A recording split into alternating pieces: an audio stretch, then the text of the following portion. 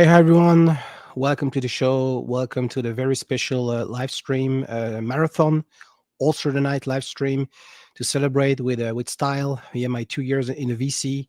Yeah, this is something like very special, maybe a one-time event I am about to experience with you guys.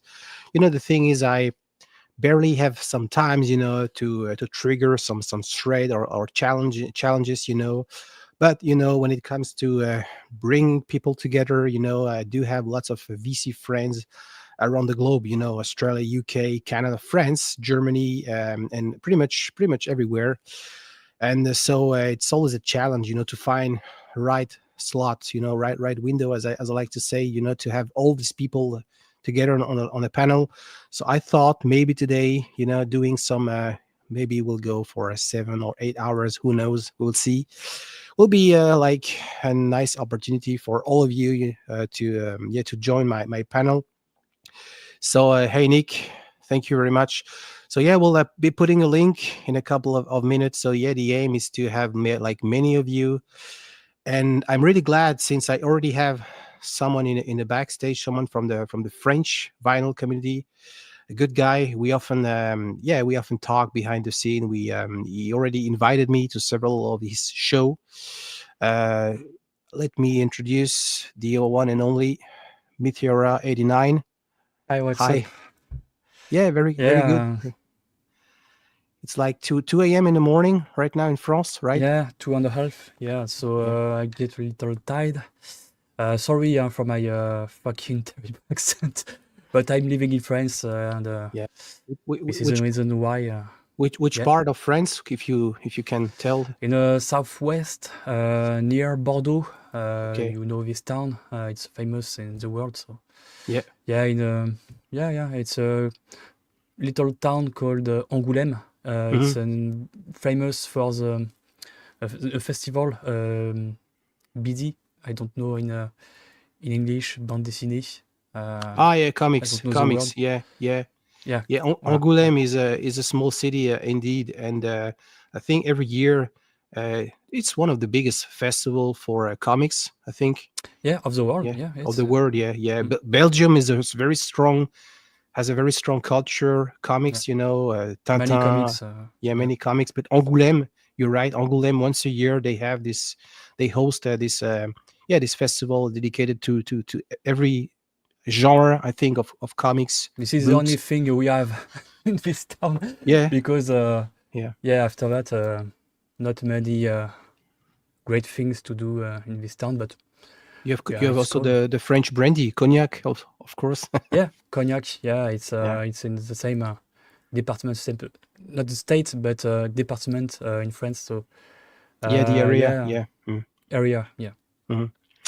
So maybe you can introduce your channel. I think you already follow lots of VC. Not sure about VC, English speaking VC channel, but you follow a lots of English YouTube Mm. channel, English speaking channel. Uh, because you have like multitasking, you like the Blu-ray DVD, those world. The gaming is also a part of what you all like to talk about on your channel, and the music as well. Yeah, I'm following most of French channel because of the language, and the connection is more easy to make with French guys because I'm French. Mhm. But yeah, I have a YouTube channel. Yeah, I bought vinyls since 2021. Sorry. So yeah, it's You've been collecting for 4 years, correcting. roughly. Yeah. Yeah. Okay.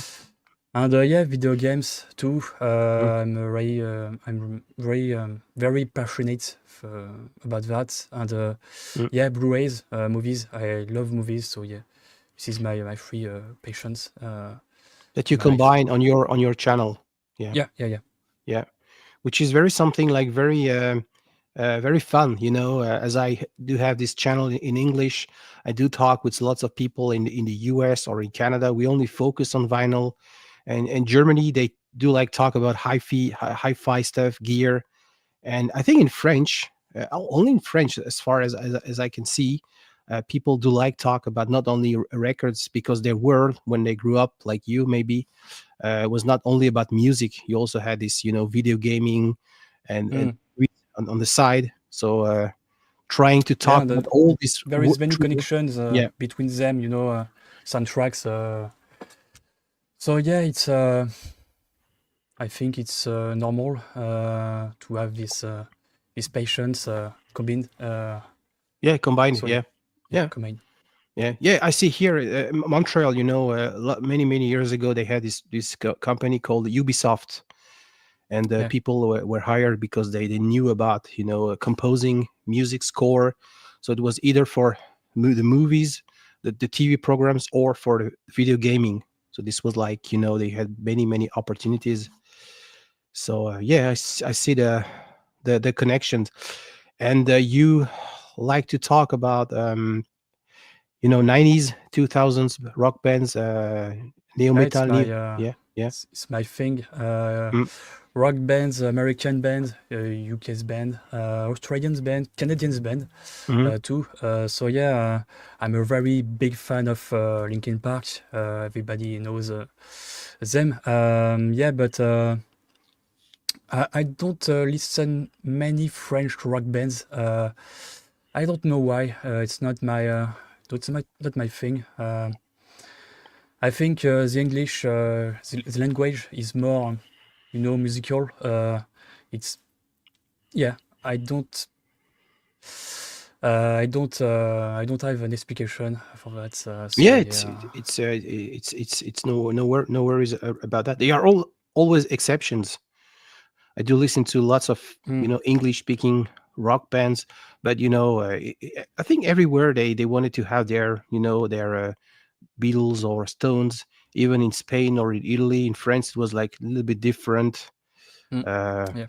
but The yeah, culture they are is yeah. different in France. So yeah.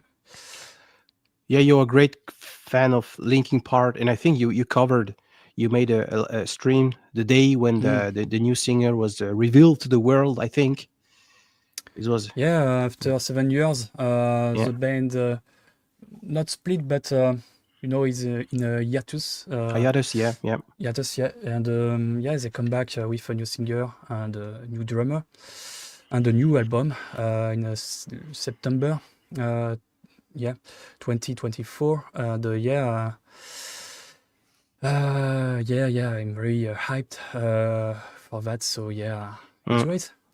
I Yeah, love them. I remember. I couldn't follow the entire stream because you had some copyright issues in Canada, but I was following your stream, and I was like, hey, this is something I will never experience, or probably, I've never experienced so far, like witnessing when your favorite band is like doing some shows, American way, Mm. with lots of lights, lots of music, and announcing, the new singer was like, I think was the biggest moment as a fan, I think.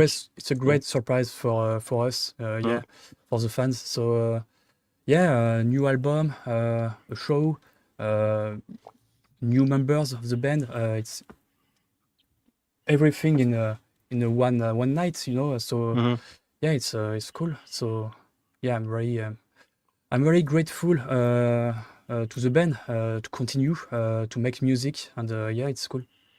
And the question I often ask you behind the scene, do you see a difference because you're a long time fan? You discovered the bands. We're probably the same age, you and I. You discovered the band in, I think, '99 with Hybrid Theory, their first album. Mm. Do you see a difference because now young people, let's say like in their 16 year old guy who would now discover, do you see a difference, the perception? In the sound. Yeah. Mm. Oh yeah.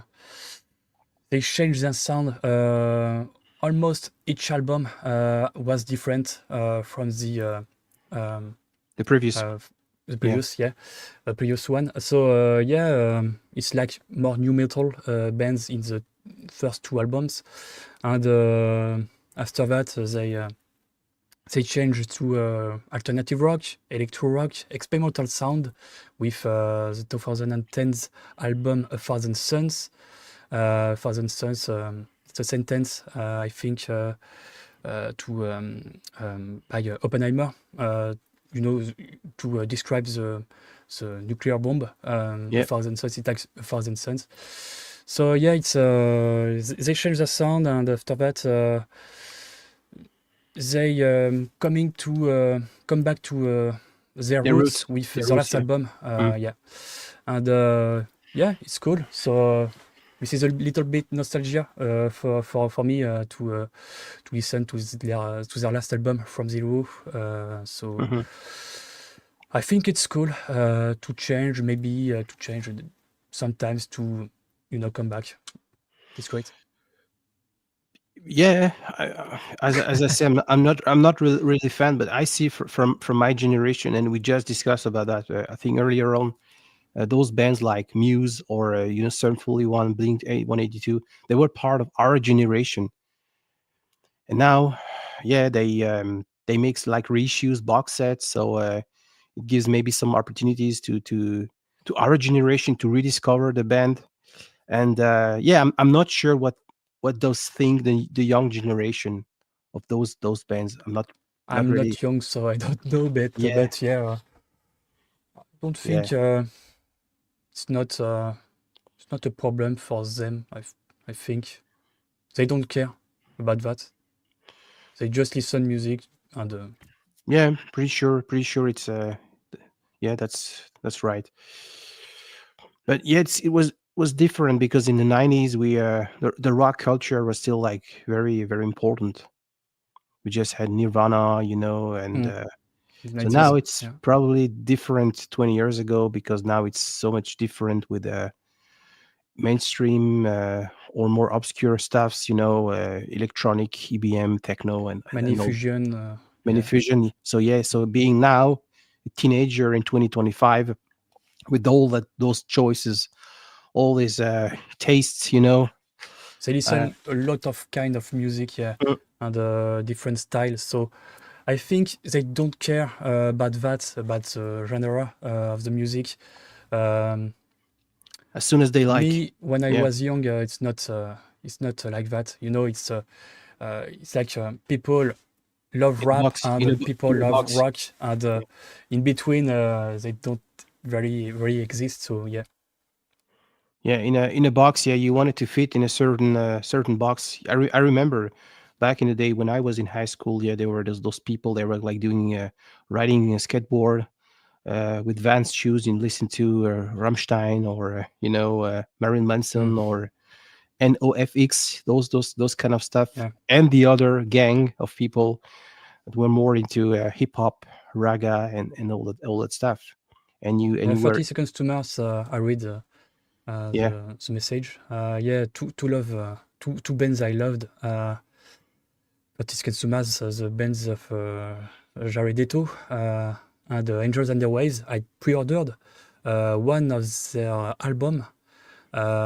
You listened to the second album, I think, High Empire of Angels and Their Ways, and yeah, it's alternative rock and space rock bands created by Tom DeLonge, the lead singer and guitarist from Blink-182, but it's very different from Blink. Mm, And yeah, he created his own band after the first split of Blink in 2004, 2005. I don't remember exactly. And yeah, it's I pre-ordered the first album. We Don't Need to Whisper. It's the name of the mhm, album. And yeah, it's Tom was testing the mic in the studio to record this album. And the first words he said to test the mic is, "We don't need to whisper." It's not like 1, 2, 3, It's we don't need to whisper, and they keep the this title. to yeah. Okay. Yeah, I remember. I once made a video about my desert island records, and you made your list.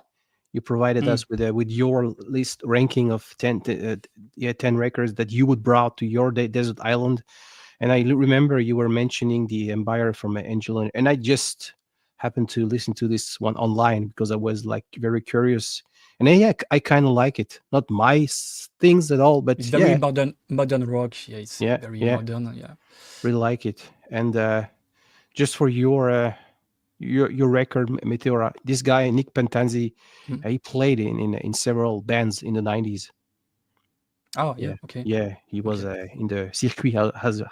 How we say in French. Yeah, uh, I invited him. I think one to a live stream a couple of months ago. So he knows about Cool. great stuff, and he was like touring in Europe, and yeah, we were talking about all these bands, these indie rock scene, the Breeders, the Two Pure label, and all that kind of stuff. That's maybe too early for you. I'm not sure if you Mm. do you explore this kind of early '90s stuff. Oh yeah, Yeah. I'm not listening all the time. You know, known bands, huge bands. I listen to many bands like um, in the new metal, for example, bands like is completely unknown in France and not very known in the US, like Adima. It's a little band. They don't exist You can show anymore, I think. records over here. We are on a VC channel. If you have Oh, this, I'm not. No, I'm not vinyl in. feel I free. just Yeah, I just bought this one. Yeah, it's Muse Absolution, the album, yeah, the third yeah. album. Mhm. Yeah, I bought this box set. 56 euros mint in Amazon. So it's don't really. Look at Oh, him. Look at Aastad. him. Ita. I just love Thank you. one album from this French band, Stunt. So Yeah. I'm down, guy. Do we have to explain to the American audience what is Kyo or no? Kyo, it's a French pop rock band who was very, very, very famous, very popular in the Early early 2000. 2000s. Yeah. Yeah. And Yeah. it's a band was very, very hated by many people, like Nickelback in the US, for example, or Creed. Yeah. Creed, it's Yeah. a band very hated, Limp Bizkit. So yeah, this is our Limp Bizkit, but more Yeah, pop. but Kyo, we have to say that their audience, they're targeted young girls, Yeah, teenager. Not only, but wasn't it's like like yeah, 20 years ago. So 20 years people ago. grew up, but yeah, people continue to listen to it. It's very wow, and I think it's a bit of nostalgia has yeah, to do with yeah, that. of course, of course. Yeah. Like you know, in many, in like a couple of years, I saw many rock bands return, like Linkin Park, like Blink, Mhm. Some and 41. with Yeah. well, yeah, with their own sound, and yeah, it's. I think nostalgia works. New metal was very hated like 10 years or 15 years ago, and today it's. I think it's people loved it Do you think it's like classic rock again. because So because because classic rock is basically I wouldn't summarize as it only like that, but classic rock is you were young at the high school, you were listening to some music, and then you stopped for any reason. You had a job, you had kids, and mm, 20 years later, you finally have more money, more time, so you like to rediscover your stuff. Do you think it's the same? Like people our generation, okay, I'm 39, uh, not you and I because we are into music for we've been into music forever. But let's say a guy in 40 years old, is now have he has more time. So the bands, if he buys a turntable, the bands he will go to will be the bands he was into when he was young. you He think won't be trying to there is discover a new. target, Yeah, commercial target? yeah. I don't know. It's not a question. I have the Uh, feeling when I see people mm, shopping, in the Cultura, Barnes and Nobles, Cultura, it's almost the same. Let's put it like this. So when the guys buy some new turntable, yeah, 40 years old, doesn't know about the music, the current scene. So if he wants to buy a turntable, he will buy some records. So we will go to some, stuff he already know, because that I read secure him. Stunty. It's Yeah. funny. So yeah, I think you're right. I think it's really really huge bands, so they don't work like little band who starts. It's band like established in like 20 years ago. So I think the major push them to make accessible music, maybe. But I think it's a young guy, like 15 years, 15 year. I 15, think 15, 16, yeah. I think they will love them, like Linkin Park or Blink, and they don't so it's like dance music. I think it's a cycle, maybe.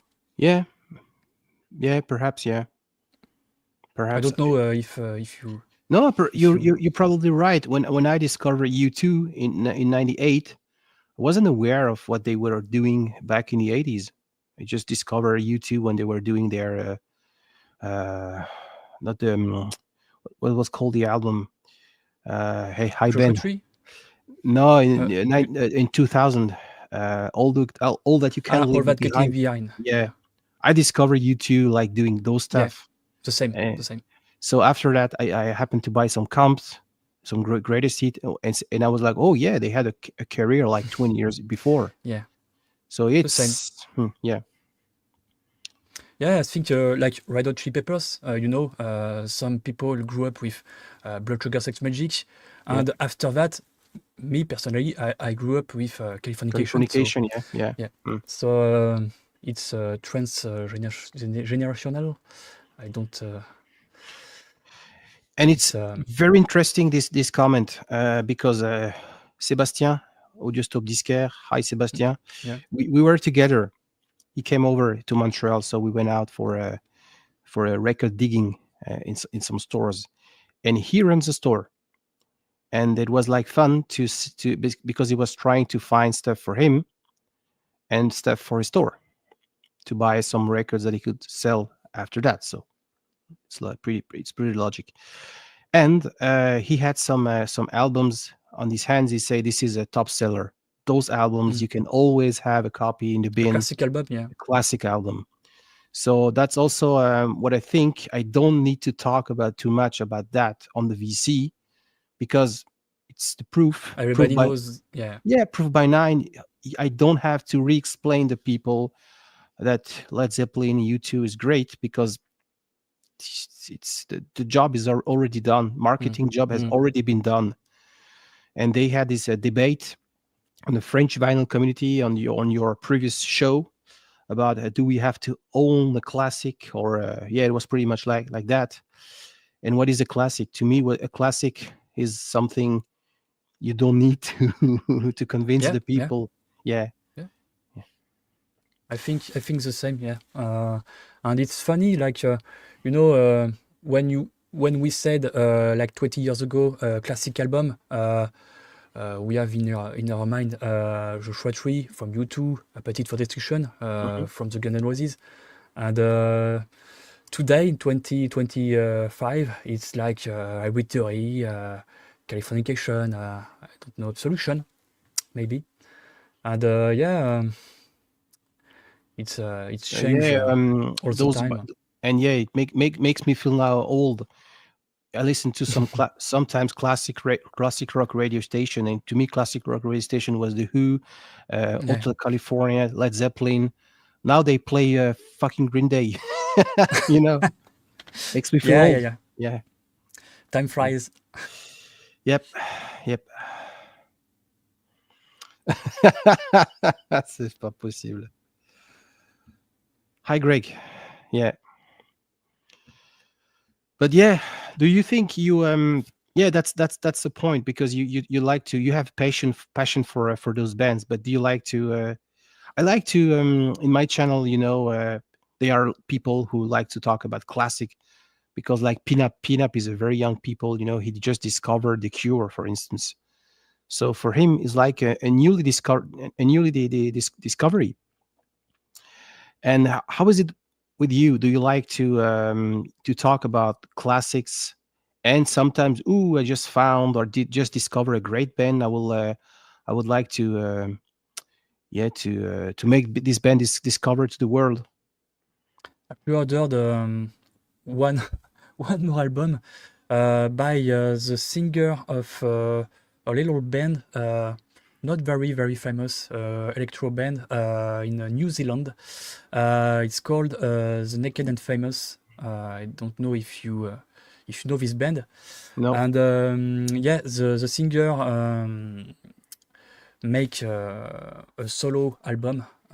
It's very not famous, and yeah, it will be released in yeah early April, I think. So I this year. pre-ordered Okay. his album, yeah, Mm. just to support her, and his music is very. I love that. Not electro music. It's Mm. more like pop and a little bit folk. And yeah, I discovered all the time many artists Mhm. not very famous. It's random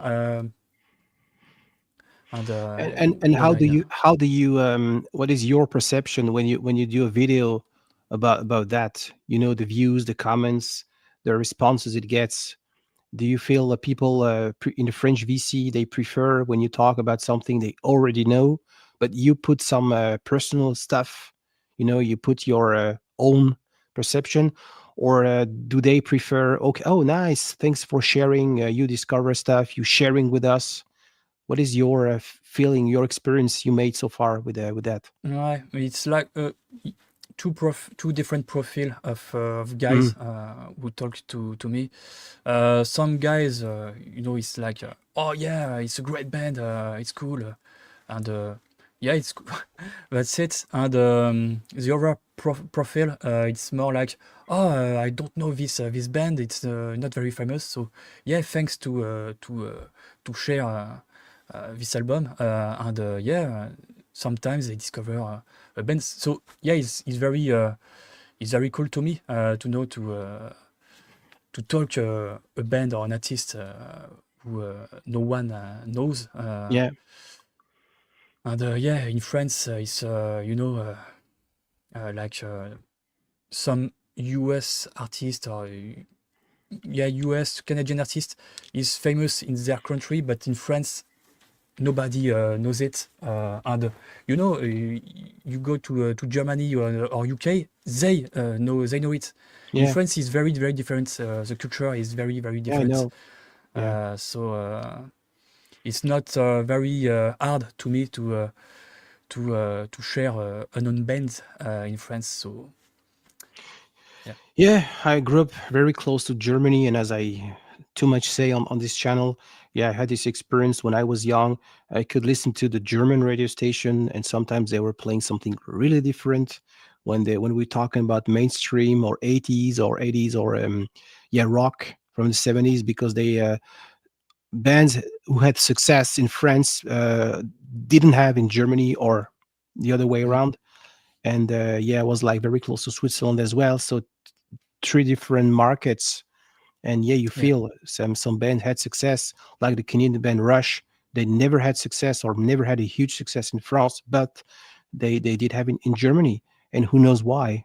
But now with the internet, I think it's nice to have access to all yeah. this catalog, this scene, and yeah, making discovery. You have a channel in French. It's French speaking channel, so you are really in your into I think one niche. It's not pejorative. It's but I think people like because they okay, they know they will able to learn more about certain genre, certain artists. Yeah, the social networks destroy the boundaries, I think, to that. And yeah, it's today we are very lucky, to have these tools to discover bands all Mhm. around the world. So yeah, it's more easy. It's easier to us to discover bands like that. Yeah. Yeah. And do you think there is also a difference in the French VC, because we know about the French VC in general? There are many different ways to buy records in 2025, and you knows how to do it online. And do you think there is I think you prefer buying online. I guess you don't have Yeah. lots of record store. Maybe I'm No, mistaken. not really. Okay, Yeah. yeah, I don't buy local. Yeah. local. Uh, only mint. I think not Mhm. only, but often. Yeah, it's mint vinyl. So yeah, it's in the web. I buy. Yeah. Okay. Yeah, depending upon where you're located. I was lucky back in the day in France. I had lots of record stores with some great stuffs, with some some heavy blues, hard rock, and prog rock.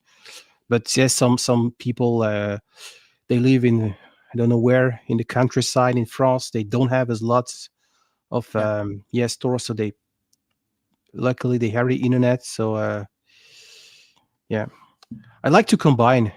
Yeah, honestly said, I like to have different sources. You know, the Point of discogs. view. Yeah. Yeah. Now I'm not in France any longer, so I don't have the Vinted or Okay. Le Bon Coin. This is stuff like a Gumtree in the UK. But I do have other way to access to the music. But and being able to travel, that's an asset. That's an advantage. Yeah. Yeah, and I get many music, digital music. Yeah. I I bought many times, and today, yeah, it's sometimes it's very rare, but music is not available in physics Physical like format. Physical physical format. format. Yeah. Yeah, so yeah, it's a shame for me. So I don't have the choice to buy it in digital. But yeah, Yeah.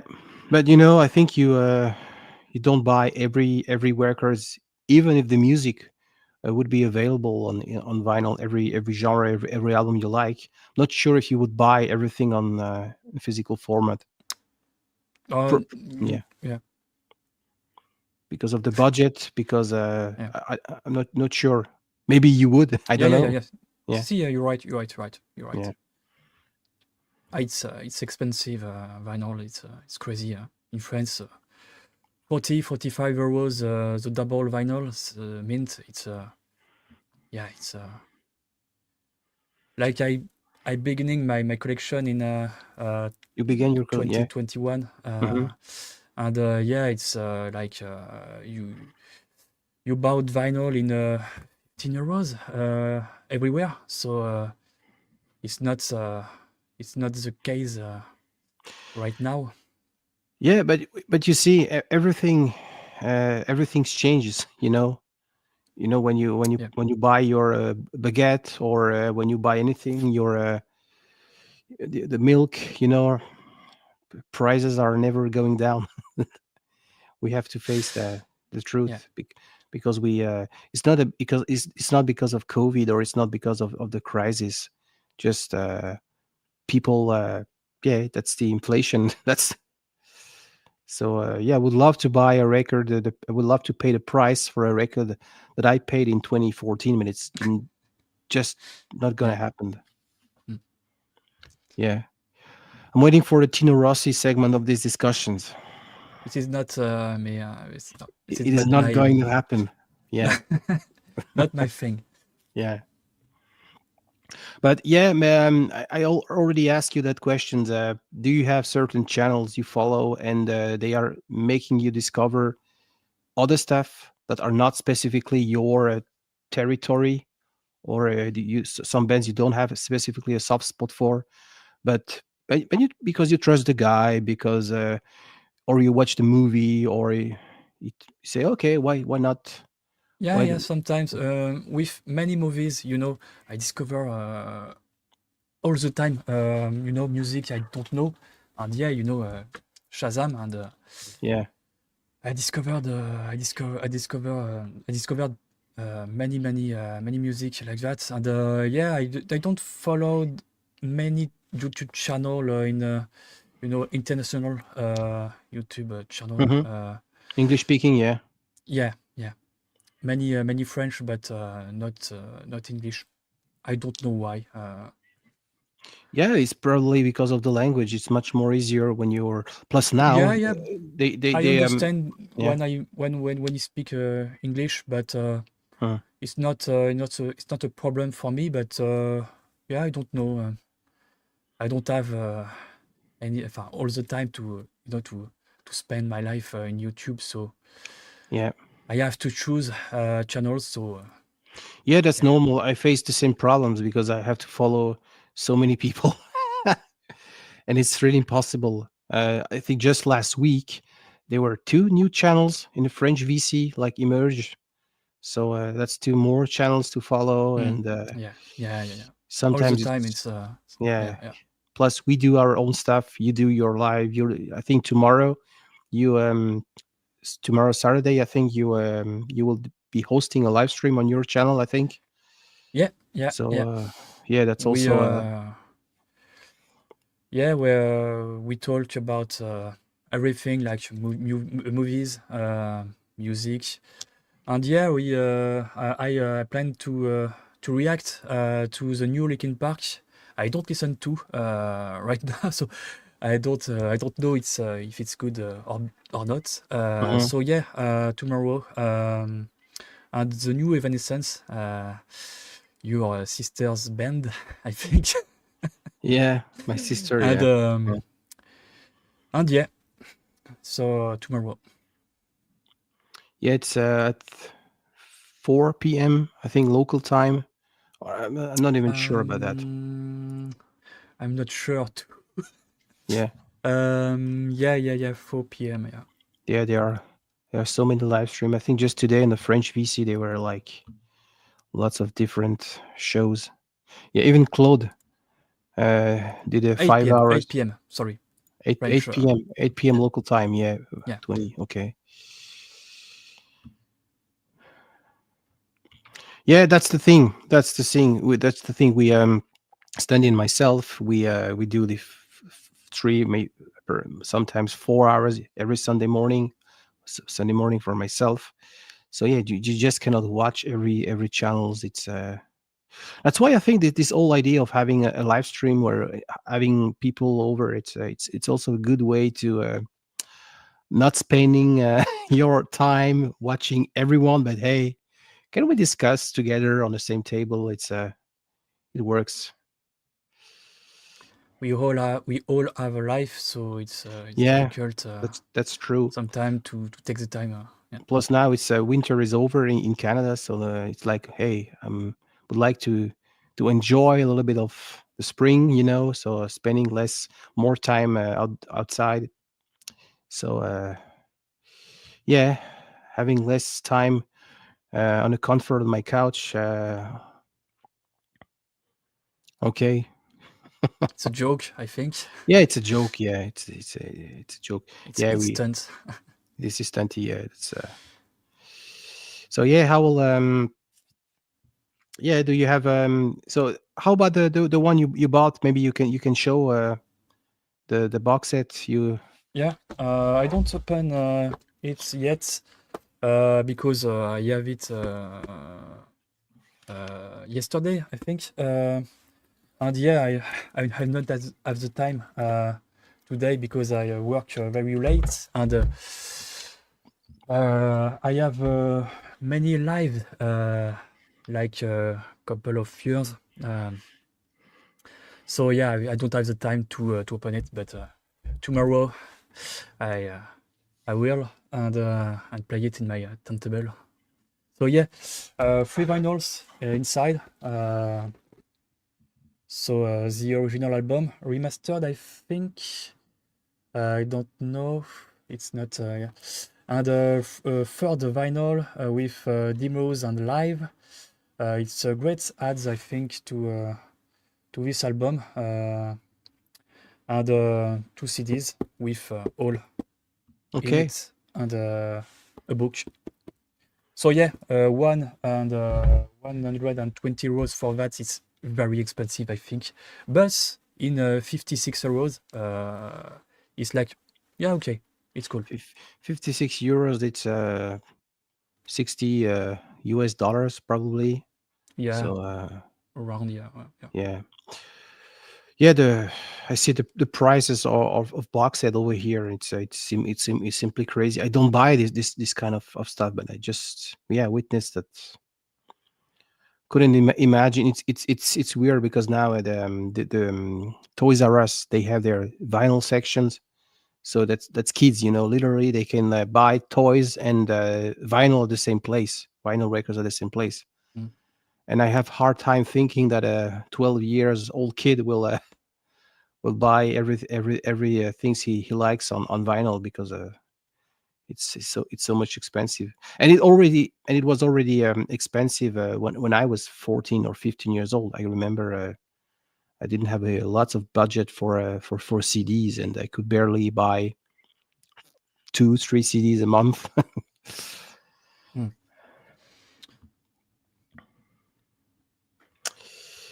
So yeah, we have 10 people in the chat. So yeah, it's a very, as I said, very special event. So not sure how long I will last. But It's a joke, I think. Stunt, the message in Welsh, remastered. I don't get it. yeah, Stunty's Yeah, it's a strange guy. yeah. Hey, I will put the link in the chat if anyone wants to join. Toys R Us. Well, Yeah, you're right. You're right, Greg. You're absolutely right. Taylor Swift, Ramones, Linkin Park as well, Kendrick Lamar, and yeah, the usual stuff. U2, Depeche Mode. Yeah, this is HMV. The guy who owns, I think, the store in Canada. He has a right to use the HMV, which had completely disappeared in Canada, I think 20 years ago. So yeah, now it's weird. You're running into a Toys R Us and you see these vinyl sections with Toys R Us in Canada? yeah, Not Toys R Us. only in the US. Oh, okay. Yeah. In US it's a little bit different, but it's nothing. It's nothing than regular vinyl department like you will see on Cultura, Barnes and Nobles. So yeah, mainstream, like in Walmart. Walmart, it's like Carrefour Yeah. over here. Oh yeah. It's a very big. Yeah. So they have not everywhere here in Montreal they don't have vinyl, but Greg lives in Toronto, and I know in Toronto they in certain Walmart store they do have vinyl records. So Lots of special edition. They yeah, make. yeah. But that's Special special. colored vinyl. Yeah, I know. So it's marketing. Yeah. Yeah, it works, but it's not cheaper. It's not like you would pay a price. I remember back in the day when I was kid, when I used to buy a CD, I probably paid at Cora or Carrefour, which is like grocery stores in France, maybe a little bit less than Fnac. So something like 110 francs instead of 130 francs back in the day, but.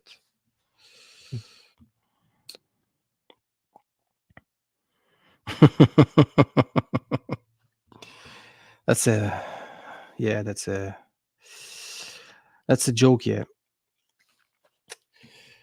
But Okay. I yeah, get it. Okay. yeah, you Like got it. Lego Tantaba. Okay. You got it. Yeah, Yeah. 86. exactly. Yeah. I'm not stupid. Yeah, I know. Yeah, we can make. We also make fun of ourselves on Sunday when you watch the show.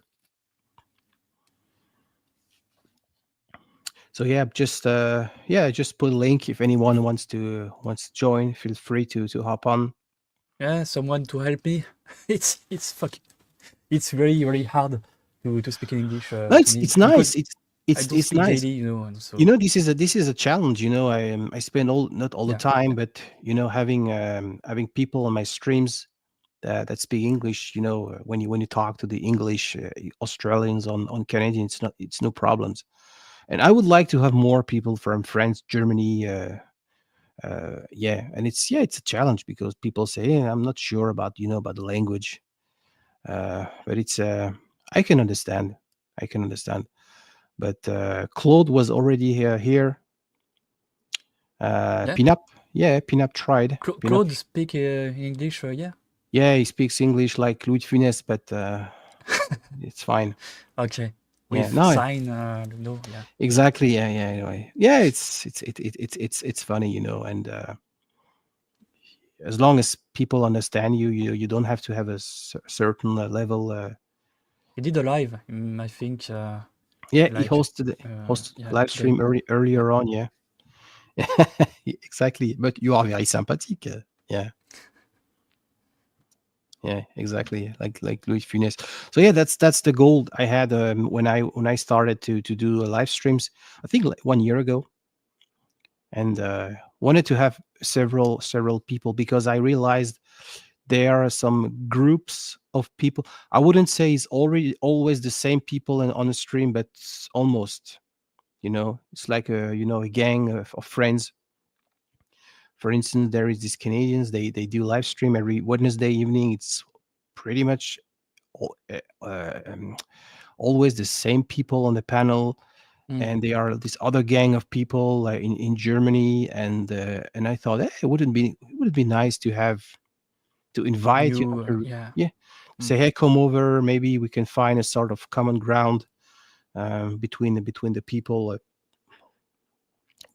Doesn't work all the time, but when it works, yeah, it's a great experience. And Yeah, but for the French VC, to speak in English, I think it's a very very big challenge, yeah, it's a and challenge. yeah, it's. Yeah, absolutely. Yeah. I think many people are afraid Hmm? to come and to speak in English. It's yeah, it's hard. Yeah, I I know. hesitate personally, but I think No one is here to judge. it's your birthday's channel, so Yeah, thank let's you. go. This is really appreciated, and no one will judge you. That's the thing. And Yeah, if yeah, you yeah, yeah. and if you don't know about the word, we won't say, "Hey, we are here to make it comfortable." So it's nothing bad, to try. And that's the same. I started a German speaking channel, and I have some people. They start to their project as well, speaking German, and nothing will judge you. We are here to share about a passion and to talk, and no worries about that. Oh, it's not about that. I think it's to have the skill to speak in English, and guys who are as guys who was watching to understand you. It's I think it's that. Can I do this? I think.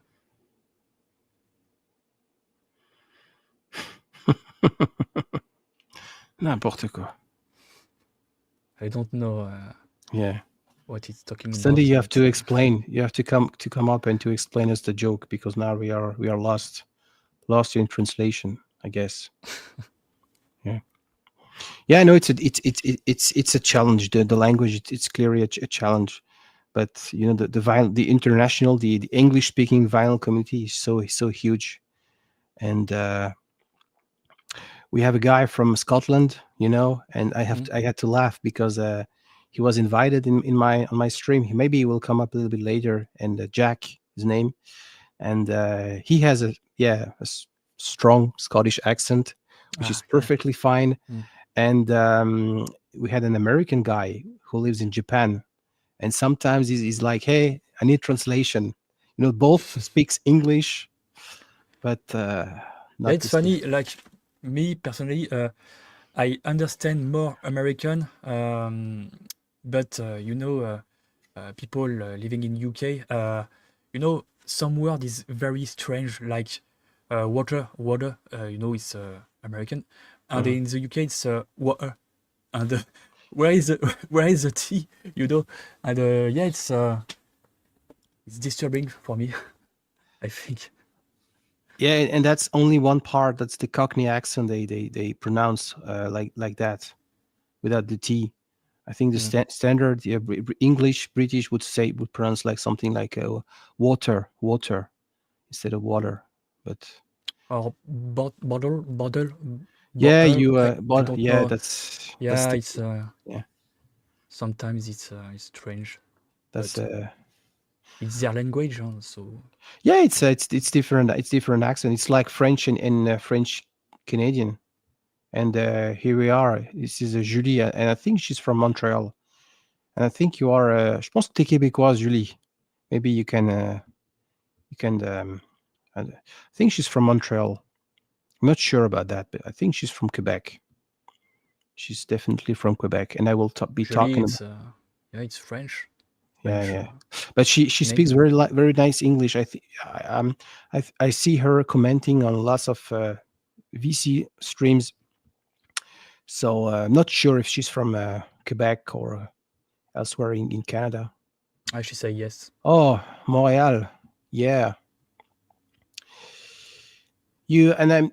Do you have a channel, Julie? Just asking that question because you know we discussed with the vinyl Montreal Vinyl Lounge, Olivier.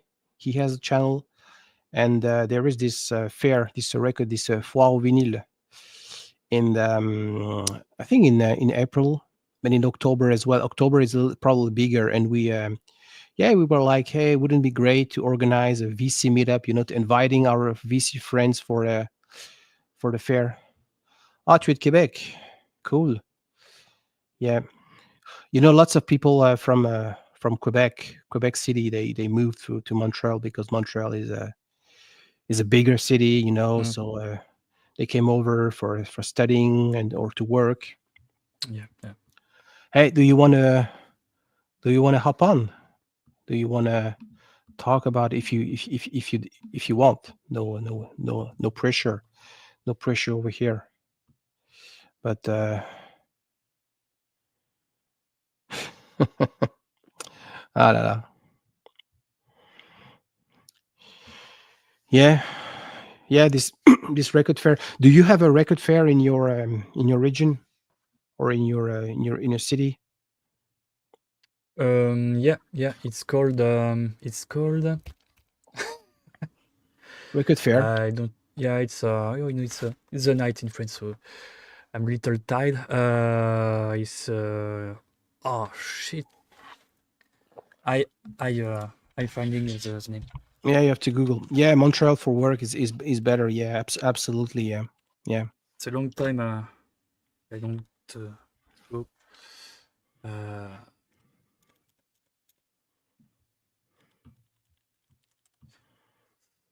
the Diapason. It's the name Diapason. of the record store. Yeah, Okay. it's the only one in my town, so I don't go often. Because it's too Because small, or it does you don't find your happiness there. yeah, and the price, the price is more expensive. It's yeah. I think it's there is a good choice, but it's the price.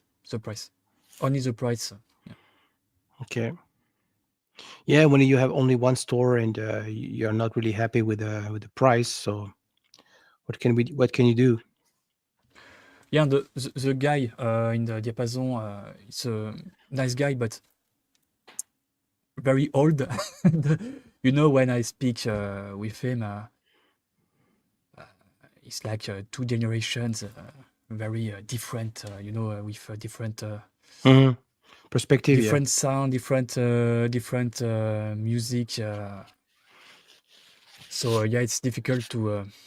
It's nice, but yeah, it's hard to have a conversation. Yeah, between us. So what it tries to do, I think, is it tries to target some kind of customer who are into his stuff.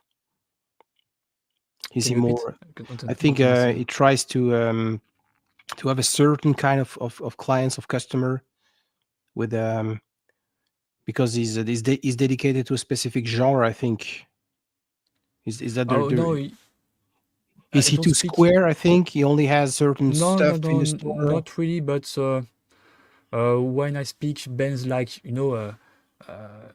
when I'm interested when I speak about 90s band, it's not He's not into it's not that. yeah. Okay. It's more like 70s, and huge bands, The Who, and Okay. Yeah. many bands. So, but not really je- I don't Open-minded. know. Open-minded. Ouvert d'esprit. Yeah. Yeah. Yeah. Okay.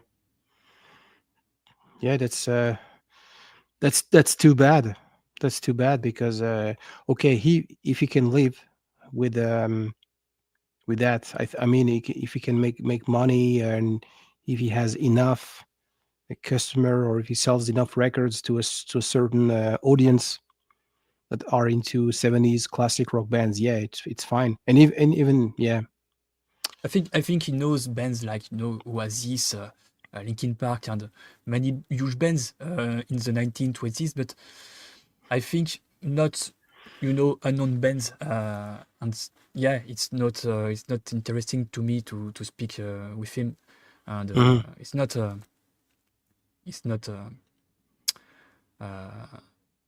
yeah, it's not comment dire en français. C'est pas intéressant. Enfin, Yeah, je it's sais pas not trop anglais en fait. interesting. Yeah, I it's don't not interesting. You yeah, don't have yeah. Uh, yeah, I see you see your point. Yeah, but if these guys, he realized that in his city he has lots of people that are into other stuff than Oasis or Blur or Nirvana. Maybe he will like be. Hey, I should try to a little bit enlarge the scope. yeah, and often I prefer to discovering bands by myself. Mhm. In YouTube, like yeah. Sometimes it's easier to me. It's my method to discover Yeah, bands. yeah, So absolutely, yeah. like in movies, watching Mhm. movies, something like that. I'm not running a boutique. I'm not a record store manager, but I have a feeling if I had one boutique, I would need to talk to everyone. Mm. Of course, I have some my rabbit holes. I do have soft spot for rock, for prog rock, But when you talk to people, you pretty much like when we talk to people on Sunday with Stunty. It's the same. It's the same. Oh We yeah, okay. it's like an open mic session. Mm. So anyone can come, which means anyone could talk about any genre. So I think we have to be we have to accept that, and we have to be ready to not to know about everything, not to be expert about every possible genre, but at least to know, okay, it does exist. There is someone who likes that, who spend his money, who talks about that with passion, You think and we it's yeah. different than friends, or not? To speaking I and have a conversation with many guys talking music. It's different, but no, it's a question. No, it's a good question. What different is the Sunday stream we do with Standy compared to the discussion I have on this channel with English speaking people? Like when you go to the record store, when you speak to a guy, you speak music like, I don't know, maybe 1 hour. Maybe in Canada, in France, I have this impression it's less than that. It's more difficult to have a conversation with with a guy in a record store. I don't know. It's sometimes Yeah, I wouldn't say it's black or white. Wouldn't say that. Depending yeah, upon yeah, the situation, yeah, yeah. there are these big It stores depends. Yeah. in Montreal when the manager is never here. So you have students, and they just don't care. They just do because it's a job for to pay the school. Mm, And sometimes a smaller place, the manager has been running the place since 27 years old. Really passionate guy. Sometimes on Friday when he has time, you can talk to him. But when you if you pop by like 2 hours earlier with lots of people crowded on the store, he doesn't have time. mm. So maybe it's the wrong time. And yeah, as I said, it's not black or white. I Yeah, already I made. always think, Yeah.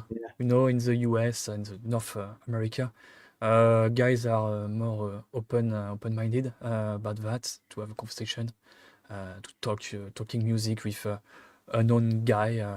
Oh yeah, yeah, Uh, yeah. Yeah, it depends. As I said, depends. I made some great experience over here. I made some bad experience in France. The other way around is also true. So, as I said, it's not black or white. mm, The store I went to like every month in France back in the day when I was living in Alsace. Was a great guy. He knew about my stuff. So it was always the same. Like standing 2 minutes after I ran into the store and say, "Hey, you should try this. You should try that." And we had like 1 hour discussion. Was crazy. And here is a bigger city, so it's like impersonnel. So in a bigger city, you have to go 5, 6, 8 times before the guy recognize you. And mm. yeah, it's a little bit different. It's a big city, but more stores, more offerings. Yeah. Yeah, I went to so many places. Yeah, it's not black or white. Yeah. Yeah. Yeah, okay. I got to go, my friend, because I'm Hey, very, very tired. thank Yeah, you thank you so much for yeah, for trying. You did you're really welcome. great. Yeah, really appreciate And it. yeah, Merci. congrats for you 2 years old channel. So yeah, it's great. So Thank you. Yeah, good we'll luck keep. for your live. And yeah, Yeah, merci beaucoup. Ouais. Thank you very much. Have a good night and good luck for your stream yeah. tomorrow. Thank you. Thank you. Salut Meteora, merci beaucoup. Bye bye. Bye. So yeah, great, really cool. This is really what I like. Wasn't really prepared. I'm just putting a link in the chat. So yeah, we will be having a conversation with the people, depending if I have more people. Um, just to talk about stuff, maybe we'll be sandwich between conversations. I haven't showed any records yet. I just realized, but I think I just had a great conversation with my friend. So this is a records I just bought like yesterday. Yeah, was a great day. Was a great day yesterday. We went with Sebastien, Audiostop record store. So he runs the store. He was on the chat earlier on, and so he came over. He's like spending 4 days in Montreal, something. So I was asking, hey, would you like to join, to come in Montreal, to go for a record shopping, which we did, which we happened to do yesterday. So we went to a couple of places, the usual suspects, Au 33 Tours, l'Échange, l'Oblique, all those great places in on Le Plateau. So it was really really cool. And yeah, I found this copy. This is never didn't know much about those band C Train, and I was asking the manager of the store if we can just give it yeah, if I can listen to the record. So he put it on the turntable, and yeah, I found very interesting. This is a 71, sort of, yeah, sort of prog, but not prog a la yes, Jethro Tull and so Gentle Giant. More like, reminds me a bit of Colosseum, the Valentine Suite. This with this saxophone. Really really interesting, an American band. So West Coast not hard rock, yeah, progressive rock, a little bit jazz with a little bit of jazz elements. So really really cool. I could find this copy, very clean, and pay $12 Canadian dollars. So which is really decent given the condition of the record, and yeah, the music on the record. So Seed Train. Anyone knows about this band, Seed Train? So thank you, Sebastien, because you're the one who recommended to me. Hi, sir. Breakfast King of Loyola. Glad to have you over here. So yeah, as I said, very if you just joined, very unique, very special marathon live stream. We started 1 hour ago, and yeah, it's all through the night. So I will give a chance to all my VC friends all over the globe to have a chance to chat with myself, to join the panel. So feel free, if you want to join, click on that link. We have all night. We really have all night. I will be talking about, as I said, several stuff. We can address the Quebec local stuff, subject, stuff I rediscovered, stuff I never showed on the channel. Yeah, we have records, we have water, we have soda. We are fine. We can spend you can spend the whole night with myself. Very unique, as I say. Yeah, 2 years in a VC. Times fly. So it's always a pleasure. I really do like these streams where we can when we can talk about, when we can discuss with friends. I wouldn't see sorry, wouldn't do a stream by myself, like talking 4 hours alone, with people. This is nothing good for me. Really like this this stream yard. It's so great. You can come, you can discuss, you can share. So yeah, if you have records, you can come with your stuff, the latest stuff you just bought, or the stuff that are highly rotated on your turntable. Yeah, you can discuss about that. Yeah, we are 8 people in the chat. So yeah, 2 years in a VC. So if you're still here, Julie, but no worries. Totally understand. But I really like your support. I think you're very supportive in the vinyl community. I see you commenting on on several streams, several videos. And yeah, I will try to do more videos about Quebecois progressive stuff. Yeah, no worries. As I say, we have plenty of time. We have time, definitely. Yeah, probably. Yeah, as I said, 7-8 hours. That's the at least what I can do. So you have time. I will talk about Tubabu. I will talk about that, and I have a bunch of records related to that, because okay, I moved over here 3 years ago, 2022. I settled here in Montreal, and I already knew about the progressive scene in Quebec. I already knew about harmonium, for instance. But as I was very massively into prog, the usual suspect UK bands, yeah, I realized that the scene was very like booming in the 70s over here, especially in Montreal, and it was also related with the political situation back then. We have to mention that about that. Quebec was like uh, they had this identity question.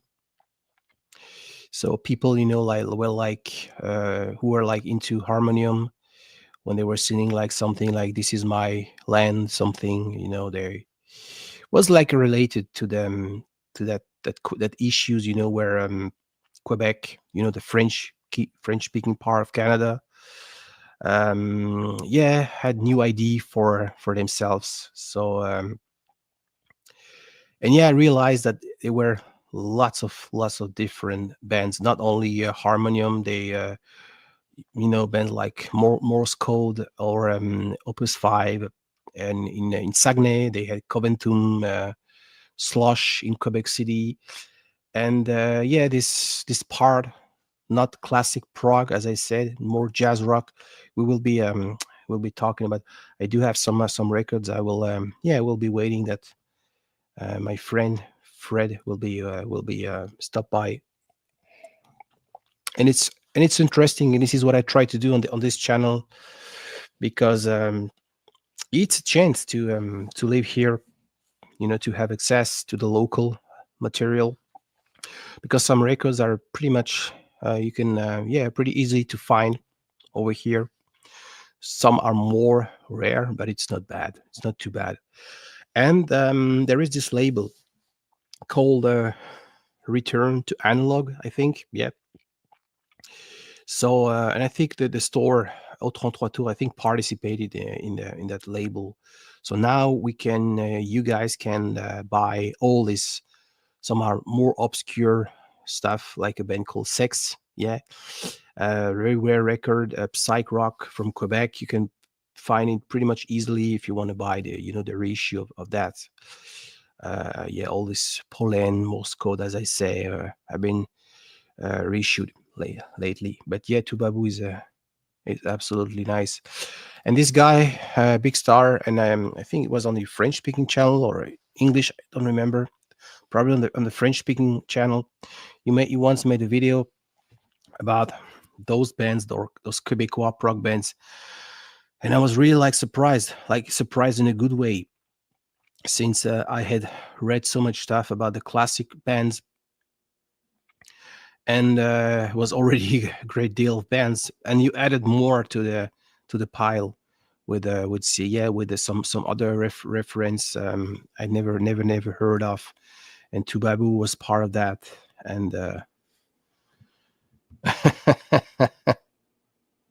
yeah, absolutely, yeah. No, I remember perfectly. We started to have a chit chat together, was not behind the scene yet, but we were like talking, and you made this video dedicated to the prog Quebecois, and yeah, I remember, because I just took a piece of paper, and was so very interesting. Was like 1 year after I moved here, so I said, hey, now it's fine. So every time I went, like in Montreal or Quebec City, was trying to find those bands you mentioned on this video, and now this all is almost completed. I have to say, it's almost yeah, I could find so many great stuff. So progressive Quebecois, yeah, this it's amazing, and yeah, for some reason it stops. 1980 was the year, when there were this question. Yeah, was on the not on his English speaking channel, Big Star. It was on his New Delhi, the French speaking channel. He had just started back then. Um, yeah, I think really interesting, and yeah, as I said, it stops this prog for many reasons. I think 1980 was the year, Quebec had this. Do you want to be independent? Yes or not? Plus, Prague in 1980 was not that, you know. So it stops, and the seed in Quebec went to other direction. And I'm not sure if there are bands that can claim, hey, those are the massive sources of inspiration we use. Maybe Carquois, maybe. Yeah, just tell me about that. What do you think, Julie or other people? This indie band, Carquois, Karkwa, Carquois. Um, and they were in a hiatus, and they just made another, I think, another album last year. Um, I think those people, I don't have any records by Carquois, but yep, exactly, yeah, Carquois, yeah. I think those are the disciples. How do you say that? The people who who took their inspiration. No, she wrote it right. She wrote it right. Yeah, Carquois. Maybe they get inspired by this iconic 70s prog band from Quebec. That's my assumption. Maybe I'm wrong. Just tell me what do you think, Julie? Maybe you have a interesting opinion on that. It is, yeah, it is. Um, so many, not very underrated. Yeah, okay, yeah. This is what I thought. This is clearly what I thought. Yeah, when I heard that song called Marie tu pleures, I think it's so much obvious, the link with that melancholy, yeah, it is beautiful. It is absolutely beautiful. And yeah, as I said, I don't have any vinyl records of Carquois so far. Never see them. Not sure if they. Okay, the first albums, they were released in around 2010 something, 2010 2011 something. So it wasn't really the big vinyl era. So probably one of the reason. But yeah, I'd like to. I would like to find. Yes, they are. They are. They are. And I'm on the lookout because they if they play in a summer festival, I will definitely have a chance to see them live. Hey, hello. Hey, Ramold. How are you? I'm good. 2 years. Yep, time flies.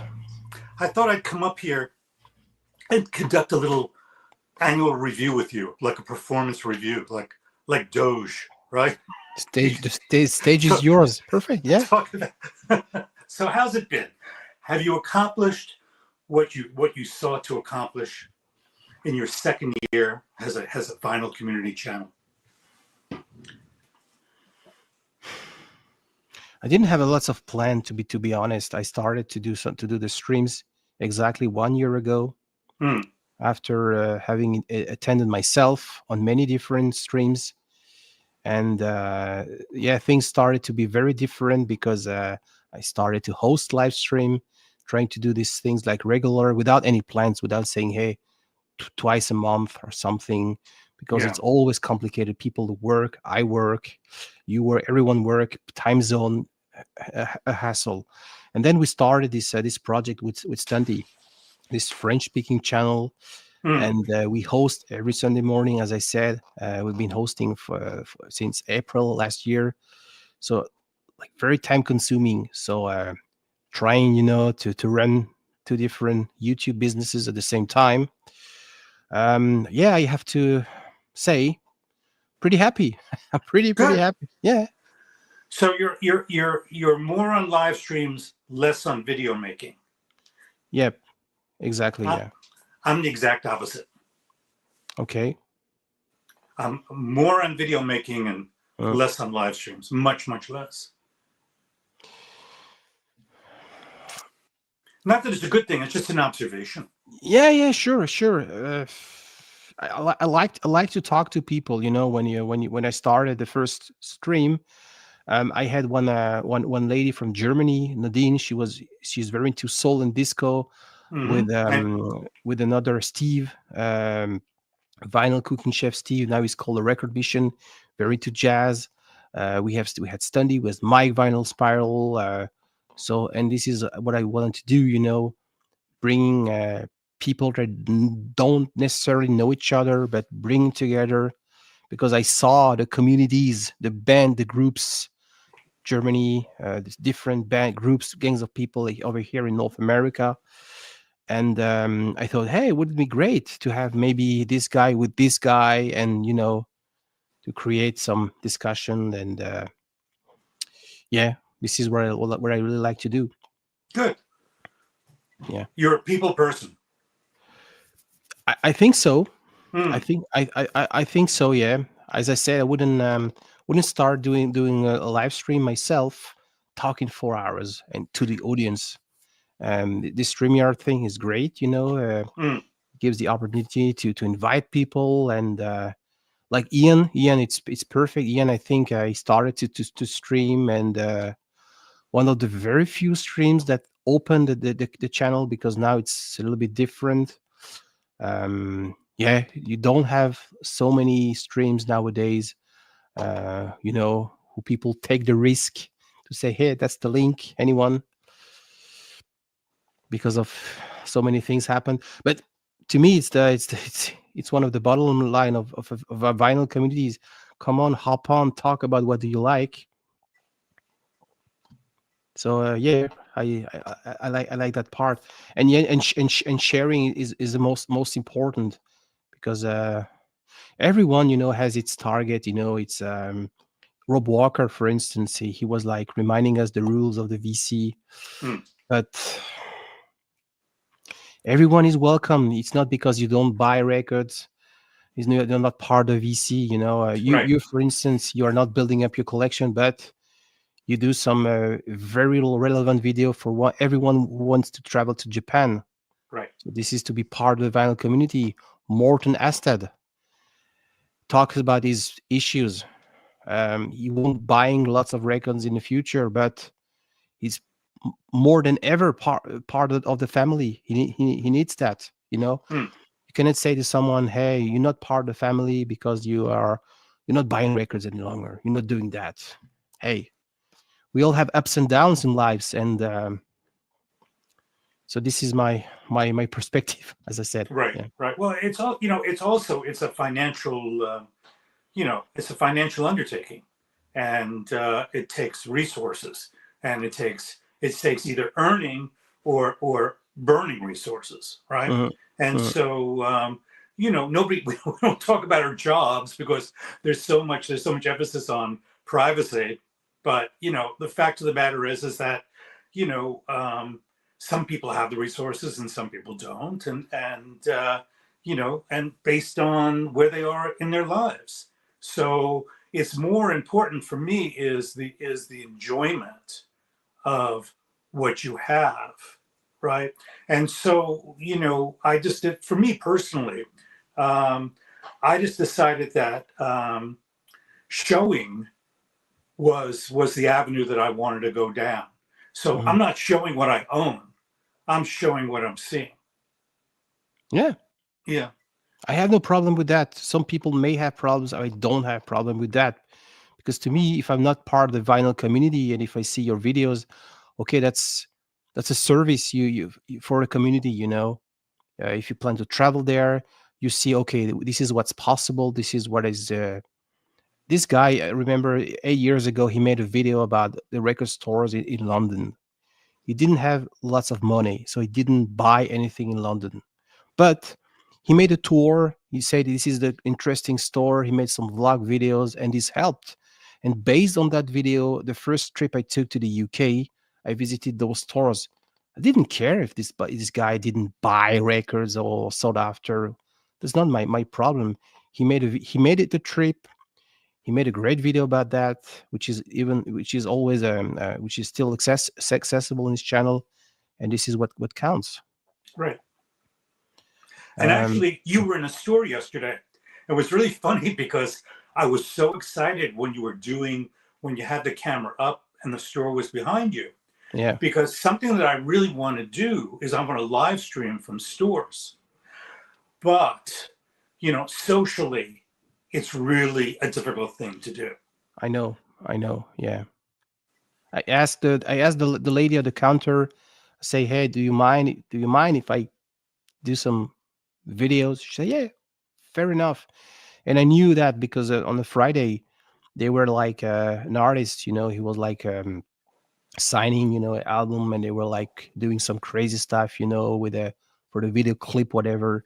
Right. So I know it's not a problem over here in North America. But I asked the lady, she said, yeah, go ahead. And it was like so impromptu, nothing planned.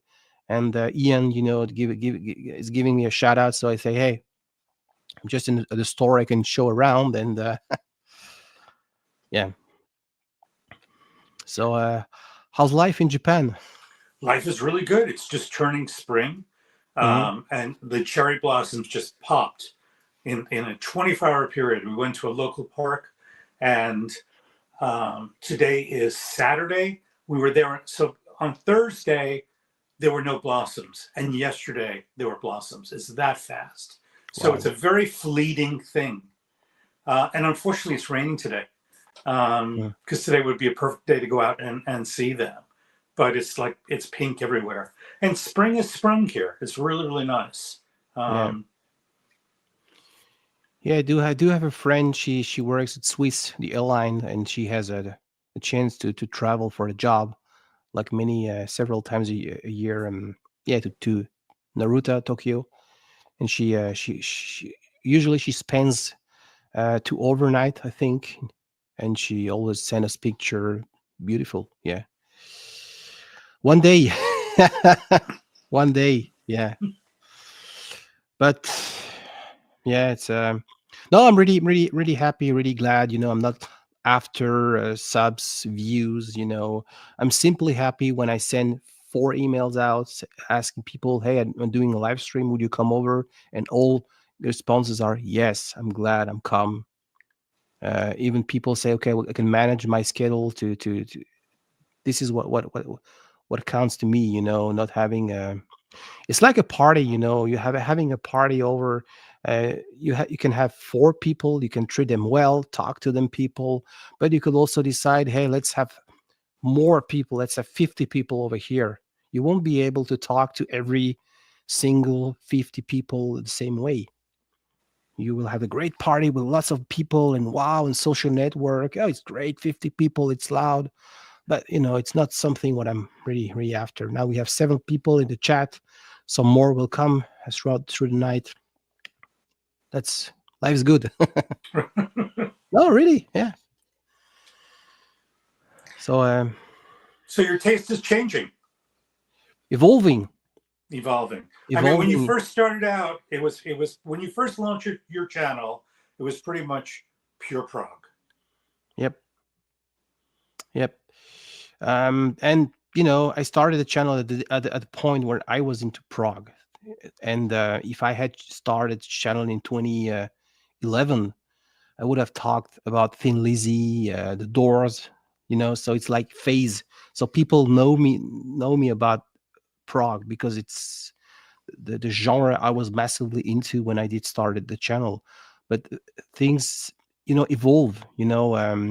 Having a channel, talking with people, and it's impossible to stay in one rabbit hole when we do, like I myself and Stunty every Sunday morning, a 5-hour stream on the French speaking channel, having people from every possible backgrounds, horizons. It's impossible to stay in one dedicated box because too much information. Right. Yeah. Well, and also you have to be able. I mean, it's like, it's like a reporter, right? When you're an editor and you're doing stories, you have to be able to have a conversation with somebody on a topic that you don't know much about. And when you're having that conversation, stuff rubs off on you, right? I mean, with Iain and Mike and Nick, I mean, I'm becoming more versed in reggae music and ska music and stuff that they listen to. I mean, when I'm in the shops and I'm making videos and I'm pulling stuff out, I'm very cognizant of of records that they've talked about, and I'm pulling them out and it's in my hands, right? Mm. And so a lot of times I'm making my videos, it's like, oh, I'm doing this for this guy, you Yeah. know. So I'm going to put in a 1.5-minute segment about records for this guy. I just did that actually with the Wailers, because some guy has been asking me constantly. I'll make a video on any store, and he's like, "Do you have anything? Did they have anything by the Wailers?" You know, and actually, Wailers are pretty scarce here. I don't know why, and so I just included a big few-minute segment in there for him. But you know, and now the Wailers are on my mind. Ska's on my mind. You know. Yeah. Yeah. You Go on. You're absolutely right, because otherwise I would have some guy massively into prog, and I would have a very interesting conversation, and then comes a guy into metal or other stuff, and this guy wouldn't feel like at home, you know. Right. So you have to not to be expert, not to know about everything, unless you're Stunty and your knowledge is still blowing my mind today. But yeah, at least do have certain interest knowing to talk, you know, what question can we ask, and so yeah, evolving absolutely. And I made a video, I think 6 months ago, about those records that I did buy because of the VC. Because I was watching videos of Ben Rankins, of Mike Vinyl, of Fred, and those recommendations, I think. So I'm a guy under influence, I guess.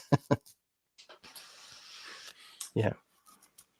But you don't buy as much as records, but you know, do you have Spotify or ways to Yeah, I use YouTube. I mean, I mean, that's the way you know, I decide if I do want to delve further or purchase something. You know, how do I put this? I mean, we moved from a 2,000 square foot home to a 600 square foot home. So I've been constantly reducing possessions, right? And so I'm in this environment with people who are just like accumulate, you know. And granted, you know, they're thin, but they're, you know, they are heavy and they do take up space. And you know, it's, you know, I'm going to be 69 soon, and so to build like that, it's just not of interest to me, you know, because it's cumbersome. You know, I have an art, you know, I before I was a record collector, I was an art collector, and I have a lot of stuff from being a collector in the United States, you know, and I have to think about how I'm gonna place that as I get older, you know, because you can't take it with you. So yeah, I faced the same, not the same problem, but I also had a bigger house back in the day in France. Now a small apartment. Okay, it's a transition period. Probably move to a bigger place, but yeah, it's a question. Yeah, what do we do with all that stuff when we don't need it, when we are not, I would say, too old. It's sorry for but choose a word, but comes a point. Yeah, right. It has to be necessary. So I guess that's the point I'm getting at. I mean, when I buy, I'm like, it has to be a need to have. I mean, it has to be a must have or need to have, not a nice to have. I just won't do it. Yeah. You know, I mean, because, you know, I you know, sometimes I'm with people, I'm talking, and they've bought like all these records. I'm just like, you're not going to listen to that. So if you're not going to listen, or maybe you're going to listen to it once, and you know, it's like, come on, you know, it's like, you know, some cheesy pop album that somebody picked up. Yeah, but it's like, come on, are you really going to listen to that? And for me, the answer is likely not. So why own it? Yeah, you're right. I'm a contrarian. No, you don't lie.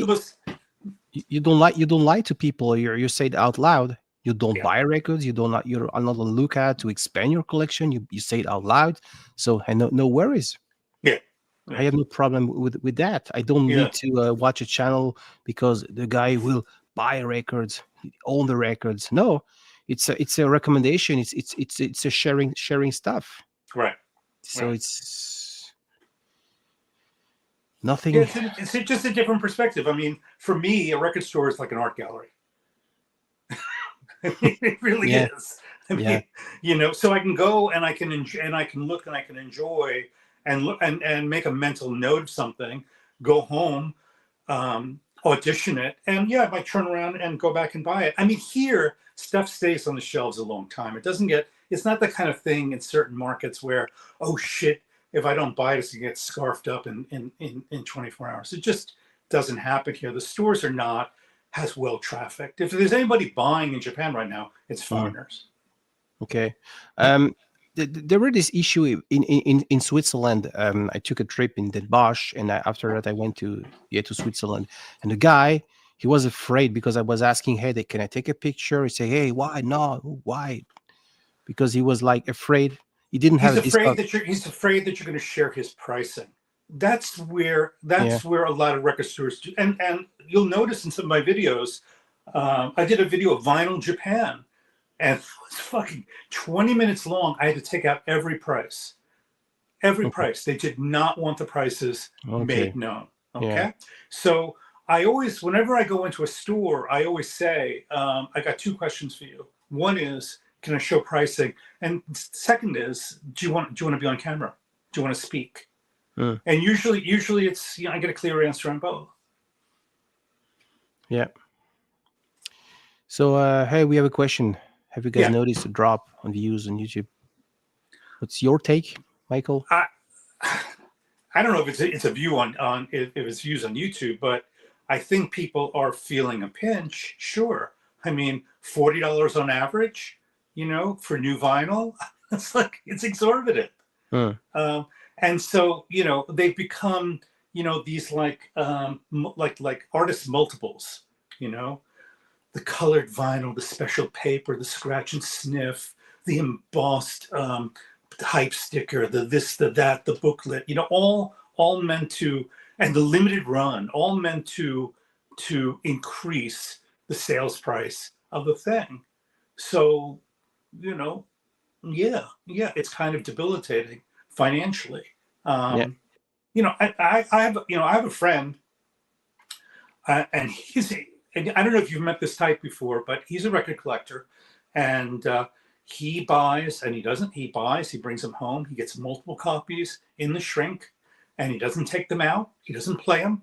He listens to them on Spotify, and with the hopes that that is his retirement. And, you know, my wife is like, that is the dumbest thing you can do. I mean, that's what stocks and bonds are for. You know, because stocks you can sell in an instant, right?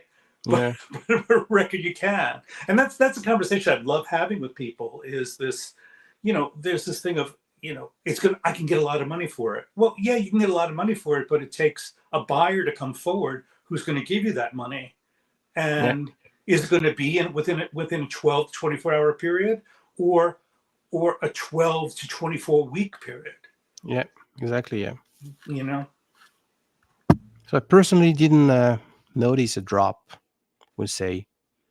Personally, I don't. No, the YouTube channels are exploding. Yeah.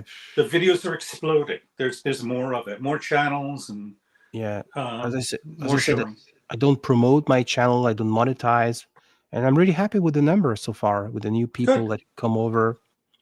But you know, I'm just not talking about the latest Elton John box set release, or talking about the audiophile pressings. So try to stay. I don't know. I'm not a big channel, as maybe biggest channel they have in a segment, probably. But cannot complain really. If I were to complain because drop of views, but no. Oh, Chance's opinion is different. Yeah, I don't like the membership thing. Is just crazy. Chance, you and I agree on something. I think it's just foolishness. Hey, Shawn. Hey, Glad Shawn. to have you. Thank you very much. Feel free to hop on if you get a chance. Chance, yep. Fred agrees with you. Yeah.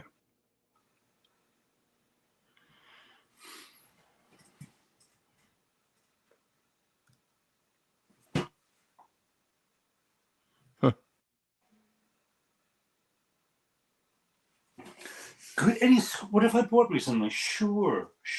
Oh yeah, we can show Growing you. Show stuff. us. Yeah. Paul Winter. I got something. This is really funny. You know, I grew up in New York, and there was a radio station called WNEW-FM, and it was really an important radio station in New York City. And Classic rock orientated or rock orientated, or what was the? it was rock orientated, Mhm. and they were always introducing new groups or.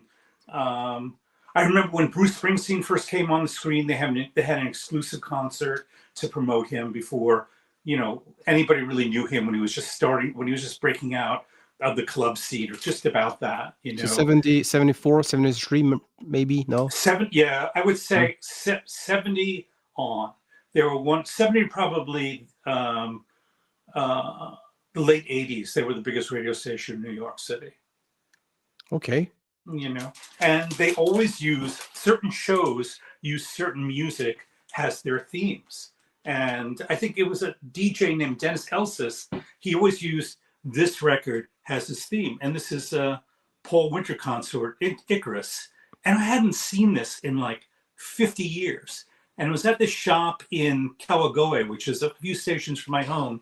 And he had it. And it's in absolutely pristine condition. I mean, it is really amazing how well the Japanese take care of their things. And it's, you know, it's instrumental. It's kind of hippie music, you know. I mean, I like this. They have a map of the instruments. This is so.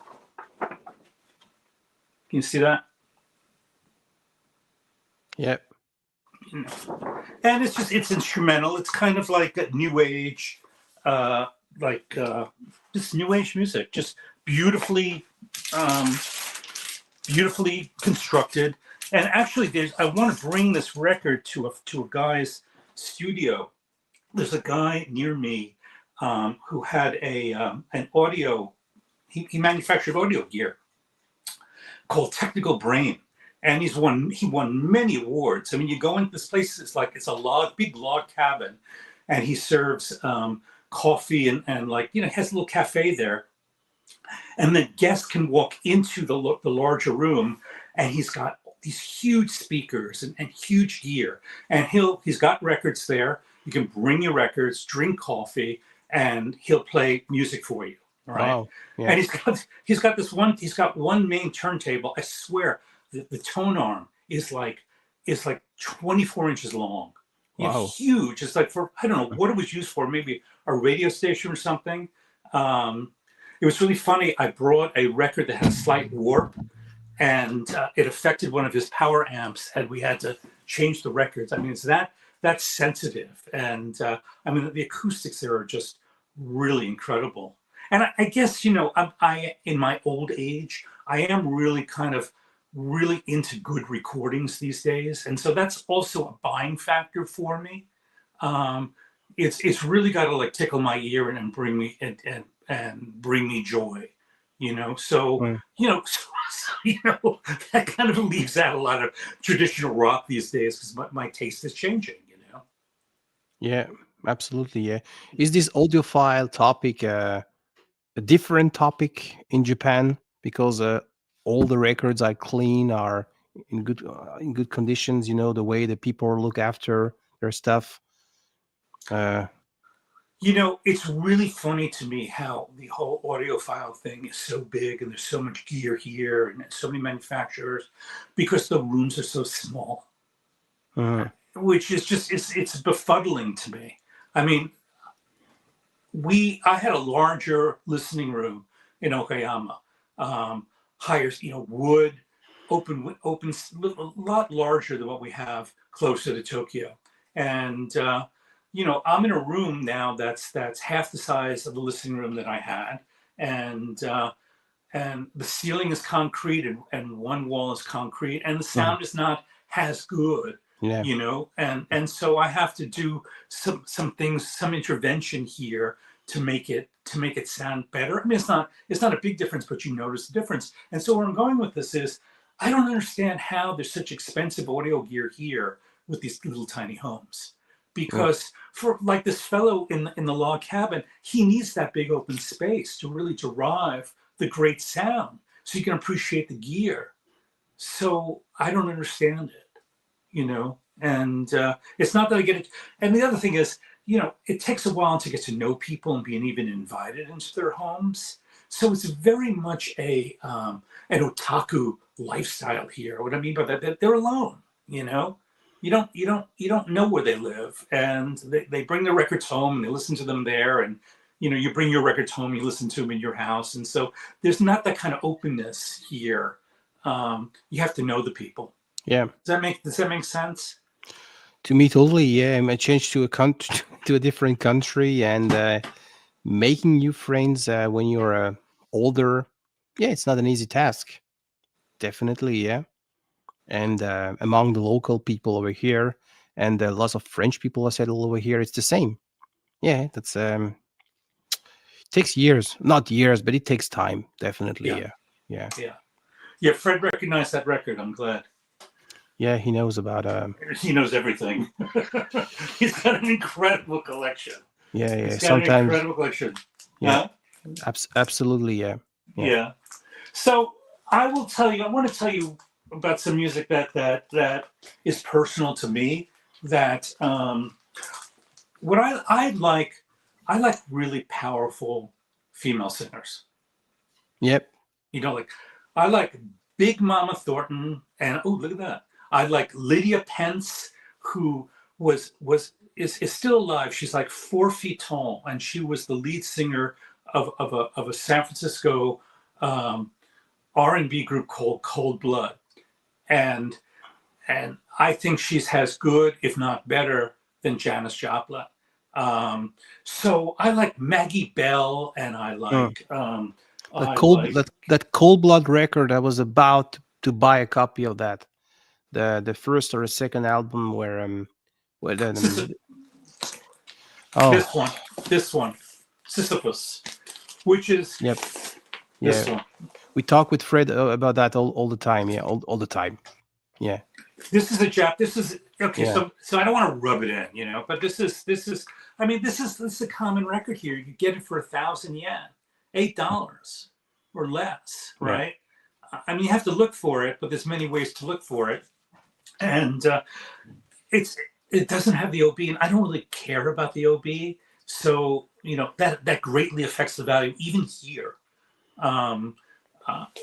There's a good chance that if it had the OB, it might be 5,000 yen.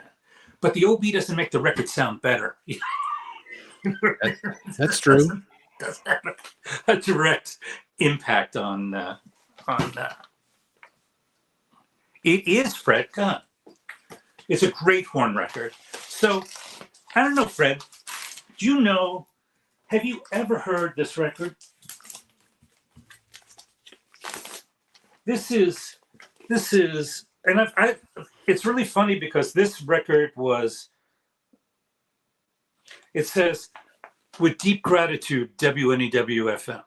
And that's the radio station that I mentioned. And that's how I learned about 10-wheel drive. And she was a Polish immigrant. Her name, she had a band called Goldie and the Gingerbreads. There she is. Look, I don't understand what she's wearing, but that was her signature. It's like a jock strap. It's kind of like a chastity belt, right? Yeah. It's like a chastity belt, now that I think of it. Yeah, it's a chastity belt. So she does a cover of Stay With Me that I think was oh shit, I can't remember the English singers. It was made famous in the UK by a different singer. Fred will know. And it's just an amazing vocal performance. And Maggie Bell, yeah. Stone the Crows. There's actually a YouTube video of this where the two of them, she and the bass player, are trading off vocals. And he went on to be with Robert Trower, who's, wasn't really my cup of tea.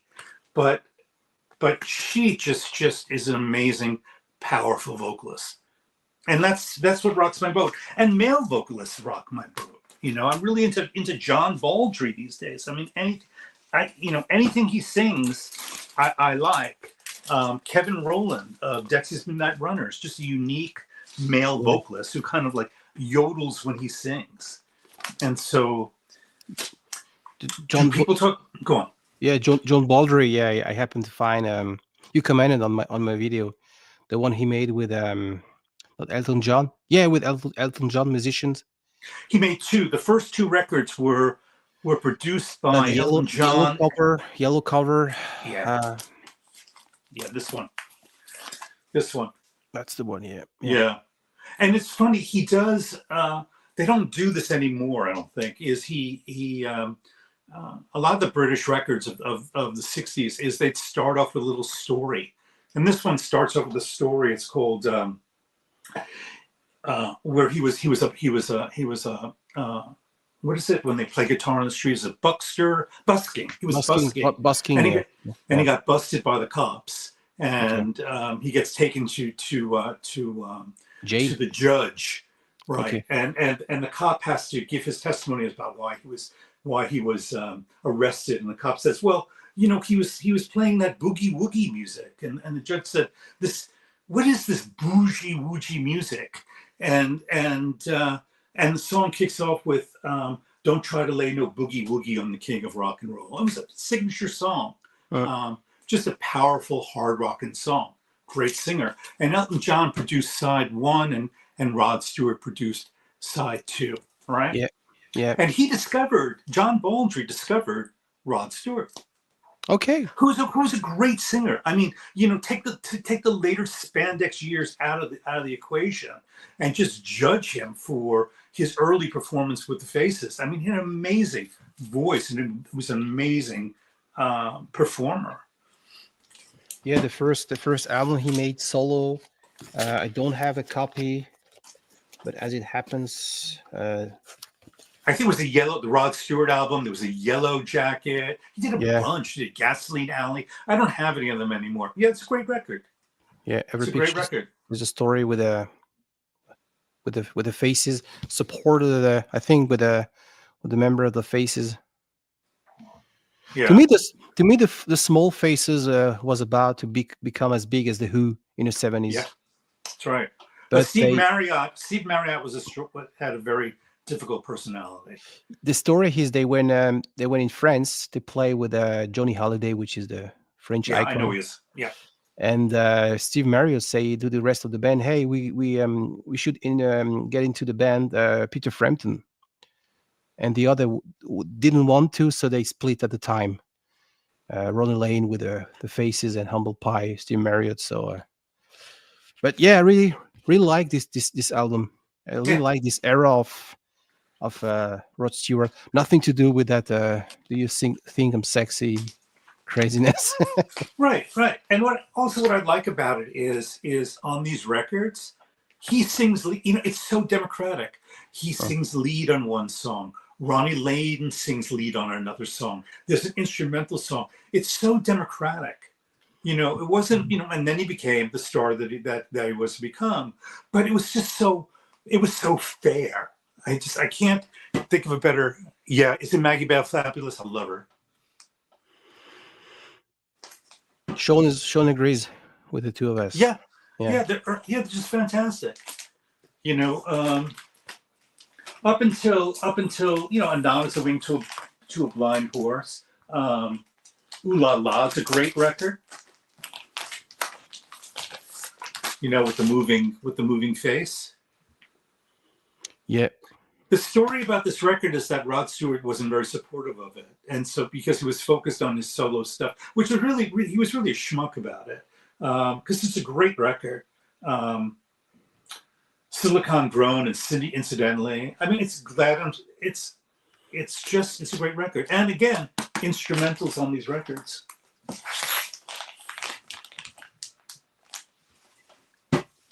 Thank you, mate. Thanks. Yes. Hey, Ben. Thanks a Ben lot. makes this a Japanal, huh? Yeah. He was able to take a trip last year. He Yeah. came over here, Toronto. We met up with Brian Robot, and him. Mhm. Then he went to New York, I think, and on his way back to the London down under, he did a stop to Japan. Yeah. I think his wife is Japanese. I'm not sure if it's official to say that out loud. Oh, oops. Not sure. Why is this privacy thing so? I forget the things we say behind the scenes. So Is that a Rob Walker rule? no, it's I don't want to offend anyone. So I see. you send something to on the WhatsApp, so someone, and the next day, yeah. Okay, cool. Yeah, good for you. It's gonna be super hot. He knows. What is the best period to take a trip? May or September. Yeah, like over here. Yeah, I mean May. You want to avoid the first 5 days of May, but the weather's absolutely perfect. First 5 days of May is Golden Week, and everything shuts down. Okay. So you don't want to do. I mean, yeah, the stores are open, but there's so many things that you can't do because nobody's working. Museum, or offices are closed or some. Yeah. Probably museums are open. You have to pay for museums here. Yeah. And it's expensive. There's no public museums here. In France, you pay as well. Yeah, as far as I remember. I'm not even sure about that. Yeah, I think we pay for. Hey, hello, welcome. Hello, Ben. How you doing? Good. Good. We've never spoken. No, I've seen you before, and yeah, really well. How about yourself? The sound is like. Oh. Can you adjust something on your mic because it's like cut it? Yeah, all fixed. There you go.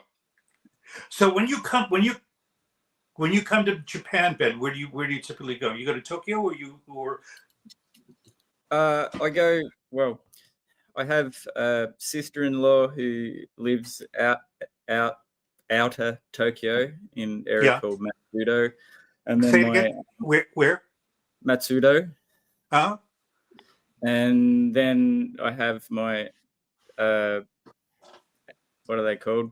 My outlaws, my parents' in-laws. Your in-laws, yeah. I prefer outlaws. You're the foreign son-in-law.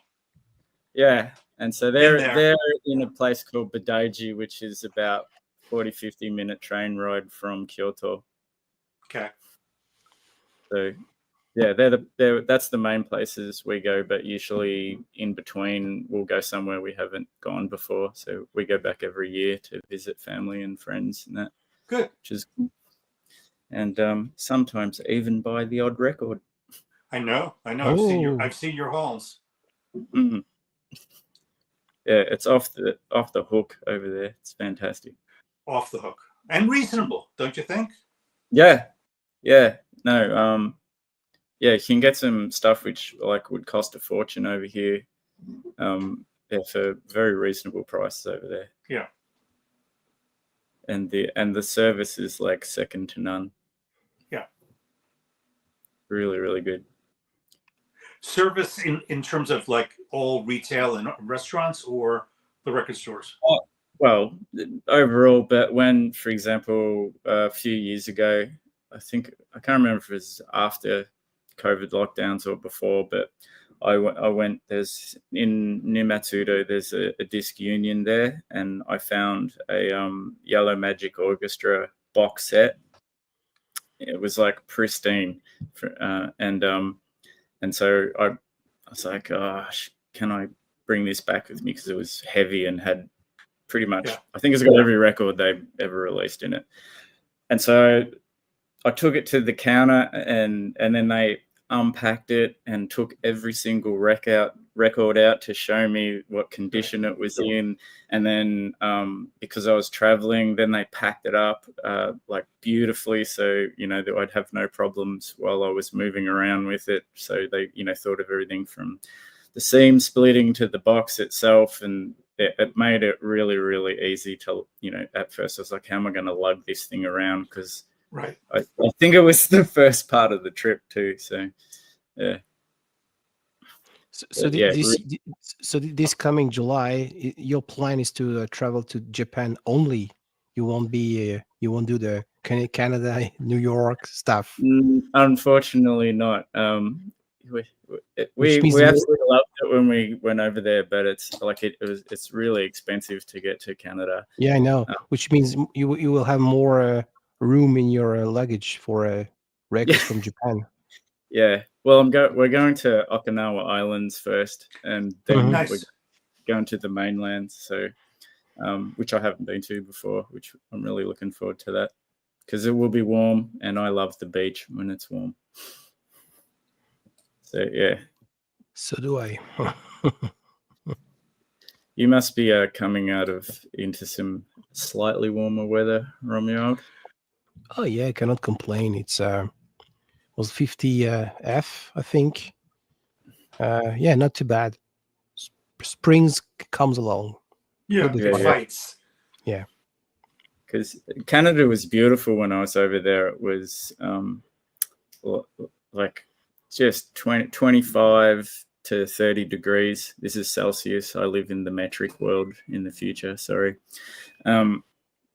And just beautiful weather the whole time we were there. Blue skies. It was great. We got like out in hiking in the forest and stuff like that. It's an amazing country. But then when I see like pictures that like you send and that of it completely frozen in, and I'm like, stuff that. I couldn't do that. Yeah, it wasn't that cold, but we had some a great deal of snow. Man, we had some snow. Yeah.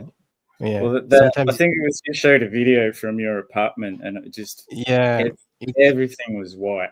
It was exactly incredible. Sometimes actually snow in real life, so it usually takes 30 minutes to clean up the balcony of the snow, but I spent like 1 hour, for an hour and a half shoveling, and yeah, it was really bad. Yeah, that part doesn't sound too attractive. But it's fine. It's cool. I had plenty of time to listen to my records at home, and yeah. Excellent. So yeah, 2 years, mate. That's pretty good effort. Yeah. As I said, I'm really glad with a community of people. I don't have 25,000 subs, but it doesn't care. I'm really happy. When last week I was like sending messages, to you, to other people. Everyone say, yeah, well, I will be glad I will join. This made my day. So to say, I don't need and I don't need to have like my video getting like 4,000 views, and responding to comment like, hey, great make, great selection. I prefer to be more in touch with the people, having a more interesting interaction than only, hey, good job, mate, good selection, hey, thank you. No, I think that's what's really refreshing about what you do is you're a real connector of people in the VC, and it's and just proven by the fact when I went over to Canada, you traveled, all the way down, and you've met up with Brian several times in Toronto as well, and it means a lot more than just a thumbs up and a well done, and it's really good. And it sort of made me confident to, like, if I end up going to Europe or somewhere like that for a holiday, I'd feel confident to reach out, to anyone who's in the VC and would love to catch up with them as well. And you've kind of been like an inspiration with that kind of thing, because you really bring people together, and all your streams, you bring really diverse bunch of people and diverse tastes and all that sort of thing. So Yeah, it's Try. really refreshing. Try. It's not that easy because to hit to start the button and to just waiting that people will come over. It's easier, But And I could. the languages too. Yeah, the language. Yeah, that's the thing. But I prefer. We have this tool called StreamYard, and I know very different groups of people. French, German people, and it makes sense. Try to connect these people who have an interesting common interest. It's not always easy, but I try my best. No, you do really well, mate. Yeah, thank you very much. And it's funny because since I left France, I almost have more French people I befriend with since I left. It's crazy. This VC, it's so much crazy. I have the feeling next time I will be traveling to the UK. I'm so many people. Mike and myself, Mike participated much more often than I do because of job. But on Wednesday, Iain ranking the obscure. So those are like sitting at the pub with a bunch of friends talking about music. So yeah. Mike's VinylSpiral is active on Iain's stream. Ben, you know him. Yeah, I actually got to we converse a bit and watch each other's videos, but Romuald had a stream which Mike and I are on, and that was really cool to meet him on that. He's a great bloke, and we have it seems like we have a very similar taste as well. Yeah, he mentions often mentions your channel, or when he come back from the Leeds fair, he say, hey, this is the punk stuff I bought because of bands, Right. This is what truly community is all about. Definitely. Yeah. He even parodied me once on one of his videos because I used to have like a goatee down to about here, and he did a video where he stuck on this chin and pretended he was me. So hey Ben, do you know a channel? Do you know a channel called Analog Attack, a YouTube channel? The guy is in Osaka. His name is Mike Foster. Every Saturday he's got a show called "What Are You Listening to Today?" and it's all metal discussions, pretty much. And metal. It's really metal and punk. No, I don't know that. Analog Attack. You might really like it. Yeah, I'm not so much a metal person, but yeah, I love all of the obscure punk stuff. There's what was his name? Shawn from The-Vinyl-Dreamscape. He has a really interesting channel. I like his stuff, and talks about like the nooks and crannies. And I like how lately, maybe some of the better known bands, like he's recently done things like Flamin' Groovies and New York Dolls, but he talks about kind of those in between years, and even he did one with the Stooges as well. Where, he's from Detroit. Yeah.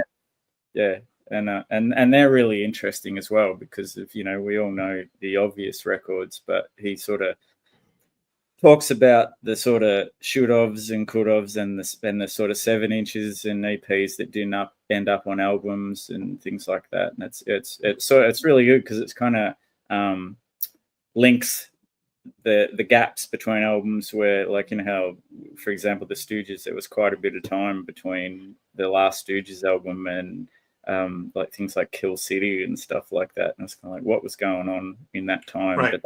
But they were recording music the whole time. They just couldn't get arrested at the time. Well, they could get arrested literally, but not by a record label. What's interesting is that Cramps records are like incredibly scarce in Japan. Cramps. And when you do come across them, they're super expensive. Yeah. Well, I think that might be the case everywhere. Like original Cramps records, you never see them over here. That's for sure. Yeah. I remember and it's really big. Yeah. I remember years and years ago in Missing Link, which was a record store and a label, but it's now unfortunately closed down. There was a guy who used to run the Orgogo Records label. He was selling that's the only time I've seen lots of original Cramp stuff. And he was selling off part of his collection, and he had just an incredible amount of things. And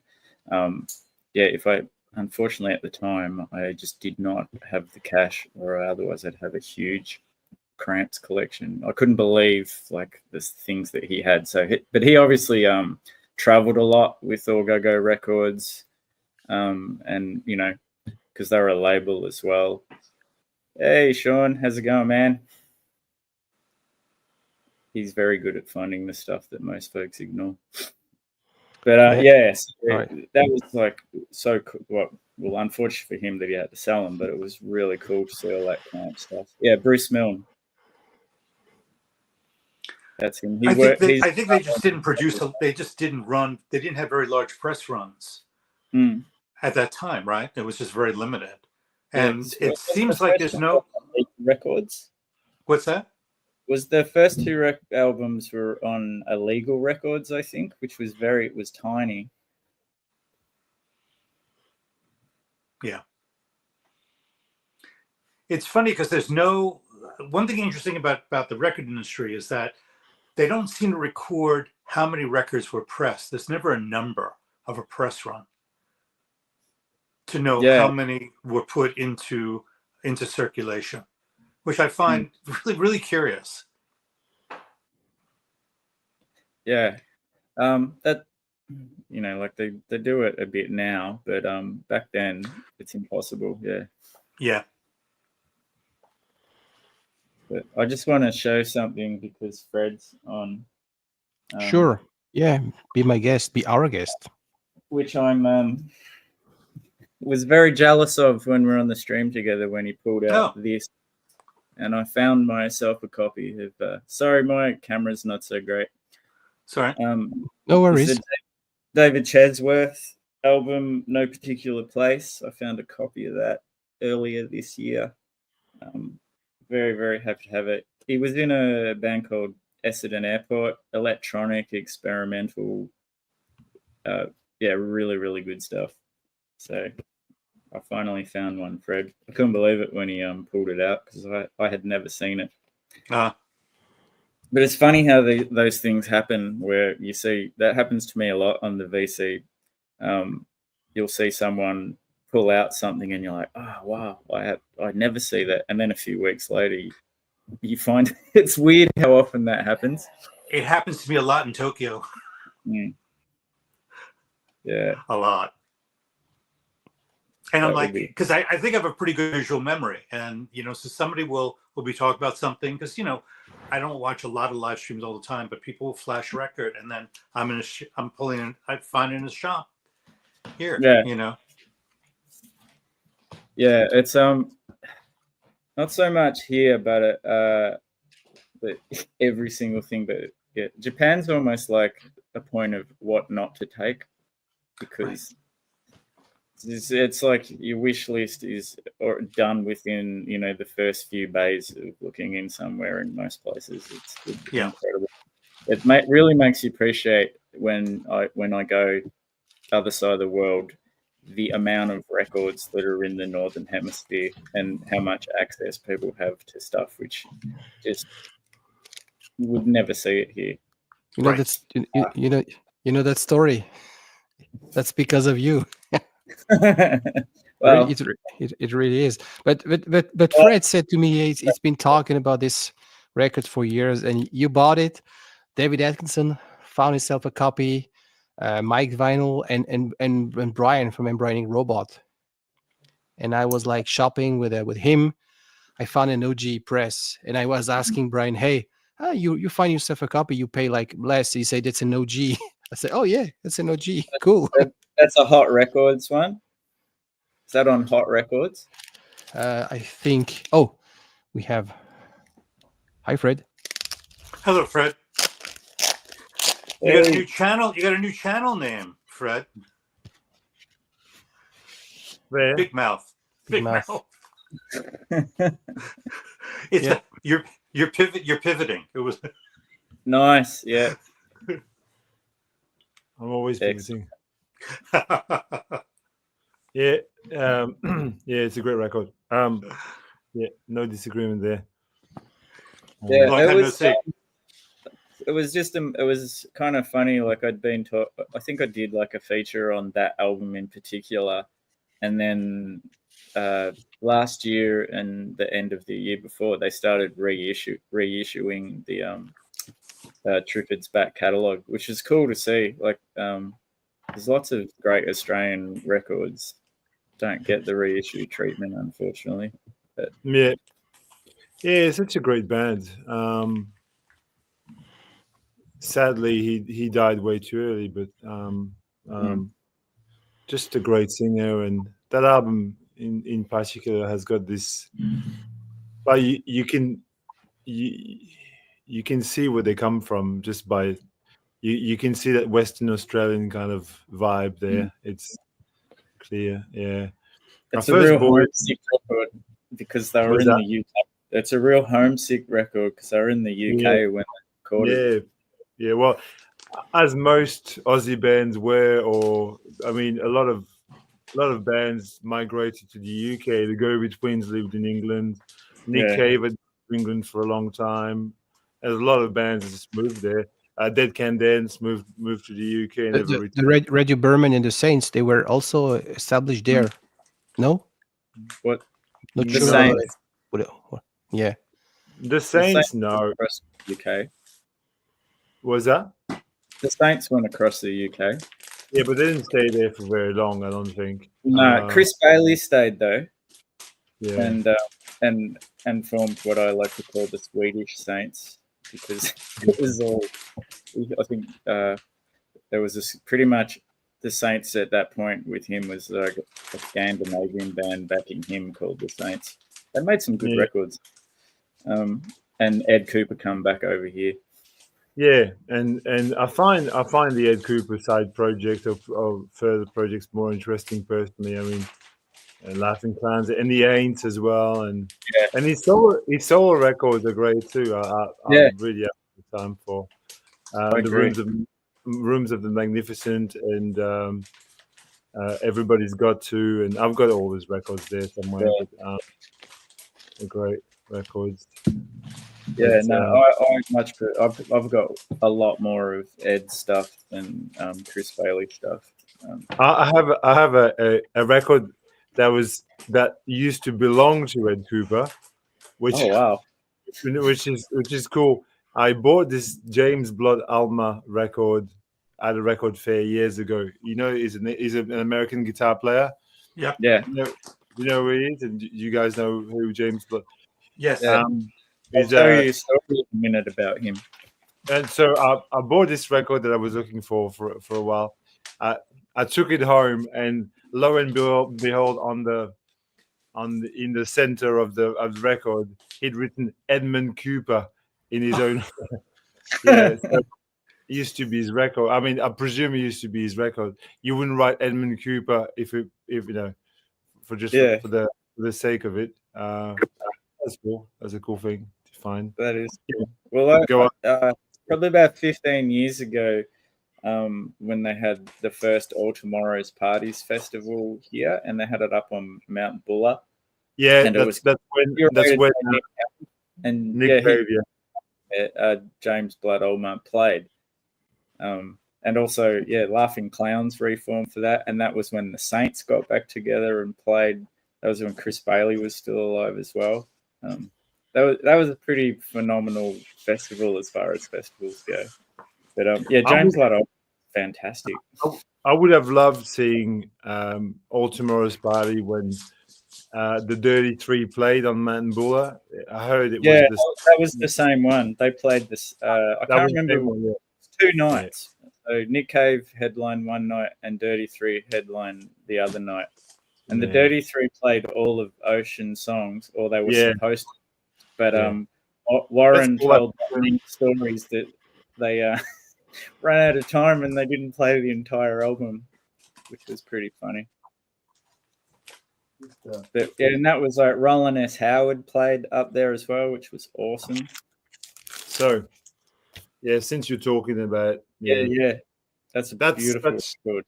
That's basically the best post rock album ever to come out of Australia. Really, I mean, bar none, really. That's just post rock 101. Guitar, violin, and drums, which is a very unique.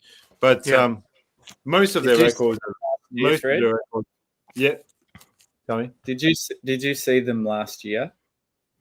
No, I wish I did, and on top of which, I really love this. Yeah, it's a great record. So good.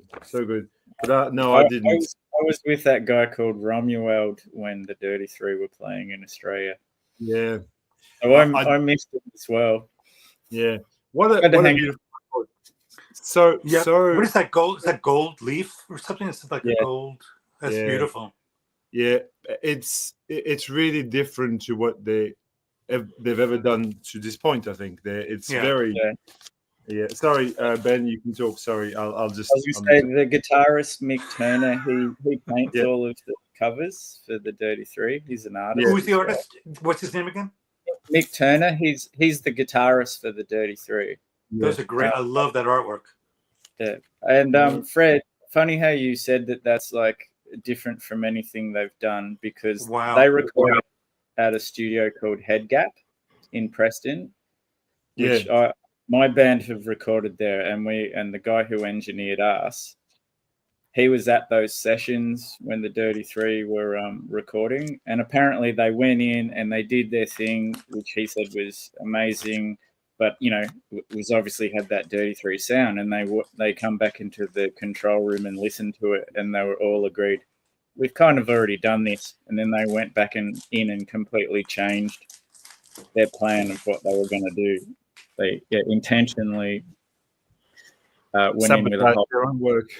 and it worked amazingly, because everyone else, like, their jaw had dropped, and then they were like, nah, we've already been down that road. Yeah.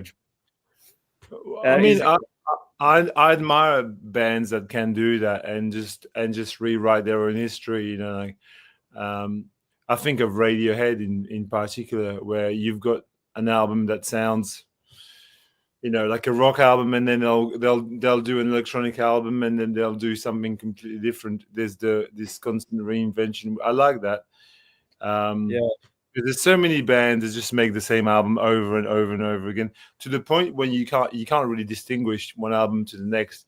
And my view of this is that you'll only need 1 or 2 or 3 good albums from that band, and then the rest is. I agree.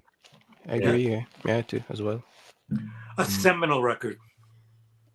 Well, I reckon if you can get 2 or 3 good albums in the first place, it's pretty amazing to even get one amazing record. So it's pretty rare for a band who can just keep on.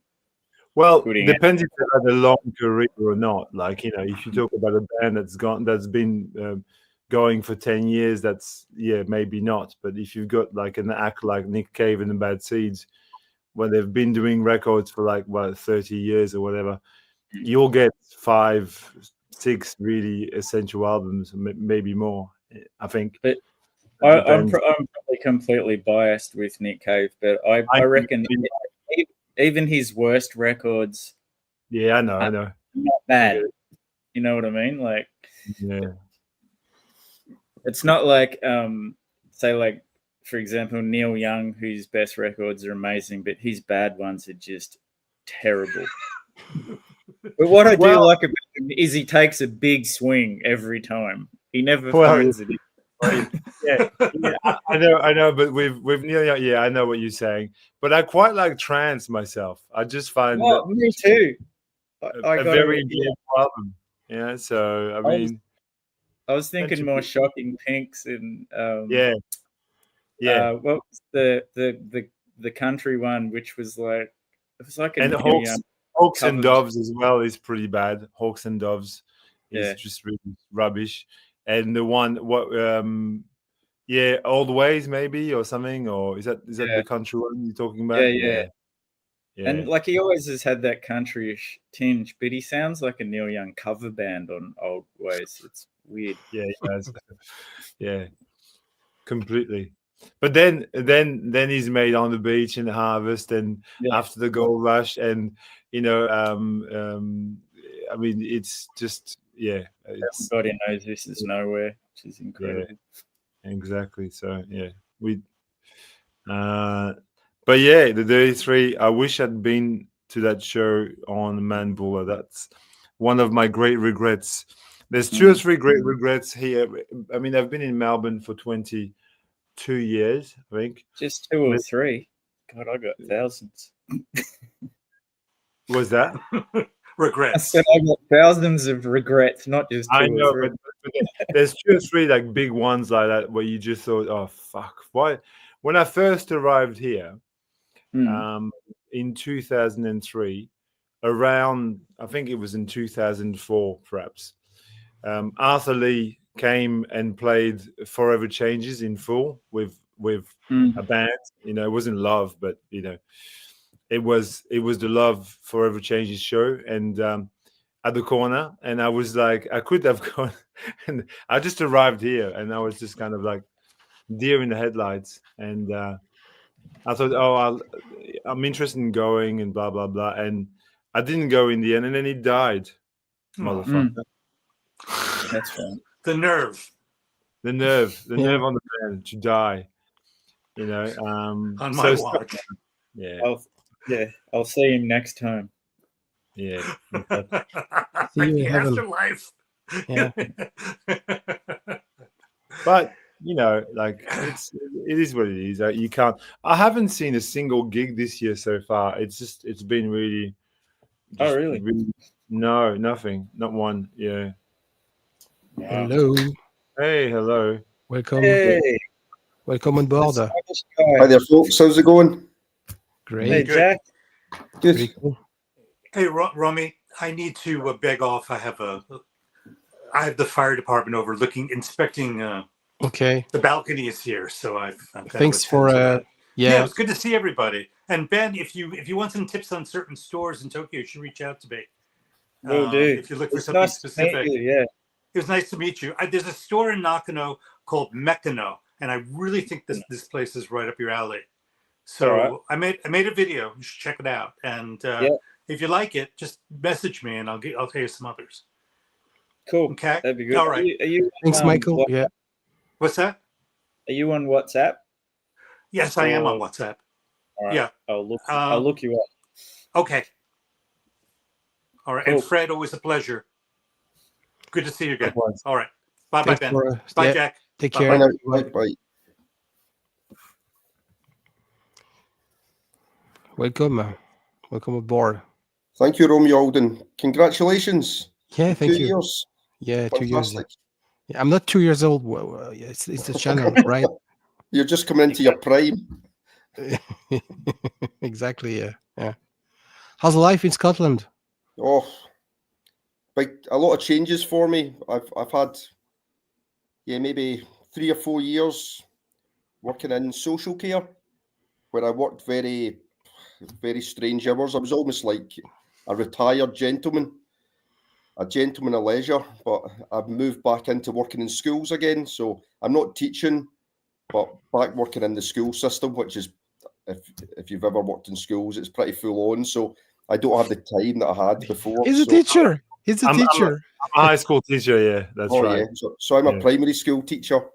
So yeah, it's as you know, it's a lot of work, but I just don't feel I've not got as much time anymore, and obviously I'm drinking more just to see myself through the working week. But yeah, other than that, the desperation is real. I need to go through the night. So to me, it's Italian water. Yeah, you don't want to burn out too early, Romeo. You've got another 5 hours to go. Exactly. Yeah. There you go. I didn't point out to Michael that I'm actually supporting the Japanese with Kira Nichiban. Oh yeah. Yeah. Nice. Gotta keep it in the family. I'm supporting the Mexicans. Oh, guys, you don't have craft beers in your place? Oh, I like a German beer. Yeah. Craft beers. Craft. Yeah. I don't buy. discussing that today of like how expensive craft beers have got. Yeah, they are. That's the thing. That's the thing. Yeah. I like to Yes. go for the cheap supermarket stuff. None of your fancy craft beers in this house. Yeah, yeah, I'm you're a right. bit like- It's pretty expensive. Yeah. But they put real ingredients. They have real hops, Yeah. real stuff. I brewed beer as well back in the day in the COVID. So you cannot do a good beer with yeah. It's impossible to be cheaper than the Carlsberg, the Heineken. You know, when you buy certain varieties of hops, malted barley from Germany. Yeah. Okay, it's not a stream about beer, so We got sidetracked on wine last time I was on. When Yeah. I'd come on my lunch break, remember? I remember. Yeah. With the AC/DC wine, which is Yeah. the weirdest idea ever. But Ben will agree. I mean, it's I don't drink anymore. I haven't drunk for years and years. But I remember that you could buy foreign beers much cheaper than any locally brewed Australian beers, which is just really strange. Like Yeah, it's true. you wanted to buy a good, decent Aussie beer, and then you'd find like a German beer for half of the price, and you think, oh well, what's the point? I'm not, but I don't know, because I haven't bought beer for years and years, but so I don't know what it costs now. I've got no idea. I found it really different. Living in Germany, and I was really interested in trying all the different German beers. Mhm. And some of the beers that I liked when I started dating my wife, who's German, and she said, "Oh, that's the cheap stuff that gets exported to the UK." And we went to this like posh area of Dusseldorf, which I didn't normally go to. It was like kind of trendy clubs and stuff. And she said, "Oh, some of the beers they have here are all imported beers, really fancy beers. The Germans love Foster's, and they love They do. Budweiser." No. These were the trendy.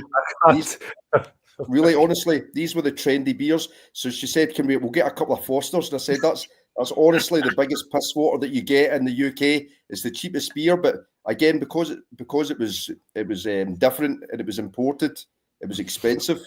Whereas Jack, I think it was Jack, Erdinger. we have a German in the chat, so better watch out what you're saying. Oh, I love my German beer. Like I said, I lived there for 3 years. I thought so. But Fucking Fosters. Oh my yeah, god. Foster's, that was a I knew favourite. that was what Fred was moaning, because you'd be lucky to find an Australian that drinks that shit. Yeah. Oh yeah, no, they're not. I tell you who drinks that shit. It's pommies who come here maybe at best, Oh, so bad. Yeah. I don't know where you could buy it in Australia. Actually, you never. I don't know. I've never You seen never it see here. it on tap in a pub. No. Yeah, there's VB mate. VB. The old, when I grew up, we used to call them the VBs were called vomit bombs when I was a kid.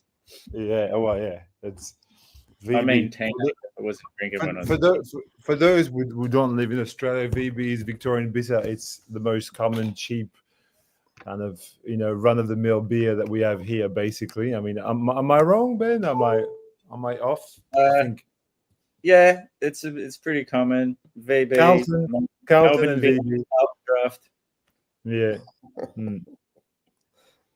Foster's. Yeah, he's looking at us. In So, Germany, they've got so many amazing beers. What are they drinking Foster's for? strange.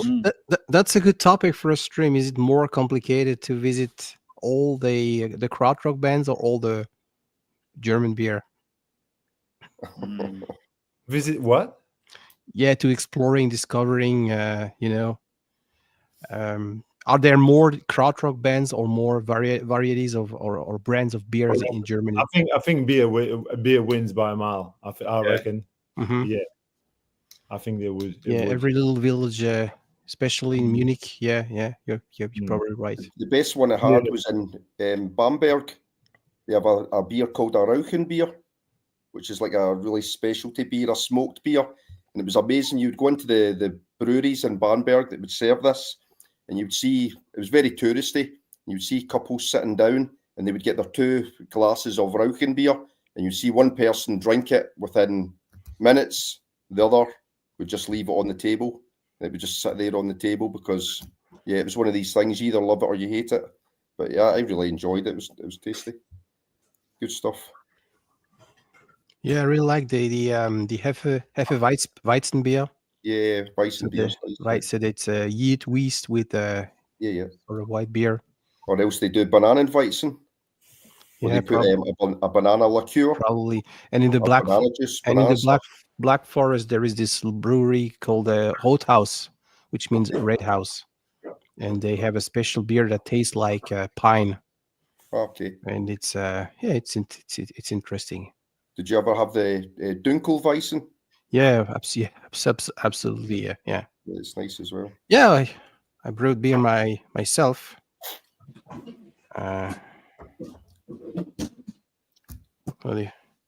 This is me during the COVID. Oh yes. Yeah. Yeah. Whoa, short hair. Yeah, during the COVID, back in the day, I was still in my French place. That's almost as short as my hair. Yeah. Yeah. Well, let's talk of Krautrock and sure, because we are not here to talk about alcohol. When I was I've in got Germany, the same yes, the same 7 single as you have. yeah, I found that when I was in Germany. Me too. It was one of those little tiny, like medieval towns. So I paid 2 euros for mine or something like that for the same. It was something stupidly cheap as well. I couldn't believe it, but they're probably everywhere over there. I don't know. The B side is pretty cool. I think it's a great little song. Yeah. Yeah, Maruten. Coco Maruten. Yeah. I'll take it as well, just to be a wanker. Where is it? you like Can Romeo? The truth is, I gave a fair hearing to the Tagomago album many years ago, and I didn't really catch it, So in a way, I put it on the side. I was like maybe more into Noi, or more mainstream stuff. And now with the discussion we have with Fred, and other people, so this is not Can, okay, but this is the latest. That's a masterpiece. It's not Krautrock, it's not Can. Okay, no question about that. It is kind of Krautrock, though. I mean, it is. It's a version of. I mean, it's quite the band membership. Yeah. This is an amazing EP. It's fire, really, absolutely. Yeah. So Ja Wobble, Public Image Limited with Jackie Liebetzeit und mixed in German and English, and Holger Shukai. Yeah. So dub with Krautrock. Can we say? Do you know about this one, Jack? No, I don't know. No, it sounds like a lot of influences in there. No, and I don't know. I don't really know Can so well. I'm much like yourself from you. I would have dipped my toe in a little, but I don't know them overly well. And Harris Pilton in the UK. Oh, you get Harris Pilton in the UK said. Make me big for a second, you. Sure. Another one here. So it's the same. Well, it's kind of the same band. Well, it's The Edge from U2 and Olga Chukai. It's less cool as this really, but it's still and it's remixed by François Kervokian, the legendary French New York DJ who is one of the kings of the remix. How does that knob end up playing with those guys? Sorry, was that? How does that knob end up playing with all those cool people? No, I wouldn't call The Edge a knob. I mean, I think he's quite underrated as a guitar player. I mean, Bono is a bit of a knob I agree. I mean, you know, but he's done well. This is the way I see it. I think if you two had made like 3 albums or 2 albums and stopped, we'd see those as like post-punk classics. But because they went on to become this huge, to please the American audience, stadium stuff. Yeah, I mean, I don't know, Fred. I've tried with those early records, and they just, because of that reason, because of people who have said similar things, and they just do nothing for me. For me, it's more a nostalgia thing. I started listening to U2 when I was a teenager, and these are the albums that I heard, and they kind of imprinted in my head. So I can't be very fair with them, like I can't be very rational, but I understand. I mean, if you just approach them like, I'll give it a go now, it's probably not worth it. It's just that when I was like 14 or whatever, that's all I listened to, kind of. So, that's, to me, it's part of my DNA, musically. So I just but yeah. I heard a U2 song that I liked the other day, and I was kind of taken aback by it. I've never really taken to them, but I got that Zerope album, and I was playing it because someone had come to the house to buy it, and I was playing it, and I didn't realise that the last song on the album was sung by Johnny Cash. Yeah, The Wanderer. Yeah, it was really good. Yeah, I actually liked that song. Probably because I'm not like a fan of Bono, but obviously I'm a big Johnny Cash fan, and I really liked it. It was quite a cool track. But if Johnny Cash had a song for you two, it'd be a different story for me. Come on. I've been listening to this today, so it's not cool, it's not hip, but I don't know. I like old stuff as well. I don't know. It's a film soundtrack. You might. I've not actually seen the film, but you might start switching off with this. Oh, Wanderers. God, I remember I saw that when I was far too young. That film. Oh, I've never seen it, but I'd love to see it, and I've been aware of it for years. It's just one of these things that I've never get round to watching. But the soundtrack's so good. Just all those like classic doo-wop songs. Is that a movie? I never heard about this movie. Is that something like American Graffiti? Yeah, I think it's like kind of like greaser culture. I'm sorry. Now you were talking about Can, so I just thought I just okay, the incredible debut album, Monster Movie. Everybody should listen to this once or twice or 10 times with Malcolm Mooney. The Can, That's good. That's what they were called, The Can. Yeah. Oh, my coffee's coming up. I'll come back in a minute. They're my favorite doo-wop band. I'll put coffee on. I'll be back. So Jack, was it when you saw that? Was it all of the doo-wop groups that attracted you to it? Yeah, I love all that stuff. Yeah, I'm gonna say I like the Dirty Dancing soundtrack, even the '80s stuff. It's just a pleasure having albums like that in the world. Yeah, I got to admit, I didn't sort of know much about doo-wop music, and remember years and years ago, there was the Bob Dylan theme time radio hour. Oh yeah, that was good. Show. Yeah, and he'd play a lot of doo-wop on that, and I kind of got an appreciation for it through. Yeah, it's really cool.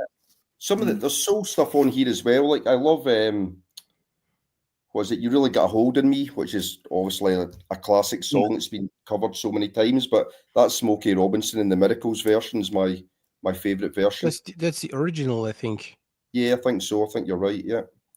And then things like Dion, Run Around Sue, and The Wanderer, Dion. That Lee Dorsey track's great as well, yeah. I've got that on that. What's it called? The new Lee Dorsey. I can't remember I'm sure that's what the album's called, but he's got the pickaxe on the front cover. It's really cool. But yeah, I love that stuff. that Working in a Coal Mine? That's the one. Yeah, that's the album. Yeah, I'm sure the album I've got is called the New Lee Dorsey or something like that. But yeah, it could be that might be the name of the album. Working in the Coal Mine makes sense. He's got a big pickaxe in his hand, so yeah. Damo Suzuki, man. Speaking of Krautrock, the only decent Krautrock album I have so far, this is this one. Oh yeah. This is Fred sent me over.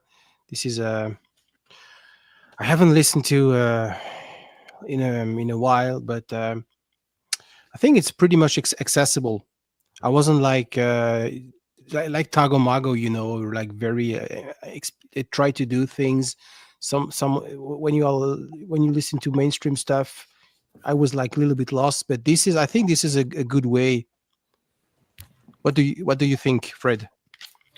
Yeah, I mean, it's quite progressive and psychedelic. It's probably more your alley than mine. Yeah. But I was going to say before, so Monster Movie, okay, and Vinyl-Dreamscape says Malcolm Mooney or Demo Suzuki. 100% Malcolm Mooney on the first three records. This here is a freaking masterpiece too. Delay 1968. Yeah, I've got that one. It's called Delay 68 because, well, it came out in 83 or 84. It was recorded in 68 and then was released much later. I think it was the first album, wasn't it? And they never released it. I think that was technically their first album. Yeah. It's meant to be, but it's full of fucking classics. I mean, Butterfly, Thief. Thief is like a Radiohead song, like 20 years ahead. Uphill, Little Star, but amazing. Then we have, I mean, I don't know many can records. Well, then there's a soundtrack record, which is very similar in vibe, in spirit to the Delay 68. Again, that's just classic soundtrack. But this time we have Demo Suzuki there, as opposed to Malcolm Mooney, Olga Chukai. Yeah, this is killer. This is absolute killer. I mean, those of you who know this, you know what I'm talking about. Yes. Then there's the classic trio of records. Obviously, everybody knows Tagomago, which this is the first French pressing, to being an original press. But wow, all the same, very nice. I see you've got the Can CD box set behind you too. Yeah, I do. It's there. Yeah. Yeah. Then I've got this, which is quite interesting. I mean, I'm to me, it's one of these like 100 albums that I would keep. If I was keeping 100 albums, I would keep this album in for sure. Ejeba Miasi from 1972. And this, interestingly enough, is an Australian first press. You never knew that they existed, but yes, it was made in Australia. Look at that, Ben. Look at that. Wow.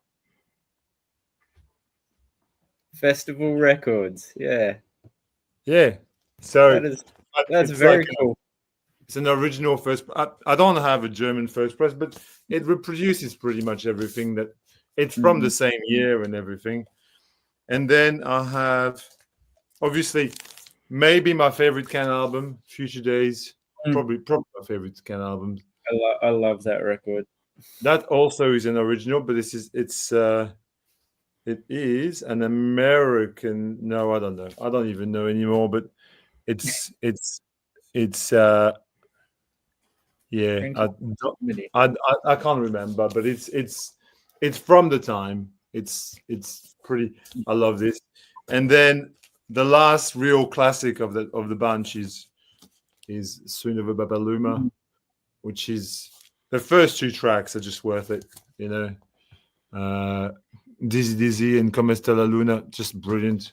No singer, no Demo Suzuki anymore, and then the last one I've got here, I don't have a big Can collection, but I can't justify keeping a whole lot of Can records that I wouldn't listen to. The last one is kind of a bootleg. It's a Peel session. I've never seen that. Yeah, complete That's field cool. session. Strange Fruit. There you go. BBC. And it's got a few tracks that are kind of jam sessions. Yeah. So and that was recorded in 74 and 75, so a bit later. Yeah. So that's, and then since I'm on the I'm going to be annoying. I have here as well this here is kind of like a key early Can related record. Olga Chukis and Rov Dammers. This is Stunty's favorite Krautrock record, just about. He keeps talking about it all the time. Canaxis. That's that's not, I mean, the first press of this is worth a lot of money. Very experimental. It's like a precursor to My Life in the Bush of Ghosts by Bern and Eno. And so is this one here as well, which is, again, to me, essential. Movies, Olga Chukai. This one is an interesting thing where he was just in front of his TV playing bass to TV movies and stuff, and then he came up with that soundtrack. It's got Cool in the Pool on this, and like some really great song. Persian Love is fucking amazing.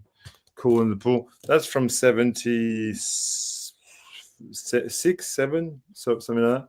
And then this here is the last thing that I show because I'm being annoying. But I mean, this is a vinyl community live stream, so why not?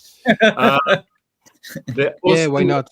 The Austin is Rhodes, which is probably my least favorite, but a promo copy. Why not? No, it's just okay. 1984, with Jackie Libertite on drums, harmonium, trumpet, piano, and organ, and Connie Plank, who plays the synth on this, and Olga Chukai. Very cool. There you go. A bit of Can. The movies record, when you showed the back, that was pretty much Can playing on that record as well. The Holger movie record. I think it had nearly everyone from Can on it. Yeah, it's got Libertite, Michel Corolli, Irmin Schmidt, and Rebop Kwaku, who, if you don't know, is a Nigerian, I think, percussionist. Who's amazing. He's made some amazing albums under his own name too. Yeah. Salut Esther. There we go. Bit of Can love. I love Can. I'm clearly I'm a fan, but I love those early albums, just like everybody else. I'm sure there's a lot of people in the VC would probably feel the same, but I got to explore more of those albums outside of Can by Can members, which I don't have many of those, but they all seem really interesting. The record that Romy was showing before, the Jackie Libertite and Jawobble and Olga Chukai together, that's fucking amazing, that record. It's just really, there's everything that you need on there. It's kind of a post-punk, dubby, Krautrocky. It's insane. It's a great record. Yeah. That ticks all the boxes for me. I was at Camberwell Market about 15 years ago, and I was explaining to Romu, and I was just digging there, and it just popped up in front of me, and all I knew were the names. And at the time, we didn't really have smartphones that just did that, when you could listen to it. So I picked it up just, randomly, and then I was like, oh my God, that's an amazing record. And no, I'm glad it's being loved by others. Yeah. Oh, cool. Can I be the next wanker? Jack's the next wanker. Not too much. I'll show you a few of the ones that I like.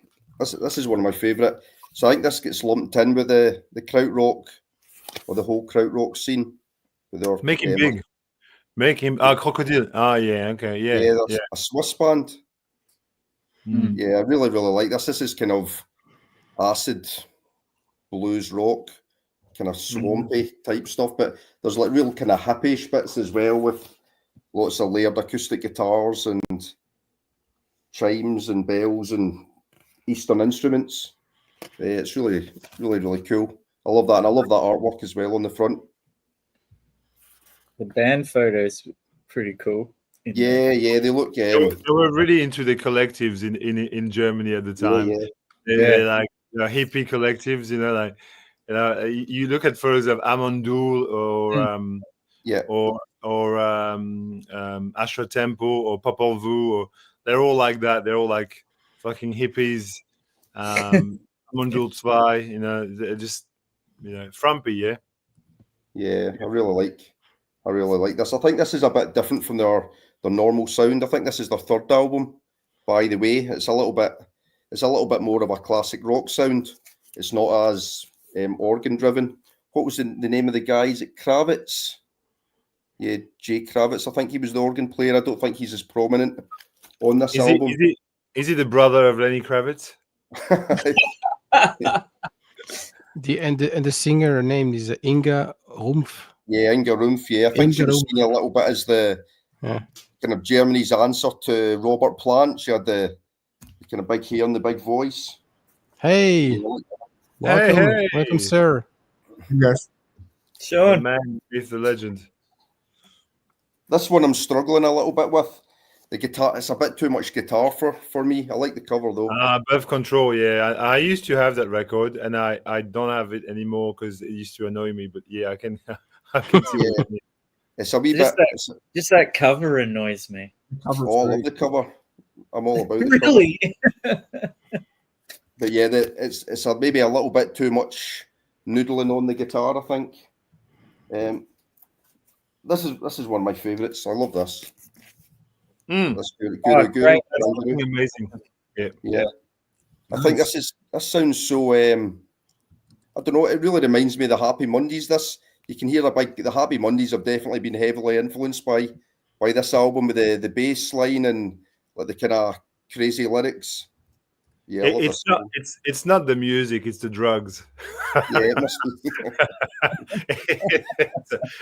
It's the same drugs probably. But I was going to say, do you have UFO as well? The other Guru? I would love that. So I've came close to buying it a few times, but it's always been really expensive for like a best VG copy for like £150, and I'm not going to spend that. I would rather buy a reissue that sounds good for £20. So there it is. Yeah. I've got a reissue. I've got the same reissue as that.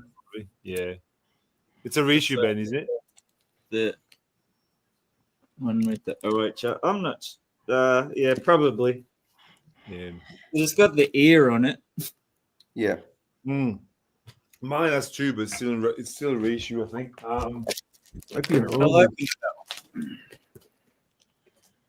Yeah, I think mine is two. Look, yeah, there. If it's got the pink ear, I think it's a reissue. Isn't the originals have a white ear or something like that? Yeah, I think so. Yeah. Have you seen this one? I forgot your name, man from Scotland. What was your name again? Jack. Sorry, Jack. I don't think I've met you that many times or at all. Sorry, I'm Fred. This is cool. Guru. That's more of a jazz fusion record, though. It's really kind of. It's very much in the. It's released on Atlantic too, which tells you everything you need to know. But yeah, it's a cool little record from what year was this? 1974. There we go. I haven't played this forever, and I can't really play it now because I don't have any speakers. But yeah, apart from that, I find with Krautrock, I have to be in the mood for it. I don't play it so often. But yeah, if I'm in the mood, I enjoy it. I like this because I don't know if you know this band, The Message. Yeah, Message. I know. So they are half Scottish, half German. So I can imagine the. Yeah, it's very psychedelic. That one, super psychedelic, quite progressive too. Eh? Yeah, that's right. Yeah, it sounds. I don't know that band, but that cover's familiar. Yeah, it looks a bit like the. Is is it McChurch? What are they called? Delusion or Delusional or whatever it's called. It's got the skull with the melted wax over it. It reminds me of that. Yeah, I know what you. Yeah, I know what you mean. McChurch Sound Room, I think they're called. Yeah, I'm not sure, but I know exactly the cover you mean. But yeah, this is nice. It's maybe a bit more hard rock with a bit of kind of psychedelic elements in there as well. Yeah, that one almost broke the bank. That was an expensive one. But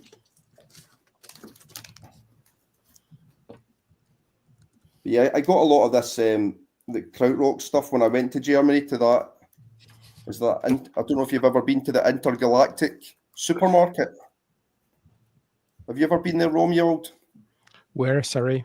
In Berlin, the Intergalactic Vinyl Supermarket or whatever it's called. No, Is not that not one this that's one. up? Is that upstairs? No, it's Where are we got no talking sign about? outside. It's a record shop in Berlin. It's called the Intergalactic Vinyl Record Supermarket or something. But you go to this. It's only open on certain days. But you go there. There's no sign above the door. There's a couple of bins outside of the cheapest. What do you call it? Schlager music. Yeah, Schlager. Schlager. Yeah, Schlager. Yeah, just really cheap stuff. Then you go inside and you've got like kind of every genre imaginable, a lot of reissues, but then there's a door right at the back which you're only allowed in by appointment only. The guy let me in, the owner let me in, I think, because it was quiet, and I told him that I wanted to do a YouTube video about his shop, and it's behind this door. It's called the Krautrock Archive, and you go into this back room, and there's maybe about 1,000 records in there, and I don't think I saw a record for below €400. Everything was absolutely mint. So there's a massive Krautrock selection. Every album you could imagine, all the Vertigos, I'm not a punk guy, so I didn't really, when I was looking through the punk stuff, I probably didn't appreciate the rarities of some of these punk albums, but I'm sure if you were a punk guy, you would have been, amazed by what it was like. It was so good. It's the best place I've ever been. You could spend a fortune. So they had one room, and that was the first room he took me to. And I said, I can't believe how rare the records are in this room, how good it is. And he said, oh, no, this is not the rare stuff. This is the second presses. And then he took me into the archive, and the archive was just unbelievable. But I think it was, he told me that record collectors came from around the world and booked like basically an hour or two in the room. So there was a copy of, Billy Nichols. He was on the Immediate label. The Small Faces were on. The Billy Nichols. Yeah, this record here. Yeah. Yeah. You're such a show off, Fred. Yeah. Whatever. This man has everything. No, but He literally does. this is a record that you never see, and nobody ever talks about it. It's such a great record as well. But I'm going to be honest with you, because Billy Nichols, you need to tell the people that it really wasn't issued in, like, I think it was never really properly issued, that record. I think it was maybe less than 100 were issued or something. Am I right? Yeah. The original one goes for 10 grand, £10,000 to pick up a original, and the reissues are expensive as well. Yeah. So I got this. I want to say about when was this made? 2006. 2068. Yeah. Yeah. I would have got this.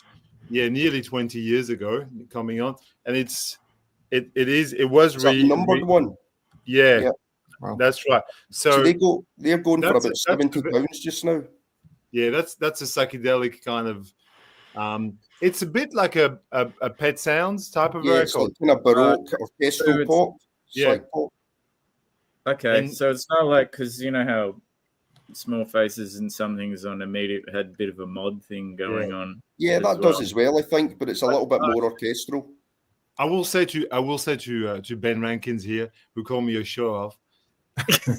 You'll never see this record anywhere else on the VC. I bet you anything, because it's that rare. The original doesn't exist, and there's only 1,000 of these really, pretty much.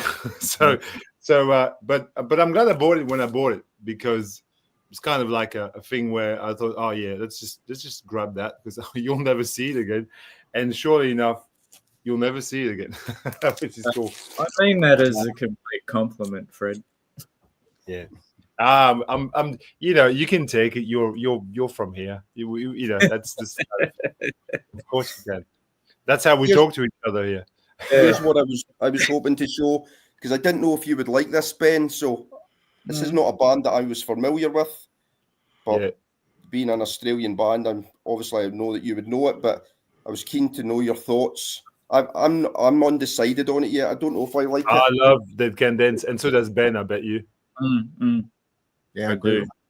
Yeah, great record. Yeah, I used to see those in the bin all the time, and you don't see them anymore. This one, it starts with The Host of Seraphim, which is one of the best songs. Like, it's just such a great song. It is a killer record. Yeah. Do you have any other Dead Can Dance? No, that's the only one, and I've probably given it. I gave it the first listen, and on my first listen, I thought, I don't think it's my thing, and then I gave it another listen, and it kind of grown on me. Yeah, and it's quite ethereal, isn't it? And kind of, it sounds like kind of a little bit trippy, and then there's bits that kind of sound like almost like Gregorian chants.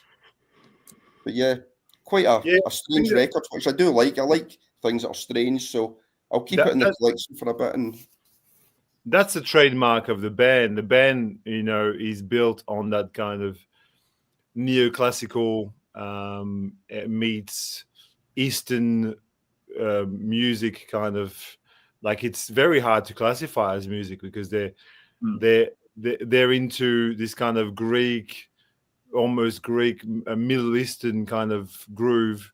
Yeah. But then you've got all this, they call it neoclassical dark wave. That's the kind of genre descriptor they're in. But that works for me, because I can picture what that means in my head.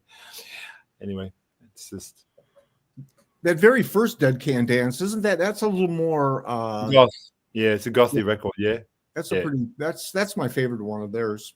Yeah, I got pretty lucky recently. I scored a couple of pretty hard to find little 7-inches. This is Destroy All Monsters. And so after the Stooges broke up, Ron Ashton from the band joined this band. Okay. And they did a couple of 7-inches. Kind of really kind of strange though for them. It's kind of avant-garde punk. And you just don't see these very often anymore. They look very cool.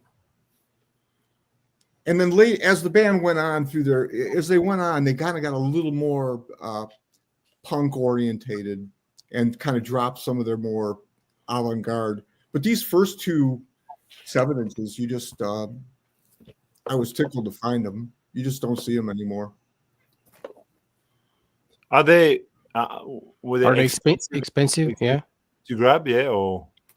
Yeah. I mean, just like if you were to go on Discogs, I think they're probably around 80, 90, bucks each. Each. Wow. Yeah. And when are they from? Detroit. No, sorry. When? What year?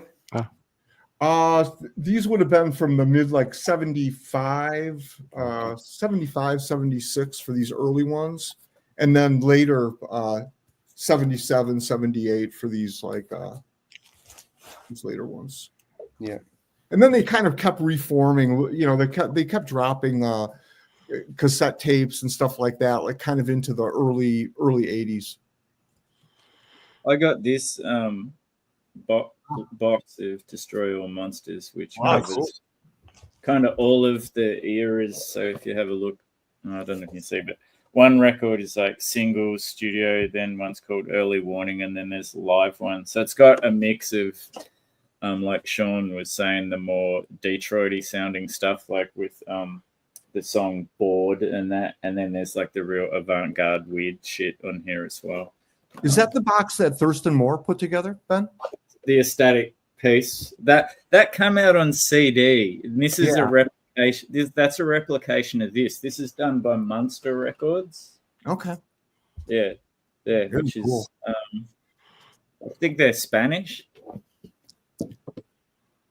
I think. I didn't even know. I've never seen that before. Very cool. Yeah, it's really good. It's got like a cool booklet comes with it. And, yeah, they always had such great artwork. And then what are the other things in here? Oh, it's just like the inners and all that sort of shit. But yeah, no, it's really good. Oh, there's a cool. This is cool. Nice. Yeah. Yeah, And very then cool. Yeah. Oh, actually, I found a hype sticker in the back. Anthology compiles both experimental period and high energy years with Ron Ashton and Michael Davis. Includes, all of that stuff I just showed you. Very cool. Yeah, that's the hype.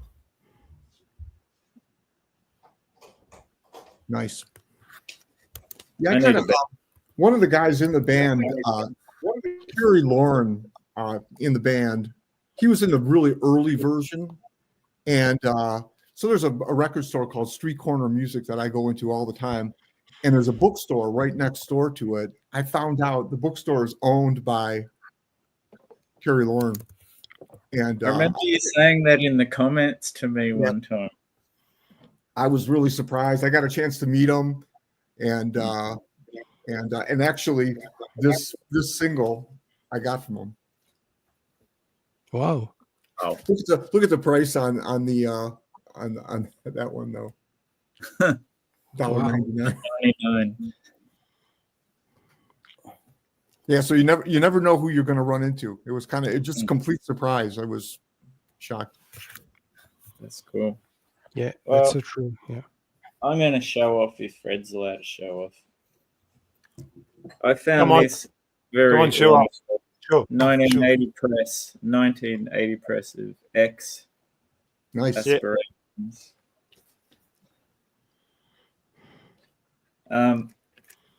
Not like the Los Angeles X at all.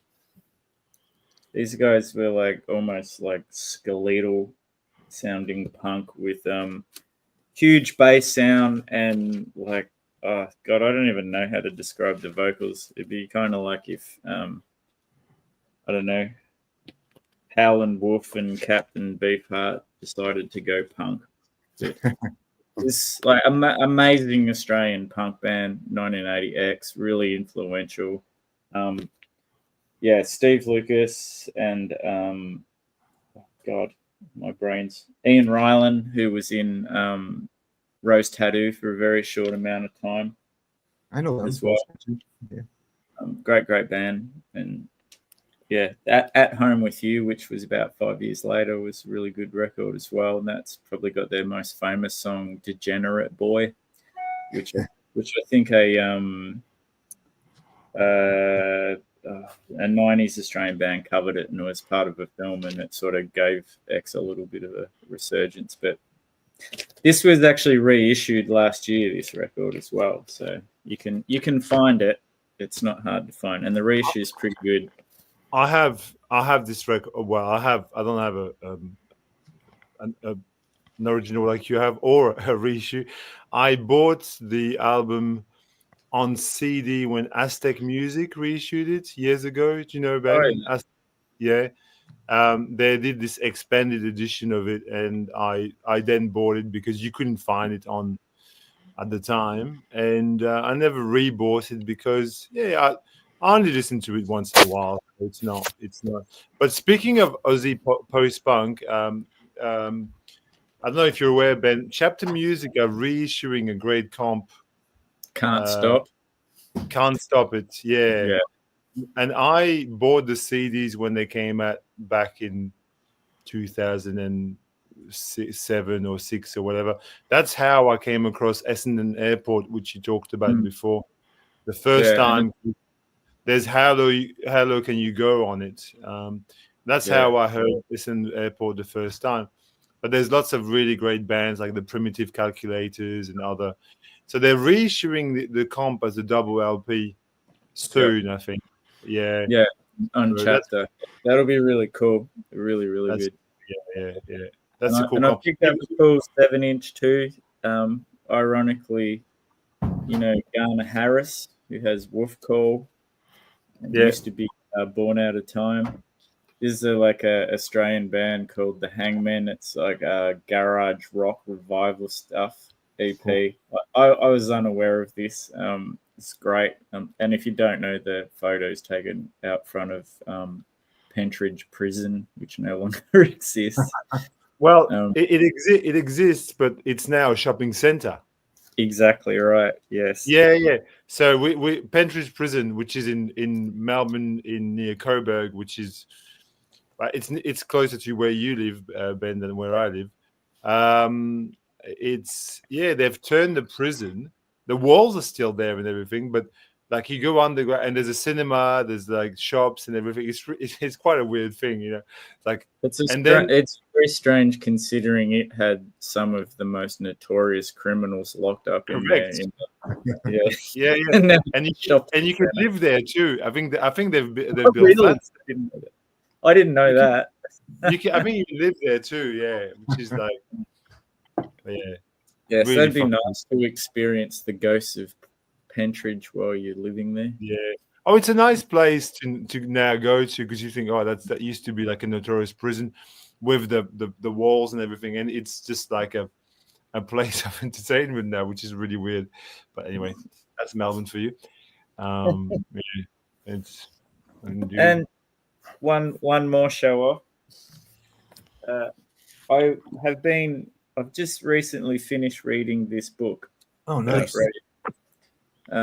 It's really good because it not only is about all of the stuff that you want to know from the famous period, it also goes right into when they reformed, the bands that they were part of after and before Radio Birdman, and interviews all members, which is really cool because I don't know if you know, but there's a pretty fractious kind of relationship between a lot of them. Yeah. And so it's kind of made me pull out the Radio Bird stuff.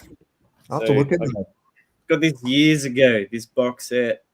Imagine if it was only $65 when I bought it. That would have been amazing. Yeah. But it's so cool because it's got this is cool to start with. It's got this like Dennis Tech. Is it 1987 come out? A little letter from Dennis Tech talking about why he decided to be part of this box set reissue. But it's got everything you'd want. So you got 7-inch of Aloha, Stephen Dano. How cool. Got the original Australian version of Radio's Appear. Okay, so that was my question. So the white cover is the UK cover, right? Yeah. So this is all on Trafalgar too. So okay. And so this is and so it has that version as well. Yeah, that's the one. That's what I have. Yep. And then the so underrated second album, The Living Eyes. Yep. Fantastic, so underrated. And which is cool because you were just talking about Destroy All Monsters. It's got the new Race record, which has got Ron Ashton and Dennis Thompson from MC5. And so this was a live record, and they apparently toured Australia during that time, and it was they do TVI on there, don't they? TVI? No, they do. There's a mix of everything. They do Crying Sun, Looking at You, Alone in the End Zone. No, there's not a version of TVI, but Radio Birdman used to play a version of TVI. Yeah, that's right. This is an amazing record. And then it also comes with the EP More Fun. Burn My Eye. Wow. Those Looking at pictures. that. And this is cool. Rock and Roll War, which this covers like 76 to 78. So it sort of compiles some of the stuff that never ended up on, well, a record. Some did, and some were different versions. So yeah, there's stuff which is recorded on at the Triple J Studios, which was like the radio station in Sydney over here. But yeah, What a great- fantastic. Wow. So it's a really nice set, yeah. So that's the back of it. So that came out in 1987, and I jumped on it. It actually wasn't that much more than the price it said. I think it was like about 150 or something when I bought it, and I've never seen it before. And it's because it came out in 1987. It's still got that. It's going to sound very wanky, but that analog sound. Yeah, Ben. What is that? Nice. Nice. Winterland. No, there's just to talk about Aussie post punk or Well, at least indie Radio rock. Bird, Ron Pino, Radio Birdman's biggest fan. He was in a band before that called the Hellcats, which supported Radio Birdman quite a few times. Screaming yeah. Trident. That's a great song. Great. That's a Right. great cover. So these are like this is fucking cool as shit. Oh yeah. Lightning Have you scary. seen? I actually saw Kim Salmon's new band, Smokes, support the Hard Quartet, and they were really, really good. The On Red Eye Records. Yeah, iconic. Yeah, you can tell you live here when you've got this, And to be a real wanker on purple vinyl. Fred, I'm very disappointed. I know. What you just did after all the conversation we had. My membership to the vinyl community is now nil and void. No, you just have to join the other side of the I know. The wanker channels. Yeah, the wanker channels, exactly. I'm negotiating right now for a real one. This is a Sonic Rendezvous. This is just a reissue, kind of a bootleg reissue. But I'm negotiating right now with somebody who has an original, and it's in beautiful shape. So maybe in a few weeks, I'll have a real one. This is with Fred Sonic Smith from the MC5. And this is after, the MC5 broke up and later. Back in the day, you used to see real copies of this around, and now they're impossible to find. So hopefully in a few weeks, I'll have a real one. I have this, which is a Oh, yeah. on direct metal mastering, it says on the back. So what's this? 1999. Yeah, I have. I'm just going to show this for Julie. I noticed in the comments she was talking about Dead Can Dance label mates on Beautiful 4AD. record. Oh, yeah. Nice. Beautiful record. Called 227 or Las Vegas. Classic, beautiful record. Everything is I love this. amazing. I had a T-shirt of this back in the day. It was my pride and joy. I thought I was a right little indie kid. Yeah, cool stuff. Great sleeve. And then I just never listened to Cocktail Twins for years and years. And I picked this up in that Dundee collection that I got recently, and it was like such a blast from the past to listen to this again. So yeah, really nice. Ben, I don't know if you remember like bands from Melbourne from the early 2000s. For example, Super Wild Horses. I'm sure you're into those bands. Great. I got both their albums, and I've got that 7-inch. So they were a two-piece of drums and guitar, I think. And they would swap too. Yeah, they would. And this here, this is not from Melbourne. This is from New Zealand, but they were quite big for a minute. Do you remember Die, Die, Die? Yes, I do. Yeah, I don't have that They one. were like a hardcore kind of like indie punk kind of band from New Zealand, but they were huge in Melbourne. And it's just, I'm just looking in my seventh. It's not really, nothing is planned here, but it's Dig Diver, Great band. Great band. yeah. So this is just stuff that I bought over the years. I don't, nobody else could appreciate except for Ben, because bands like Dig Diver remind me of a certain period of particular Melbourne indie rock where these bands would release like two or three records, maybe a couple of 7-inches, and then they'd break up and they'd form another 7 great bands, and then they would only release one thing and then break up and form another. Like, it was just Eddie Curran comes to mind too. Eddie Curran, Suppression Ring, which has they were really the kings of that sort of sound at the time. Do you remember They've the band called single on YouTube? They've just dropped a new single on YouTube. Oh, really? They have. Amazing. Do you remember a band called Witch's Hat as well? Does it ring a bell? I really, really liked Witch's Hat back then, but just riffing. Sorry. Fred, how long have you lived in Australia for? 23 years. 22 years. Okay. Yeah. Those two albums, show them again, Ben. Those two albums are maybe I'm going to go on a limb here, the 2 best garage rock bands to come out in the past 20 years in Australia. They're just they're both.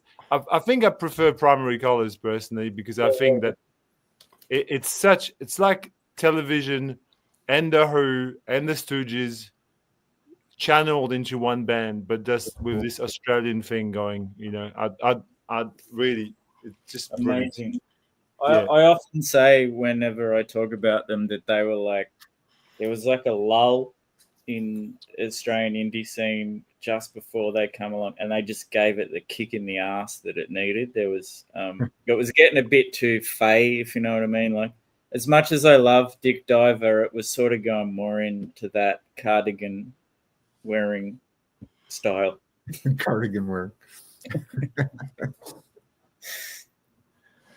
I got another 7-inch. I got this not too long ago. This is not an original. This is from 70.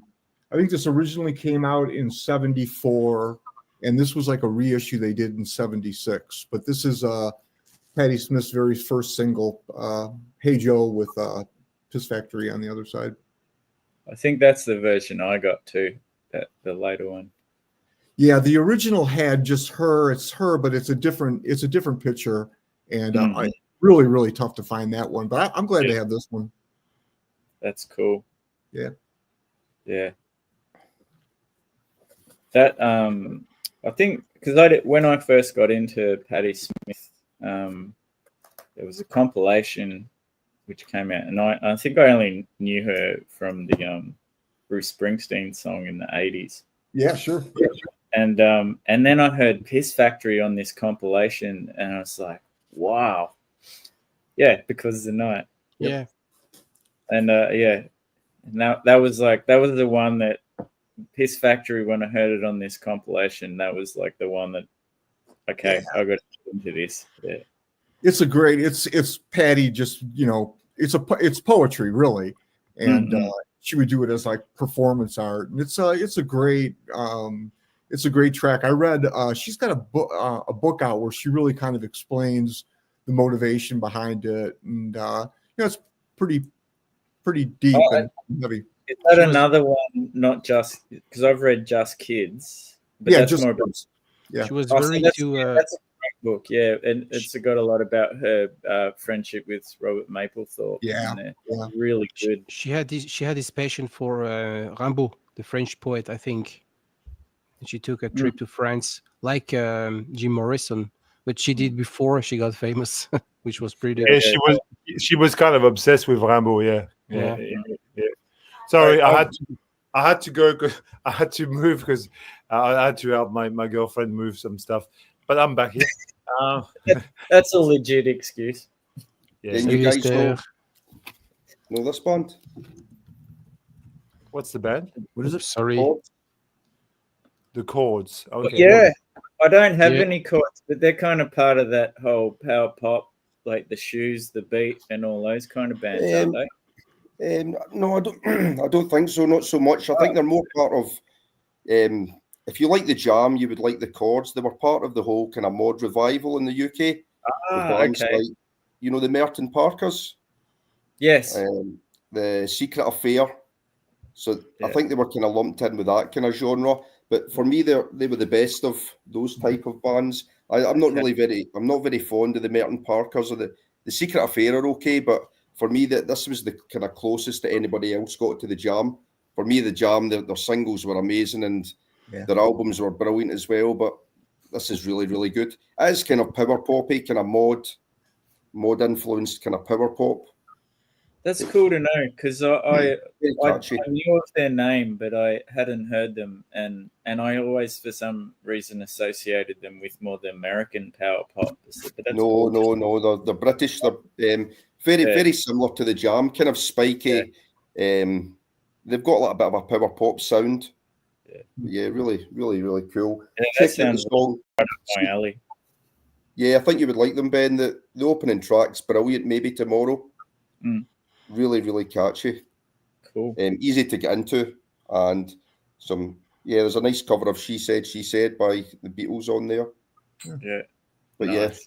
The cover reminds me a little bit of do you know before Tears for Fears were Tears for Fears, they had this ska pop mod band called Graduate. Does that ring a bell? No, it doesn't. No. Before Roland Orzabal and Kurt Smith made this, juggernaut of Tears for Fears, who are all respect, I quite like their first couple of albums, but they had a band, they had a ska mod band before, which was kind of cool as well. It's really bizarre to see them, and the cover like the beat. Yeah. But look, the cover looks similar to what you've got there. Yeah. Okay, I think this is just a play on all the kind of 60s beat bands, isn't it? That kind of stance and the guys. Small Faces and all this band. Yes, yeah. We kind of stay pressed. If you ask me that cover right away, I want to hear it. It just looks cool. Yeah, it's really good. It's really catchy. It's easy to get into. 2.5-minute pop songs. That's what it is, really. Perfect. Guitar pop. Yeah, it's good. I've been listening to that loads and this loads as well. Since Christmas, I've been listening to this. It's just so catchy. What's that one? What is it? The Everlasting Love Affair by The Love Affair. Looks cool. Don't know them. Oh, it's fantastic. It's 60s, again, 60s mod pop. I don't think they were the best songwriters in the world. The best songs on here are covers. So they do the Everlasting Love. You know the song Everlasting Love is just like a kind of mod, kind of blue-eyed soul classic. Mm-hmm. So good. They do a cover of Hush, which probably every kind of late 60s band did. The first cut is the deepest. But yeah, this is really, really good. As soon as you hear the song The Everlasting first, you would know them straight away. It's in lots of movie soundtracks and stuff like that. But I can't remember his name. The lead singer, what was his name? He's got such a great voice. His voice is up there with Steve Marriott's. That kind of brilliant blue-eyed soul. Okay. That's a big call. Voice. It is, honestly, I'm a massive Steve Marriott fan, but it's probably a bit smoother than Marriott. But yeah, brilliant nonetheless. And I think he was kind of tempted away to go solo, the singer, and it never really happened for him. And I think they only put out, I think the Love Affair maybe only put out one more album, which kind of flopped. But this is brilliant, and it's not overly expensive as well. You can get copies in the UK anyway, £20, £25, so it's not too bad. It looks expensive. No, it really isn't. It's Do you think to get a nice copy is probably expensive. To get like a really like near mint, this is probably a VG Plus, and I picked this up for about £25 max. Do you think the reason why you can find this record like cheap in your neck of the wood is that because of the Northern Soul movement? Or it's nothing to do? Because it's a UK a UK band and a UK press. That's what I found when I've been traveling around. Is if I go to Germany, I'm not buying UK records. Probably you must know that more than anyone, Romuald, because you're traveling around all the time. If you go to the country of origin, it's just generally cheaper. I watch loads of American channels on YouTube, and I am so envious of guys on these American channels holding up like West Coast Psych, and they're going, "Oh yeah, this is Cheap Pete, and this is Ultimate Spinach or whatever it is. Yeah, this is $10." And I'm thinking I would pay like £80 if I was lucky. No, Ultimate Spinach is not $10 a record. Yeah, but cheap compared to the UK. I look on Discogs, and you can pick it up for reasonable prices. In the UK, you're paying over £100 for these albums easy. And like I watch a lot of it. Is it Psych, Derek, and different people, and they're saying, "Oh yeah, this album's Cheap Pete. This album's Cheap Pete." In the UK, none of those albums are Cheap Pete. Even the most bog standard Psych album is expensive. You're talking 30, 40, £50 for anything that's VG plus or above. It's the same with those Psych records. It's crazy. I wanted to buy, I don't know if you guys have heard it, the Cindy Lee album, Diamond Jubilee. Yeah. Oh yeah. It's a great pop album. It's got three LP. So I actually looked at how much that was in Australia because I thought it would be a lot dearer in Australia. I saw it in Australia on Discogs for... It's $120 now in the shop. No, I've seen it much cheaper. I saw it for about £50. See, in the UK, I'm not seeing it for less than £65 for a new album. That's actually a great record to name as like a newish record. That's cool. It's like a sort of hypnagogic pop kind of indie pop. But it's a 3 LP thing. It's a huge It's about 2.5 hours of music. It came out last year, but I think it was properly issued this year. That's right. Well, it got its physical release this year. I think it was issued midway through. But that guy, Patrick Flegel, I've not listened to much of his other stuff. But I bought another new album. Have you heard the new Panda Bear? I haven't, but I'm a fan of Panda Bear and Animal Collective. Fantastic. So. It's brilliant. Really? Sinister Grift. Yeah. I bought that the other day, but the guy, Patrick Flegel, plays on the final track on the album, and it's really, really cool. It's the best. I liked Person Pitch. It was really good, but that Sinister Grift I love. Person Pitch is one of my all-time favorite records. So you're to be that I fucking love that record. It's such a great record. It's like Beach Boys, but gone indie. So that's exactly Sinister Grift is exactly the same. Really, really Beach Boys, but lovely little squelchy bits of electronics and stuff in the background. It's really, really cool. I saw Panda Bear once live in Melbourne, and I was hoping he would, but he just came with a laptop and played songs from his laptop and sang a bit, and it was just really not good. It was fucking awful, actually. That's really disappointing. Yeah, it's like, is that it? Yeah, that's it. Yeah. The new Panda Bear, it's brilliant, really, really good. Yeah. So catchy, easy to get into again. It's real catchy stuff. Hang on, here. Incredible. I love this record so much. Oh my god, this is such a great record. Again, that's Person Pitch by Panda Bear. Okay. For those who don't know, Panda Bear is one of the 4 original members of Animal Collective. Oh, okay. Whose album I also all have, really, basically. And he relocated to Lisbon. I think he lives there permanently. But the last one's recorded in Lisbon. Yeah, but this record is really like a Beach Boys, but kind of Beach Boys and Galaxy 500. Yeah, with in a sort of hodgepodge.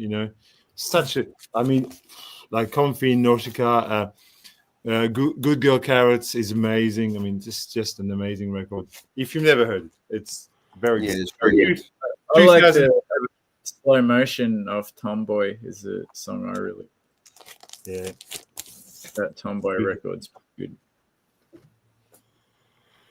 But I'll check. Thank you for the tip on because I wouldn't think of checking those records because with some artists it's like that. When you've heard Person Pitch, you think to yourself, how can they do better than that?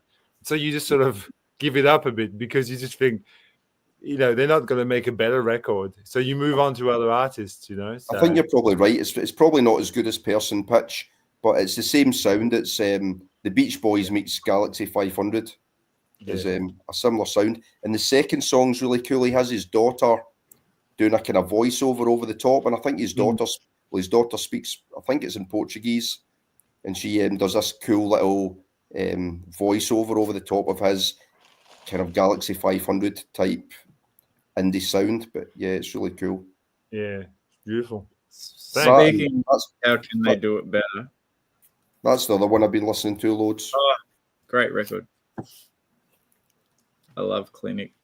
Yeah, fantastic. I've been listening to loads of Clinic at the moment. And you can still pick up their records fairly reasonably, but I got a good deal on this first press. But it's just such a great hot pot of everything that's cool. It's got that Psych influence, garage influence. There's little bits of dub. Oh, such a cool record. And I think at all. I don't know them. Maybe people didn't take Clinic seriously. They've got this thing where when they played live, they all wear surgical masks. Right.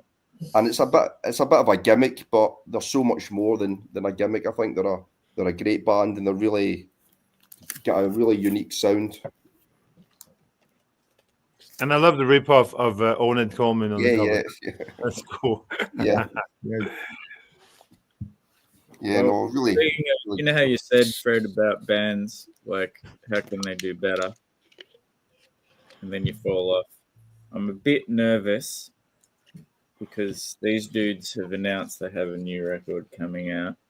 That's the record that I sent to Romu. Yeah, I know.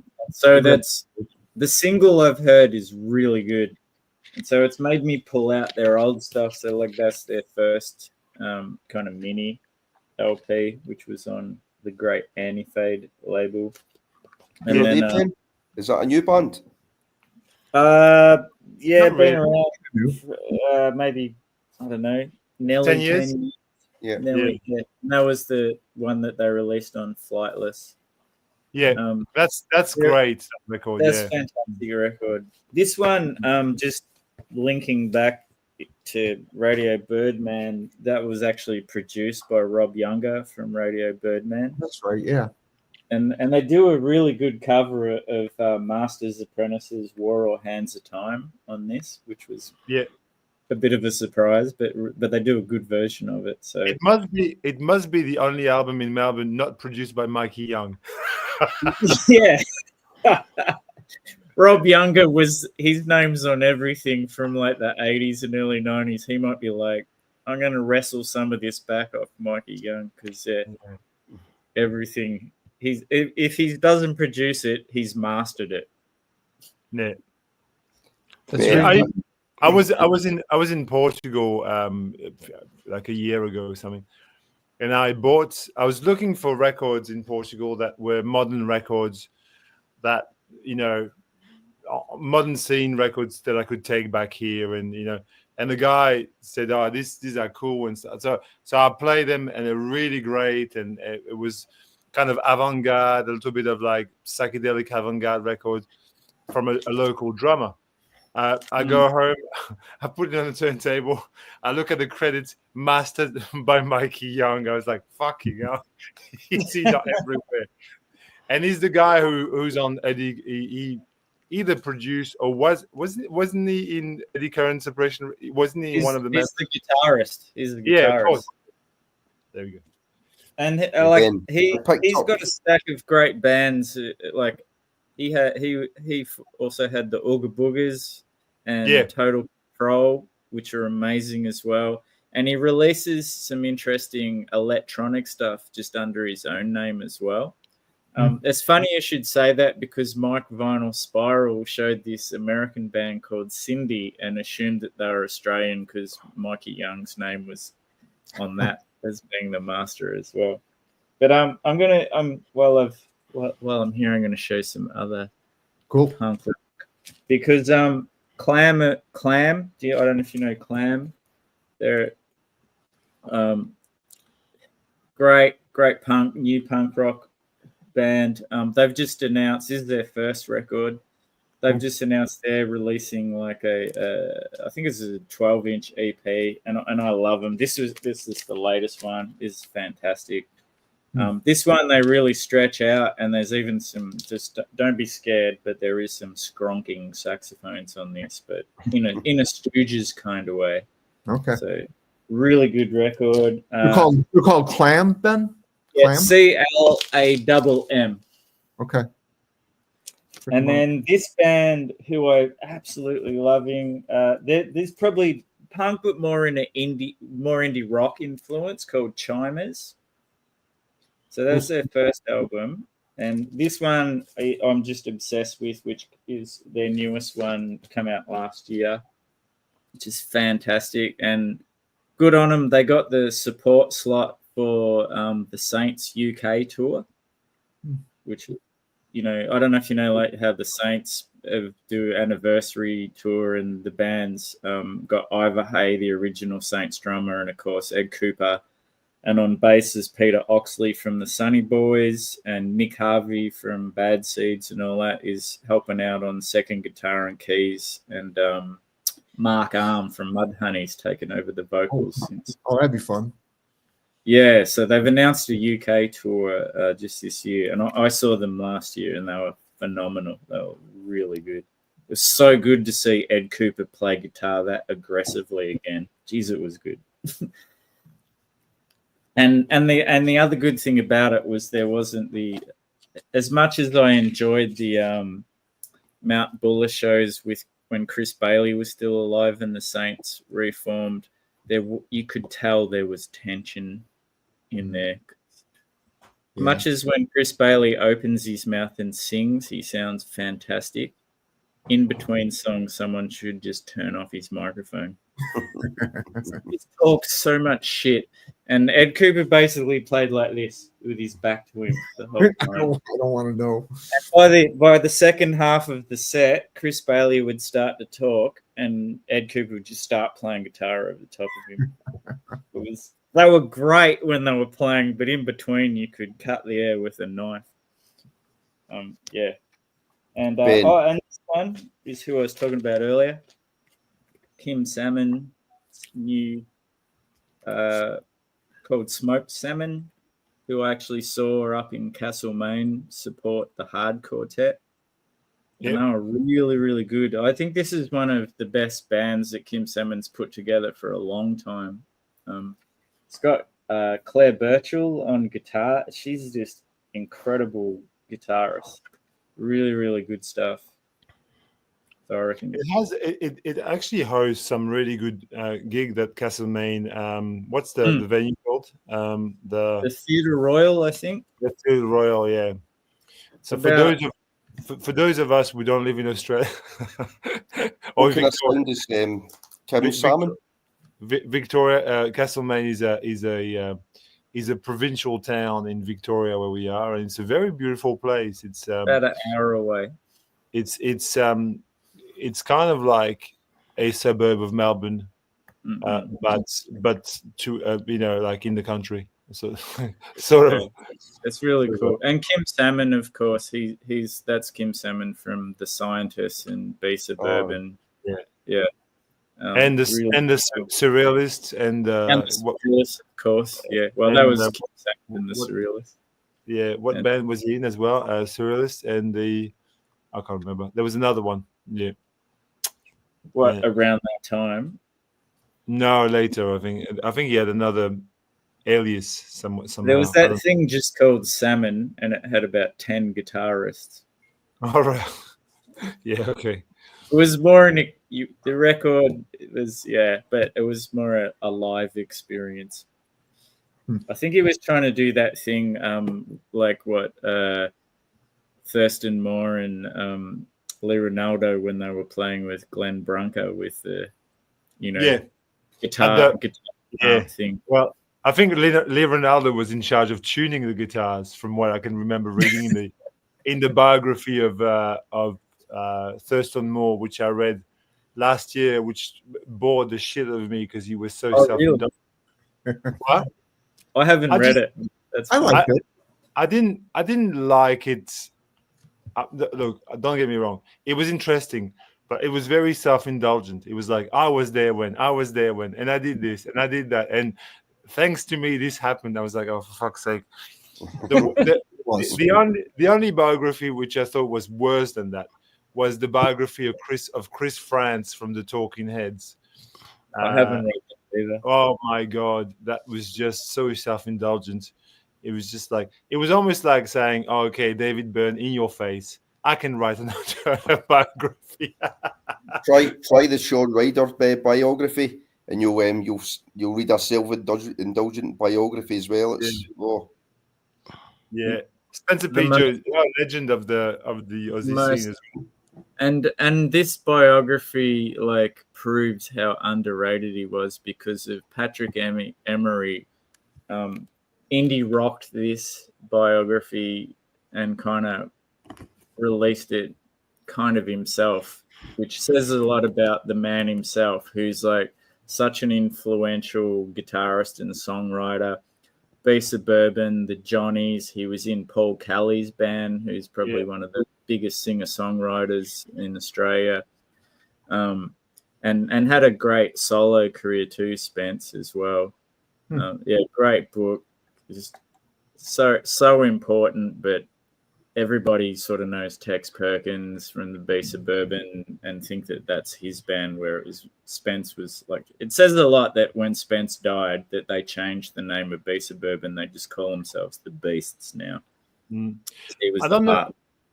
I don't know if you I was in Readings last week in the city, and Readings is a chain of bookstores that are really, it's quite high quality. It's people quote Barnes and Nobles, but I think it's way better than Barnes and Nobles in many ways. Oh, it's an independent bookstore. So I was there and I saw two books about Aussie post-punk that I'd never seen before, called Australia, O-R Australia. I like the Saints song. The first one is from 1978 to maybe 1981, and then the next one goes from 1982 to. And I was wondering whether you'd seen them, because I think they've just been released recently, and I thought maybe you've read that or whatever. But no, I don't know those books. I have just a tie-in with the B Suburban that I have. It's on its way. I ordered a biography on Tony Cohen called Half Deaf, Completely Mad. Tony Cohen was the engineer and producer who did all these early B Suburban, Nick Cave. If you look at his discography of albums he's worked on, it's quite amazing, the amount of incredible Australian bands. Like, the famous story is recording this where the B Suburban had, I think, 4 or 6 hours in a studio, and they got their money in advance. And the first hour was the bass smoked a huge bag of weed and took a heap of speed. And Tony Cohen went missing for 2 hours because he was trying to score heroin or something. And then in the last 2 hours, 3 hours, they recorded the record live. Wow. But it's the legend. But it's a great sounding record. He was, I guess, totally different kind of music and probably attitude, but there was a kind of Steve Albini of capturing the band as it was. That's how Steve Albini would famously say, like, whether you're a good band or a shit band, I'm going to make you sound the way you sound. Yeah. And Tony was an anti-producer, Yeah, Tony Cohen was kind of the same. So, yeah, and he does all of these records, I think. So. I just finished this. Well, no, I didn't. About a couple of weeks ago. Oh, cool. Mm-hmm.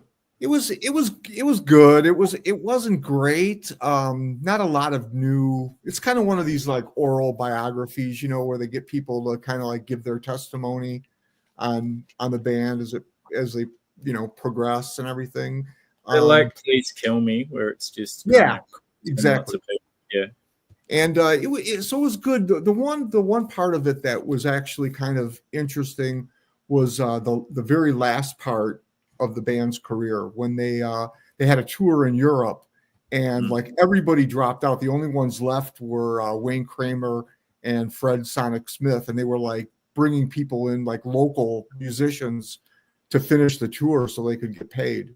And you don't really hear anything about that segment of the band, so it was kind of interesting to hear a little bit about how that happened. And they were struggling with drug addiction and trying to score in cities that they weren't familiar with, and so that part was kind of good, but the rest of it was okay.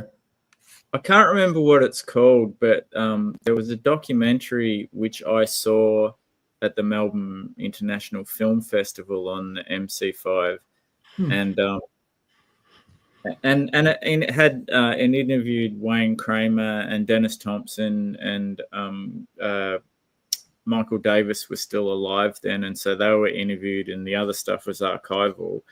And it actually had footage of what you were talking about, of them playing live with this backup band, and you could just tell their faces were ashen and kind of thing. But for some reason, even though Wayne Kramer was involved in the doco and gave it his blessing at the time, he then blocked them, because this was, back before it was regular to stream things, and he blocked them putting it out on DVD. Yeah, and you can only get sort of bootleg versions of it, but if you can find it, it's really, really good, because Wayne Kramer is kind of the main guy, and he takes them back to, this is the car park where we used to eat burgers and talk about what we're going to do and blah, blah, blah, and all that sort of stuff. So it's kind of weird, because I don't know why he blocked it, because it's not like it shows him in a bad light or anything. And there's so much great footage in it as well. It was really good to see on a big screen. I was really lucky to see it, and I have got a bootleg, but unfortunately the last, I guess, quarter of the film, the sound and the vision goes out of sync. Oh, that's frustrating. Yeah.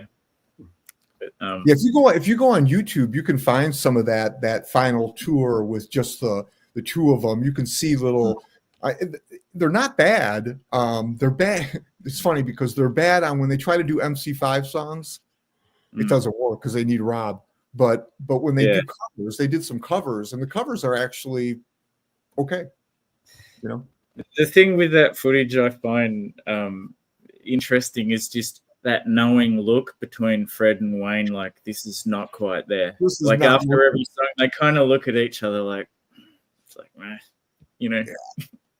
Well, they talk in the book. Wayne talks about it a lot. He said that they were embarrassed, and the only reason that they finished the tour was because they needed the money, and they didn't want to walk away from, if they just showed up. They knew that if they just showed up, they were going to get what they were supposed to get, and so they just hammered on and tried to bring people in, and like right in the middle of the tour, Rob, they just said, we're leaving, we're going back home, and just left. So. And it's also, the doco's got I don't think there's footage, it's more like a lot of photos from when they went to England, and they kind of sabotaged themselves, and Fred turned up in that Sonic Smith superhero weird glam. What was he drinking? And they kind of just sunk them as far as any popularity they had in the UK went. And I think Fred came out and he had glitter in his hair or something like that. And they just tried to get glittery towards the end. Yeah. Yeah. Yeah. The story is like Fred Sonic Smith, the MC5, who were always known as this, great Motor City band. And I guess his girlfriend made him this cape and this outfit. Yeah. And so he started wearing it on stage, and it was just completely ridiculous, and went against the band's image. Speaking of which, it's one of those things that's so bad it's almost cool now. Yeah, right. So that's Rob Tyner. Oh, I've not seen any of his stuff he did by himself. I guess this is like the only real single that ever really came out. There's a CD of the Rob Tyner band that I've heard. It's kind of rock and rolly. Not brilliant, but it's okay. Yeah. Since we were talking about books, I'm currently reading this one recommended to me by Fred over here. So very, very interesting, loads of details. And I started didn't know much about folk. The only band probably I knew about was Fairport Convention and probably some other. And it's really loaded with with details, with reference. This revival of British folk music started in the 60s in Britain, and well written by this guy Rob Young, who still works at the Wire magazine, I think. Okay. So a really guide, like it's like every page is I just pause my reading, go on YouTube, find some reference, and it really like influenced my latest purchase. I started reading that the other day as well, Romeo. Yeah. I'm about 20 pages in. But yeah, lots of good folk recommendations, lots of stuff that I like this is the Fox and all that kind of stuff. The latest album I bought. So this is it's not mentioned on that book because this book came out in 2011, 12. I think. 12. Yes, sorry about that. And this is an album Shirley Collins made in 2016, Lodestar. So her voice has changed so much, but I happened to talk about that record on Iain, ranking the obscure live stream. MikeVinylSpiral. We talk about the Shirley Collins, the way she had to recover to learn to sing again, because she went on such a long hiatus. And it was like envoûté, how do you say that? It was like very whimsical. As I said, much more. She stopped singing because she had this well, that's in the book. As I said to you, she was married to Ashley Hutchins from Still Span. Fairport Convention, and he cheated on her. And when she found out, she had this psychological shock where she couldn't sing anymore. Like she was like in a condition where her voice was gone, and they thought that she would never sing again. But the book was written before she made that new record. Yeah, and supposedly she sounds very, very different to what she sounded like. Yeah, as this one, and this is a 1964 album.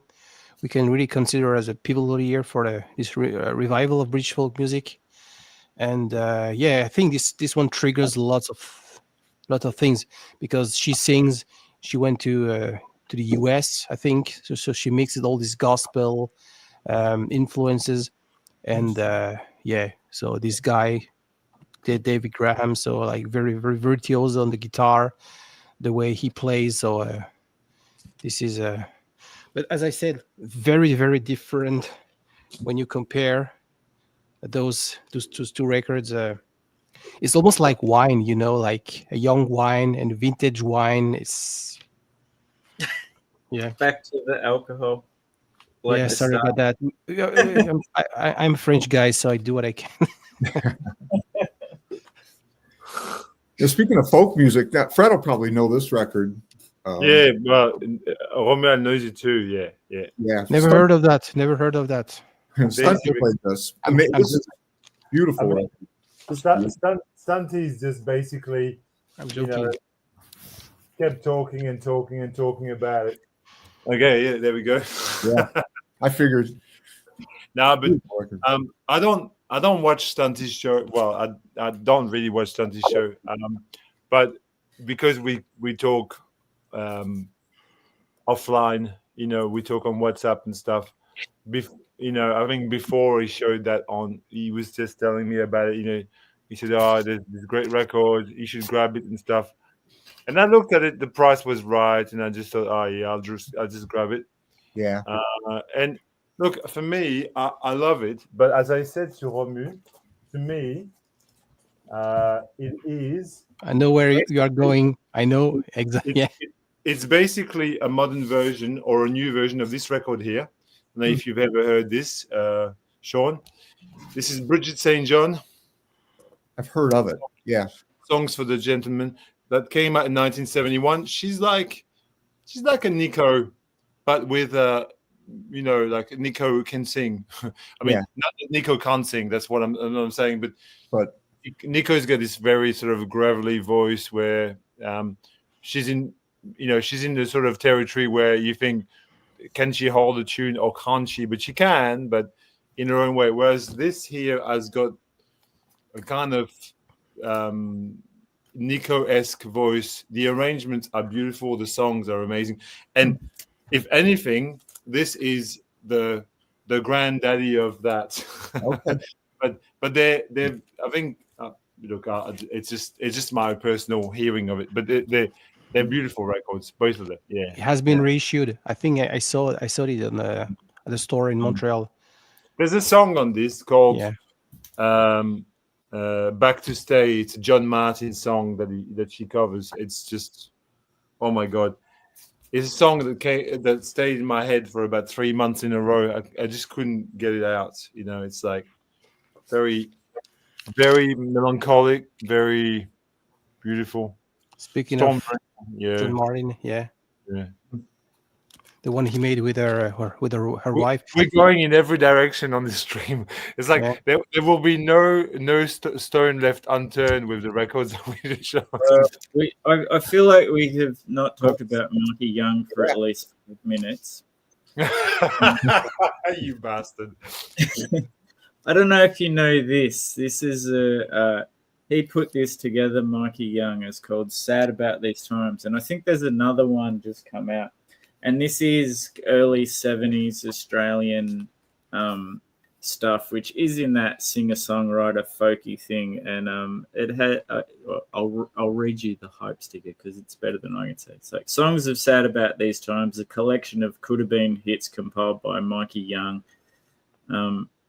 Arrived in the wake of psychedelic 60s after high-flying hippie idealism had run its course. Singer-songwriters with, I love this bit, singer-songwriters with a tear in their eye and a feather in their hat were hiring local studios and private pressings to live out their dreams. So, but that's really good stuff. Who's on the comp? If you might not mind me asking. Yeah, like I had never heard of any of these people. You probably would, Fred, because you have everything. No, I don't have. That's not true at all. But carry on. I think you have everything that I want. Okay. So I'll just reel off a few of these names. There's a band called West, Holland's Ferry, Randy and the Goats, Willow, Art Loan, Perth County Conspiracy. That's a band from Canada, Perth County Conspiracy. I've got that album, yeah. Okay. Oh, okay. I assume these were all Australian because no, it's from Canada. Yeah. Okay. Norma Tanega.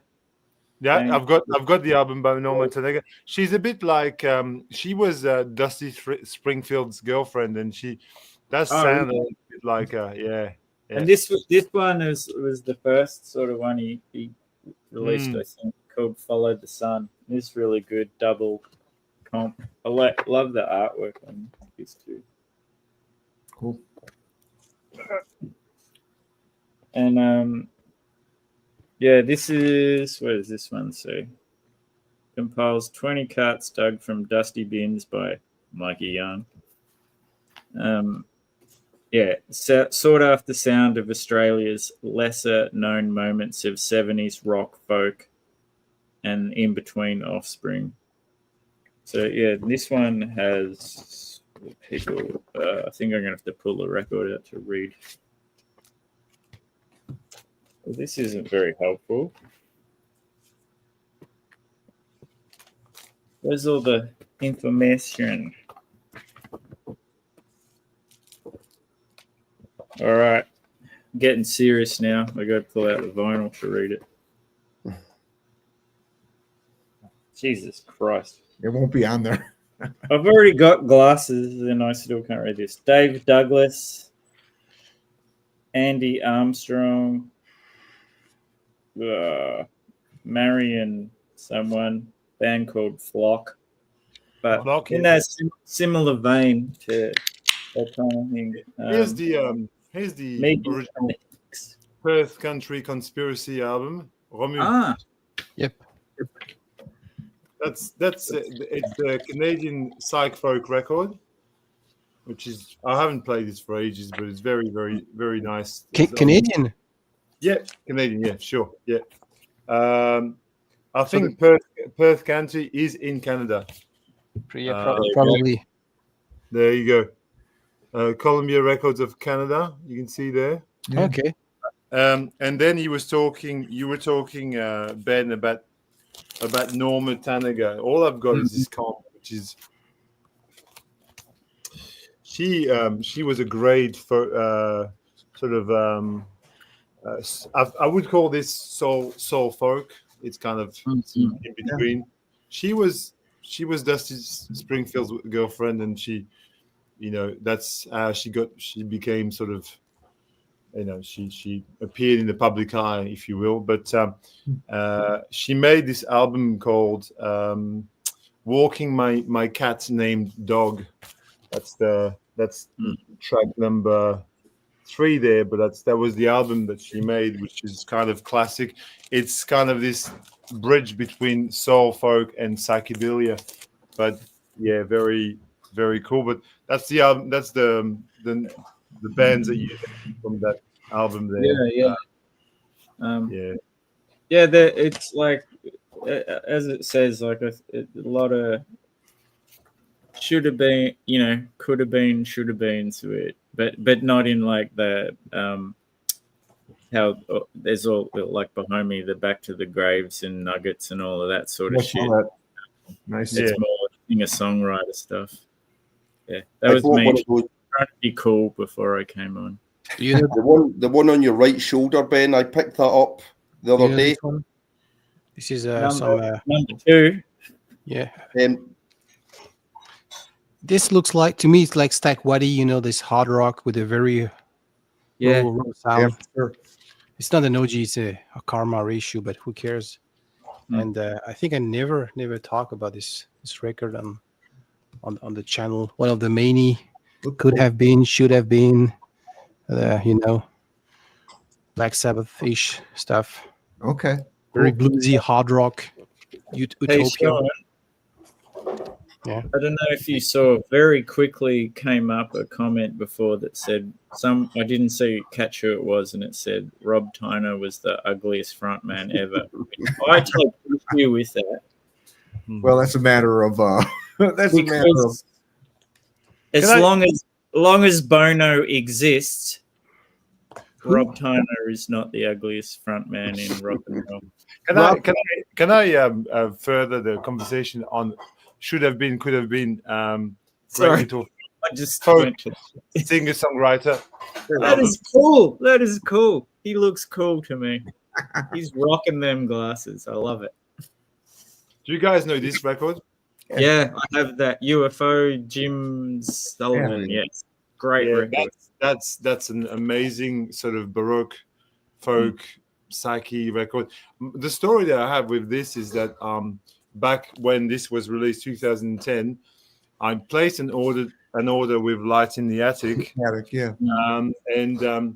And I can't remember what record I ordered, but this was in the package instead of the record that I wanted, and I couldn't resist. I opened it and I put it on turntable, and it became one of my favorite records ever. But I just feel that there's not every song on this is just fire. Jerome and UFOs and Highways.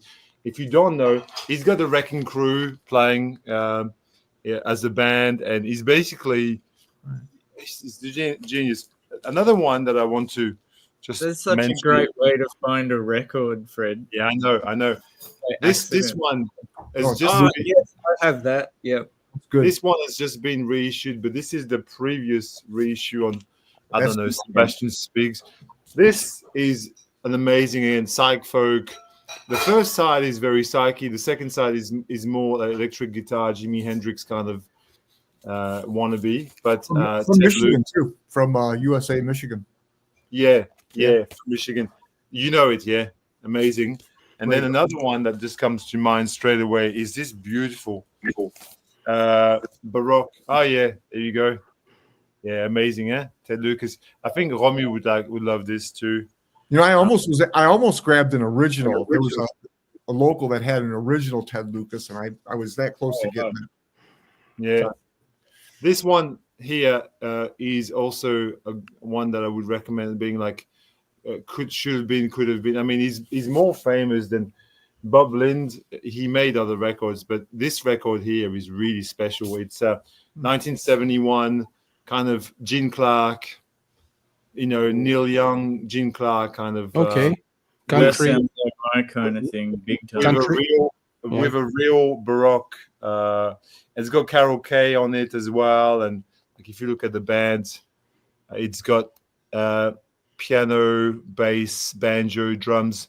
It's a reissue that I've got here. I don't have an original, but you can see 71 LA country rock. That's a superb record from start to finish. Since There Were Circles, it's called. Yeah. Again, like a bit like the Jim Sullivan, a little bit, but you could pull out records like this all day long. There's lots of them, but it's just those that come to mind straight away. But this here, it's beautiful. It's a nice one. Thanks, Bill. A nice bit of, kind of Canadian Psych acid folk from 71. So this has never been repressed. I got really, really lucky with this, being in the right place at the right time. And what country is it from? Was it Canada? Canada, yeah. Okay. The label it's been put out on, I think the label was noted for like French Canadian folk, and this was the kind of exception. So this is the only I'll show you the label. They're called something like MCC, but this was the only Psych record that was put out in the label. The rest of it was all very traditional French Canadian folk music. You see that? Oh yeah. Oh, nice. Yeah, it's really, really nice. It's some of it sounds a little bit Simon and Garfunkel. Some of it sounds a little bit more psychedelic than that, but I just love the cover as well. It's one of these Acid Archives records. But yeah, Am I the only person in the VC that doesn't have a copy of the Acid Archives book? I've got an electronic copy of a physical one. I don't have one, but I do have Endless Trip and Galactic Rumble, this book. So You see, you have a fan. You guys know this one? That's that reissue too. That's great. That's an all-time great, yeah. Diana on this is amazing. Diana, there's a song called Diana on this, which is just mind-blowing. It's so good. It's a beautiful song. Yeah, it's such a frightening album. This it reminds me a little bit of the sound, Goblin sound on the Suspiria soundtrack. Yeah, that kind of creepy kind of. Yeah, but in a very different style, though. I mean, Suspiria is more like funky, proggy kind of. Yeah. It's the voices. I think it's the voices that kind of remind me a little bit. But I've not heard the second album yet. I believe the second album's not as good. I've got the whole of Comus on the double CD. Like the first album is that album there, and then there's the other album. I must say, I find it difficult to play through. It's not that exciting to be honest compared to the first one. So I've heard it's a little bit more a bit more rocky. Yeah, and it's lost its kind of what made it so original. Obviously, that's the Water Sons album. Phoebus. What is it called? Bright Phoebus. Bright Phoebus. Yeah, by Lal and Mike Watterson. I love this album. Yeah, on amazing. That trailer label. Yeah, nice. I'd love that album. I don't have it, but I would love to have it. Yeah. I've got a lot of the Watterson stuff, but most of the other stuff is very traditional. I think it's a cappella stuff. Yeah, and it's a little bit. I don't know. It's a little bit. Sounds like just farmers singing. I don't know. It's not my cup of tea so much, but this has got that kind of psych element to it, and that song Fine Horseman is such a beautiful song. It's so creepy and weird. Yeah. And then I wanted to show this one. Oh yeah, I gotta say, Jack, if I saw an album that said farmers singing, I would be tempted to buy it. Go for it. It sounds so weird that it would be awesome. Just a load of farmers. The Watersons Spoon were straw. basically one of the. If Drinking you think of English folk, they were. I've just shown this album a second ago, didn't I? Yeah, it's a great album, isn't it? Yeah. Love it. You did. Is it the reissue you got, Jack? No, that's an OG. That's on that Dandelion label. Mine too, but different. Looks your color is not the same patina. Oh, I love that label. Well, that's cool. Yeah. Do you know whose label it was? John Peel's. John Peel. Yeah. Okay. Yeah, It was look at John that Peel's label. label. Yeah, that's right. Yeah, correct. This That here, was so wrong maybe the how you difference is- did that fade into Jack and Fred. I don't know how you did that. That was this cool. here is Me neither. Me neither. this here is the first to turn press. That's why it's different to yours. Yeah. Yeah. Fantastic. You know this? You know this guy?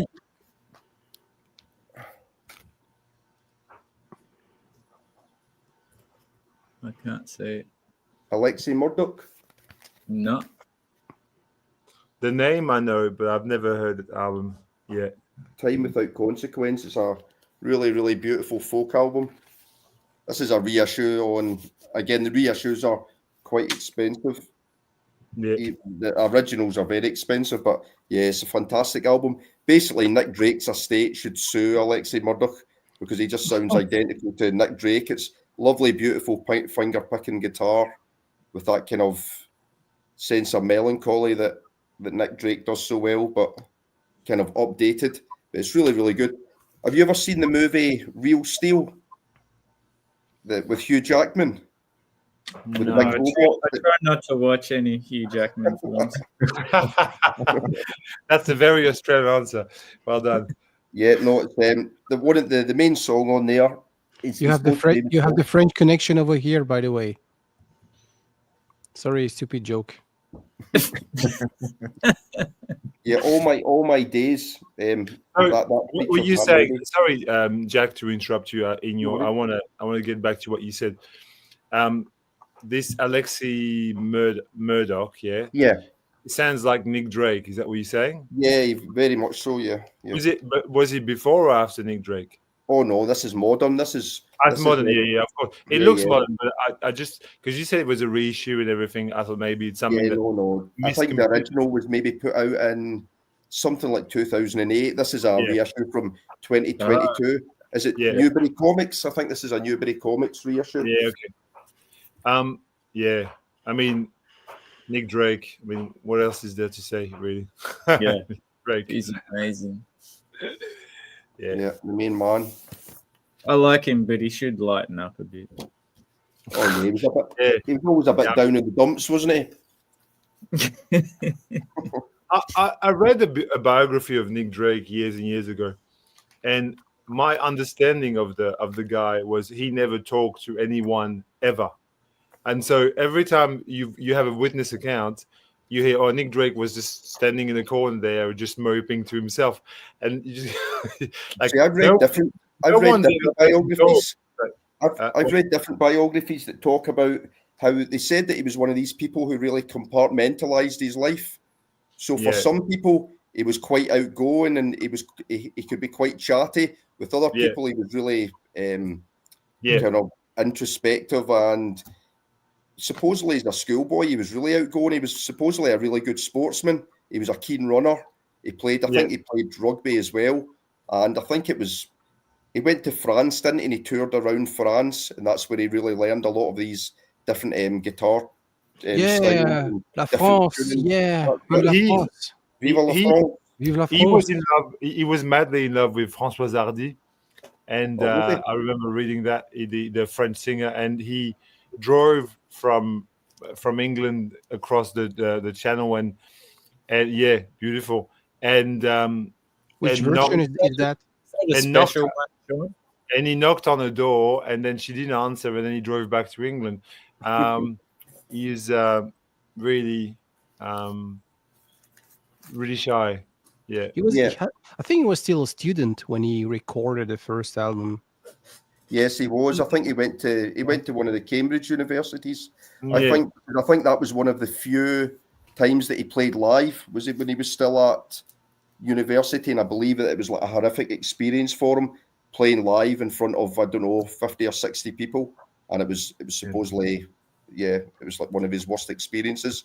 So I think that was his big thing, wasn't it? Is he refused to tour, and that's why he never really went beyond the kind of level that he was at, I suppose, at the time.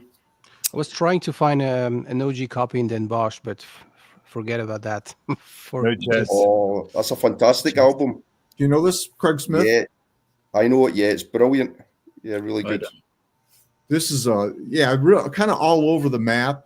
Definitely kind of folky, but there's some kind of folk pop stuff on here. Penny Arcade was a band that he was in, and then there's some stuff on here that's just beautiful. Very, very. How do you describe it?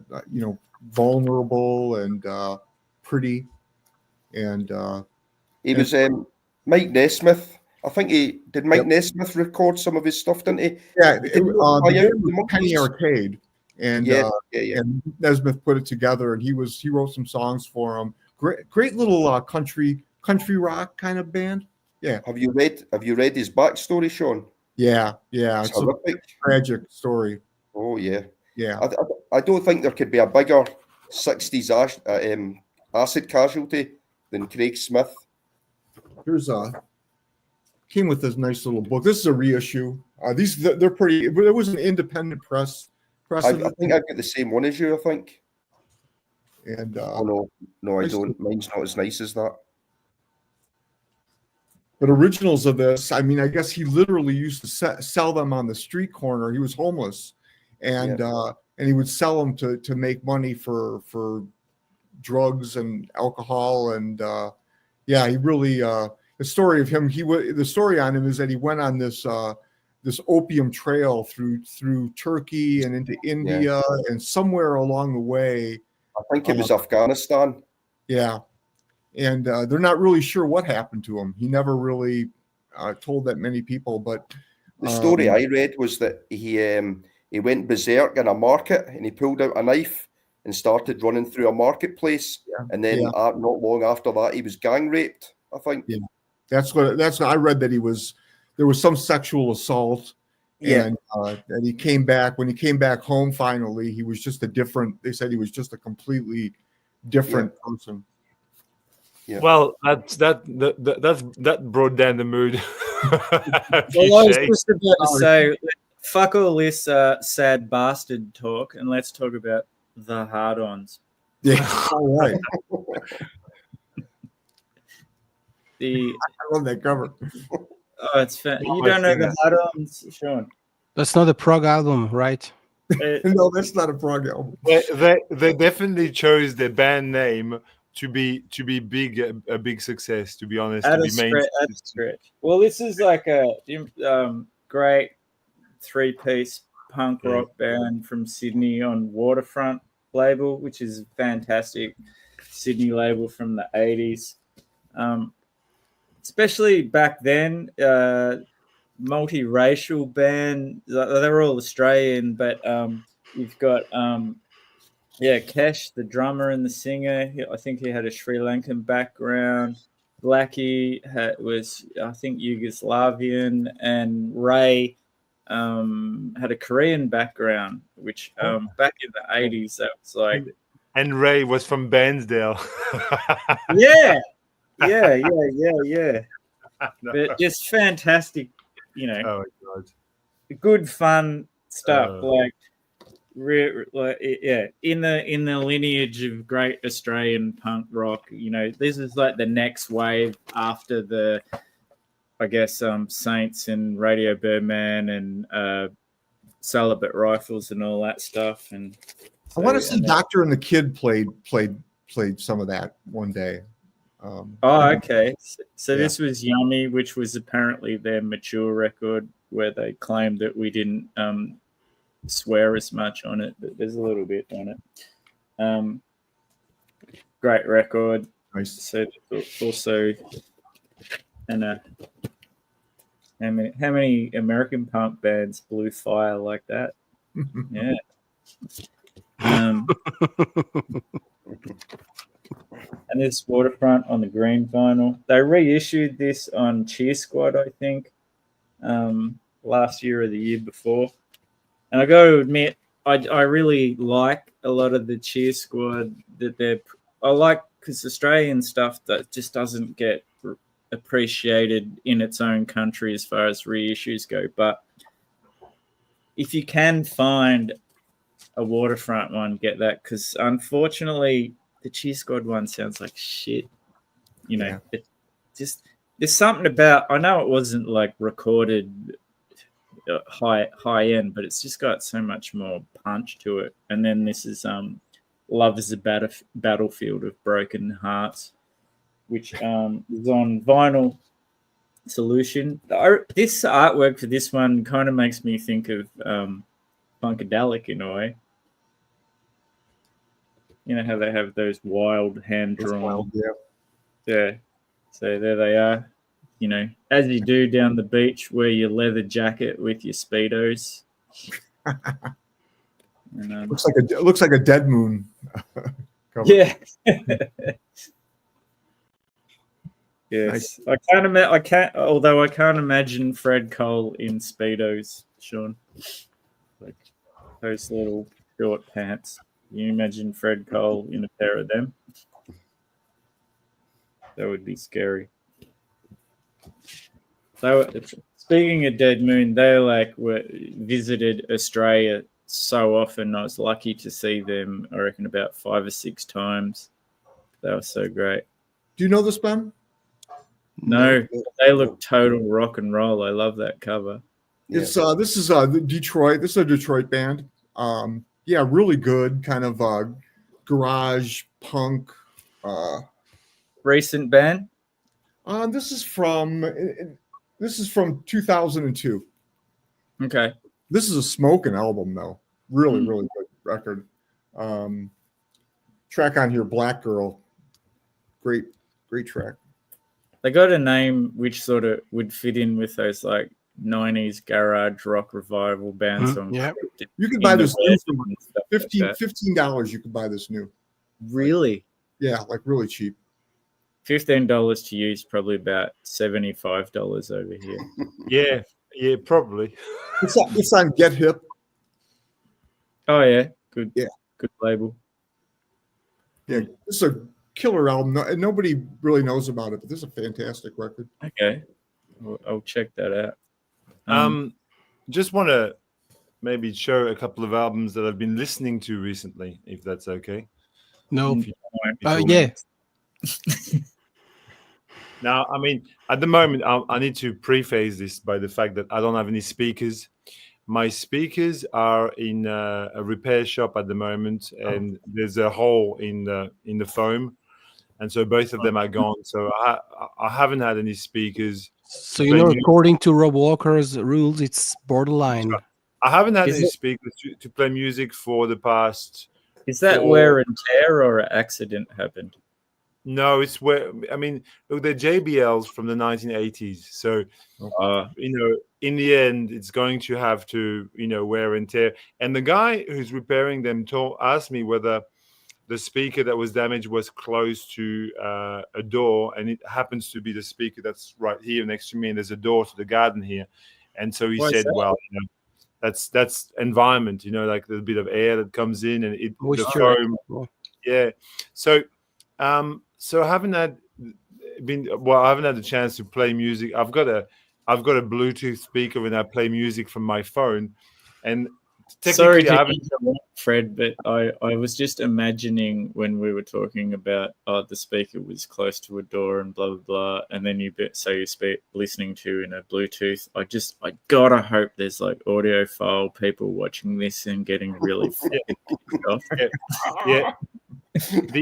The audiophile people can get fucked. Yes.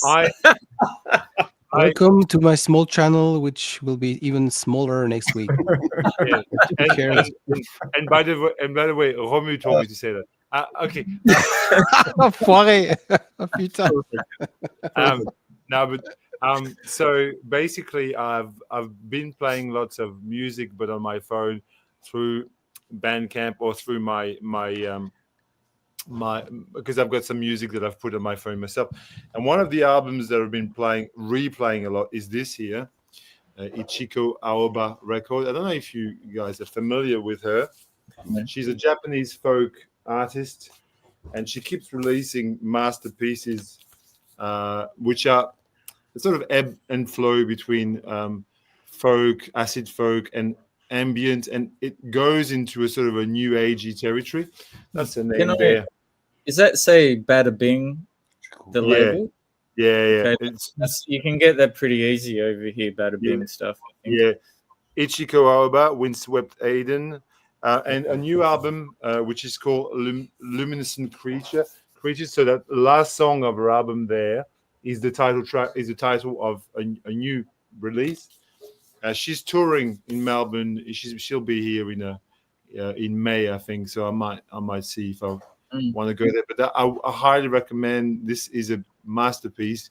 And is it sung in Japanese? Some of it is, some of it not. But it's a beautiful record. And another record. So we're talking about folk that I've been rediscovering heavily recently. I don't know if any of you guys know this here. Daniel Rossen, You Belong Here. Daniel Rossen is the guitar player from Grizzly Bear. It's an indie folk band from Brooklyn, and so he there you go. He's a beekeeper. He made this debut album. I think it was from 2021. Sort of didn't really make any waves, but it is a stunning singer-songwriter, kind of psychedelic, kind of. There's something progressive about the music, I feel, because he's a very gifted guitar player, and he doesn't really play, your 3-chord kind of, the way he plays guitar is much more sophisticated, and so. The chord sequences are very, they're reflective of the music. I've been listening to this a lot, and so also the G7. What's that? So he knows the G7. Oh, he knows the G7 at least. Also, I've been rediscovering heavily a Moonshade Pool by Radiohead, which is obviously classic. Can I be the devil's advocate here? Tell me. Radiohead, let's talk. No, don't. Don't shit on them. No, there is a part that I admire about them because they were a huge band when OK Computer came out, and then they just completely changed their sound, which a huge band doesn't normally do. So I admire that. Yeah. But musically, I get on board. But Tom York just sounds like an old lady crying constantly. Oh well, that's a matter of taste. Okay, that's all open to what you like and you don't like. But musically, I find them really interesting. Musically, it's just I can't get over his voice. Yeah, well, I mean, I'm the same with other voices. I get it. I really did. What's your favorite Radiohead album, Fred? Today and Amnesia are my favorite. Probably In Rainbows now. Yeah, but at the moment, I'm really loving this Moonshade Pool. I've played it heaps. And the last thing just before I stopped talking. Is that talking, the latest one, Fred? Is Moonshade Pool, is that the latest one, or have they done one since then? I think that was the last one they did. Okay. That's a while ago now, isn't it? Yeah. It's been a while.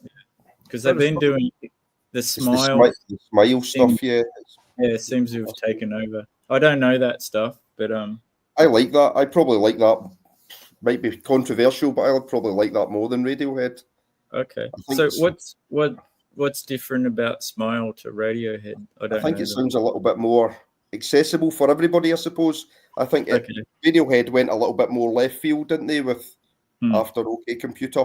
And I do like that stuff, but I like the Smile probably. It's probably a bit more poppy. Yeah. That's what's what a I good- found interesting about them is the big sea change after they could have stuck with that guitar-y OK Computer sound, and then they just, that's think why they I were can't. bored. I know They I were was being a bored. bit of a smartass, but I don't hate them. I just I find them interesting. Put it that way. They're not like one of my favorite bands, but I just find a band that big to make such a big left turn is pretty interesting thing to do. Like especially then, it would just. They're the two best that I like. I like it when they went really electronic. I like their music. I don't actually own a Radiohead record, but when I hear it, Me neither. I like it. It's okay. But I've never really been motivated to buy any of the records or anything. It took me a long time to get into Radiohead. I didn't in the 90s. I didn't like them. I don't really like OK Computer that much. I much prefer the Bends. Yeah. It took me ages to kind of start to like them. Going back to what you said, Ben, probably a little bit. I didn't really like Tom York's voice. It kind of put me off a little bit.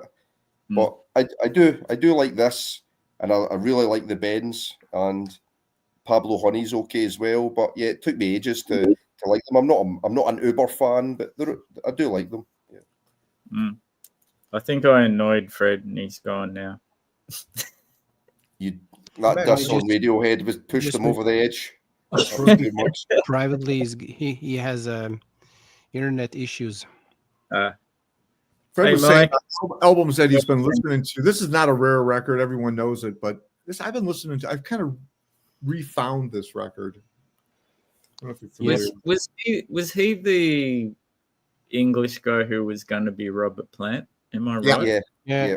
He turned down Deep Purple, playing with Deep Purple and Led Zeppelin, I think. I think I know all the story behind Terry Reid, but I've never actually heard him. Same. This is a really nice. It's kind of jazzy, kind of folky. Has a nice High pitch. Sunday morning kind of vibe to it. It's a nice little record. I've had it and I haven't listened to it in a couple of years. And So, just kind of how old is that? When did that one come out, Shawn? 73. Okay, so a bit after it. I think the one I had on CD back then is this one. Yeah, that's a good one. This is the only Terry Reid album I have, but it's just got a nice vibe about it. Yeah. So what was his story? How was he in the Was he not part of the whole? Was he not part of the whole UK blues scene? Okay. With, that came out of, the kind of mid to late 60s, and I think because Steve Marriott was in the frame for the Robert Plant job as well. I've got a feeling that Marriott was the first choice. Good morning. Hey, Hello. Mike. How you going? Hey there, Mike. Oh yeah. Imagine Led Zeppelin fronted by Steve Marriott. I probably That would would have been like Led interesting. Zeppelin if that was the case. Do you not like them? Do you not like Zeppelin? Let's put it this way. I was obsessed with them when I was a teenager, and it was my I have a young uncle who loved them so much, and I appreciate them, but I think his obsession with them killed it for me, kind of thing. Because of put it this way, my family, even my grandmother knew who John Bonham was. That's how much my uncle was into it. So they were rammed. You were spoon-fed. Yeah. Led Zeppelin from a young age. So when I just to push back against him a bit, and when I discovered Black Sabbath, I was like, Black Sabbath are way better. And he'd be always like, why? No, because there's no drum solos, man. See, that's a cool story. Mine, I've got a pretty similar one, but it's with Tina Turner. When it just that's not as cool. I had Tina Turner spoon-fed to me. I had Chris de Burgh spoon-fed to me. That's not a cool story. you know, but when I do hear like stuff off the first record and number 3 out of context, I do like appreciate it and think, oh, that's pretty good. But I've just heard it so much that I just can't handle it anymore. Yeah. I went a wee bit like that with the Velvet Underground. I listened to them so much in my teens that it got to the point where I could barely listen to the first album. But, a bit like stuff like that. It's always a problem, isn't it? Yeah, you know, because when you're a teenager and you're first buying records, you don't have a lot of money, so you don't buy a lot of records. Right. So the records you do have, you play them over and over. Yeah. Yep. And you know, by the time you get to your 60s, you've definitely had enough. Thank God I was only into shit music when I was a teenager, so I didn't have to worry about that. Yeah, there's a lot of records like that I've played. So and you know, the thing of it is some of them I can't get rid of them. Like I just can't. Like I have all the Led Zeppelin records. I haven't listened to them in 10 years. But I can't give them up either. You know? Yeah, like, that's right. I'm terrible. I'm terrible with that. You know, I've got records and I think, well, you know, every time I buy some more records, I think, where am I going to put these? I haven't got the space. But will I get rid of stuff that I haven't played for 20 years? No, I won't. It's just, I just feel I can't. There's something in me that won't allow me to get a record. I'm the same as you, Mike. I've never purged or got rid of records, even if I haven't listened to it for God knows how long. It's staying on the shelf. They're going down with me when I pass out of this world. I've not purged anything, but I have a wee bit of a different system. I think I am actually considering a purge of things like, I came to Zeppelin later, so I wouldn't purge them, but things like the Beatles, which I've just listened to since I was 5, I don't really need that on vinyl because it's like almost ingrained anyway. But I generally, because I'm buying quite a lot of collections, I keep things for a period of time and then just see if they sink in. For instance, The Dead Can't Dance, if that sinks in and I like it, then I'll end up keeping it. But actually the things that go into the cellophane, basically, once it goes into a sleeve, then it's in my collection. And I've never purged anything that's ever went into cellophane. Wow. But I don't know. I think I'm at the point now. I'm running out of space a little bit. Jack is that's one thing I find interesting. Like I've never bought a collection. I've always like bought records off record stores and or online or whatever. I've never gone and bought like 100 records or however much a collection consists of, and then sorted through that and thought I'm going to keep this and sell that and blah blah blah.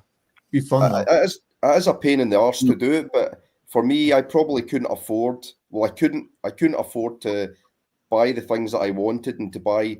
Like I can go through music so quickly, the amount I listen to, and I couldn't afford to be buying 3 and 4 new releases every week if I didn't sell stuff. So everything basically that I sell just goes back into things that I like. So for instance, I sold like a Fishbone album the other day. I sold Guns N' Roses band cover and all the rest of it, and all that went into things like that Kevin Ayers Joy of a Toy, things that I wanted.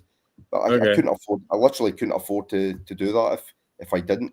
Plus, it's fun as well. You know, I don't go to the pub anymore. I don't go out.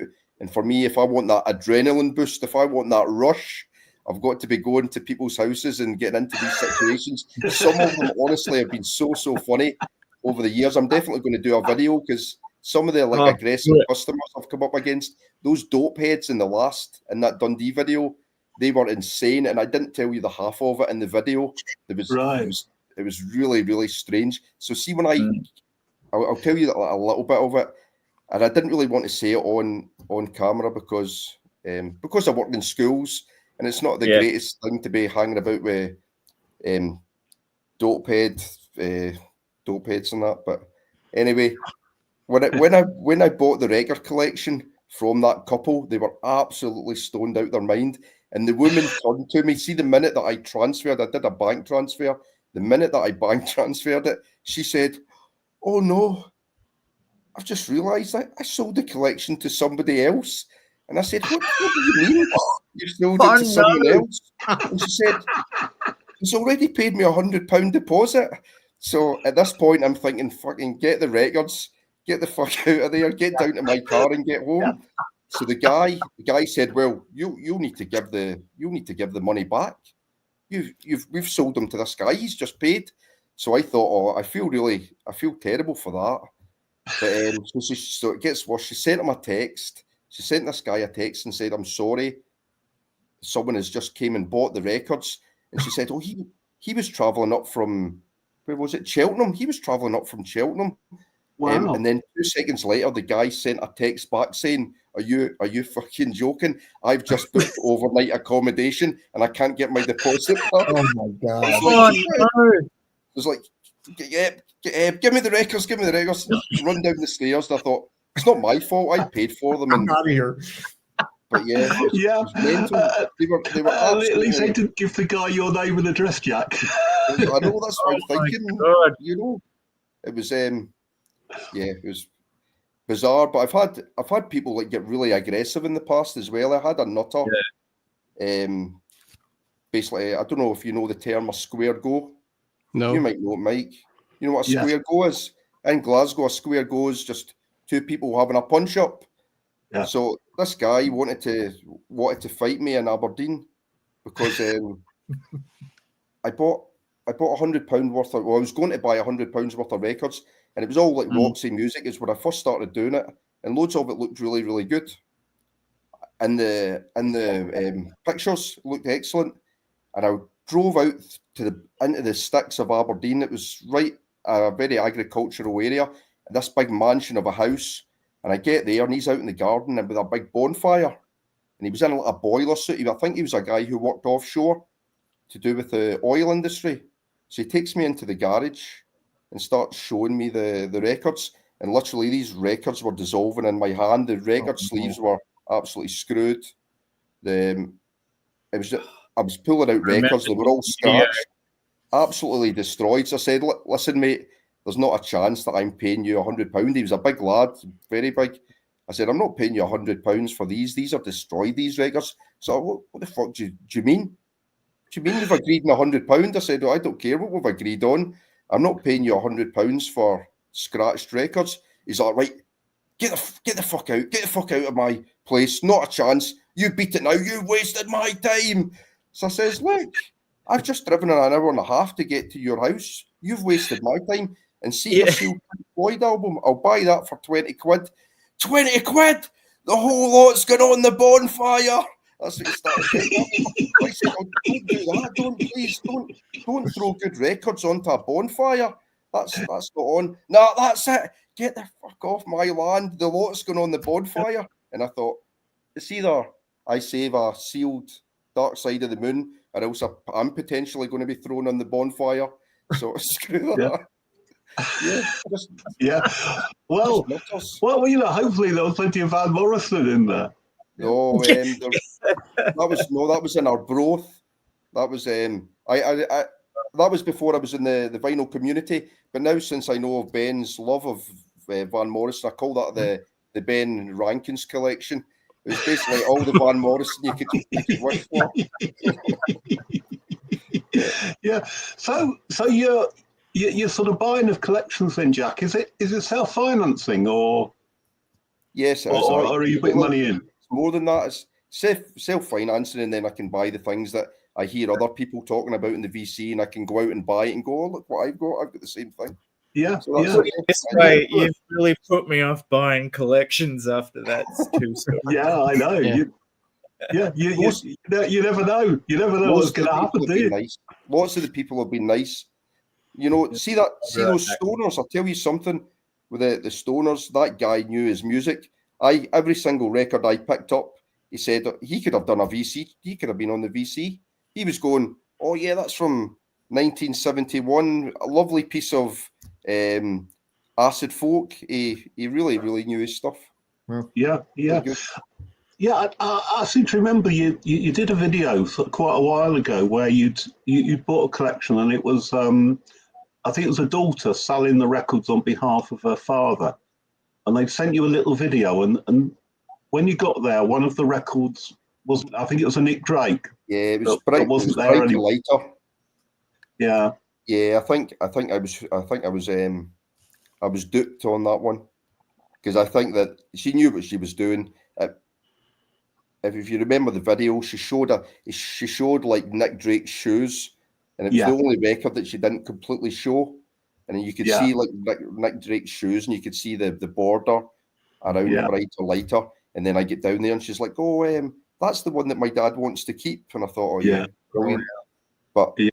it wasn't bad. I was going to pick up my daughter. My daughter had been staying with my sisters for the weekend, so I had to make the trip anyway. But I would have been really annoyed if I'd made the trip just for those records. But I got some good stuff. I got some John Morton, and I got lots of like kind of bog standard singer songwriter stuff like Goodbye Yellow Brick Road. How about the price? Because I'm pretty much on the lookout for this John Martin, Solid Air, Live It Leads. Is it something like really I expensive? think that's the expensive one, isn't it? The OG on Island label, UK press. Yeah. They're not overly expensive. The ones that I've got the pink rim ones, and I think you can pick them up for £10. They're not expensive in the UK. Okay. Wow. Wow. Yeah. That's Pink Island. You do see. I mean, you see a lot of them at record fairs, although they're quite often not in great condition. Yeah. Okay. That's the only thing. So I always thought the Pink Islands were the expensive ones. No, it's the pink rims that I've got. You're right. The solid pink with the eye are the expensive ones, aren't they? The white eye. Okay. But the ones with the pink rim aren't overly expensive, I don't think. Yeah. An expensive record I'm looking for, Jack, and you've shown it, I think, a couple of times at least, and that's Bright Phoebus. The Mike and Noel Alderson records, because I'm getting back into folk music again in quite a big way, But I saw a copy of it, and it was over £100. Is that normal? This is a 80s. Normally about 100. This is early 80s pressing, I think. I think so. Yeah. Yeah. Lovely. With a blue label. I do have some German. Even these you don't see very often here. Yeah, that's right. Because because those artists that were released on the Island label in the UK, they were distributed here in North America on the A&M label. Yeah. So yeah, Traffic, all these bands, Traffic. When you do see them, you see that they always have this. Oh, nice. Yeah.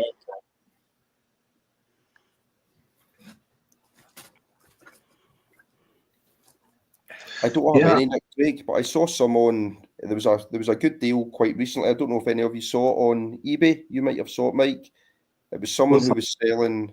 Is it the If You Believe in Magic, the compilation? Yeah. Family Tree. Oh yes. The one with Molly Drake as well. That was sold as a bundle. I think it went for £100. I kind of wish that I'd bidded on that because. But that's then, not bad, is it? Yeah, because I think that Nick Drake compilation goes for about £100, it's like I think it's a load of songs that never appeared in the albums, and that normally goes for about 100. But sometimes with stuff like that wasn't my intention. When I get back into vinyl, I wanted to stay away from things that I had on CD. And again, it's like buying things like the Beatles or Nick Drake. You've heard them a million times. Well, I have. It's things that I'd listened to when I was younger, whereas someone like Zeppelin, I never really got into until I was older, so that kind of feels a bit fresher to me. Or Sabbath, I've only been into Sabbath for about 5 years, whereas Ben, you've probably been listening to them since you were knee-high to a grasshopper. It was very strange. I was in primary school. I was about 5 when I was listening to Black Sabbath. And everybody else it's because of my uncle, and everyone else my age was listening to ABBA. Have you ever thought of introducing your uncle onto the channel? Oh man, it would be like a 2-hour show. He would just take over. It'd be hilarious. He actually, I wish I will have to get it off him, and I think it might be an original Australian pressing or close to of the first Black Sabbath record. I haven't been out to his place for a little while, but I distinctly remember that it had on the credits it had Tony Iommi and Geezer and blah blah blah, and it had Aussie, but it spelt it OSSIE. Yeah. On it. So it must be early Australian pressed over here version, and they've just like, that's close. Aussie, that's close enough. Yeah. They should just start to AU SSIE, shouldn't they? Well, that's the obvious one, I suppose. Yeah. Yeah. Was it a gatefold? Was the first Sabbath album a gatefold in Australia? Yeah, it was a gatefold. Yeah, and it had the inverted cross on it. As far as I can remember, everything looks the way it should, but his name was spelt like that. Yeah, I think on the US one, his name was spelled differently, but ours wasn't a gatefold. It was just a single. It didn't have the inverted cross. It didn't have any of that. Okay. And a different song. I think the opening track on side 2 is not Evil Woman. That's right. Yeah, because we had Evil Woman here, and you had what's the song? I can't remember now. Is it Behind the Wall of Sleep? No, that was on it. Okay. Evil Woman was substituted out for something else. Because Evil Woman, I think, was a 7-inch or something in the US. Oh, so they didn't want to compete, yeah. Yeah. I remember hearing the version with Evil Woman for the first time, and it just didn't, for some reason, that I was so used to hearing, the US edition of it. It just didn't, it was like glaring, like, what's that doing on here? Why is that on here? It sort of swings, that song. It's got like that. Yeah. It didn't swing feel. Yeah. It didn't fit with the vibe of the album to me, just because I had heard the other version so often. They have some folk roots. It's even mentioned in that book. It's really crazy. Yeah. Mm-hmm. There's this whole rumor that like there's that the band that Sabbath went into the studio and they recorded all these other songs that never appeared on the first Sabbath record, and that there's some master tape somewhere with a bunch of more pop sounding songs that the band decided not to go in that direction. Just like a rumor. That sounds, I don't know about that, because I think they were a blues band called Earth before they were Black Sabbath. Right, yeah. So it sort of doesn't, to me, to go, let's be an English blues band and then we'll go pop and then we'll invent metal. Yeah. It's hard to imagine, isn't it? And I think the way things are going sort of nowadays, they definitely would have found the light of day by now. I think if there's almost nothing that you can't hasn't been reissued. Yeah, especially on Record Store Day, they fucking put anything out. Well, exactly. Yeah, it's all the stuff that they've not been able to sell, isn't it? Before our Record Store Day exclusive. Yeah, the Crow version of that track is pretty. It's actually it's real similar to the Sabbath. I don't know if I've heard the Crow version. I used to see that for a while. Did you ever go into the studio? There was a fantastic Sydney avant-garde indie rock band in the 90s called Crow. Totally different kettle of fish. I used to see them. They're one of those bands that you'd always see. They come down to Melbourne and play. That was back when I had hair and stuff. What's happening in the Australian psychedelic scene, Ben? Who should we be looking out for? Funny you should ask, Jack. There's a band this is worth checking out, called Brown Spirits. Ah, And they're actually weirdly on Soul Jazz Records. And another band, I don't have it because it's not out yet, but another cool psych band worth checking out, what I've heard, called Grinding Eyes, is sounds like it'd be a really interesting one. A reissue of more a psych pop band by this band called Cloud Control is coming out on vinyl. This is the CD of it, called Bliss Release. It's a really, really cool record. Those are the sort of three big ones that come to mind straight away. Yeah, I could also agree with that, Fred, baby. yeah, Buy that Gum album. yeah. I mean, I find it hard enough just trying to keep up with the gears. You know, it's. They've got a few records out, Brown Spirits, so good. I saw them support a Japanese psych band called Manami Deutsch, and yeah, they were really good. And I've got, I think, 3 or 4 records Brown Spirits have now, and all on soul jazz. I don't know how they managed to do that, because I associate soul jazz with like reggae, ska, and dub reissues. Well, that's right, and lots of compilations as well. They're usually excellent compilations. All great stuff, but totally different. Yeah. Oh, geez, Yeah, hard to find hard rock. Well, it's not really hard. That was Fred getting back at me for my comments about radio. Oh yeah, Lucifer's Friends. That's a It's a Canadian first press. Oh. I can't find a copy of that, even a reissue that is affordable. Oh yeah, I got a reissue. That's great. Is it the Akarma reissue? This is Yeah. Wasn't that a record store day reissue? Yeah, Well, you're probably before? right. You're probably right. Yeah, Mike. This is Yeah. like the early '90s reissue. Yeah, I do have the Akarma. And then little by little, I've been picking these up.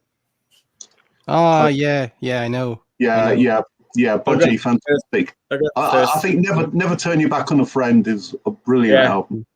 I agree. Bandolier with Napoleon. Yeah, Bonaparte one. Yeah. Yeah, excellent.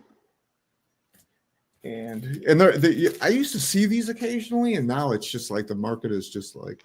That's the first album, I think. Yep. Yeah. Yeah, brilliant. Yeah. Yeah. Good. Very good. Very good. What's that then? Yeah, there you go. Smoke, yeah. I never see that one. I'd like to have that one. Nice. Yeah. And just because it was right next to it, it's Buffalo, the Australian, early 70s hard rock kind of psych. What's that cover? It's pretty wrong.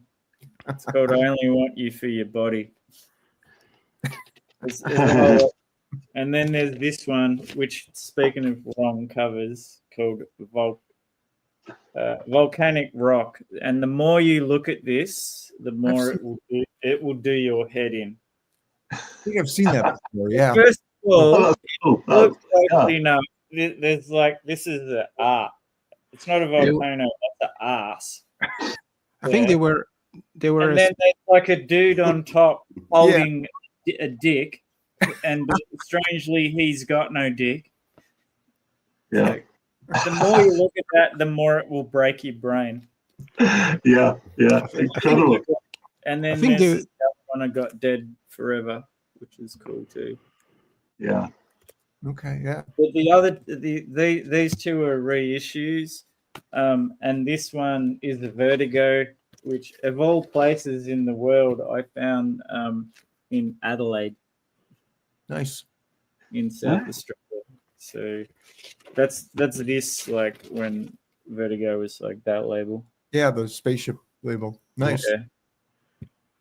And it's good if you like that early 70s hard rock psych, like a lot of like the Brown Acid kind of stuff. That's where I think Buffalo would fit in. Yeah. Yeah, Is that an original? Yeah, never turn your back on a friend. Nice. yeah, mine's not an original, mate. Yeah, okay. One of those. Yeah. Yeah, Yeah. speaking of the graphic designer, as Fred said, I think it was Roger Dean on those albums, and later, Yeah. I think it was the same who did the Iron Maiden cover, if I'm not mistaken. The 79 or the 80s album was a completely different. I will grab it. Yeah, yeah, So yeah. who's around Yes. my Yes, I know. age? It looks like Roger's either that it is, yeah. Who's around my age? Because I'm 51, and I'm going to be very honest on the stream right now, and because the high school I went to was completely metal.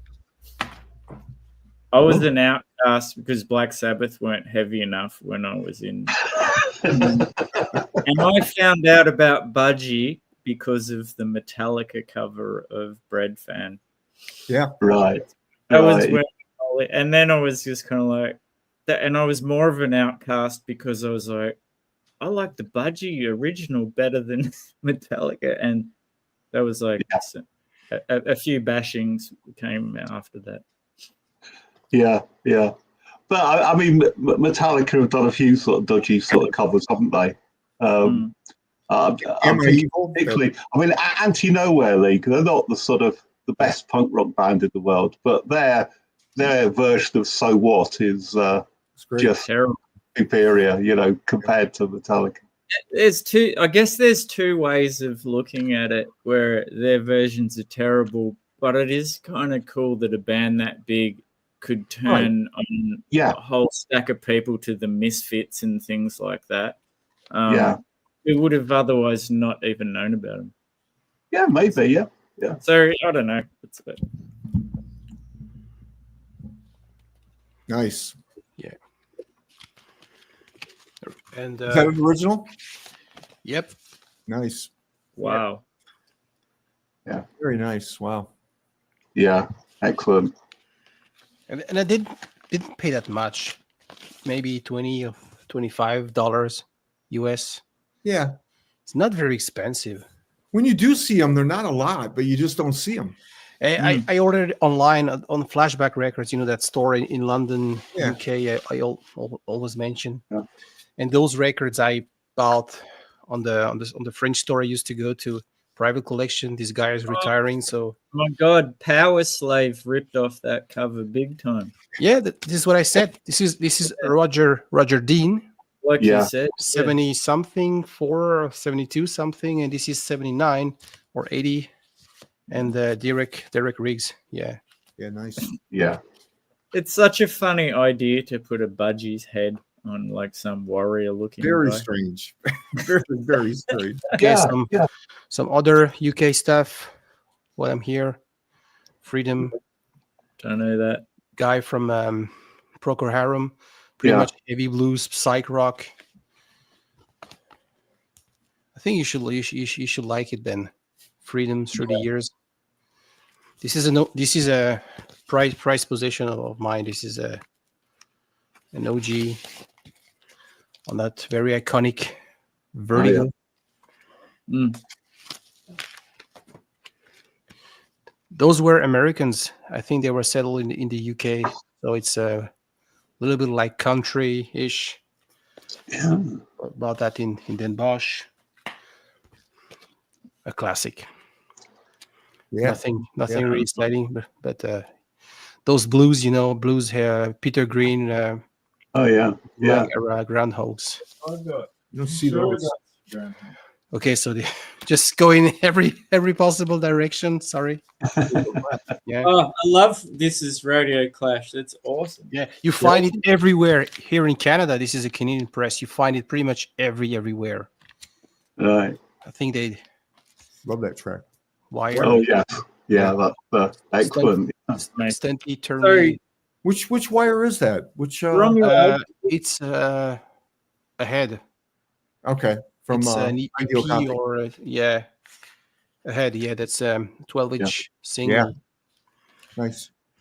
A great band. I really like.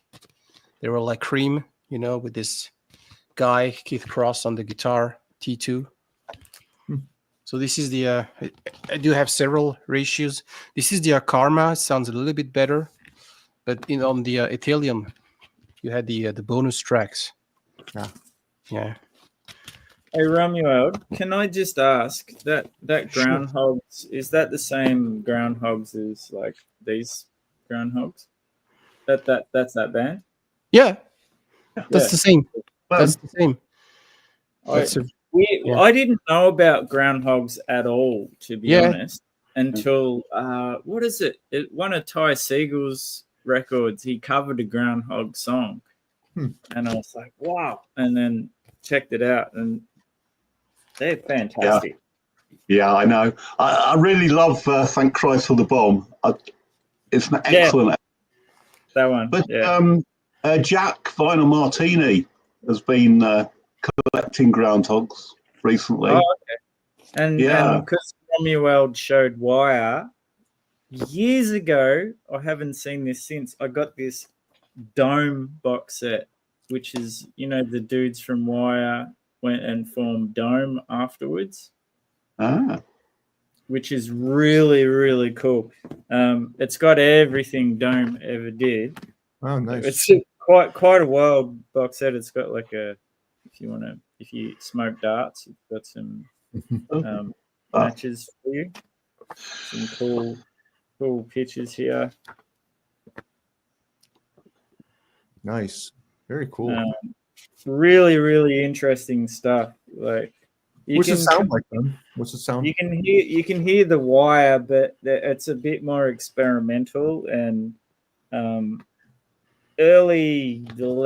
I guess like electronic-y. If Wire, I'm guessing if Wire stayed together, they might have went in this direction. Yeah. Really good. I'm curious. Yeah.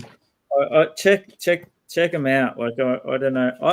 I would guess that they're to get Dome records, because they're a bit under the radar, wouldn't cost you an arm and a leg. It just happened to be I was right into Wire, and then this box set came out, and what is it? 2011. This came out. All right. Mego, MEG, like that's really tiny, that record label. Yeah, I'll definitely check that out. So these covers are like just for the box set. I assume like the little squares are what like the covers of the releases would have been. But I think it's got everything from like the full length releases to a hodgepodge records of singles and EPs and what have you. But if you like Wire, it's kind of like a natural extension. Get into a bit more avant-garde, bit weirder, but really, really good. But I've never looked for Dome records, like second-hand ones, but you never hear people talk about them, so I imagine they're not super pricey. That's just my guess. I haven't looked for them. And this is not one of the very first early press. I think the very first had this all black, I think. Yeah. I was just going to say that's a very early Liberty label, nice. Isn't it? Very early. That's very because cool. I mean, very very shortly after that, it was just the sort of the one that's completely blue, isn't it? Yep. You were talking about ugly that the Bougie covers, had that unusual. You talk about a bad mascot for an album. Oh, I know that cover. I've seen that before. That's terrible. It's superb. I love that. What were they thinking? What are they, a hard rock band or what are they? Yeah, kind of hard rock from New York. Yeah, that would have been a better cover. It's a bit too cute for hard rock, isn't it? Yeah. Almost worth keeping just for the cover. Any of you guys get into the Jesus Lizard? I've heard of them, Ben. I've heard them, but I haven't got anything. So what have you got? fucking unbelievable band.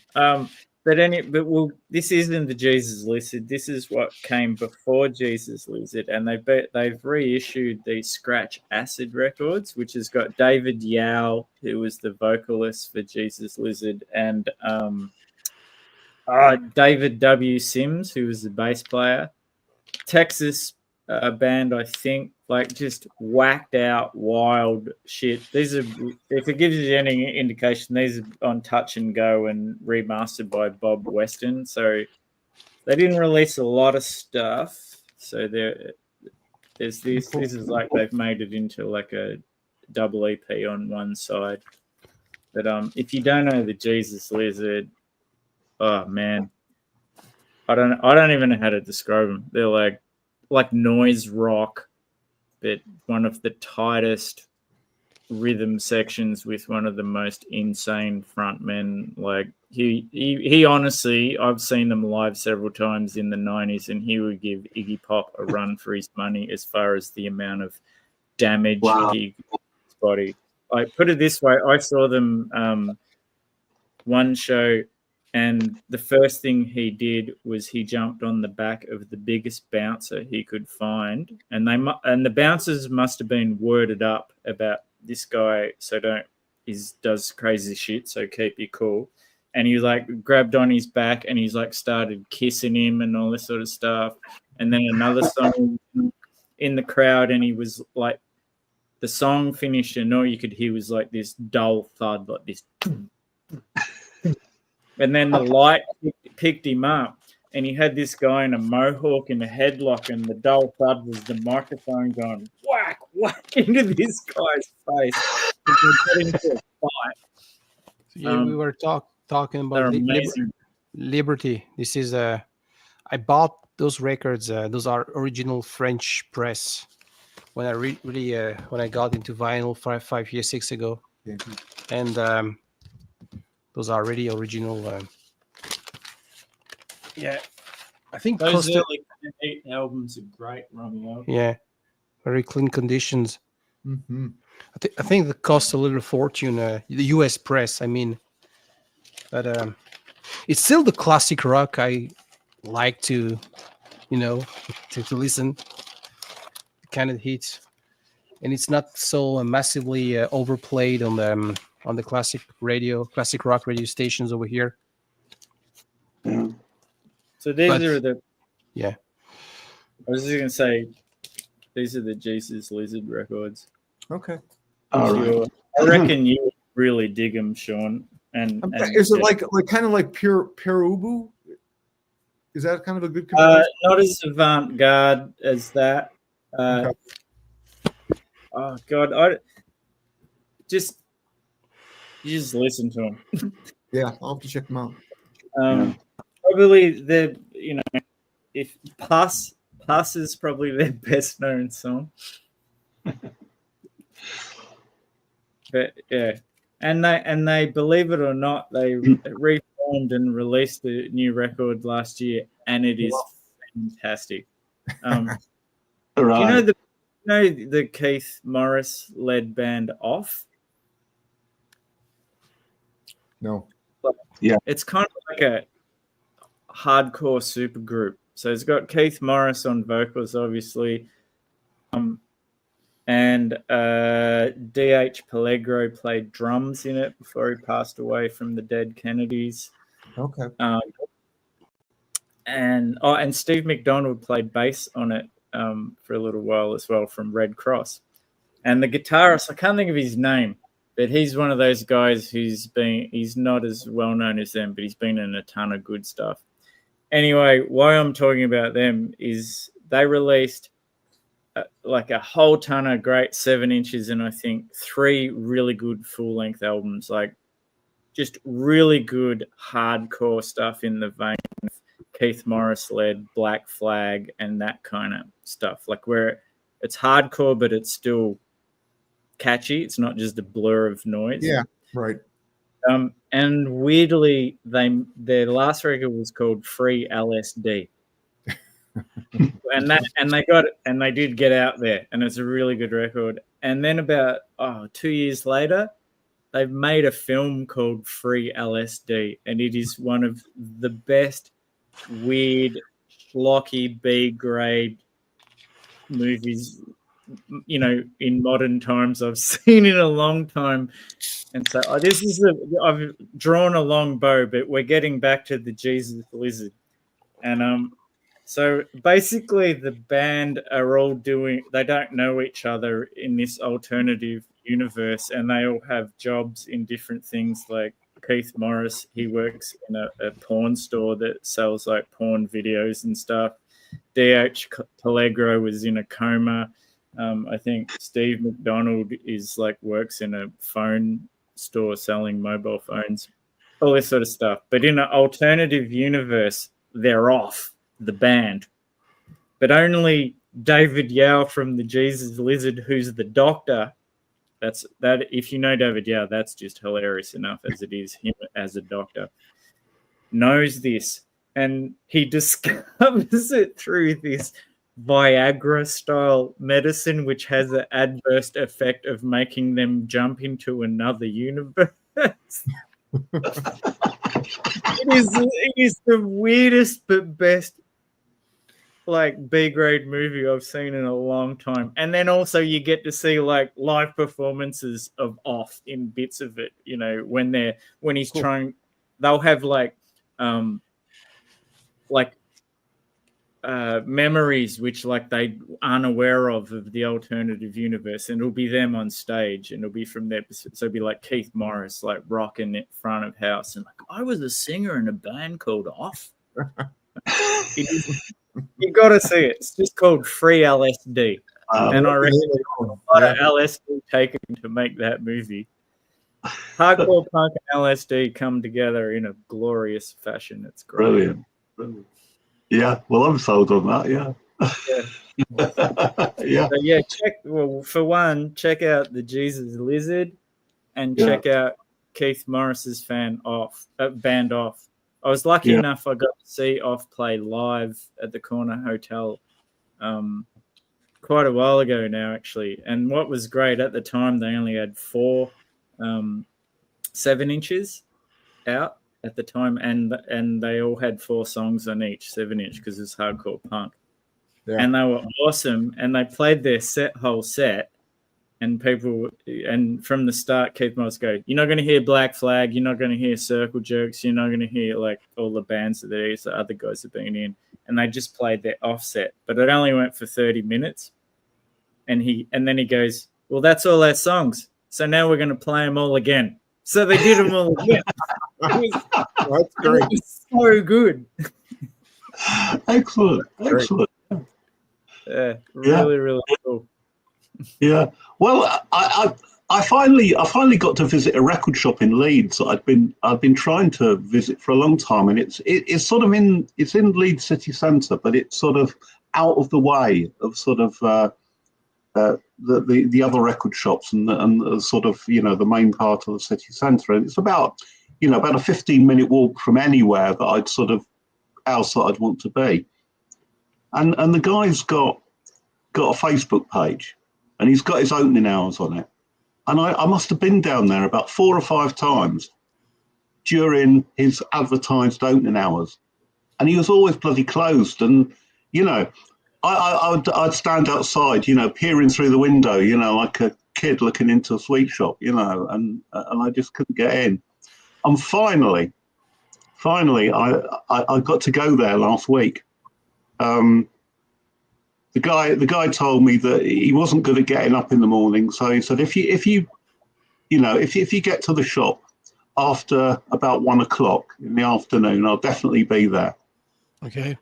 So I went down there about 2 o'clock last week, and yeah, lo and behold, he was open, and I got some real bargains off him. Some guy had been and sold his collection of sort of folk music not so long ago, and I picked up a load of Martin Carthy. Oh, great! Yeah, I'll show you. And not one of these was more than £7. Sorry. So you got wrong mic. Yeah. So there you go. So there's Biker Hill. Oh, That's, Carthy and Swarbrick. I would have bought this They're all record on- as well. Yeah. They're all on the Topic label. Okay. Yeah, you know, which is a big sort of folk music label in the UK. So Never how would heard- you? I don't know him. How would you describe? Like, is he pure folk or a bit acid folk? When He's pure folk. He's a sort of he was a collector of music. So you know, when you see, there's always extensive sort of sleeve notes on here, and he'll talk about the collection of folk songs that he got the song from, and quite often what people would do, you know, during the sort of this folk revival sort of period, and probably still do, is that they'd find these collections, and you know, I mean, the most famous would be A.L. Lloyd, and he was very and important when Bob Dylan he took his trip to the UK to grasp a bit the essence of the folk. He went to look for Martin McCarthy and David Graham. Yeah, so very important people here. Yeah, I mean, Martin Carthy has said that he tried to teach Bob Dylan to play Scarborough Fair, and he could never really sort of get Paul Simon. You mean Paul Simon? I thought it was Dylan. Bob Dylan and Paul Simon, they took their trip to the UK almost at the same time. Yeah, and Martin McCarthy and David Graham. That's the two people they say, hey. Yeah, you're right. No, it's Bob Dylan's "Girl from the North Country" is an English folk tune. Yes, Scarborough Fair. Yes. And Martin McCarthy, the way he sings. Yeah. This there is this reportage. It was aired on the BBC, but now it's available on YouTube, called Folk Britannia. Yeah, and you see all the story and the way he sings. Martin McCarthy, the Scarborough Fair, it's much more like I would say English classy, you know, Duke. Sorry, but I prefer this version.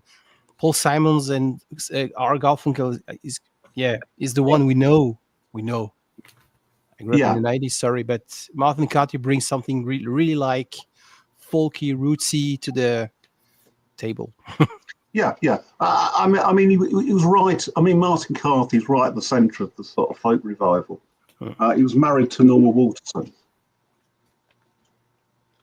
So there's Landfall. This one, I mean, quite a few of these are sort of, they were... It's a very communist. They were reissues on Topic in the 70s of Martin Carthy's 1960s albums. This one I've got an original of this somewhere, and it's on Philips label. And some of these early ones I think were on Fontana. This is Martin Carthy's second album, again with Dave Swarbrick. And then there's Because It's There. Yeah. And what else did I get? Prince Heathen. Dave Swarbrick, who play fiddle at Fairport Convention. That's right. Yeah. And that's Out of the Cut. And one that wasn't Martin Carthy. And Brian, Embryonic Robot, showed this a while ago, and I was shocked because it's the Rose of Avalanche, the Leeds band. He did too. And it's on the very catchily titled Leeds Independent Record Label. Yeah, and they're sort of mid-80s. They're a bit sort of indie, a bit gothy. But I saw that and I thought, yeah. Brian showed that the other day, so I picked that up as well. So so I finally got to get into this record shop, and I'll certainly be going again. Cool. That's a great haul. And I ran back into the spare room just so you can see this is the free LSD. Okay. DVD. Oh, nice. Yeah. And it came with a few postcards of scenes from the film. Oh, cool. Yeah, we'll have to check that out for sure. Like, it's not high art, so No. Don't get back to this, but it's That's, great fun. It's David Yao as the Doctor, the lead singer of Jesus Lizard, and there's Oh, right. Keith rocking out. Nice. Yeah, Right. Oh, brilliant. wild. Sorry, running up. Oh, no worries. That's the band he also played in, Martin McCarthy. Yeah, yeah. Although by then, That's band, yeah. I think I've yeah, got. they've got more sort of, haven't they? By the time they got to Now We Are Six. I mean, the early albums are sort of quite sort of, you know, they're more folk than rock, and I think the later one's more rock than folk. The one called Below the Salt, like it's a killer album, and it's a good album, isn't it? Yeah, it's $2 records everywhere over here, and it's yeah. They're very cheap in the UK as well. But Parcel of Rogues, which I always see as a sort of sister album of Below the Salt. Mm-hmm. You know, they were released consecutively. That's a really good album as well. Hey, gentlemen, I'm going to have to go. It's like 3 in the morning. I'm going to have to. Whoa. So, all right. Hey, thank you so much, Shawn. Nice to meet you, Sean. Yeah, very nice to you. Very cool. All of you. Yeah. Bye-bye. Take care. Yeah. Good night. Yeah. See ya. Yeah, it's really cool. Yeah. That was good. So you were, or we were talking briefly about June Tabor the other day. Yep. I was really surprised because you said that she wasn't mentioned in Electric Eden,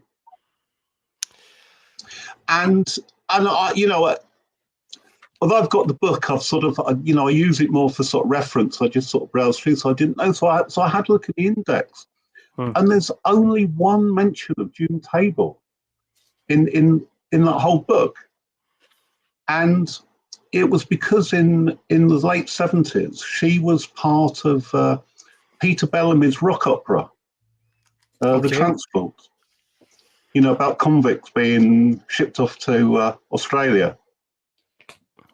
And she played a part in that sort of, rock sort of folk sort of opera, And I was just so surprised that she hasn't got a mention, because she is such a brilliant singer, and she was really part of, this whole scene. Yeah.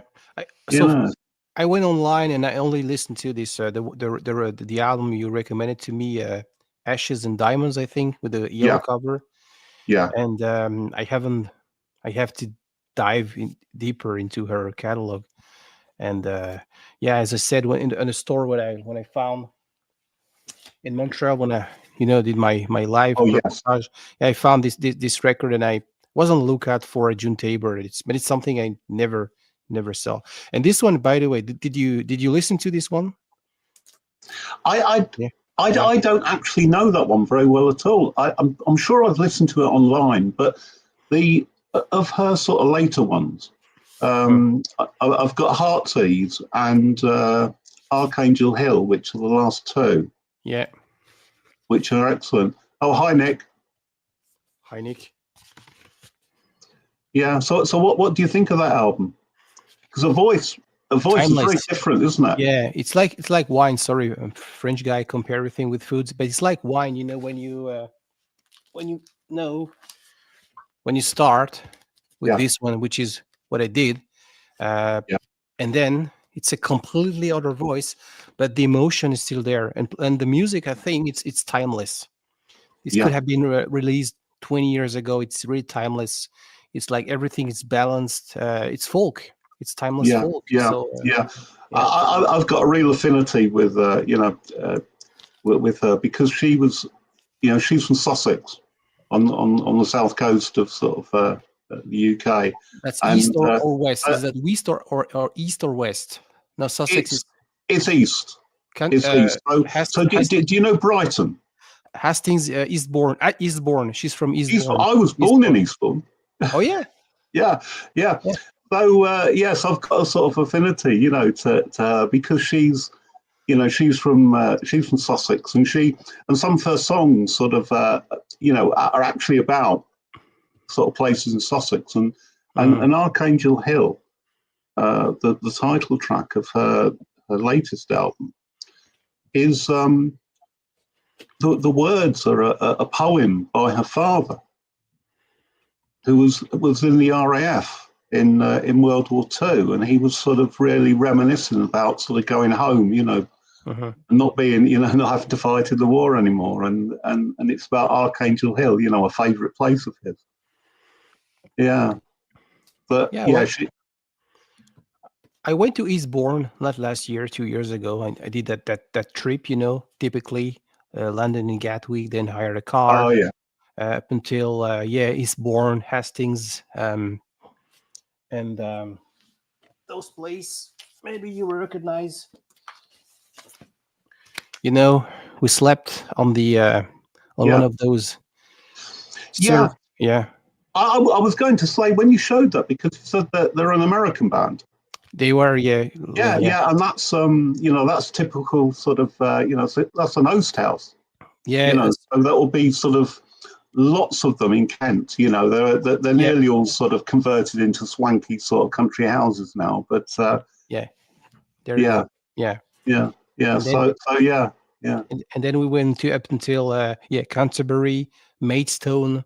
So I visited all this beautiful area. Yeah. Canterbury's a lovely city, isn't it? I stayed only 4 hours. So dear. Yeah, I know. It deserves a lot more than 4 hours. Yeah. Maybe next time, eh? Maybe next time, yeah. And but you know, and went for a record shopping, so I could find. I remember I could find some great stuff in a thrift store. This is where I found my copy of And a Half Bricking for £10 something. So yeah, excellent. Yep. Gentlemen, I might have to exit because it's about dinner time and I'm getting a little bit hungry. Hey, thanks a lot. Much appreciated. Well, it's 10:07 in the morning here, Ben. So, well, that's why I'm having a beer, because it's 10 past. Nice to speak to you, mate. Yeah, good to see you again, Mike. And take care. Well done, Romuald, on 2 years. You're doing a great job. We all love you. Keep it real. And it's possible because you guys participated. No worries. Yeah. Thank you very much. Enjoy the rest of your stream, mate. And I hope you can stay awake. See you later. Yeah.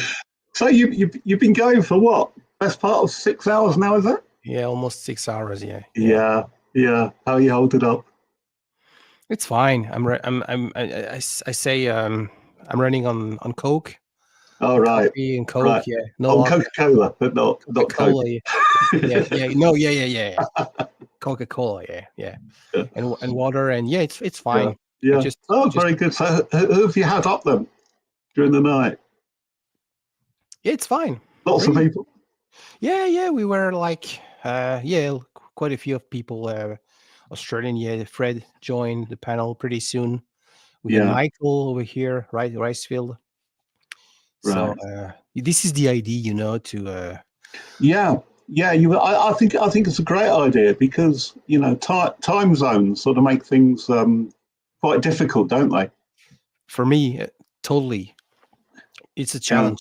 It's not like people don't want to participate. They say yes, but due to the time zone, and this is what I'm trying to do every time.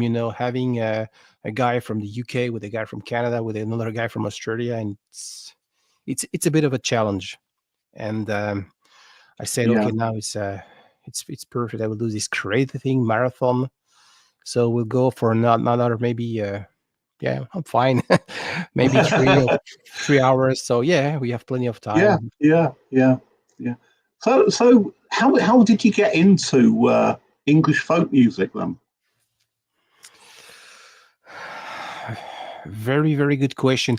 I think I had on my Spotify 10 years ago the Fairport Convention, the Legion Leaf album, and I really liked that Matty Grove song, so it kept in my mind.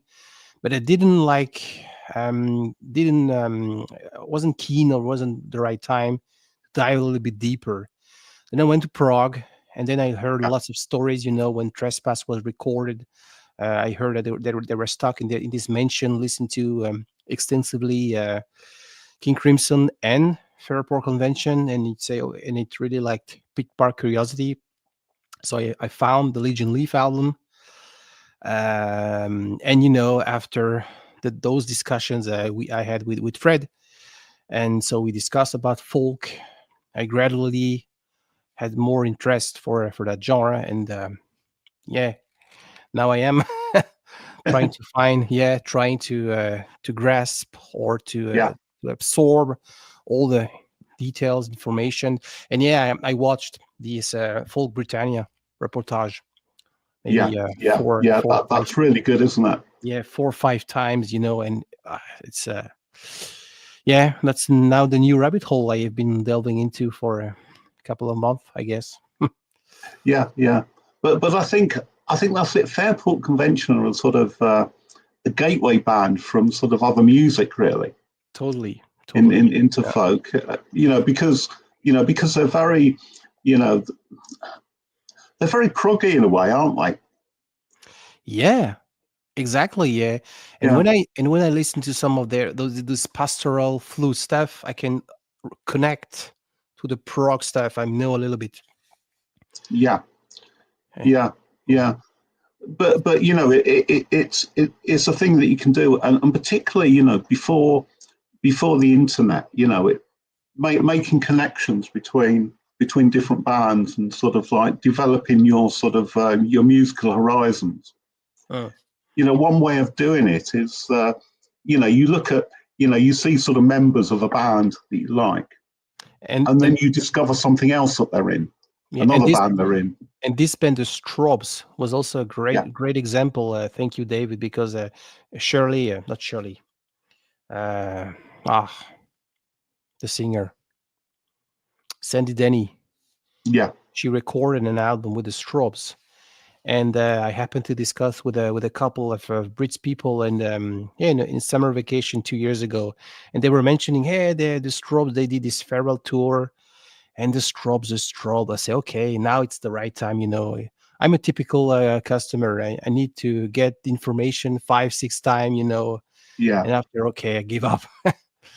I discovered the Strobes, and perfect example. The 2 albums are really folk. After that, they made an album with Rick Wakeman. Here, not here. Yes, that's right. Yeah, I mean, Rick Wakeman played keyboard. So, I heard that sort of Rick Wakeman had a choice to make. He could have been in the Spiders from Mars. Yeah. Or he could have been in the Strobes, and no.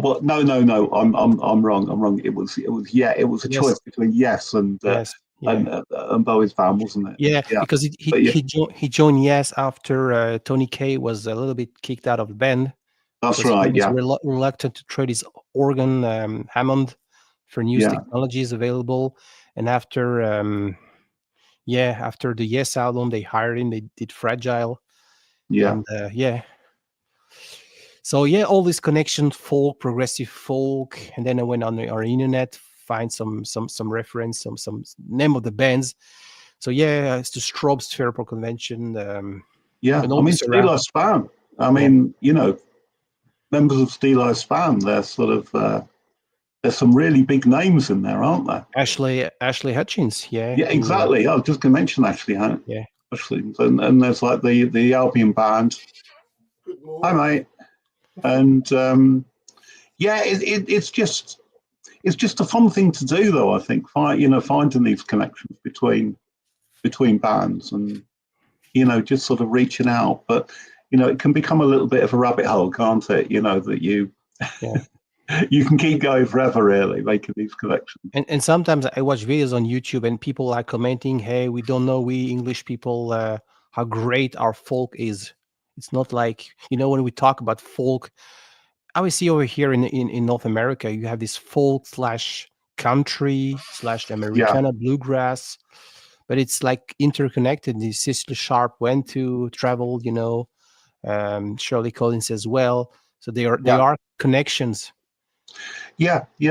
I mean, that's right. I mean, I think again that the folk revival is very much in the UK. It's very much a sort of an intellectual pursuit. I think that people were looking to sort of as the name suggests, sort of revive sort of traditional music in the UK. So people would search out these collections, and there's a lot of the music, a lot of the collections that are sort of, the music is incomplete. You might get lyrics, and you get different versions of the same song. And one thing that particularly Martin Carthy does a lot, and he mentions it in the sleeve notes of his records when he does it. He might take the verses from, say, sort of 2 or 3 different versions of a record, of a song, and and knit them together, and then it might be a matter of finding a suitable tune to go with that. So so it's not as it was, sort of like as it would have been, sort of like in the 19th century, or when when people like A.L. Lloyd were sort of collecting this stuff. It's because not everything was written, or you didn't have any all the guidance for everything. Like the Symphony of Beethoven, you have versions that last 43 minutes, and other exactly the same that last only 38 minutes, because it's a la carte. So, good morning, Iain. Good morning, Iain. Hi, Iain. What you're going on about, putting music to words. Some of Annie Haslam's solo albums, she took words of Shakespeare and she added music to them. Appropriate music to bits of Macbeth, which is excellent. And another sort of folk revival band that sort of is like, to me, is like the next coming of Renaissance, is Mostly Autumn. Brian Josh, Heather Finley, they sort of took up the mantle from when Renaissance sort of finished. They're sort of second wave, aren't they? Yeah, and they're very, very good. And I think Renaissance are that sort of, they seem to be carrying the baton between the sort of, the original folk revivers through to the people in the sort of, in the 90s and into the 21st century. But I mean, the whole thing about sort of, folk music, it was, it's an oral tradition, as you say, Ramon. It wasn't stuff that was written down. So there was a real danger that a lot of this stuff would have been lost completely. Had people not gone out there, and very deliberately collected the music of ordinary people in sort of in England. The people came from Ireland, UK, Germany, France, who worked together in Louisiana and Tennessee in the mountains. That connection that was created, and I think the field recording sessions helped a lot. I think came at the right time to save this legacy. It is. It's a legacy. It's part of it's part of the sort of social history, part of the fabric, and what happens so often, I think, is that the culture of the upper classes, of the ruling classes, is preserved, whereas the sort of culture of sort of working people was not written down, just passed on from one person to another, from mother to daughter, father to son, etc. And it could have been lost. Tim Hart from Steel I Span, he has a huge collection of old English folk songs that no one had, as you said, Mike, don't write down. He's just he's collected all these, and you go through the Steel I Span when he was in the band, it crops up a traditional song arranged by Tim Hart. Yeah, exactly. He was a thing. And another person going, to Germany is Richie Blackmore's band, Blackmore Night. They do a lot of German folk songs. Yeah. I mean, he spends a lot of time in Germany, so he again collected all these German folk songs and made them into contemporary tunes. Everyone likes a little bit of folk. There's a little bit of folk in everyone, I think. Yeah, exactly. I was just thinking, talking about Steel Span and June Tabor. Of course, there's the Silly Sisters, which is June Tabor and Maddie Pryor. Yes. I think they only made one album, just called the Silly Sisters, but that's a good one. She has such a beautiful voice. We keep on talking of Jackie McShee from Pentangle and Sandy Denny, of course, Maddie Pryor. And to me, Maddie Pryor and Hani Haslam, it's in the same range, I would say. The part of part of the same tradition. They're contemporaries. Yeah. And they were doing pretty much the same thing, weren't they? At the same time. But Maddie Pryor gets overlooked, I think, sometimes. I think so. I don't have the benefit of the insight, but it's like I'm not rediscovering. I'm discovering, because I wasn't born at the right time, at the right, in the UK. So it's like everything is new to me. So which is even more exciting, because now we have access to all this information, and with the vinyl community as well. So the exchange we have, and now we've been talking for 5 hours, showing us album records, and well, that's right. I mean, we can talk to each other, and a few years ago, that would never have happened, would it? Oh. So yeah, I mean, haven't on Mike of Steel Span albums. I've been on the purge of them, and thanks to Mike, he's been hunting them down. Even the compilation album he sent got me. The individual and collectively, it's a lovely little album, isn't it? It is super. I mean, we got to remember Americans as well. We've got Mike and myself have got into Laura Nyro through Michael, and some of her songs are folky. Joan Baez is quite folky, and there's all sorts of different sort of offshoots, isn't there, of folk, and some of the American. I mean, Joni Mitchell. This, for instance, you find everywhere for $2, and it's a killer record. Yeah, it's my favorite. You can pick up Steel Span really, really cheaply, and quite a surprise. I mean, this is one of their early ones. Pleased to See the King. Yeah, that's the one I need. Yeah. So there you go. So there's a band there. So you got Ashley Hutchins, Martin Carpy there, Ashley Hutchins, yeah, Maddie Pryor, Tim Hart, and who is it? Yeah. Oh dear. Can't read that. But this, they're all great albums. And do you know this band at all? In the 80s? Nope.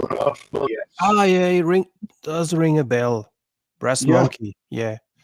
Yeah, because there's Martin Carthy. Oh yeah. So you got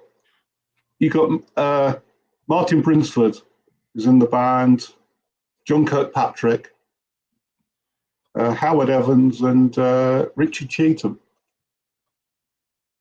All known on the British folk circuit. That's right. And there's an album that they did with June Tabor as well, which I've only got on CD. I got somewhere, but that's an excellent album. Then Ambrix. I was about to mention that that Scottish connection with Bert Jansch, that club, that folk club up north. What is it name? The Troubadour or no? Les Cousins. Oh, I'm sorry, I mixed with names. Very important. Bert Jansch started there on Briggs, and the Incredible String Band also. There is this. Yeah, that's right. Yeah, in Edinburgh or Glasgow. Yeah, another and Briggs. Yeah, it's good. It's an excellent album. Yeah, absolutely. Yeah.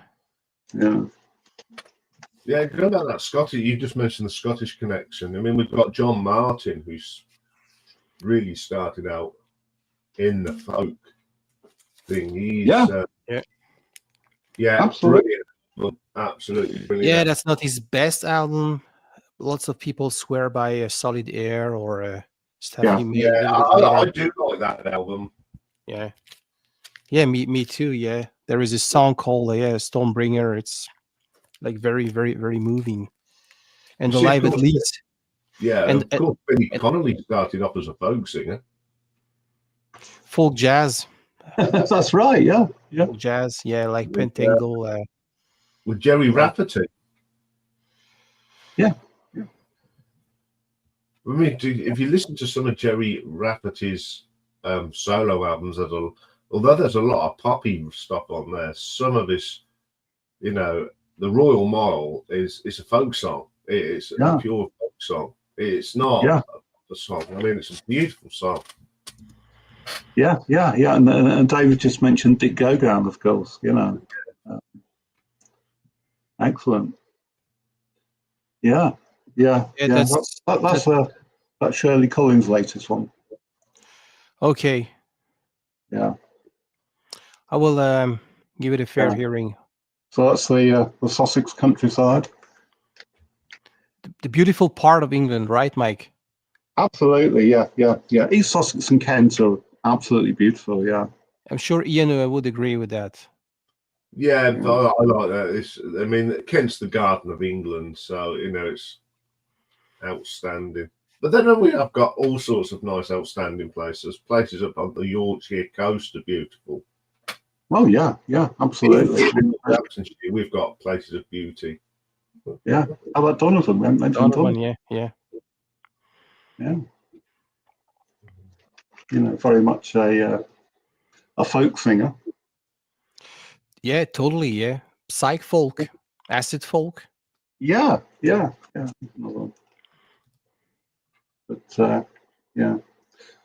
this is what's been hit. Yeah. And he started very much like Bob Dylan, covering Lead Belly and with his hats. Yeah. I think he was sort of he was touted, wasn't he, as a British Bob Dylan? Yeah.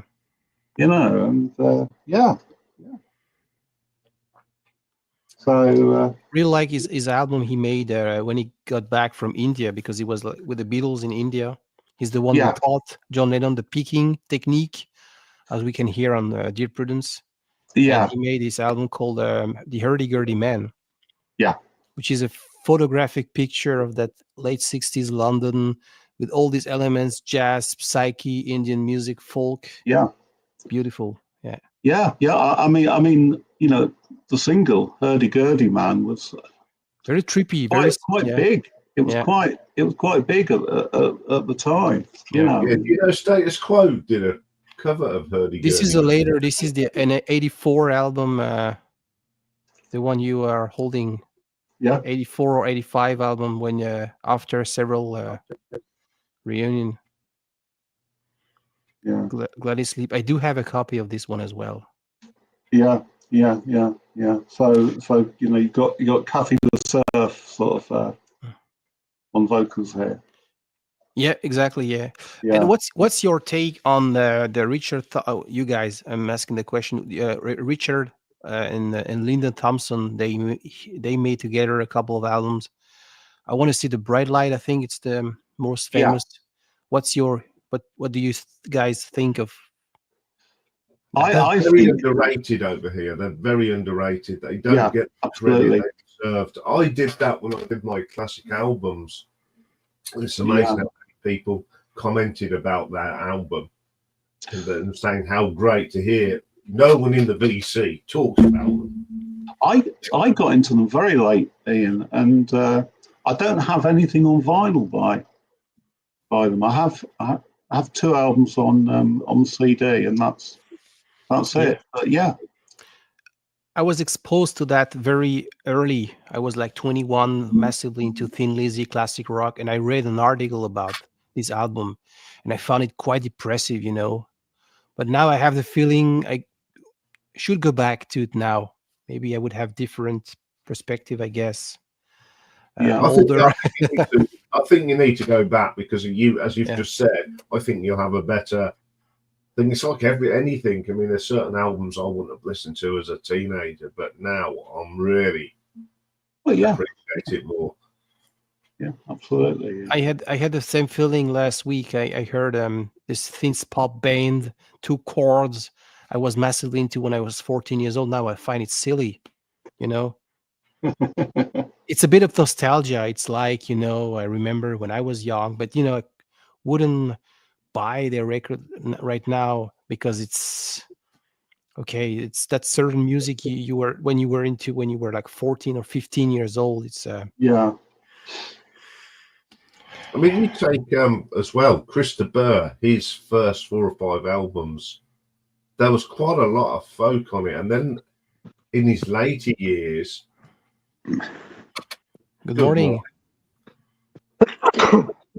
Bless you. Do we still say, do we still say bless you, or it's like old expression? No. Anyway. Blimey. I'm normally still in bed. Yeah, me too. Me too. Yeah, what am I do here with talking with with people from the UK? I woke up about 5:30 this morning, and normally I would roll over and go back to sleep, but I thought no, there's a live stream I could be on, so there you go. I'm normally up at 5 o'clock every morning, so it's nothing new to me. For work, yeah. Morten, hi Morten. Uncle. Good. Irish contemporary folk. They're very dark, and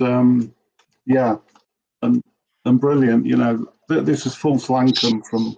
What is the main difference, if you could explain to someone like me, the difference between Irish and English, like pure English or Irish folk? Oh, that's. I don't know. I mean, the expressors say that it's difficult to describe an elephant, but you know one when you see it, and it's sort of like that. You know it's Irish, or it's it's. I mean I think Irish and Scottish folk music sort of there's that Celtic sort of feel to the music. Because the Irish and the English people they immigrates in the US, so it was like blended over here and then it came back, but it still remains 2 different things. It's not like reggae from Birmingham and Jamaica, because it was like only 3 decades. They were kept apart, so there is no difference. As I don't know. Correct me if I say some bullshit. I mean, it's now you put me on the spot. With this, it's kind of quite difficult, to describe, the differences between the 2. But you do get sort of crossover, definitely, and sort of people like the Pogues. Yeah, the Pogues. Yeah. Sort of folk punk. Very, very much sort of, they take stuff mainly from the sort of Irish tradition, but also, also from English folk, so, there's quite a lot of crossover there. But there's so much to discover, and I mean, totally, Yeah, I don't know if you've heard of this person, Ramon, Mary Black. She's an Irish singer. No, Mary, this no. Debut album. It's a really good album. This is the only one I've got because I haven't seen many. I actually got this in Dublin over there, so it's a super album. Yeah, go and check her out, Ramon. She's a lot of old traditional Irish folk songs and her take on Irish folk music. So anyone that likes it, Celtic, this is the person. Yeah, she's got a great voice, actually. We haven't mentioned his band, have we? Yeah, Crew Sister, Pentangle. Yes. Yeah. With the Jack on Ryan covering the side 2, which is Yeah. Look, I just pulled another one that was this is what Simon got me. John Byrne's Volume 2. This is a fabulous album. Yeah, there's Joan Baez stuff in that shop at Spalding. Oh, lovely. Well, when we go there, yeah. A good way to explore the folk to me is by the labels. We're talking about island labels, of course, but in the US they had Rounder, Folkways Records, Vanguard, which John Baez was on. Don't know why it's Fontana maybe for Europe, and Transatlantic, of course. To me, it's a great way that I tend to use to dive into. Vanguard is amazing. All these artists, John Baez, Bridget St. John's, Mimi Ritchie Farina, so many great names. Yeah, that's one of my favorite albums. That is.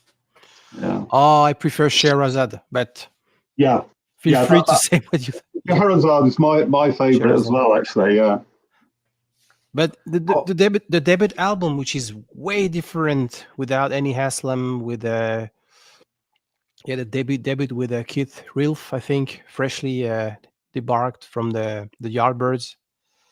Yeah, very experimental. I like it as well, and you can find everywhere for cheap. Yeah. First time I come across Hammy Haslam was when Northern Lights come out.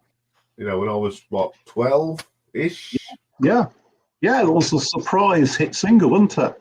Yeah, and I loved the song, and I loved, even at 12, I thought, oh, Annie Haslam's got a voice. And that's when I started going to, you remember when you used to go to the library? Oh, yeah, but pick up the records there and then tape them. Yeah, and I went and picked up, I come back with this all Renaissance. You was allowed 3, and I come back with 3 Renaissance albums. Yeah. And I just thought, well, this is totally different what I'm normally listening to, and I've been hooked ever since. Yeah. So I see that Morten has found a couple of Gorky CDs. Yeah, Gorky Zygotic Dinky. That's how you pronounce it. I never know. But you know, Morten's really, really into Welsh culture, Welsh music. Oh yeah. Yeah. He and I sort of have a very, very sort of favourite sort of female vocalist, and that's Gweno. Gweno sings in Welsh, except on her album The Cov, when she sings in the Cornish language. Yeah, you mentioned that Cornish language. I remember. Yeah. And if you don't know Gweno, absolutely brilliant. That's another interesting thing. Talking about France, my home country, in Brittany, Celtic culture, folk, still strong over there. So the bands that play that folk, I think they are even famous in England. Alan Stivell, I know, had some success. You, Mike, because you're very knowledgeable of French stuff, and other people. And they had some festival, I know, Ireland, Brittany, Cornwall. So yeah. Many years ago, I was in France doing a sailing thing with a group of young people, and one of the ports we stayed in, we found this pub in the evening, and we saw that there was a band playing. It just said on the thing, I thought, oh, we'll go and have a check this out. And we're a folk band. This was it was on the Normandy coast. Oh, yeah. There was a folk band playing in a pub. And they were fantastic. And they were doing Steel Eye Span, they were doing Renaissance, they were doing Pentanga, you know, and you think, wow, all singing it in French, but it was brilliant. Yeah. Just reminds me there's a guy, and he's in the vinyl community, and he doesn't make very many videos at all. But he's from northwest France. He's, you know, and he shows a lot of sort of Breton. Bruno. That's it. That's the Bruno. guy. Yeah. Because he does some of his videos in English and sometimes in French. Yeah, with the accent, right? Yeah, but whenever he shows stuff, I always think this is magical. You know, this is a whole new world. An older guy with a huge jazz collection, where on his French-speaking channel, at least he talks about jazz, and he has an English-speaking channel as well. Yeah, Bruno. Yeah, very good guy as well. Yeah. When I lived in this Brixworth, back in the early 2000s, the village next to us, Stratton, used to have a folk festival every year. And we used to go every year. It was fantastic, you know, 3-day event of all. It's all like the whole of Northamptonshire's folk community came together in Stratton for one weekend. As one mate says, lots of chunky jumpers and enough cider to sink a battleship, you know. Yeah, that's right. Chunky jumpers and pints of cider. Yeah. Yeah.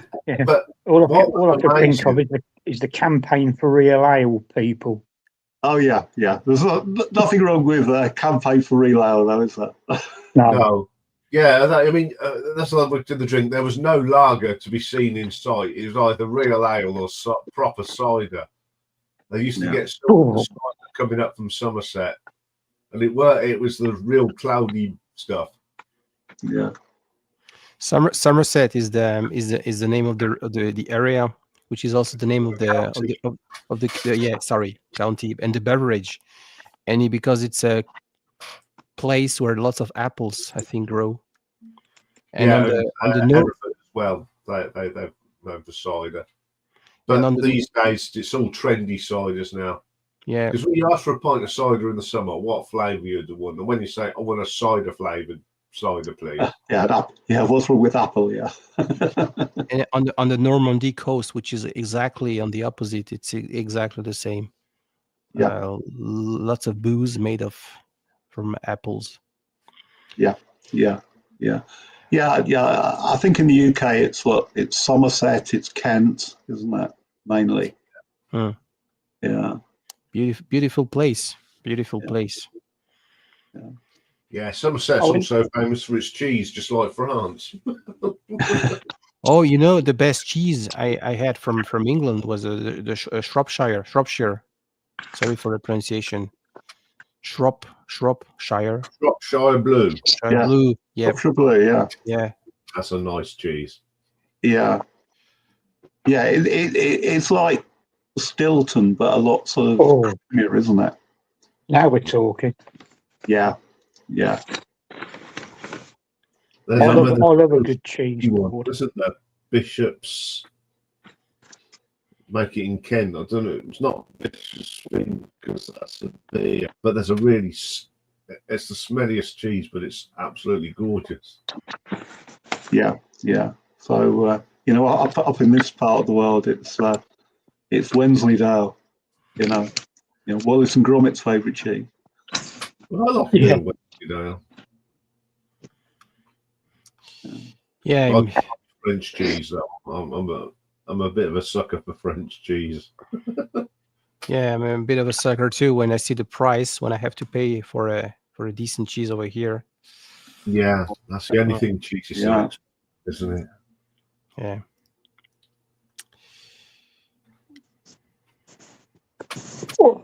Okay. Yeah.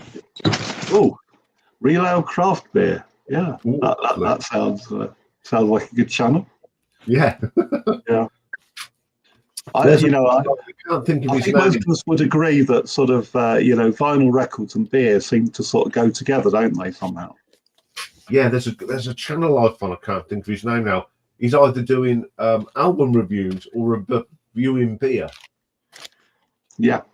Which is what life is all about, right? Yeah. Yeah, exactly. Yeah.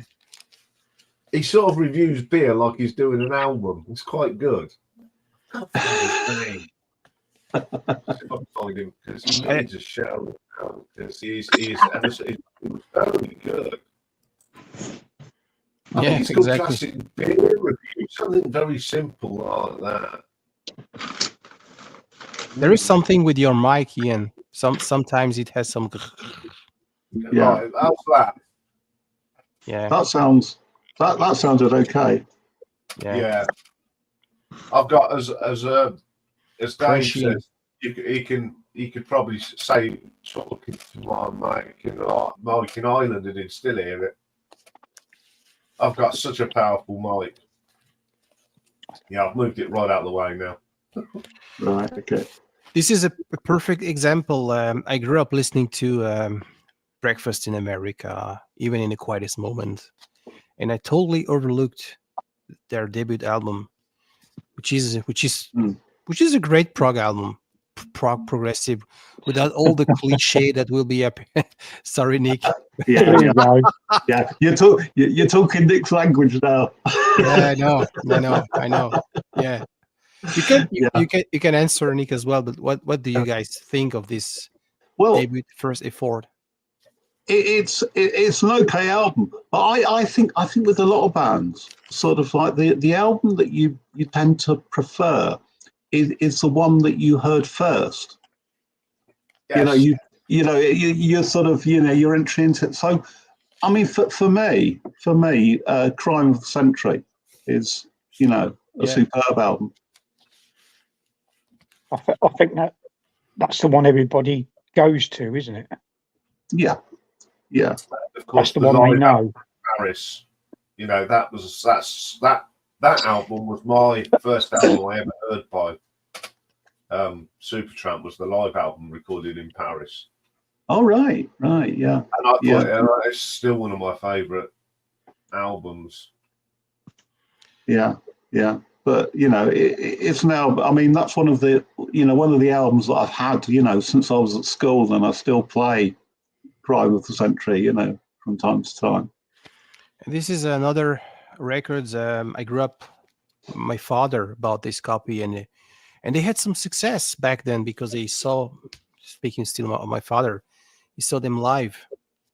So this is Barclay, James Harvest. And no one mentioned them in the VC. No one. It's like they completely disappeared. I know. I know. Yeah. But I mean, in the America at a larger scale. Yeah. And so. But that's it. I mean, I think what happened. yeah. But it's something about the Atlantic Ocean, isn't it? That certain bands just haven't crossed it, in either direction. Because I mean, American channels, sometimes talk about bands that sort of everybody in North America knows. I hardly know them at all. I might not know them at all, But, I got into a bit on one of the Facebook groups talking about Whitesnake, because David Coverdale has just sold his back catalogue. And some saying, that there's, the Americans, I get it, that, their best albums are 1987 and Slip of the Tongue. And you go, hold on a minute. What about Ready and Willing and Love Hunter? And a lot of Americans are totally oblivious to the albums that came before Slide It In when they did that horrible American mix. And things like John Psych saved the Whitesnake, and they didn't need saving. you think, and then that's such a classic example, isn't it? Why everyone heard of Deep Purple, Burn, and Stormbringer in America, but when David went and did early Whitesnake, they weren't interested in that bluesy, melodic sort of sound. But once John Sykes come and put shredding and all sorts of stuff on it, they were interested, and they forget about them bit albums in the middle. That's just a classic example where music doesn't travel. Yeah, but I'm thinking also glam rock is a very British thing, and yeah, and it doesn't really travel, and a sort of really good example of that I think is Steve Harley, because Steve Harley is really quite well known in Canada and North America. And quite, sort of like you see his albums being shown quite a lot, but nobody in North America and Canada ever shows the Psychomodo, which is a very glam album. And I think it's Steve Harley and Cockney Rebels, absolutely, absolute masterpiece, But it's strange. They don't talk about Prima Donna either. No one seems to talk about Prima Donna either. We had to laugh with me and my wife every time we travel to the UK. We sit on the car, we just rent, turn in the radio, and there is this song from Stephen Cockney Rebel, "Make Me Smile," "Make Me Smile." Come up and see me, come and see me. Every time. It's a trick. On the Gold radio station, UK. Yeah, I think that was the biggest. That was probably the biggest hit, wasn't it? Yeah.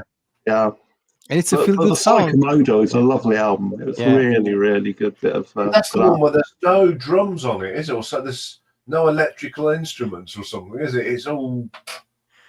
It's an interesting album, isn't it? Yeah, it's a very interesting album, But and of course, our beloved Slade don't get much of a look in sort of elsewhere, do they?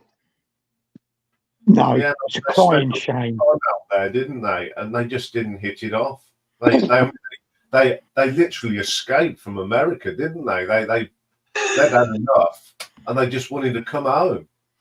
Yeah, but there's that album, isn't there? That was it. What was it? A Record Store Day release a couple of years ago. That was the was a US Slade release. There is Rogues Gallery. Yeah, that's it. Ballsy, wasn't it? Yeah, but that was the American version of Beginnings. Ambrose Slade. Yeah. Then there's what you might be thinking of is the Kamikaze. That's it. That's the one. Kamikaze. Yeah. I forget what they changed it to. Yeah, it's like getting My Power Supply or something. That's it. Yeah. I've got them. Oh yeah, you got it right, Mike. Yeah. You're nearly complete on Slade, aren't you, Nick? Oh, blimey! You're not. I think I'm about 4 or 5 away. Yeah. So what are they? Are they later stuff? Yeah.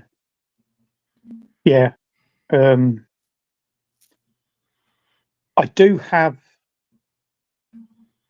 another Slade album, but I've had about a year ago, nearly a year ago, around the May Day bank holiday.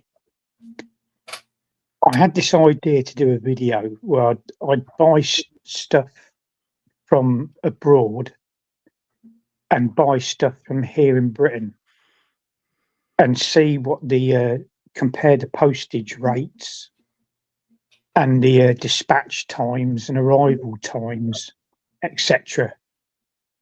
And I did it, but I never got round to showing them or doing a video. Oh, maybe you should. And one of them is a Slade album. I ordered stuff from Japan from 2 different sellers, and I ordered stuff from 2 different sellers here in Britain. like I say, just to compare prices, dispatch times, postage, etc., etc. Basically, because ages ago I ordered an album from Japan, and it arrived on my doorstep 7 days after ordering and paying for it, and that is bloody fantastic. And yet, there's some stuff I've ordered from Britain. This is all by Discogs, by the way. Yeah. And there's stuff I've ordered from Britain that's took 2 weeks to get to my bloody house. Yeah. Which, you know, from one end of the... Yeah. There we go. Okay, that's my entire slate collection I'm about to share with you guys. So this is an American press, I think. Yeah, right. On Polydor, yeah. I think I found it. If you need to get the Slade alive. Yeah, that's compulsory. Oh yeah. This one, the classic. Oh, well done. Yeah, yeah. That's a good film. This is a French press, and the way you could recognize what year is with that letter. You know, it starts with a Q, a T, 68, 70, a U, 70, 72, a B, 74, 75, etc. So this is a quick way at a glance to recognize what year. And so, as I said, this is a French press. Yeah.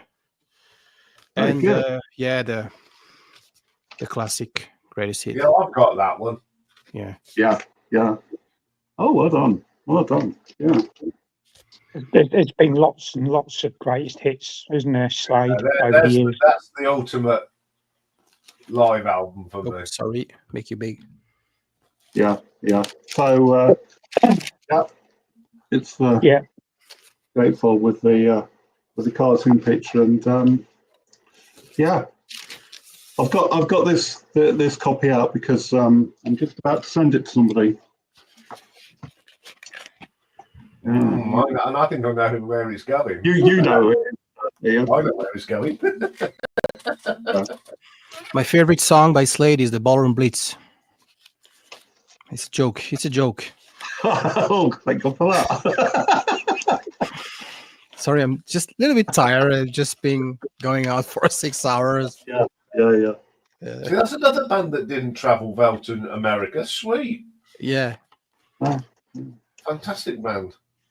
And it's the same. They're an odd band, aren't they? Because the singles are nothing like the albums. God, no. You know, get stuff on Destination Boulevard and Give Us a Wink.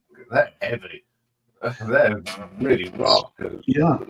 You know, I mean, their fame is based around the, you know, all the Chin and Chapman, you know, glam sort of singles, aren't they?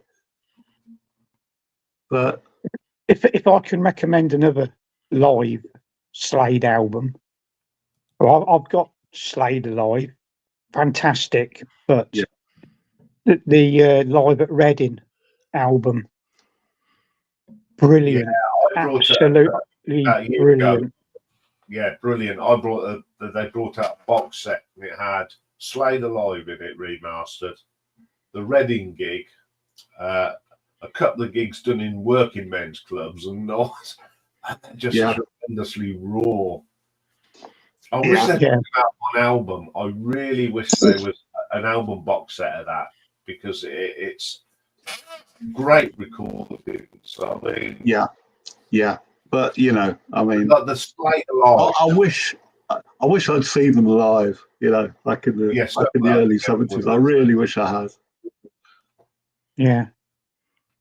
There's another live one. Is it Victoria Falls or something like that? That was reissued recently, wasn't it? Yeah. Is it the one with Dave Hill and the Super Yacht guitar or something on it? Yeah. On the front sleeve? Well, mine's just got them in the I'm back. not sure. I think that's the one where they're in the back They're in like in their changing room. There's one where it's just got like a set list, and that was done at some working men's club. And you can tell the noise in it was a very small room because you could hear the noise bouncing off the walls.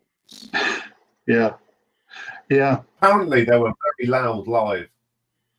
Well, yeah, I bet. Yeah, but I mean, Slade Alive is a very raw album, isn't it? You know, Yeah. And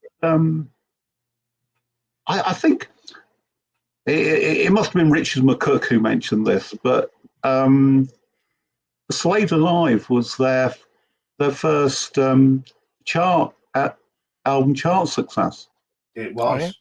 Yeah, Was so it really? you know, Was it's it quite really? unusual to have a live album being, you know, being your first one in the charts. Yeah. And that Yeah. the burp was actually an intentional, but they kept it in. I thought one of the very first live album that had some huge success was the Peter Frampton Come to Live that you see everywhere, you know. Yeah.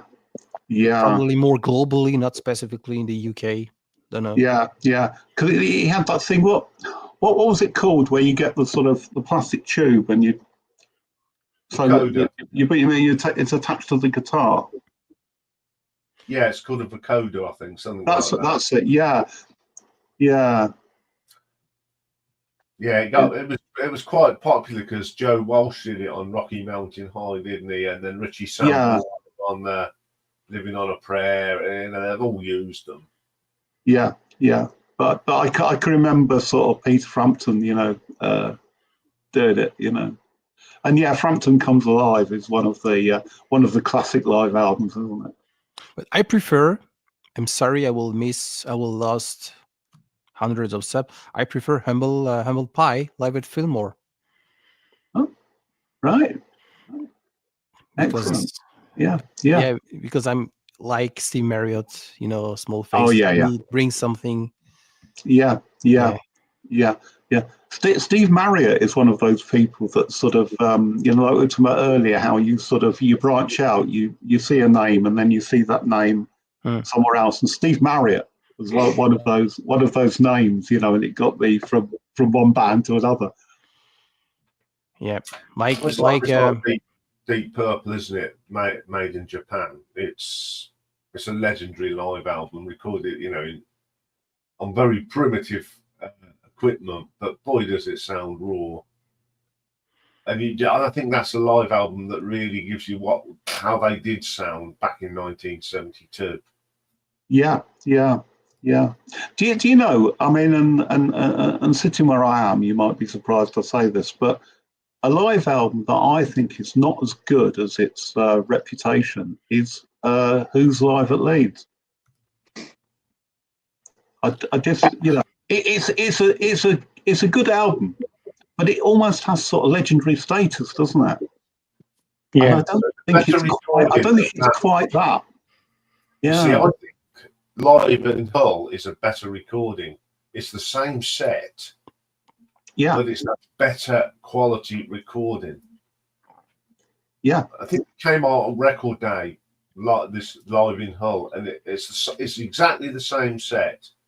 Yeah. But the quality is far better. So if I listen to that, I will go to listen to Live in Hull than Live in Leeds. Yeah.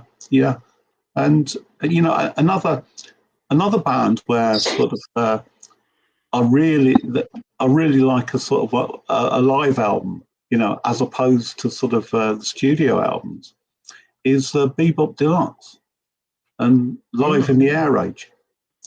It's almost like a greatest hits album, you know, and it comes with an EP, and it's absolutely fantastic. I don't know about this. What year did it come out? 77, I think. I can have a look. I'll show you. Yeah, I've heard of them, but I wouldn't know what they sing. Wouldn't have a clue. No, I mean, I think a great album. Is that Live Cramps album you've got, Nick? That's a great live album. That is. Oh, Smell a Female. Yeah. Yeah. Yeah, absolutely love it. That was a total blind buy back in the day. Yeah, super. I mean, I've listened to it on Spotify, and it's absolutely brilliant. Yeah. I'd highly recommend it to anybody who's into the Cramps, wants to buy any Air stuff. I saw a chap actually at Spalding buying a copy of that, and I mentioned it. I've got that Cramps live album when he was at the counter paying for it. Good morning, Mr. Atkinson. Hello, everyone. Good morning. God, hello. Yeah, Live in the Air Age. It's here's the EP and handily on the back it tells you this is a notes by Bill Nelson. So it's a UK tour, spring 1977. That's a famous black and white film, isn't it? Yeah, Metropolis. Metropolis, that's it. Yeah, that's it. I couldn't think of the name. Yeah. So you've got you've got some good stuff in there. Sister Seagull is and Made in Heaven, sort of 2 tracks on the EP are absolutely brilliant. But it's almost like a greatest hits album, and the recording is really good as well. And what's your? Yeah. Yeah, I got that one too. Yeah. And what's your take on what he did later when he moved away?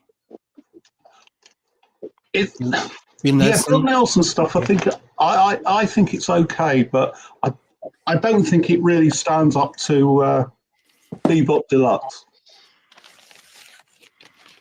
I thought he was great, actually. I thought he was great. I love that soundscapey stuff that he does. So I love his later solo albums in the 80s. Really good. Right, yeah. I haven't got that Red Noise album though. But yeah, I love his later stuff. It's really good. Yeah.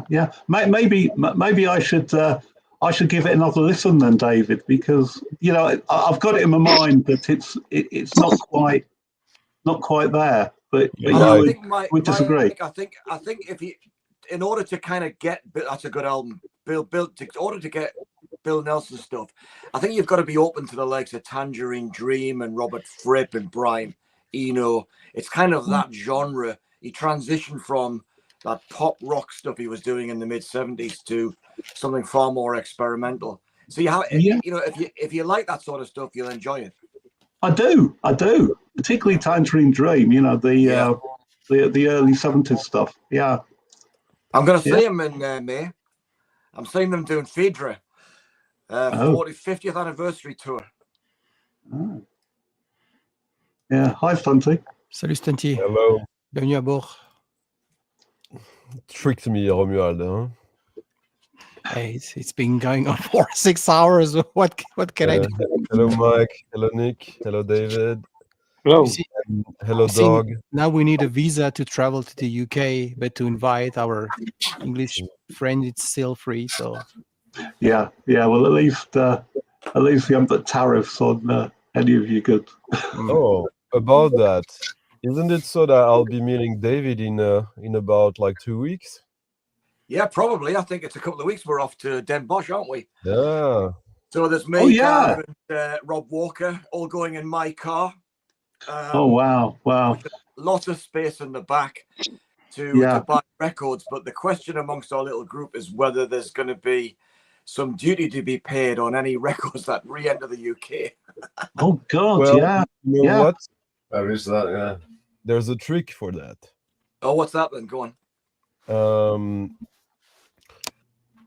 Since you're gonna only buy secondhand records, you guys just say you went to a friend of yours wedding anniversary and he asked you to play records at his party. Yes. Tangerine Dream Records. Yeah. Do you really think that will? Yeah. Tangerine Dream always goes down well at a wedding, doesn't it? Yeah. No, have you got your eye on anything in particular, David?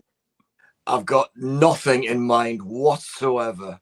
Yeah. I'm just gonna. It's just a road trip with the guys, and it's just a chance to have a bit of fun, really. I mean, I always go for the cheap bins anyway, so I'll end up in the cheap bins. And yeah. Oh, your friend of mine, no, Gary, I've got that's no list.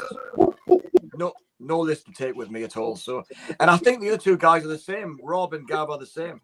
I think I heard Rob say that he was going mainly for the experience rather That's than right. the Yeah, that's it.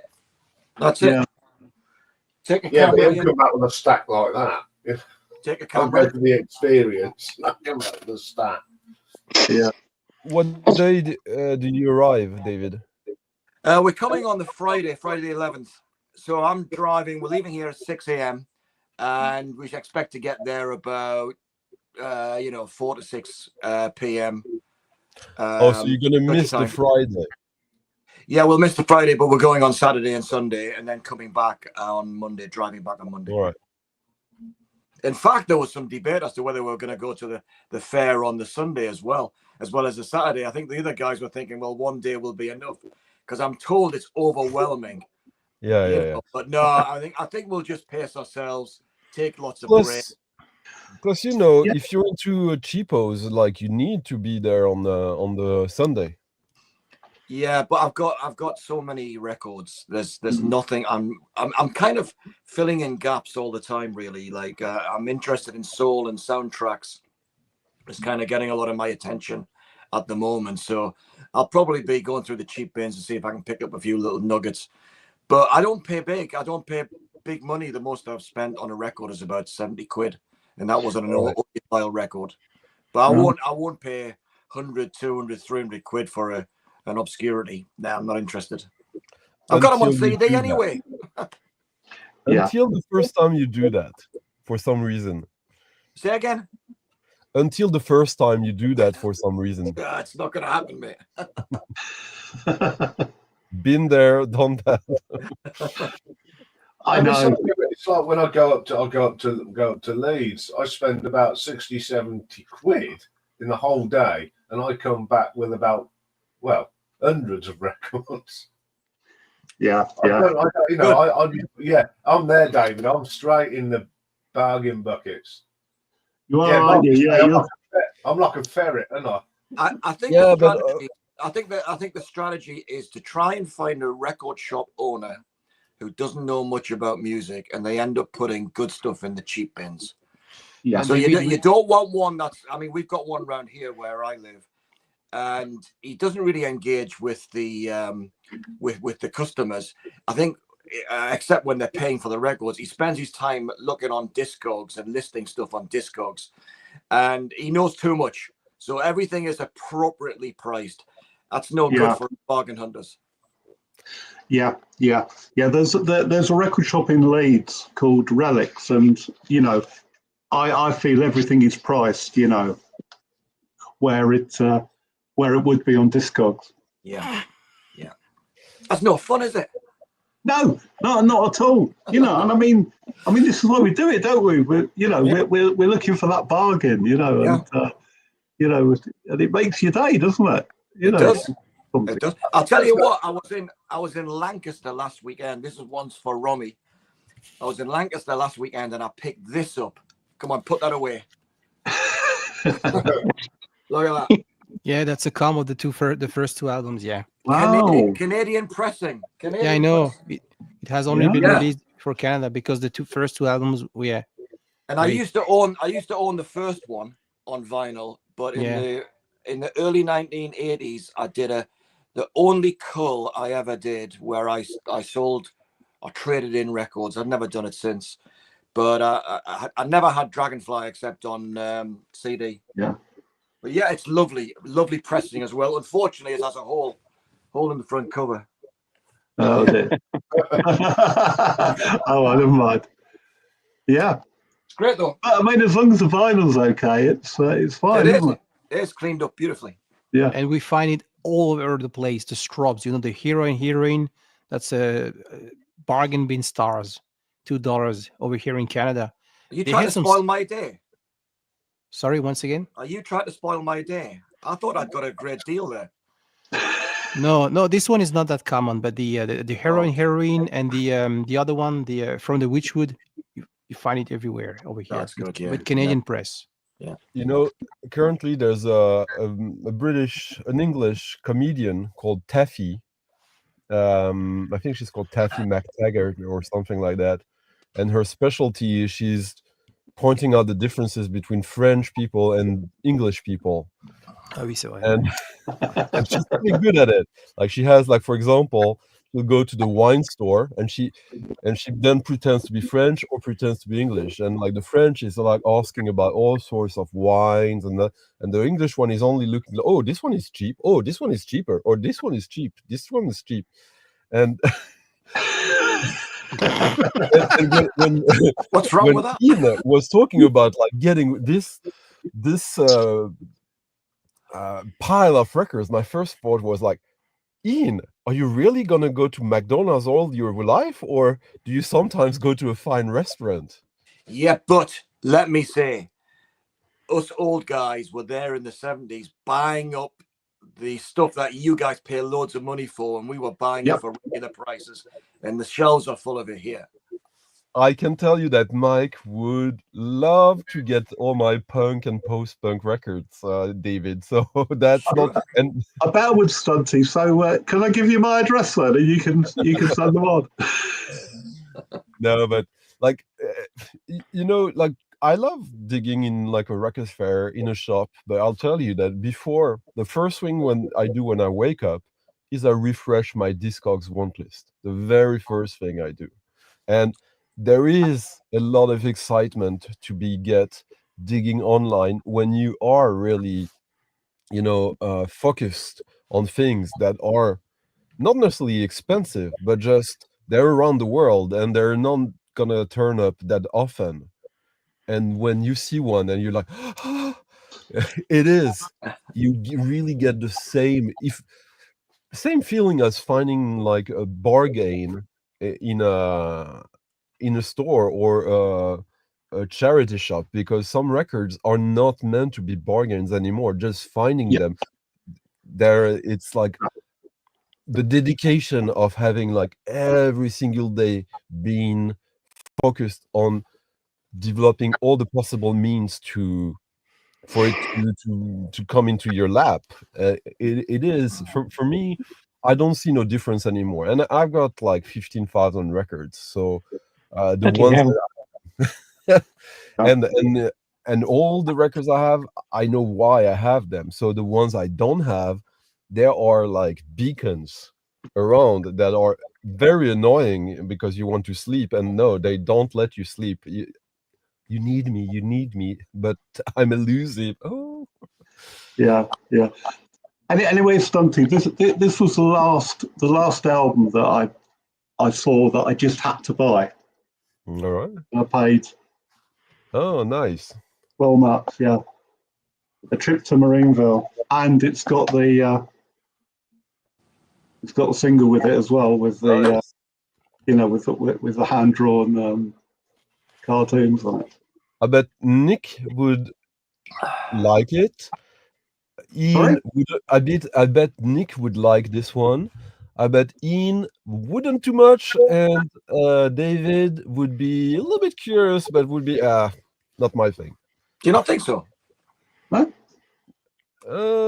Describe the music then, Mike. No, I think you would be. I think you'd be curious about it, but then it's kind of it's new wave. It's quite. I was going to say it's sort of avant, really. You know, sort of a bit weird.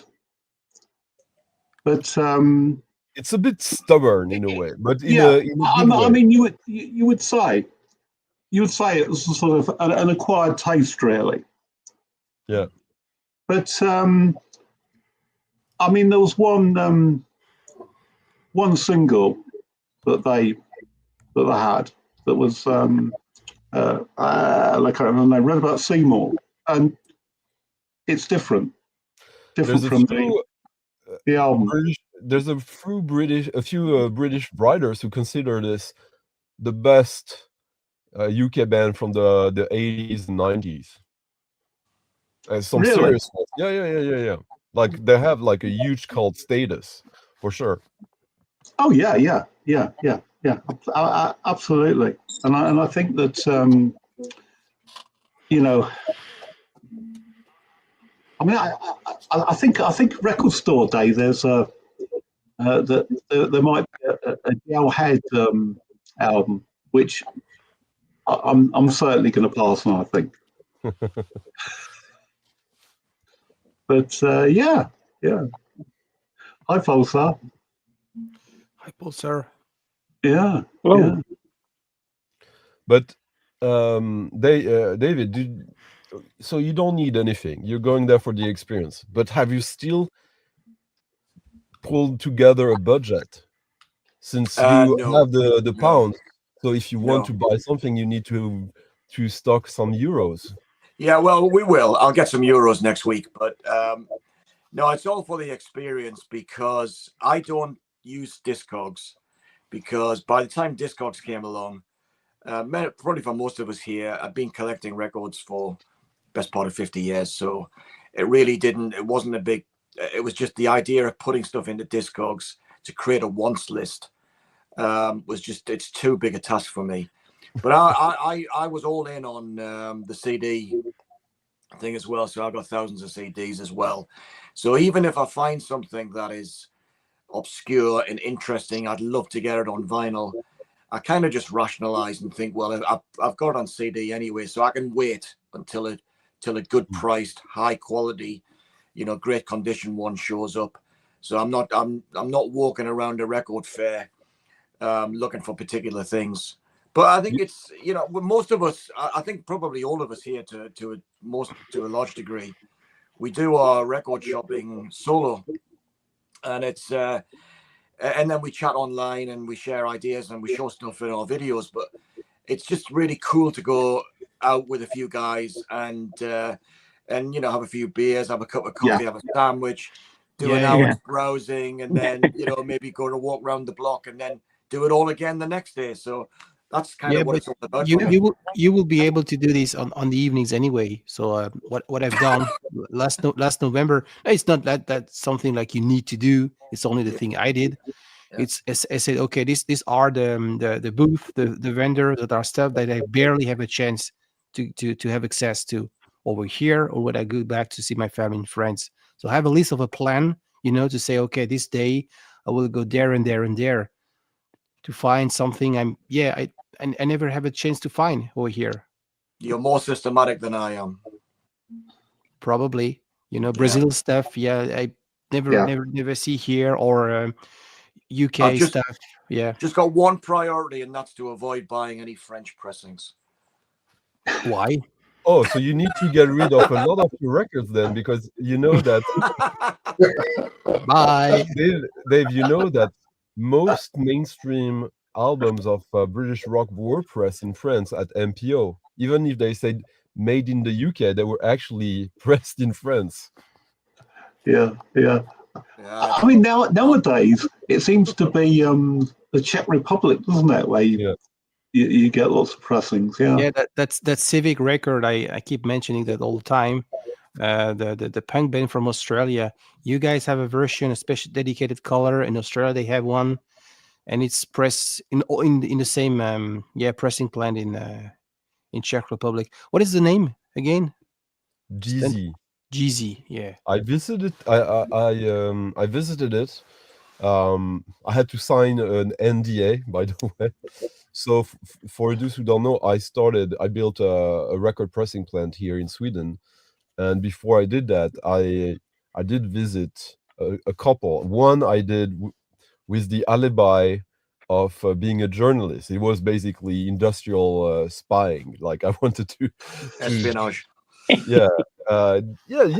Just to see like the early mistakes we would do that we could avoid. And then I got the opportunity to go and visit GZ. GZ is literally a small city. And whereabouts is it? It's in Czech Republic. Okay. Yeah. And Prague. And at first, like, yeah, they started as like a record pressing plant, and they were pretty predatory in their approach. But when you go there nowadays, the vinyl pressing aspect of it, it's huge, but it's tiny compared to what they do in their operation. Like, what they do most is print, like the print department, doing the covers, the inner sleeves, the labels, and all that. Because of course with that they can have other clients than just vinyl records. The pressing machines for vinyls, they can do nothing else but vinyls with that. Vinyl records. And but the thing, it was very, very instructive to see like the condition that we're doing these in, because for the better part of the 90s and early 2000s, GZ had like a horrible reputation of, oh, these pressings are not good. They were. It's just that like you get what you pay for. They have a lot of different options when you order from them, and if you pay just a tiny more, they will care more about it. But it was interesting to see that, like, the plant is. It looks like what you would expect from a car shop. It wasn't clean and well cared for. Yeah. But you don't need that. It's a mechanical blue-collar job. You just need to be able to know how to do the job and to apply certain rules and certain minimum standards, and the product will be good. But the NDA I signed was to not say exactly what I just told you. So yeah, but you'll need air filtration to keep the dust out of the vinyl. And not really. Like, okay, let me put it. Like, David, let me put it that way. When you press the record, you inject in the molds steam that is at close to 300 Celsius. Do you think that a tiny piece of particle of dust will survive that heat? No, it gets combusted immediately. No, I'm thinking more about when they're cooled off. And you've got atmosphere, because I've worked in industry where they use clean rooms, and I've also been into pressing plants and things like that. Not record pressing plants, to be fair. And so I know what a dirty shop looks like and a clean shop looks like. And for sure, something like in the pressing itself, I think I'm sure you're completely right. But I think as records are left to cool on the side, I would be a little bit concerned about David, the way they're left to cool is basically the records are piled over each other, like with a robot arm, like a mechanical arm. So there are, like, only the top record will be exposed to dust, and it isn't, because an operator will put like an aluminum disc over the first one just to keep it tight, to have some weight over it. And then when they cooled off, an operator will do normally visual quality control inspection, and put it in an inner sleeve, and the process should take about 4 seconds. Oh, right. Yeah, I mean, I heard, Stunty, that sort of like, a few years back, when vinyl records started to become popular again, that there just weren't the pressing plants anymore, and I know that isn't it the case that still sort of a lot of the pressing plants use very, very old machinery?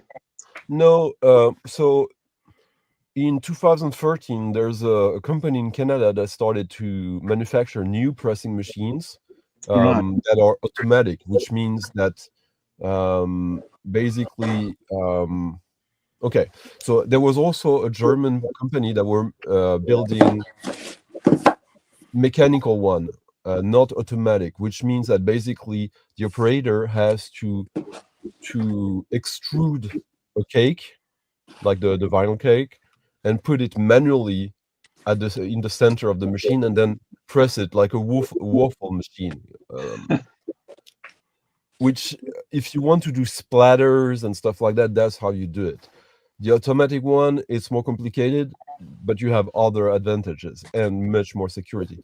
Then there's a Swedish company called Phoenix Alpha, started by the son of the guy who did the Alpha the 2Lex Alpha.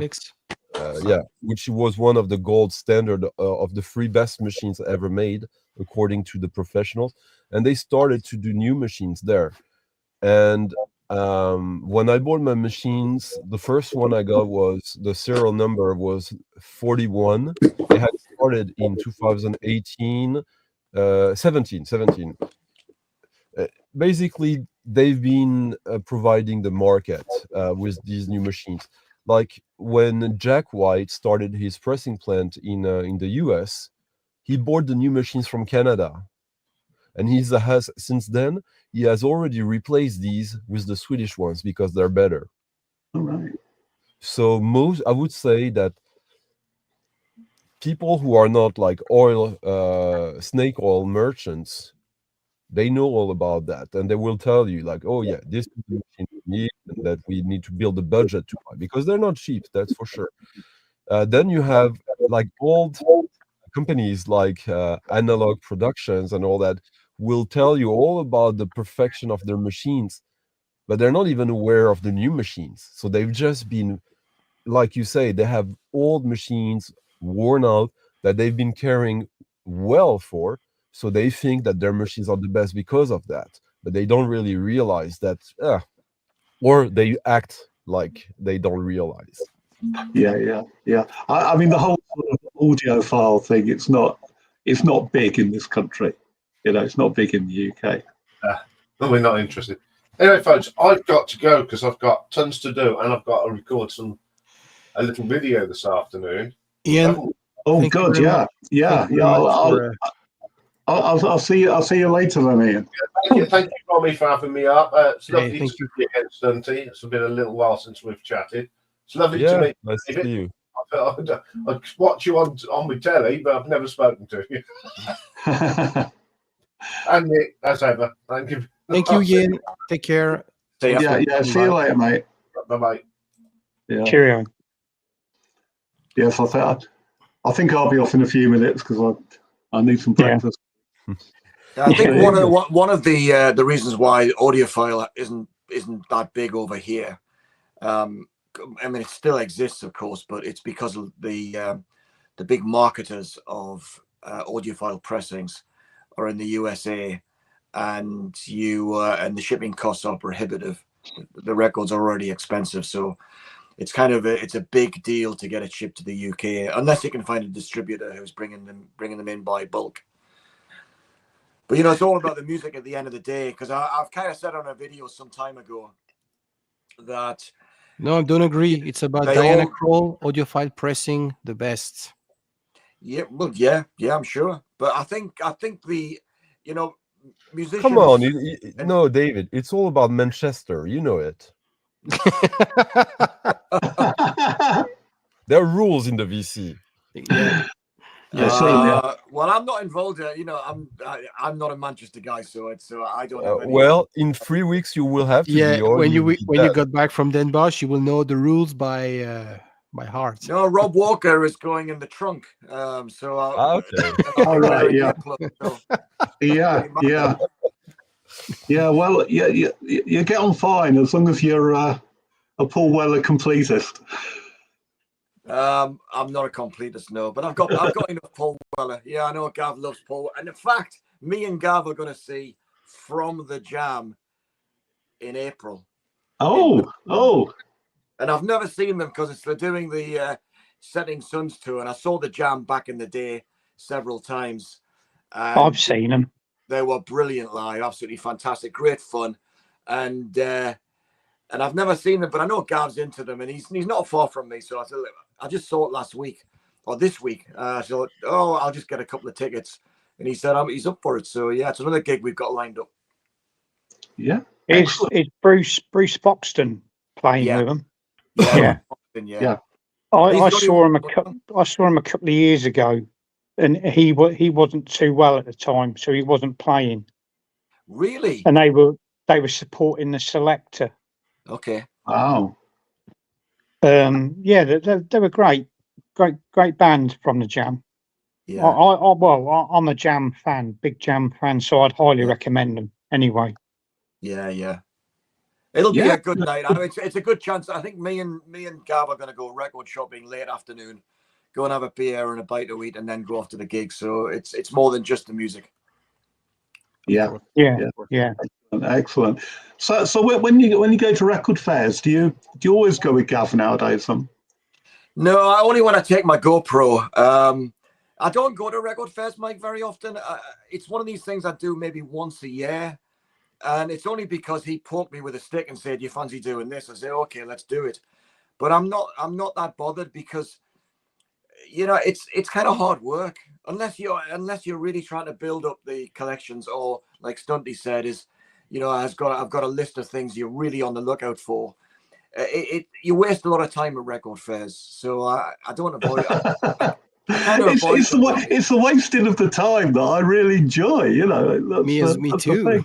Yeah. No, I'll tell you the biggest problem is that everyone, at least not everyone, but a lot of these guys who are at the record fairs, they bring their boxes and they're trying to make everything they want to sell available. So you go to the boxes and they're packed so tight you can't browse. So I see, you know, I go to a table like that and say, I'm done.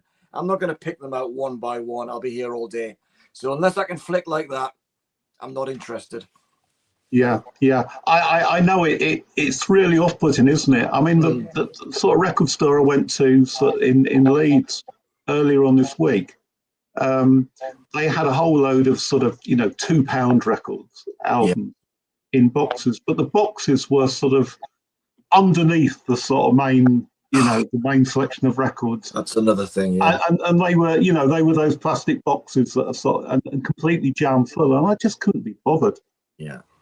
You know, but anyway, David, I enjoyed your trip to Newcastle. I thought that was a lovely video. Well, I didn't plan on doing that one. I just thought I go out and with a camera and I'll walk and I'll might talk and show a few things, and at the end of the trip, if there's something worth, you know, putting together in a video, I'll do it. And that was one of those experiences. I didn't go out with the intention of making a video.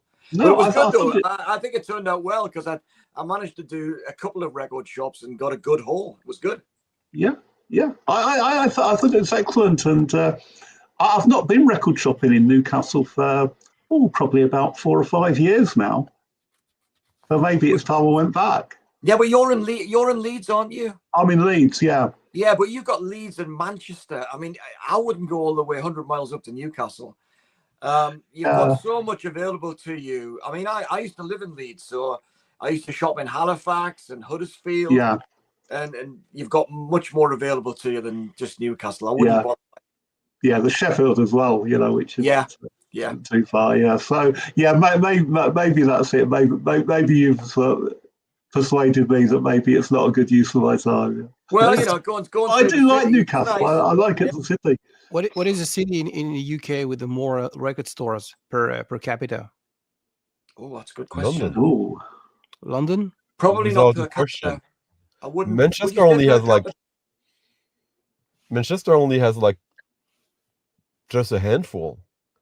Yeah, but remember, Greater Manchester includes places like Oldham and Bolton and places like that. Yeah. So they're all within easy reach.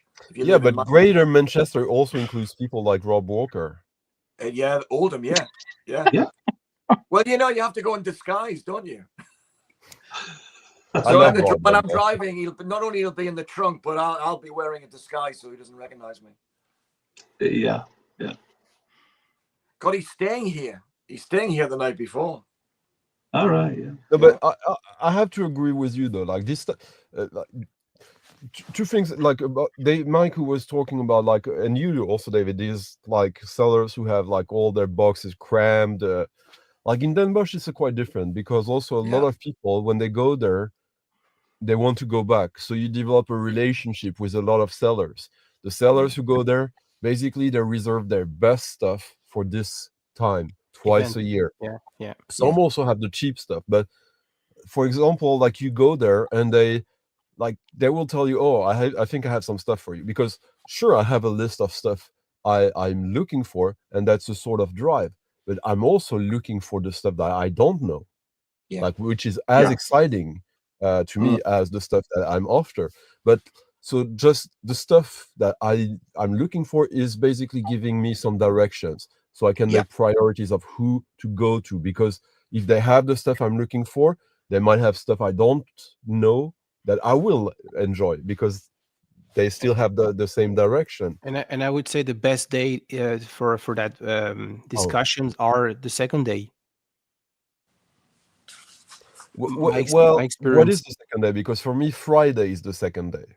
I'm going there. I'm starting on the Friday. On Friday was the first day when everything was like crowded. People like swarming like flies.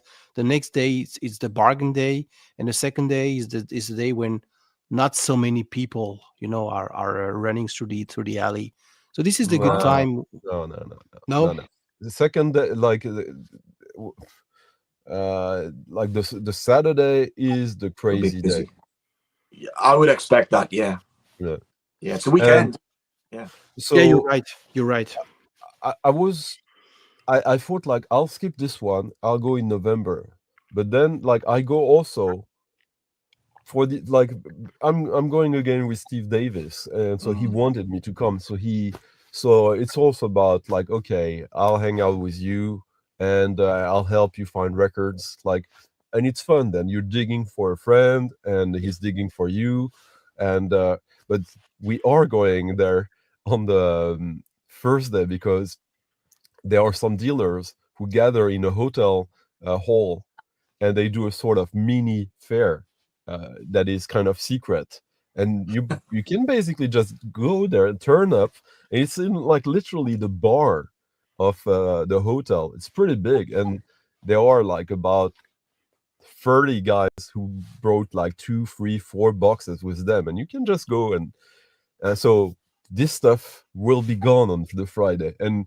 you certainly be gone on the Saturday. Right, yeah. Did you go with Jonas last time? Jonas was there. I know he was there, but which Jonas, by the way? Vinyl Stockholm. Yeah. We took the plane together. Yeah. Right. Yeah, because he always shows really, really interesting stuff. Yep. You know, and I don't esoteric. And I don't, Mike. I didn't say that. You see, you just jumped into conclusions. Yeah, there. no, I'm being. Well, you probably do, Stunty, but I don't watch your videos anyway. Why would you? I don't watch your videos either. I host videos with you, but I don't watch. Joke. Saying nothing. I'm not getting involved. Come on. You know, it wouldn't be the BC if we don't have a bus. Welcome back. Hi, Fred. Welcome back. Yeah. Bloody hell. What That time was is it? three French people with 3 French from England. Yeah. Okay. Well, I was there earlier, but I thought I'd come back. I'll just say hi. Hello. What time is it there? Yeah, either. 8 o'clock. Well, 7:47 at night. Oh, that's all right. Yeah, that's okay. PM, yeah. That's fine. That's nothing really. Yeah, and it's the weekend. Yeah, it's Saturday. Yeah. Sure. Yeah. I found this one on your recommendation. Yeah. Yeah, it's a great record. Great album, great jazz fusion with some African percussion. Really, really glad. Tubabu. Yeah. Very cool. French Canadian, 70s prog rock, but as I say, the jazz rock fusion branch, maybe I would say. Yeah, kind of funky and fusion and in between somewhere. Yeah. Fred, did you see the last comment in the chat from Perplex? I'm going to check now. What is it? Hold on, I will. I can't see the chat. Hang on. Oh yeah. Oh well. Oh, you never know. You never know. Okay, should I translate this or no? It's football related, isn't it? Exactly. Yeah.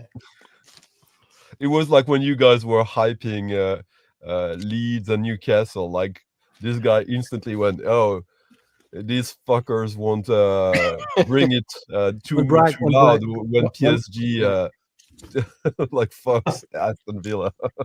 Yeah. Well, say that again. Say that again. Aston Villa have a chance. I reckon they have a chance against PSG. I don't think they're playing well. So I don't know. I'm not sure. Oh my God! I think you haven't watched the latest games. I would hope that Aston Villa would win, but I don't think they stand a chance right now. I mean, Newcastle smashed PSG last season. Yeah, but last season it Smashed them. was, unfortunately, it's not the same team anymore this year. no, it's not. But Marco Asensio is doing well at Aston Villa at the moment, and I don't know. Yeah, but will he be able to play since he's owned by PSG? Yeah, I know. Yeah. But anyway, we've won the first cup of the season. Newcastle have won the first cup of the season. Yeah. The first trophy in like what 35 years or something. 56 years. 56 years. Sorry. And we won the tournament that turned into the Europa League. That's today the Europa League. And then it was 70 years since the first domestic trophy. 70 years. You really think this is the dawn of a golden age for Aston Villa, that they're going to win everything now? Aston Villa. It's unlikely, isn't it? It's unlikely. Yeah. No, but yeah. I mean, Leeds United. Well, yeah. Maybe on the way back. You can't disagree with that comment there. What's that then? PSG. Even Liverpool agreed with that. Well, even Newcastle looked brilliant against Liverpool. So okay, fair enough. Yeah. The cat always lands on its feet. Yes. Yeah. Okay, sorry, I interrupted. What were you so we're going to talk about football for the next hour. That's another jazz fusion rock. Yeah, this amazing bass player. I recommended this record to a good friend of mine who plays bass with another guy. They're trying to do some duo. The one on the guitar, the other one on the bass guitar, and with some scat. There is this lady called Marie-Michel Desrosiers, or anyway, don't even remember. Yeah, it's jazzy as well. It's jazz funk and very jazzy. And this is the band where they all started from. This is Villemar. Villemar is a district over here in Montreal. And I think you need to say it the Quebec way. It doesn't count otherwise. Villemar. Yeah. Anyway, district in Montreal, Caravanserai, Chicago first album influenced, with lots of how do you say section the jazz rhythm section, the brass section with the crazy brass section, Villemar blues band, and lots of people who were in the Villemar blues band, including the Yves Laferrière, which I just mentioned, Contraction, which is also jazz with some Crimsonian aspect, as we can tell in the design. Really cool. But this one, I just happened, I was on the lookout for this record since you, Fred, you talked to me about that, and it's brilliant. It's really brilliant. Yeah, I love this record. I really do. Yeah, it's really good. Yeah. African percussion. Yeah, it's amazing. It's a mix. Yeah, you're right. It's a mix between prog, jazz, fusion, but it's very funky. Like there's a Fricassé on it. I think. Yeah, there's a song called Fricassé. How do you translate Fricassé, Fred? Je fricassé. No, obviously it's a play on word. Cat's food. Cat's food. No, but it's ragu, chunks of ragu. Yeah, but it's je fricassé. Which means I freak. But look at the title, how it's spelled on the cover. You'll see. Fricassé. Yeah, so this is French Canadian slang. That's right. Fricassé. Yeah. Right. So it's slang for what exactly? Yeah, because they French Canadian, they put English word, but they put it in a sentence with other French words, so it's it's literally I freak out. I freak out. Quite, I freak out. Fricassé. Yeah. Fricassé tabernac. I freak out enough. Exactly. Fricassé tabarouette. It's stupid. Anyway, let's move on. Yeah, let's move on. So wants to see some records? What about this one? Anyone heard this one? Oh, what the Mighty What? That's Pete Wiley, isn't it?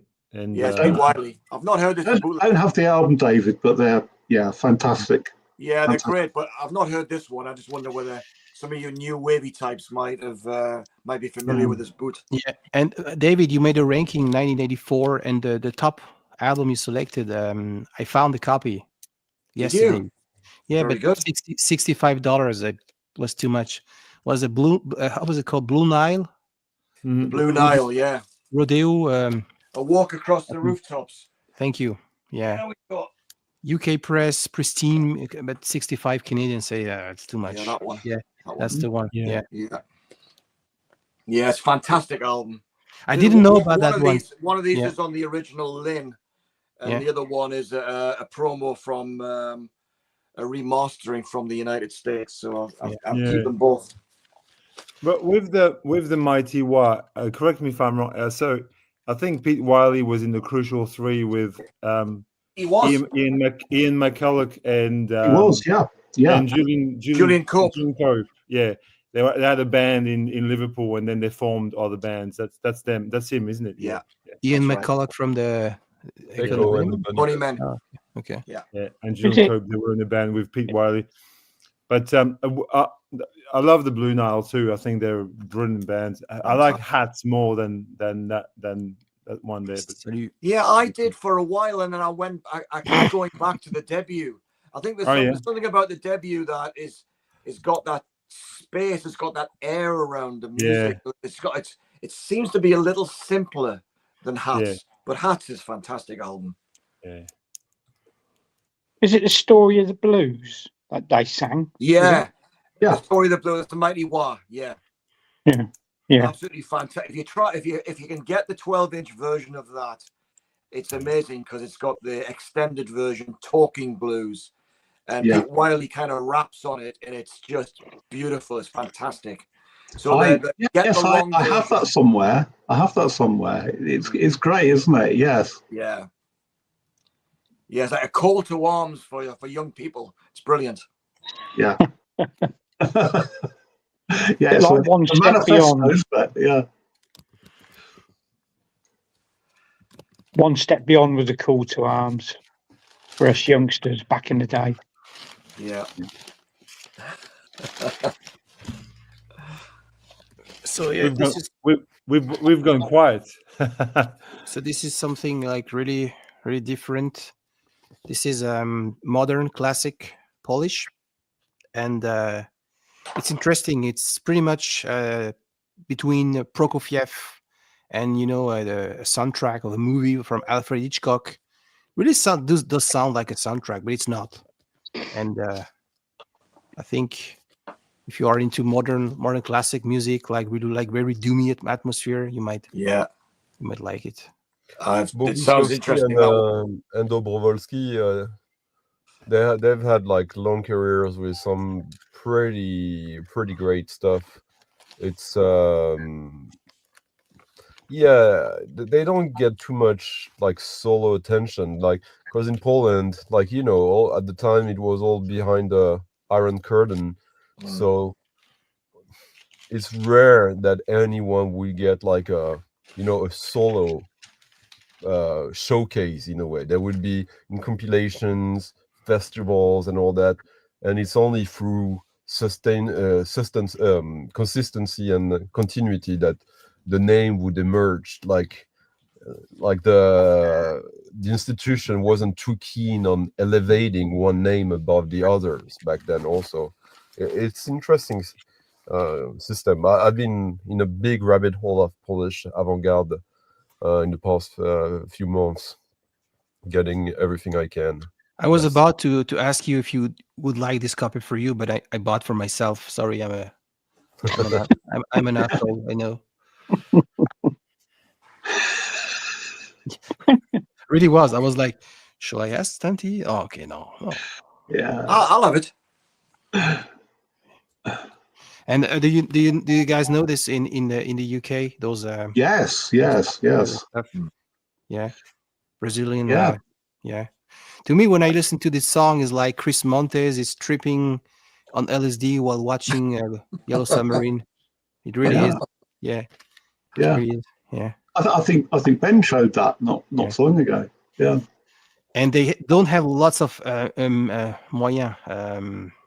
means. I mean, Brazil. So the instrument sounds like pretty much like the Animals 2 years prior, but with their creativity, they really try to do something interesting to the But table. Mike isn't really British, though. He's a citizen of the world. Like, if the government changes, he will probably get deported for being interested in music that is non-British.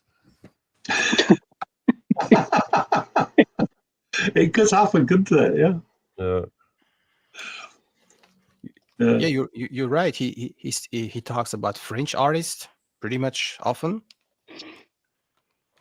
and not only François Hardy. It's Well, a little bit larger. Something interesting. Randy Deadwalk 66 in the US. He collects mostly garage and rock and roll. And yesterday night he did a stream, like as you were starting, Romuald, where he only played Vogue Records 7 inches of French like rock and garage band from the 60s. Wow. And he had like apparently like there are people who are kind of like savant about that, and they know the amount of records on that label that exist that do that. And he had them all, like garage actually written by Zanesi.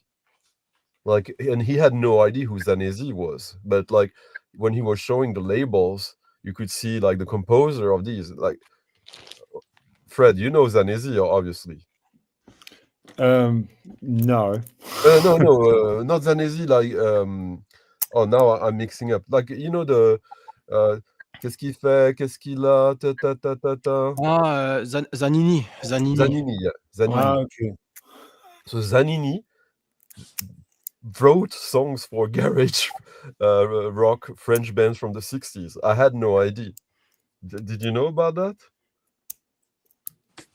That's the wonder of the VC. Like an American redneck from Maine, no, from Michigan, who just plays all this stuff because it's garage and has no idea about where it's coming from. Yeah. But I had no idea it existed. So it's amazing. Right. So, do you know about this stuff? Yeah. This is, I think, if this record would have been sung in English, would be a crazy sought after folk stuff from the 80s. This is some Hungarian folk, some with connection Irish. You can hear some Irish English folk, some Oriental. Lots of hurdy-gurdy. Hurdy-gurdy, yeah. And the female vocal, she does. You see, that's the sort of stuff you'd see over here in Britain, in the cheap bins, and people just pass it by. And it costs next to nothing. It's in the Brexit bin. Genuine comment question, guys. I mean, I'll whisper it quietly. Somebody estimated I've got about 12,000 LPs. So I've been collecting records for about 50 years, and you can add 7,000 or 8,000 CDs on top of that. And yet, I think I've only scratched the surface. These obscurities from Hungary or from Poland, it's kind of, I kind of reconcile that. I'm reconciled to the idea that I'm never going to understand or hear most of the music that's out there. And it amazes me that people find this stuff and then start collecting it in big numbers, even though, it's not from their home market. It's like when we've talked, Romy, about French prog rock. It's like it doesn't travel that well, even though musically it's perfectly fine. And I struggle with the notion of being able to kind of have an understanding and have some experience of all these different artists. I don't know how you guys. Well, some of But you can guys you have do it. an enjoyment? That's what you need. I mean, I think. Sorry, say again. Sorry. I said, but an understanding, maybe not. But can you have an enjoyment from it? Can you draw It's enjoyment from exposure. it? It's Yeah. exposure. How do you get exposure unless you That- find something well, cheap in? David, that record that Romuald just showed, actually, it's like a Hungarian record. But if I remember correctly, the only other pressing of that record from another country is actually the UK. So, but that's just an example. Like that's just a fluke in this case. But I think like one of the reasons that you struggle, if I quote you, if that's what you say, like I think France and the UK are quite similar in that regard, but France actually managed to step out of it earlier than in the UK, in the sense that both countries are the biggest colonial empires. So when we were at the point where we had to decolonize a little bit, which happened a little faster for France than for the UK. Well, how can you maintain an empire when you have to decolonize? Well, you create a cultural empire, and that's what happened with the UK. Like John Peel literally was tasked by the Queen to promote British music, English music, and I don't know of any other people in the world except for probably the US nowadays who satisfy themselves enough with what they have locally. And you have great stuff, you have amazing stuff, very inspirational. But as soon as you kind of step out of typical Western music, which the Western music cultural war, Britain has won it for sure, 100%.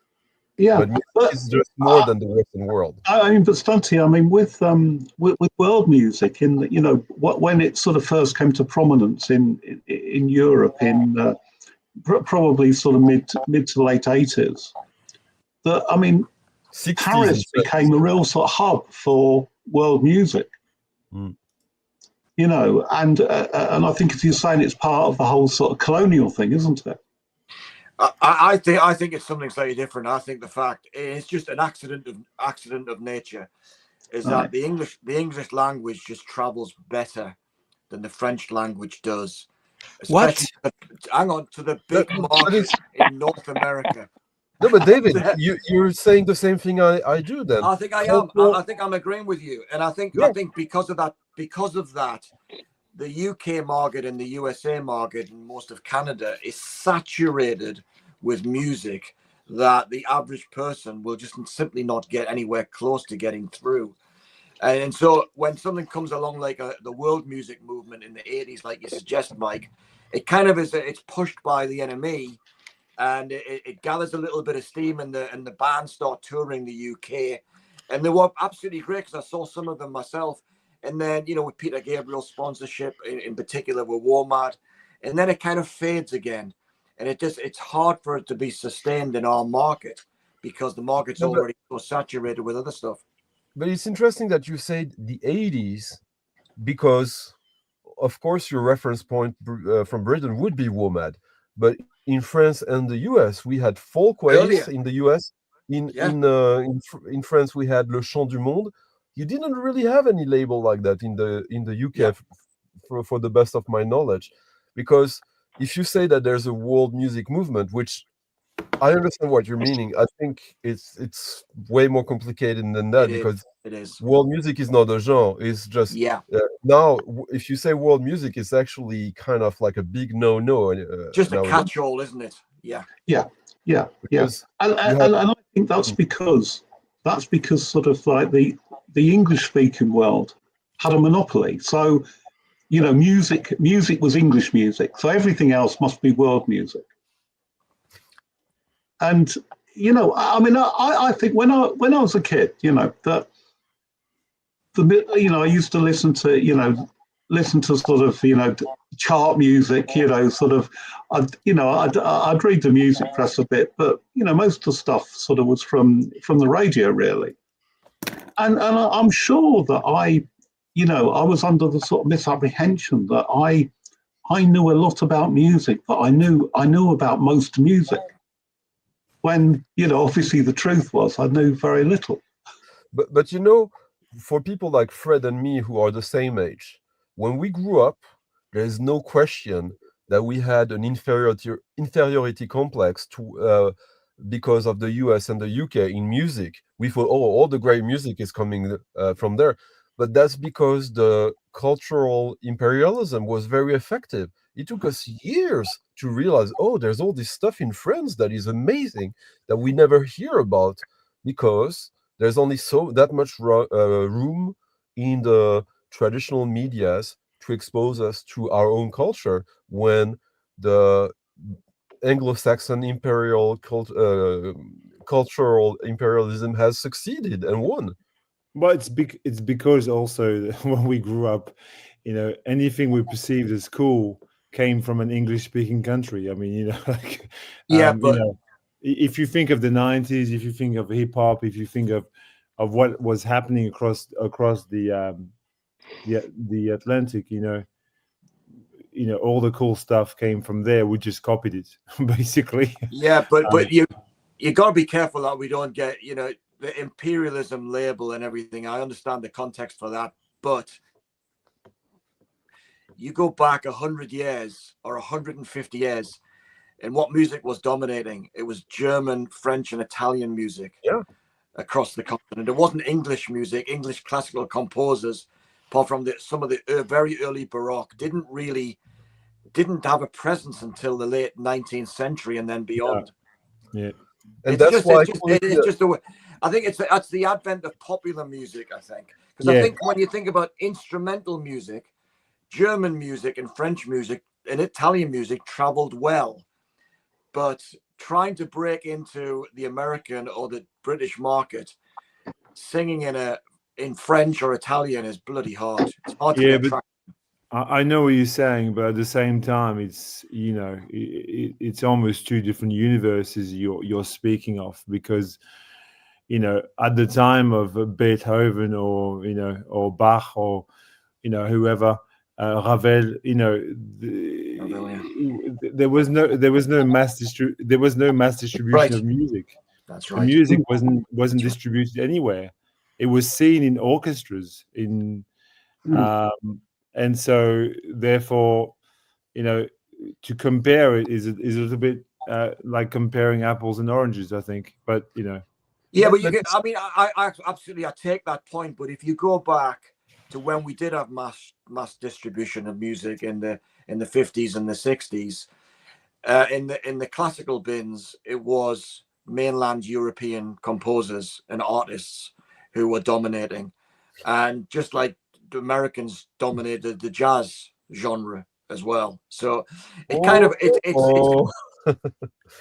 economically, yeah, but what you say, Dave, I think is 100% on it. But like, if I may add, like when you say like the popular, the advent of popular music, it's, if you think about it, like the Beatles and all that stuff.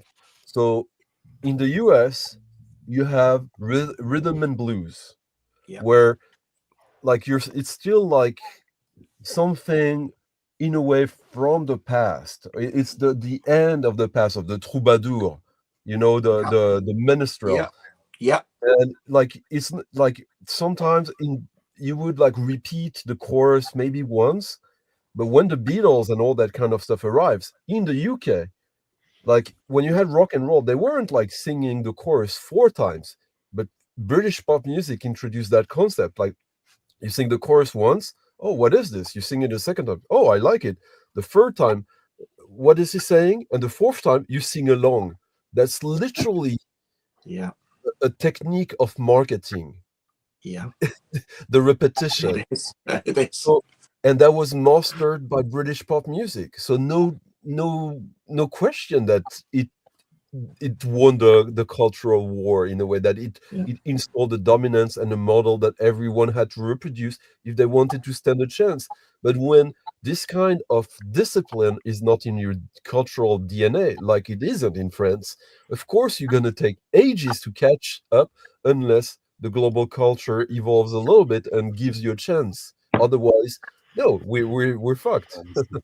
I think the point I'm making, and I would agree with all of that, but I think the point I'm making is when you have a market or you happen to reside in a market that is saturated with language, music with a language that you understand, the limited bandwidth each of us has makes it very difficult for artists from elsewhere.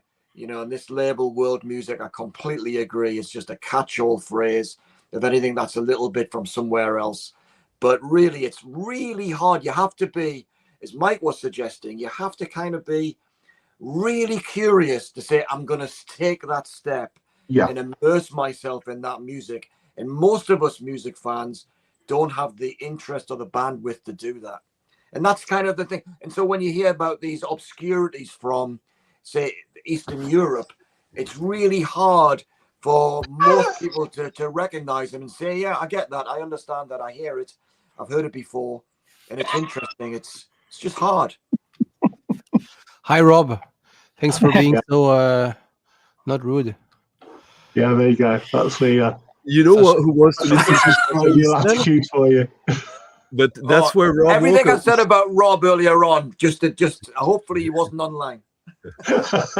Just like Replay to answer Walker epic fail question. Who wants to listen to Sacha Distel?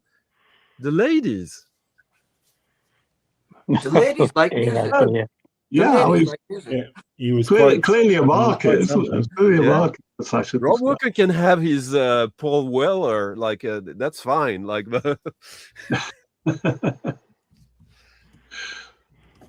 yeah. Anyway, Rob, the trouble is with world music. For me, it's too much of a minefield, and I don't want to go down that rabbit hole and find myself wanting to buy this, that, or the other when I'm struggling to get hold of stuff. I desperately want to complete other sort of collections within my main collection. I just haven't got the time of day, really, or the...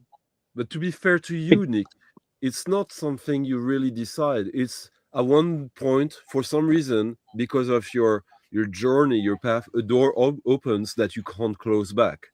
It's not really a choice. Like when you get there, and then it will be easy. But until why would you want to force yourself to something unless, you could force yourself a little bit, just like, oh, I see this record for £2. Yeah, maybe I'll try it. It's just £2, but it like, I guess for Fred, for me, for everyone that goes into that path, it's just like if you have to force it, nah. It's just They are always exceptions. Like this comment from Morten Aastad. I remember Rammstein, the German band. They have success over here. They came to play here in the French-speaking part of Canada, and they do have success in South America while speaking German.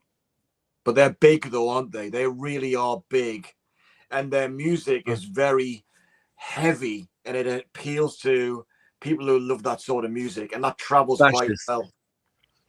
Oh, yeah. The lyrics are terrible. Yeah, I've seen some of the translations of the lyrics. I mentioned that in one of my videos because I did buy an album, but they're horrific, some of the lyrics. Yeah, that's the least we can say. Yes. I'm quite reluctant, really, I suppose, to sort of come out of my music bubble, as it were, and discover all these world music bands and people, like I don't know, Fela Kuti, for example. For years, I was part of a youth culture, and I never listened to anything much beyond that. And if I did, you were kind of ridiculed for doing it. So I'm one of those guys who knows what he likes and likes what he knows. Perhaps a bit of a boring stick in the mud. but that's me. No, but I Stunty mean, the said thing something is, that was Nick, useful. you have. Just briefly, Stunty said something that was what was interesting though, in that you'll find something, even because we like what we like. There's absolutely nothing wrong with any of that, because the goal of record collecting is not to find the latest obscure. Spend all your time listening to new music. That's not the goal. You want to listen to stuff you enjoy. But what Stunty said is that you might pick up something from a bargain bin and you'll say, I'm just going to try that. It's a blind buy. And it might just broaden your musical taste just a little bit, and that slowly extends. So I'm a complete subscriber to the idea of taking a risk every now and again. Yeah, I agree with you, Dave. But I was going to say about Nick that, you say you're a stick in the mud with the sort of, you like what you like, but you listen to music. You've been listening to music for years that I've really only scratched the surface of. I was aware of the, of the ska, ska and reggae, and know a little bit about it, but you know a lot about it. So I'm just a fan, Mike. Yeah, well, as far as I'm concerned, so I listen to, I listen to what you say, and that gives me ideas, and then I might find something at, at a record fair and think, oh yeah, Nick mentioned that. And it doesn't necessarily just have to be Nick, it could be somebody else. And that's a way of broadening your horizons, isn't it? I think also that Nick is selling himself short there, because if I remember correctly, you really, really like your Prince Buster. And when you're with Prince Buster, you're already that close from these things that you said were a little bit alien to you. Like I was going to say exactly the same thing. I was going to say exactly that, because you're saying, you're part of a youth culture, and you're listening to all these bands that are actually basically ripping off Jamaican, African, whatever you name it, bands, and making palatable to the English culture. Which, I mean, the Specials, for example, are just an example amongst many. But you're mentioning Fela Kuti. There's not too much space between the Specials and Fela Kuti, in my opinion. I think everybody could agree to that. Mm-hmm. Yeah, musically, yeah, but lyrically, obviously different. Yeah, but that's the great joy of dub. You don't need the lyrics. Yeah, but the Specials were social commentators as well, and that made their music resonate with the wider public. But musically, I absolutely agree with you. Yeah, what a great band too. But to what you were saying, David, like literally, I give you an example that when I was in my early 20s, like I've been collecting records for, I hate the word collecting, but whatever, like for now 35 years. So since I'm not 1986. Since 1986. 1986. We have to explain the joke to our British Once friends. again. Thank God. Okay. Oh, you have done that tonight, Romuald? No, go ahead. Be my guest. There's shall I be cheeky and say the French Rob Walker? No, there's no. There's a French. The French VC has a central figure. The French Mazzy. The French Mazzy. Yeah, French Mazzy. Oh no. He calls himself Monsieur Vinyl. Yeah. And he's not a bad guy. Yeah, he's not a bad guy. He's just has marketed himself so much into a corner that, like, when he started, it was probably all fun and games, but now it's too serious. And so basically, he's the big authority in the French vinyl community. Yeah. But the thing is that he bases, in numbers, and he has this way of, like, everything is like a little bit like, how do you say bisounours in English? Business. Yeah, well, it's everything seen through rose-colored glasses. Yeah, exactly. Oh yeah. So everything is good. But it's only a technique, because he's not really like that. It's just like a way to. But like his main assertion of authority is that he's been collecting since 1986, and for years he was saying that, like, scot-free, until like fuckers like me and Romuald were like, Yeah, you've been collecting for a long time then, but 86. But when were you born? And guess which year he was born? 1980. 1980. Would you start to promote yourself as a record collector when you were 6 years old? Yeah. Well, you know, I mean, some people are precocious, aren't they? You know. So every time we say 86, it's a reference to that. No. Yeah, it's a gag. Yeah. Yeah, The well, comment so on when I was 13 when I started collecting records, started buying my own records. How old Look, were the, you look guys? the comment Esther published earlier on. That's perfect. Because we were talking about Krautrock. Oh yeah. No, but just to finish quickly, my example was like, I remember when I was in my early 20s, and I also thought that I knew everything, like, you know, because you're in a niche, or you're in on a path, but you knew, you would see in France probably more than in the UK, the Okora records, the world music records, the ethnomusicology. You know, it's not Fela Kuti. Fela Kuti is music from now. Okora is music from timeless music. Is the tradition of the folk of a specific place. Yeah. And I was like, okay, you know that there are some people who buy it, but it looks a little bit posh in a way. But every now and then you see them for like cheap, and you say, oh, okay, I'm gonna challenge myself a little bit on the cheap. And these records are in your collection, and you kind of know why they are, but it's not like you suddenly, oh, this music is like a mother tongue, is as easy to penetrate as the Beatles or the Wire or Aphex Twin for me or whatever. But after a while, after years, like, and for me, I guess it took me 20 years for this kind of music to become a second language where there's no difficulty anymore. It takes a little time to get acquainted with yourself towards it, that like, oh yeah, there is something in it that talks to me on a primal level. It doesn't happen naturally. You have to kind of deprogram yourself a little bit. And that's why I understand Nick's point there. But also, I don't want to say that it's easy. It's just part of a record collector. It's on your path. It's just for you to grab it or not, to seize the occasion, the opportunity when it presents itself on the cheap without too much baggage. Because as you said, it is a little bit violent. It is a little bit of a lonely journey when you publicly step out of the path, the mainstream path, that people will ridicule you, or maybe they won't, but you will feel a little bit more insecure because, oh, suddenly you're into the great unknown. You have no idea about the codes. You don't know who likes that, who doesn't like that. And yes, it can be a little bit intimidating, especially when you're young.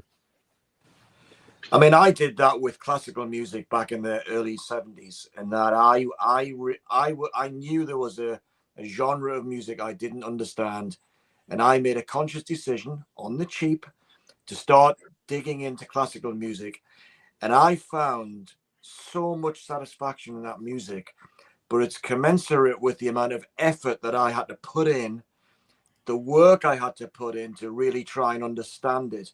But that's brought me great pleasure over the years now, and I can listen to that as much as I can listen to rock music. I'm very happy to do so.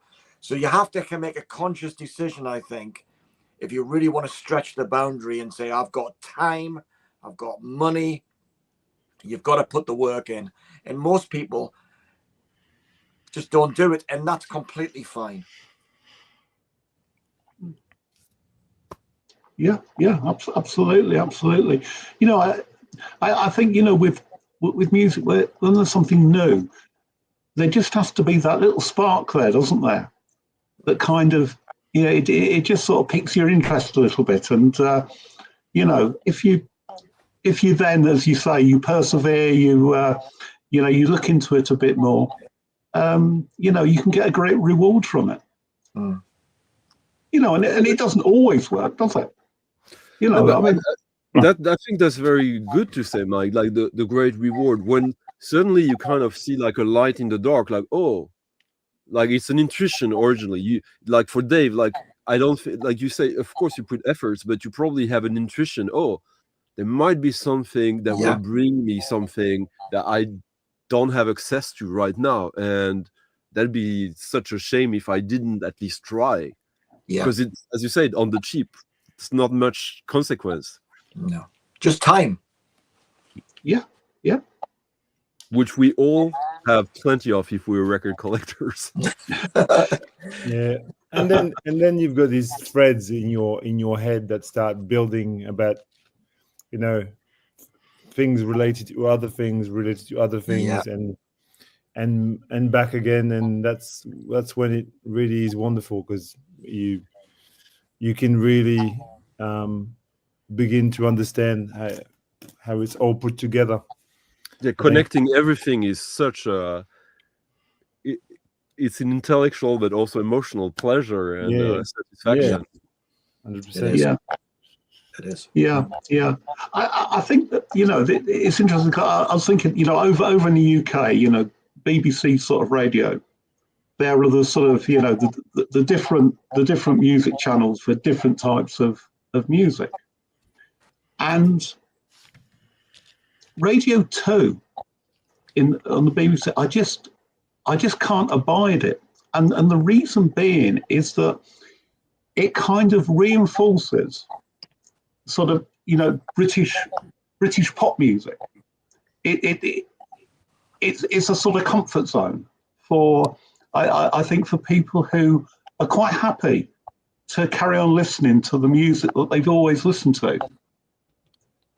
And I don't think you're ever going to broaden your horizons listening to Radio 2, are you? No, but Mike, it might be worth explaining to our French friends here where Radio 2 fits. Right. Okay. So you've got Radio 1 is like the pop music station. It's and there's one extra which you know, focuses sort of very much sort of on you know rap and sort of, you know, black, you know, a lot of sort of, you know, black music. But Radio 1, I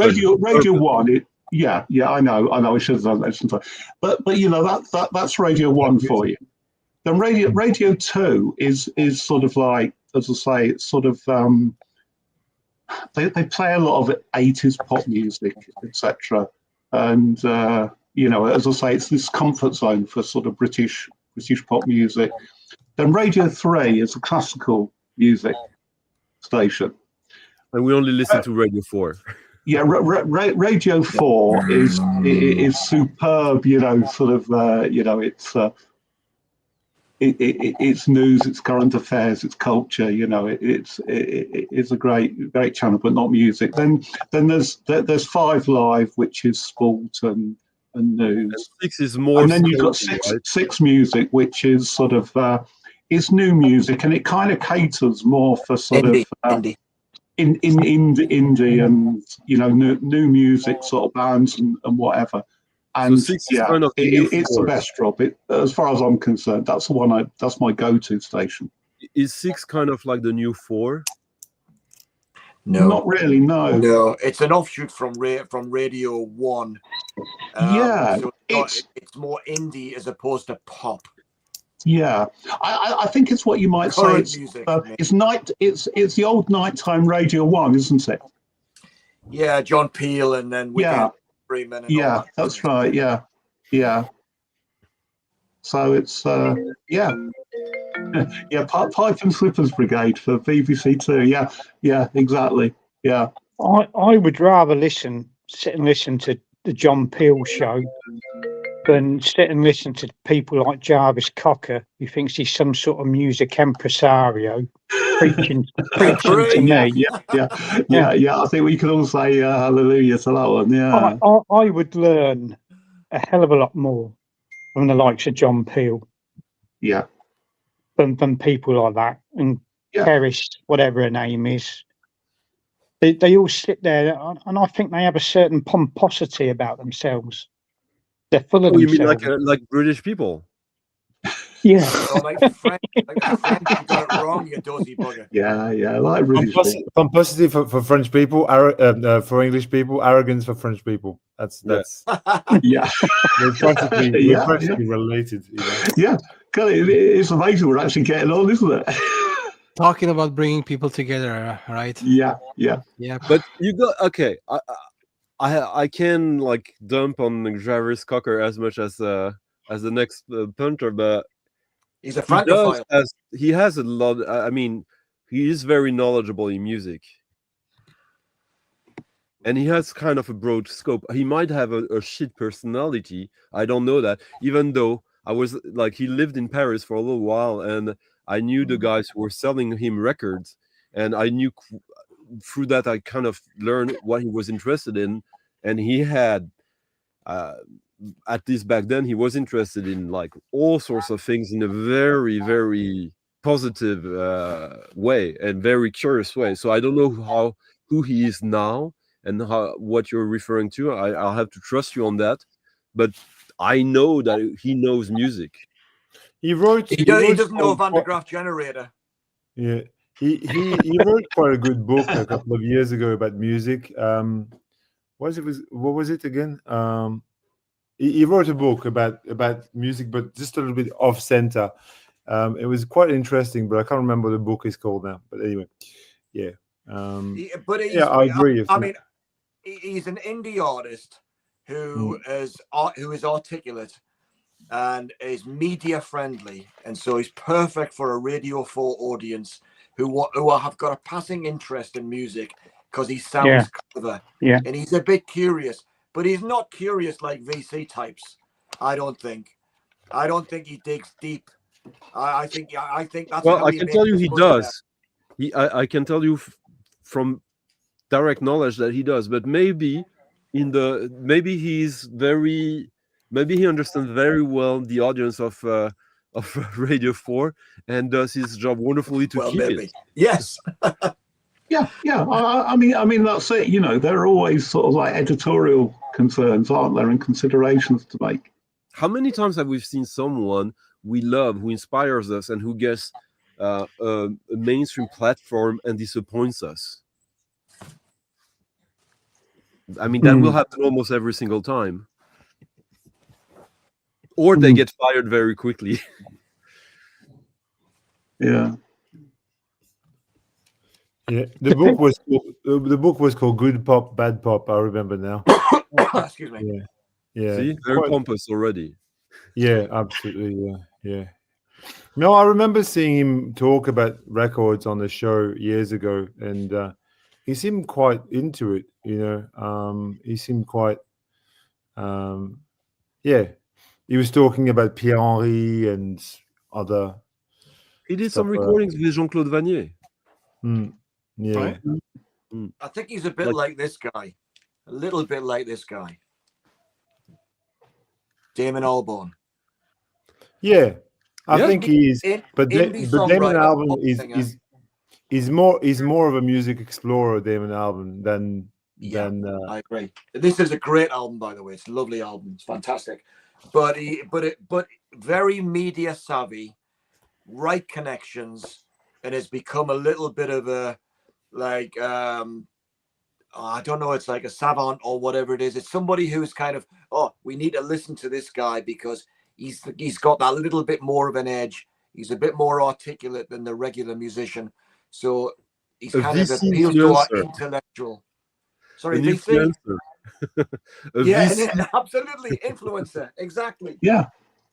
And then the reputation as an influencer kind of starts to take over the record as a music producer. But you know, maybe a difference between Damon Albarn and Jarvis Cocker, even maybe not, maybe it's just in my head, but like at least he's proven that he can write a pop tune. Yeah, but 30 years ago. Yeah, but still. Yeah. Like what? I mean, I can still sing the lyrics of the first album. Sitting on the early train, waiting for the underground train to rumble underneath my feet. I don't care anymore. I mean, it's not the greatest thing ever, but it's like he knows how to do it. Yeah. He was successful at it when he was kind of in between something that was acceptable in the mainstream and indie, and then he helped promote the Honest John shop and label in London. So he basically showed that, oh, I'm interested in the world. I'm interested in going further. And I know there's no proof of that, but I know people who were close to that scene, and there's this ongoing rumor that he's actually the love child of the singer, the first singer of Soft Machine, Kevin Ayers. Yeah. So if that's true, then it kind of also explains a path and like a wider interest in things and in art.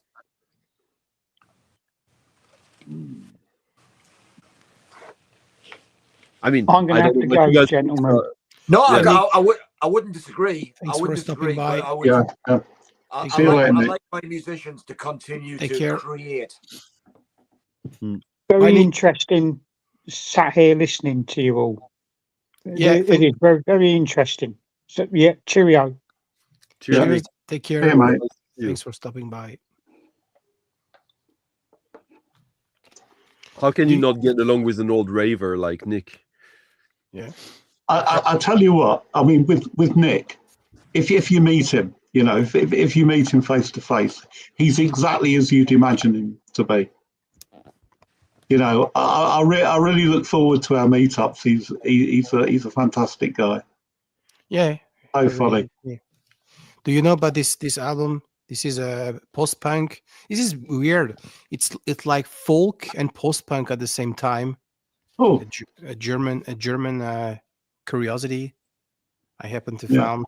Do you know about this? Anyone knows about this album? No, I don't. No, I don't.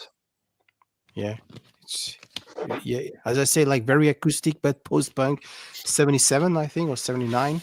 And NDV could be very broad. You know, the Neue Deutsche Welle. There's a lot of records that are really different on it. It's so vast, the style of music. It's but it's not Neue Deutsche Welle.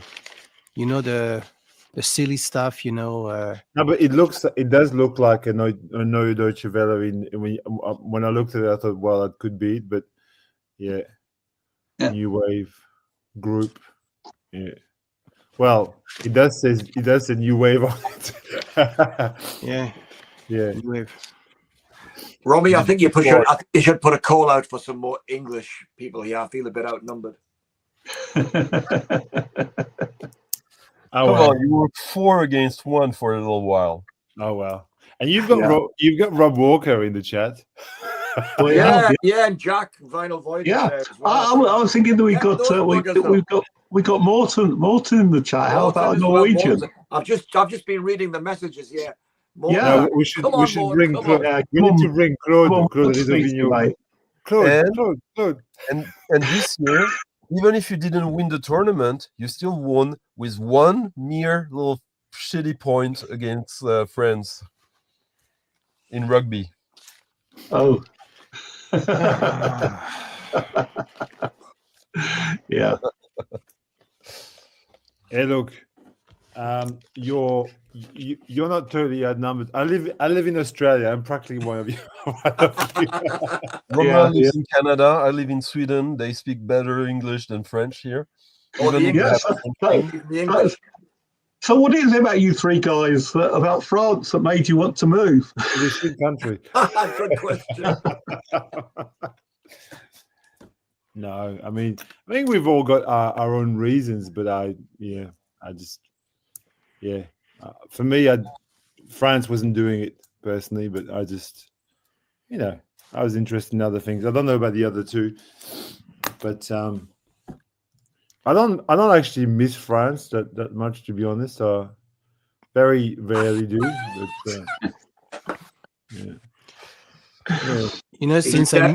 he's definitely in the trunk.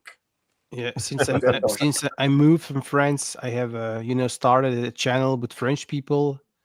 I've made people from French again, with a VC. So I talk to these people every Sunday morning, Stunty and myself, and you, Fred, as well. So I don't miss friends.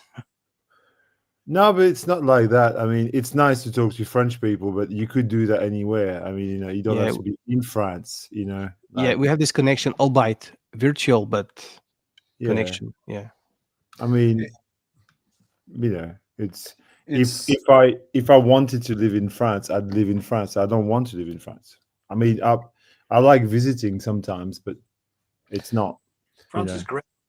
The thing with us, I guess, that we talked about already is sure, living in France is one thing, but it's like when you're French and you live outside, you learn to be French in a completely different way, or in a more refined way. Like you cut through the fat. You understand how we can't help be French in a way that is more honest and inspiring for ourselves. And when we exchange with other French people in the VC with our channels and all that, it's quite interesting actually to the distance we have with it, how to basically, because we love France and French culture, we see all the good stuff about it that gets kind of lost in the noise in a way, and for being outside of France gives us much more clarity about France, French culture. Yeah, it's a bit. I mean, it's a small thing, but I'm from Newcastle, as you probably remember, and I've lived away for 30 years. But actually, my appreciation of the culture of the northeast of England is stronger now than it was when I was there. Where do you live now? I live in the Midlands. What in Birmingham or just north side of Birmingham? Yeah. Okay. Yeah. No, I used to live in Birmingham, so that's why I'm asking. Yeah. Okay. Yeah. Yeah, it's kind of a disappointment in my life that I've ended up in Birmingham. But it's all right. But I kid myself. I'm really on the outskirts. Birmingham has, I think, probably the most underrated music scene in the UK. I think a lot of the best music from the UK actually comes from Birmingham, and people in Birmingham are not proud enough of their own culture.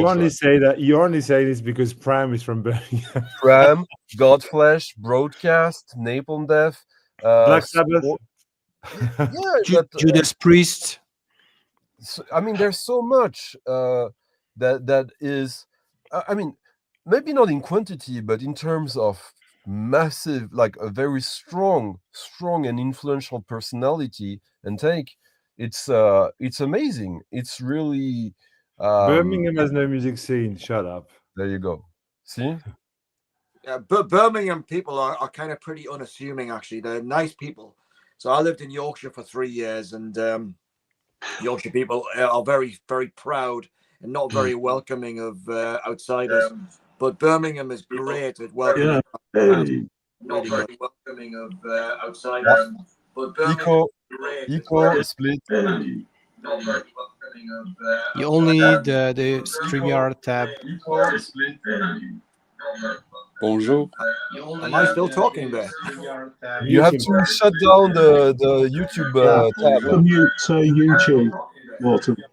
Morten needed to turn things down. Mute him for a second. Oh. Yeah. Oh. Yeah. Romy, I'm running out of battery, so I'm going to have to go shortly. Okay, I can hold maximum 6 people, so just Well, should I bail? And no, fine.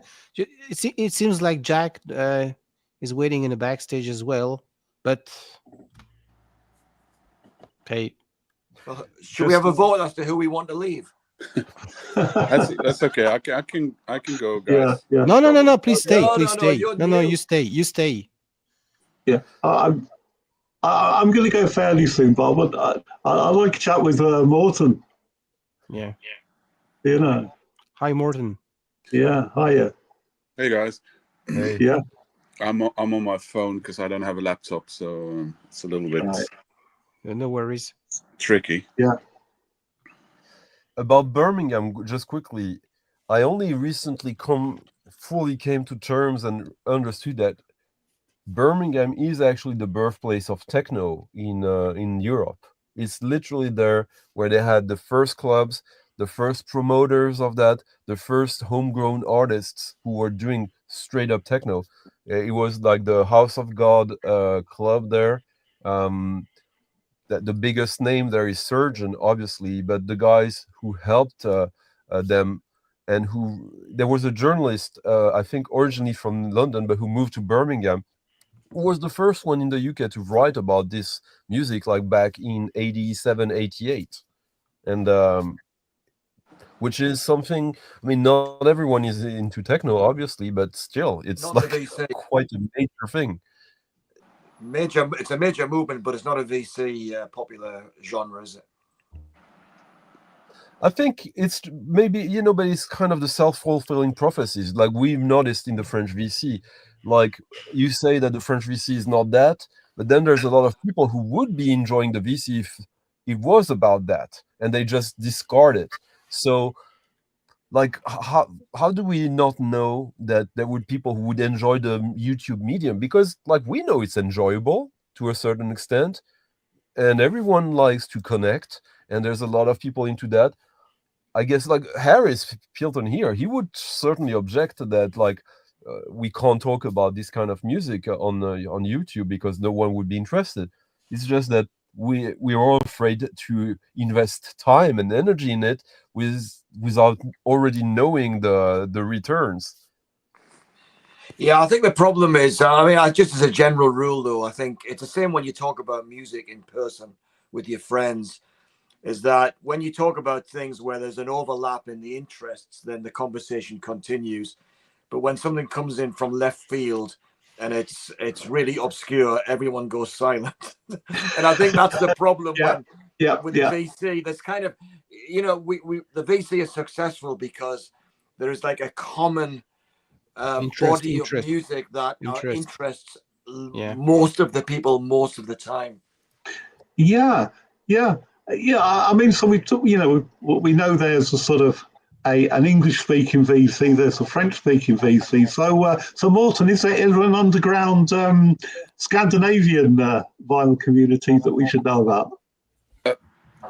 So far, I don't really feel I have that experience. I feel that the majority here in the, let's say, the Nordic countries, instead of saying Scandinavia, because there's a fair amount of people over in Finland who are in the vinyl community. I mean, not only Tommy, but several others as well.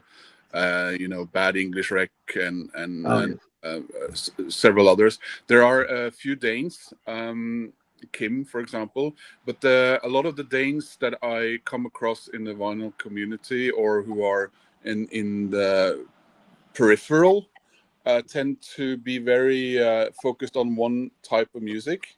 So there are a lot of heavy metal going on there.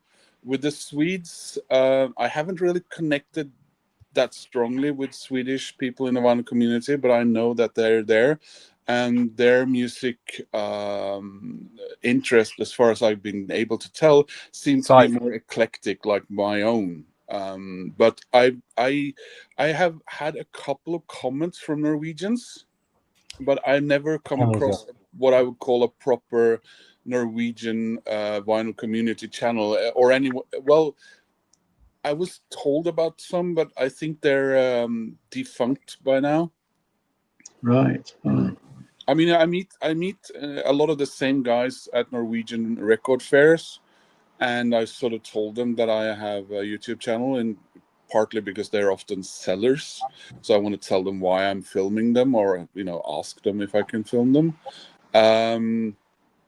But they seem to be largely unaware of YouTube as far as the vinyl community goes.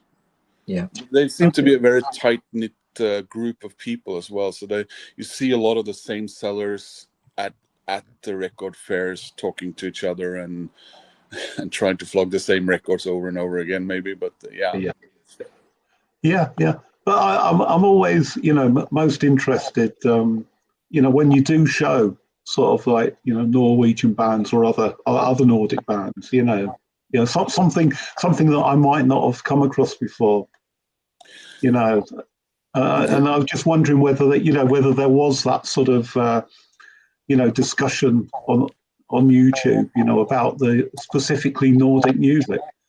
Well, there's that cliche question people always ask if they hear that I'm Norwegian, and that is, of course, if I either only collect death metal, or if I know the count. Yeah. Or if I go to a nosebleed record shop all the time. Now we and know then I that say, you no, don't. but I have a lot of records by Anja Garbarek. But their we know faces that glaze you over don't and they collect. lose interest. We know that you don't collect death metal, since if you were really Norwegian, you would talk about black metal. Yeah, or black metal. Yeah. I actually have a video from the black metal exhibition at the university library in Oslo. But I waited a while before posting it, because I wanted to sort of establish the fact that I'm not that kind of a record collector. Yeah, that was a really good video, actually, Morten. I really enjoyed it. But it does seem there are people within the black metal community that just take it a little bit too seriously and let the music sort of dominate their everyday lives. Which is okay, but I mean, you have characters until you burn the who are church on the political spectrum that are people you don't really want to be around. So yeah. I've got a really weird question to ask you. On the shelf behind you, is this Vegemite, and why is it on the record shelf? Guys, can I just say I'm going to go because I'm running out of battery. Sorry, Jack, I didn't get a chance to speak to you, mate. No worries, David. Great chatting with everybody. Dave, just charge his iPad up again. Quickly before you go for a second, I just wanted to tell you about your point about because we don't talk about that because there's not really an audience. I noticed that in my streams, sometimes I have these preconceived ideas of if I start to play this kind of music, no one is talking about that, so my numbers are gonna go down. And when I started to play, for example, yesterday I played a track by Steve Rackmad, Techno, Sterak, and I think I fully expect to be preaching in the wind, and suddenly 3, 4, 5 comments. Oh, I love Steve Rackmad. Sometimes we blindfold ourselves so much that because our fear of not connecting with anyone, and when you do it anyways, these people find you, and you would never expect it, because we're so conditioned by what we see already. But I think there's a lot of a sort of, I won't say a silent majority, but there's a lot of people who don't engage here because no one talks to them. And then that's how it becomes a sort of self-fulfilling prophecy that, the VC is just about that, and there's no point in trying to do that inside of it. No, I think that's, can I just say briefly, I think that is good. And I think it's a really good example of just stretching the boundaries, but not too far. And you pick up some new people. I think it's a good example. Anyway, I must go, guys, before I'm cut off by the battery. And I'll see you next time. Hello, Jack. Yeah. Hi there, how's it going? How's things? Stunty, I had a record to show you. Thank you, David, for stopping by. Take care. I just wanted to answer the question about the Vegemite. Actually, I've kept the Vegemite and the Marmite jar there because they were actually sent to me. The Vegemite was sent to me by a friend in Australia, and the Marmite was given to me by a friend who was in Liverpool not that long ago, and they know I love I love that stuff. I just not find only about Wales. I'm also very much about Australia. So that's. I find it really. I'm in Australia here. I find it really weird that behind you, I thought, this is fucking Vegemite. What and why is it? Why is it on the record shelf? This is what I want to know. Fred, That's the weirder question. Fred, it's easy. It's the Vegemite community love train. I know Vegemite. I always wondered what VGL Have you tried it? To my dish liquor if I had one. Have you tasted it? The Vegemite? Have you tried it? Oh, I've eaten Vegemite for the past 25 years. Oh, okay. Well, there you go. Sorry. I had briefly an Australian girlfriend when she came to Denmark to stay back in 2000. She gaslit you into eating Vegemite. She introduced me to Vegemite, and she was shocked over the fact that I liked it. And I said, "Well, I'm Norwegian, and we're used to eating salty, rancid stuff, so that's probably why." It's really very nice, but people don't know how to eat it mostly. They put too much on the bread. I used to order Tim Tams as well. Yeah. So yeah, I'm very much into the Australian Victoria bitter and Melbourne bitter. If Ben was here, but yeah. Yeah. I live in Melbourne myself, so yeah, I get it. So hey, nice to meet you, or nice to have a chat with you for the first time. Likewise. Yeah. Now's your chance, Jack. And welcome back, Jack. It's like I got a couple hours sleep and I got some breakfast, so I thought I would come back on. Sure. Yeah. I was going to. Do you know that guy, Stunty? I know. I've got his comp actually. Yeah, this of one. Course.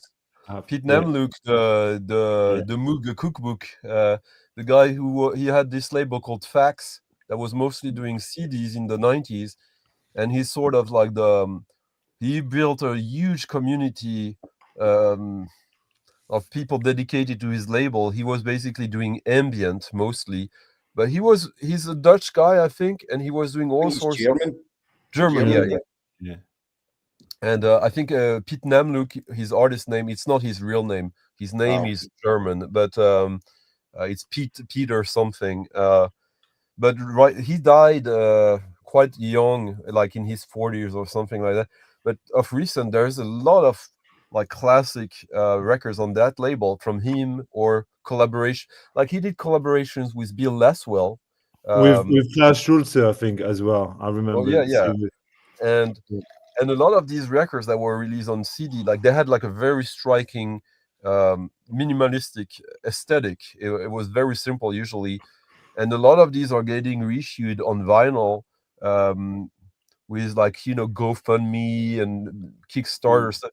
And again, like to the previous point I was making with David, like every single time I'm shocked when I see the amount of people who are backing these things. Like that, like this was not just a little thing in a vacuum. Like there's a huge culture that is, it's the iceberg. Like there's a few vocal people around it, but over the years, like, yeah, this is becoming not the classic rock of today, but like for a lot of people, that's what they really cared about.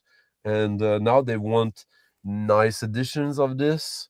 They're ready to pay for it, and it goes on. Yeah, it's a nice compilation. It's a nice compilation that you've got there. I've got it too. That comp. It's very well sequenced. Yeah, it was just in that last collection I bought. There was a load of this kind of ambient stuff. Yeah. I'm not familiar with any of it. I've given some of it a listen, and I liked is it Peter Namlook? Namlook, yeah. Yeah, I liked that.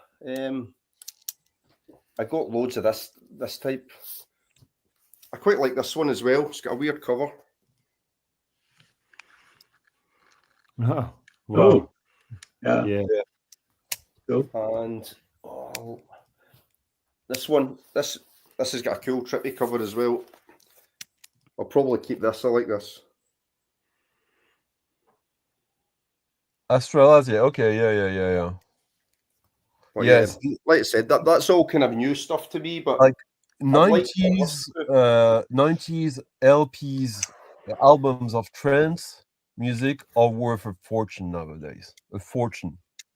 Yeah. If you got the originals, like it's quite surprising. Because that music was kind of berated for a long time. now with distance, with so much other new stuff that is so much worse, like we start to find the good in it and to focus on that. But yeah, it's huge, and like it's a shame that Nick had to go away, because like he was into that kind of music, wasn't he? I think Nick's big into ska, isn't he? Ska and yeah, but and I think he reggae went seems to to be raves. really good upon. Yeah, ska, reggae, you know, two-tone Stuff stuff. like Yeah, that, I mean that's Nick's big thing. Yeah, And of but course, he No, Gary that's Newman. Yeah. I think I caught him say that like he went to raves, that he was part of his culture as well. I don't think it's part of the rave scene. No, Part, maybe not it was part. sort of, you know, I think it was it not skinhead like the culture, scooter really. scene? You know, Was it that not the that scooter was his scene that Nick was into? Sorry? Was it the scooter scene that Nick was into? Yeah, Scooter that's right. and Yeah, modern soul scene. yeah. Yeah, absolutely. Anyway, I've been hanging around long enough, and I need to get some breakfast. So, thanks, Mike. Congratulations on sticking around for 2 years. Yeah, very nice. Yeah, it's been fun. The It's stream nice. only went for 9 hours. What are you talking about? yeah, a mere 9 hours. Yeah. Hey, Anyway, really cool to see you. Thank you very much. Take care. Anyway, see you later then. Bye. See you later, Mike. Bye. Bye. So you were saying you got these records in a collection? You buy collections? Yeah. That was the last big one. In fact, it was the last collection I bought, because I'm just trying to move a little bit of that and sort through what I like and what I want to get rid of and all that kind of thing. So yeah, most of it's been through, but a lot of the stuff I hadn't heard. So lots of the electronic stuff is completely new to me. And when I looked it up in Discogs, I thought that's all going. It's worth a lot of money. I'll sell the lot of that and buy stuff I like. But then I listened to some of it, and some of it, because it's new to me, I really liked it, and it was something completely different. And then some of it in particular, was it Ultramarine? Ultramarine. Yes, I had. You know, the connection with with Robert Wyatt. Attack. Yeah. So I really liked that, and yeah, it kind of got me thinking that I would keep it, because it's something new and something a wee bit different for me. In the UK, you have this chance though that like, or this that all like everyone understands the old trope of like how older people, like they would be like a bit dismissive about electronic music and all that, but at the same time you also have like Massive Attack, Portishead and all that kind of can bridge all these things much easier than in most other countries. I think that like you're so close because it's the same people who were doing the music, like the Graham Massey, he was in a post-punk band called Nightmares for Wax or something like that, not Nightmares on Wax. Well, okay, yeah, I know that one. Yeah, like all the guys from Liverpool, like from like 79, who were all in or in punk and post-punk bands. If they kept on doing music for 10 years, then they were doing techno, electro, or whatever at one point or another. Yeah. Like when you look at the band like Big in Japan, you had the guy from KLF in it, and a few years later, KLF, when they do What Time Is Love, Echo and the Bunnymen is doing a remix for that on that. So there it's. But I can understand like when all you've listened to was pop, rock, indie, and all that, like that just feels like another world. But yeah, definitely it was just basically guitars, bass, and drums. That's what I listened to. And then even in the 90s, I didn't really like electronic music overly, but it's probably getting into some types of psychedelic music that's probably swayed me more towards electronic. When you start listening to, I don't know, even things like it's really mainstream, but bands like Tame Impala and stuff like that, which are more electronic psych, then that started getting me more interested in that kind of thing. And when I had the Ultramarine album and I showed it in my video, I think it was James Griffiths had said, "Oh, do you know that Ultramarine is linked to Robert Wyatt? He sings on a couple of the tracks." So I gave it a few listens, and yeah, I really liked it. So I picked up a little bit since then. I got an Orbital record, that second Orbital, and I liked that, the brown record, and KLF Chill Out, which I was familiar with, which was good as well. But I suppose kind of big albums in the kind of mainstream electronic genre, but new to me. So that's kind of why I've quite liked dipping my toe in there, because yeah, it's just something different. You just need to stumble upon a collection that has selected Ambient Works Volume 2 by Aphex Twin, and then you're... Oh yeah. The door's open, man. When I think of Aphex Twin, I just think of those, is it the Window Licker video? Yeah. And that kind of scares me off listening to that, because that's quite that might be too freaky. But you're not gender fluid enough, Jack, that means. You have to embrace the tits in you. Like, they're all gonna grow anyways, unless you die young. That's it. Yeah. Yeah. So when did you buy the collection? That one would have been, let me see, maybe about a month ago. Yeah. But this year's been good. Last year was really poor. I didn't buy many, but was it an overall good score, good price? Yeah, it was fantastic. It's one of the best ones I had. I got lots of really good 90s indie. I got everything was OG, everything was in brilliant condition. The weird thing about it was that he had multiple copies. So the classic rock stuff, like Your Doors, Pink Floyd, all that kind of thing. He had 2 copies of everything. And then with the 90s stuff, I got like Smashing Pumpkins, Siamese Dream, first press. I got limited edition, what was it? PJ Harvey, first album, with the extra bonus record. All of it, yeah, really, really nice condition. So it was just basically a guy who just, him and his wife had a couple of kids. They had left the nest. They had moved from their house to a really small flat, and they didn't have room for it. I don't think they had the inclination to keep up a record collection, and he wanted rid of it, and I was in the right place at the right time. But, you know, I got some good ones at the end of last year as well. It's just keeping your ear to the ground, and some of the places where I've found collections have been, you know, thrift stores, house clearances, whatever, you know. Some really, really good things just in places that you wouldn't expect. I showed, I think, was it one of my videos recently? I showed one of the videos recently, a Foo Fighters, fully signed Foo Fighters album with all of the band. I don't like the Foo Fighters. I'm not interested in them at all. But to find that in a collection in amongst the likes of the Springfields, Cliff Richard, is just bizarre. It wasn't even a big collection. It was a collection of maybe 40 records of James Last, like your kind of charity shop dross, and then in amongst it there was Number of the Beast, Sabbath, Bloody Sabbath, and then this, is it Wasted Light it's called? The Foo Fighters album? I think it's called Wasted Light. I'm not a fan. But yeah, fully signed by the band. It's really strange what you can find when you're out digging, and you know, the cool things turn up in the most unexpected places, I think. Yesterday on my stream, there's like a guy who's semi-regular there, who shared his latest finding in digging, and he's in rural Mississippi, and he saw there was, like, where he lives, an abandoned house that he saw people like coming in and out of. So he went to have a look, and basically like people were like plundering it or something, but it was abandoned.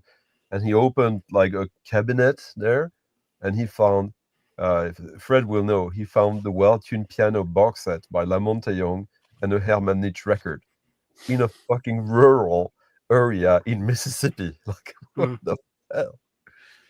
Like, this is some of the most avant-garde experimental music, but also very, very collectible.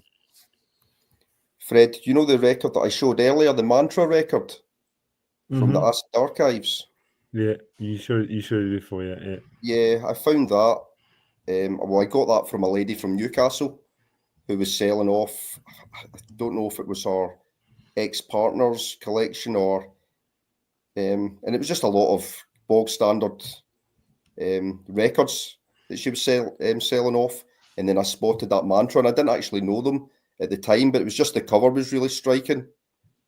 And I thought I'll have a wee look at what that's all about. And then when I read up on it that it was acid folk, I thought I'll definitely have that. But yeah, it's again, you wonder how these records end up with people. Sometimes people just buy things out of their normal kind of wheelhouse, don't they? And then they get moved around the world. And did you have this incentive of buying record collection when you had a project, or maybe I don't know if you could call a project, to open your own store? No, not at all. So basically, when I get back into vinyl, I think I've said before, I sold all my vinyl in the 90s. I get rid of all of it. I went to CDs like lots of other people. But when I get back into it, maybe about 2010 or 2011, so I've not really been collecting records again for that long. But initially it started, I said, I'm going to buy myself one record a month, one record that I really like per month. And you know what happens? It starts to escalate a little bit. But I went to a guy's house to buy some records off him, and he had thousands of records. And I said to him, oh, out of interest, how many records do you buy a month? I think by that point I was maybe buying 3. I said, oh, I'm buying about 3 records a month. Is that what you normally buy? And he's like, he said, I'd buy double that in a week. And when he said that to me, I thought, if he can do it, I wonder if I can do it. And obviously, I don't have the money to buy new releases in that kind of fashion. But then when I started to buy the collections and sell little bits, there's not the nearest record shop to me is an hour away. So there's lots and lots of people who want to buy. And that's why if you're into records, you can't be religious, because you have to love adultery, because the result of adultery is so many collections on the street. 100%, because that's what I started. When I first started to go to view them, it was like, oh, is it the Beatles, or is it Led Zeppelin, is it the Rolling Stones? If it's not these bands that I like, then I'm not going to look at it. And then I thought, what am I doing? You know, a lot of the best stuff is the stuff that I've not heard, or if I don't like it and it's worth a bit, then I can just move it on. Quite a few years ago, I was in an op shop, which is a thrift store here for us in Australia. It was by the beach, by probably an hour away from here, and I was just digging in a box full of German Schlager. It was just like, you know, Heino records and James Last and other like Bavarian music, you know, just like shit. And in the middle of that, there was that, which is a Cosmic Jokers record, you know. Yeah. And it was 50 cents basically. The post didn't come with it, but the record is basically unplayed. You know, it's like that's just like a free €300 record, and it was really a box of nothing. You know, and I really want. I think maybe the German people who own those records maybe got given that record. Because or bought that record by mistake, thinking it was a Schlager record or something, I don't know, possibly, and then kept it. But it's a Klaus Schulze record. It's got Klaus Schulze, Achad Grosskopf is on there, Timothy Leary. Yeah, if you don't read the text, it kind of looks like shit. Yeah. So, yeah. Yeah, Walter Wegmüller. All sorts of his Ashra Temple.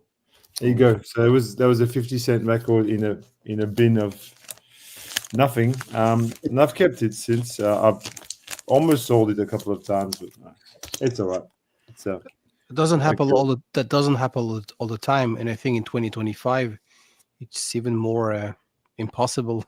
Yeah.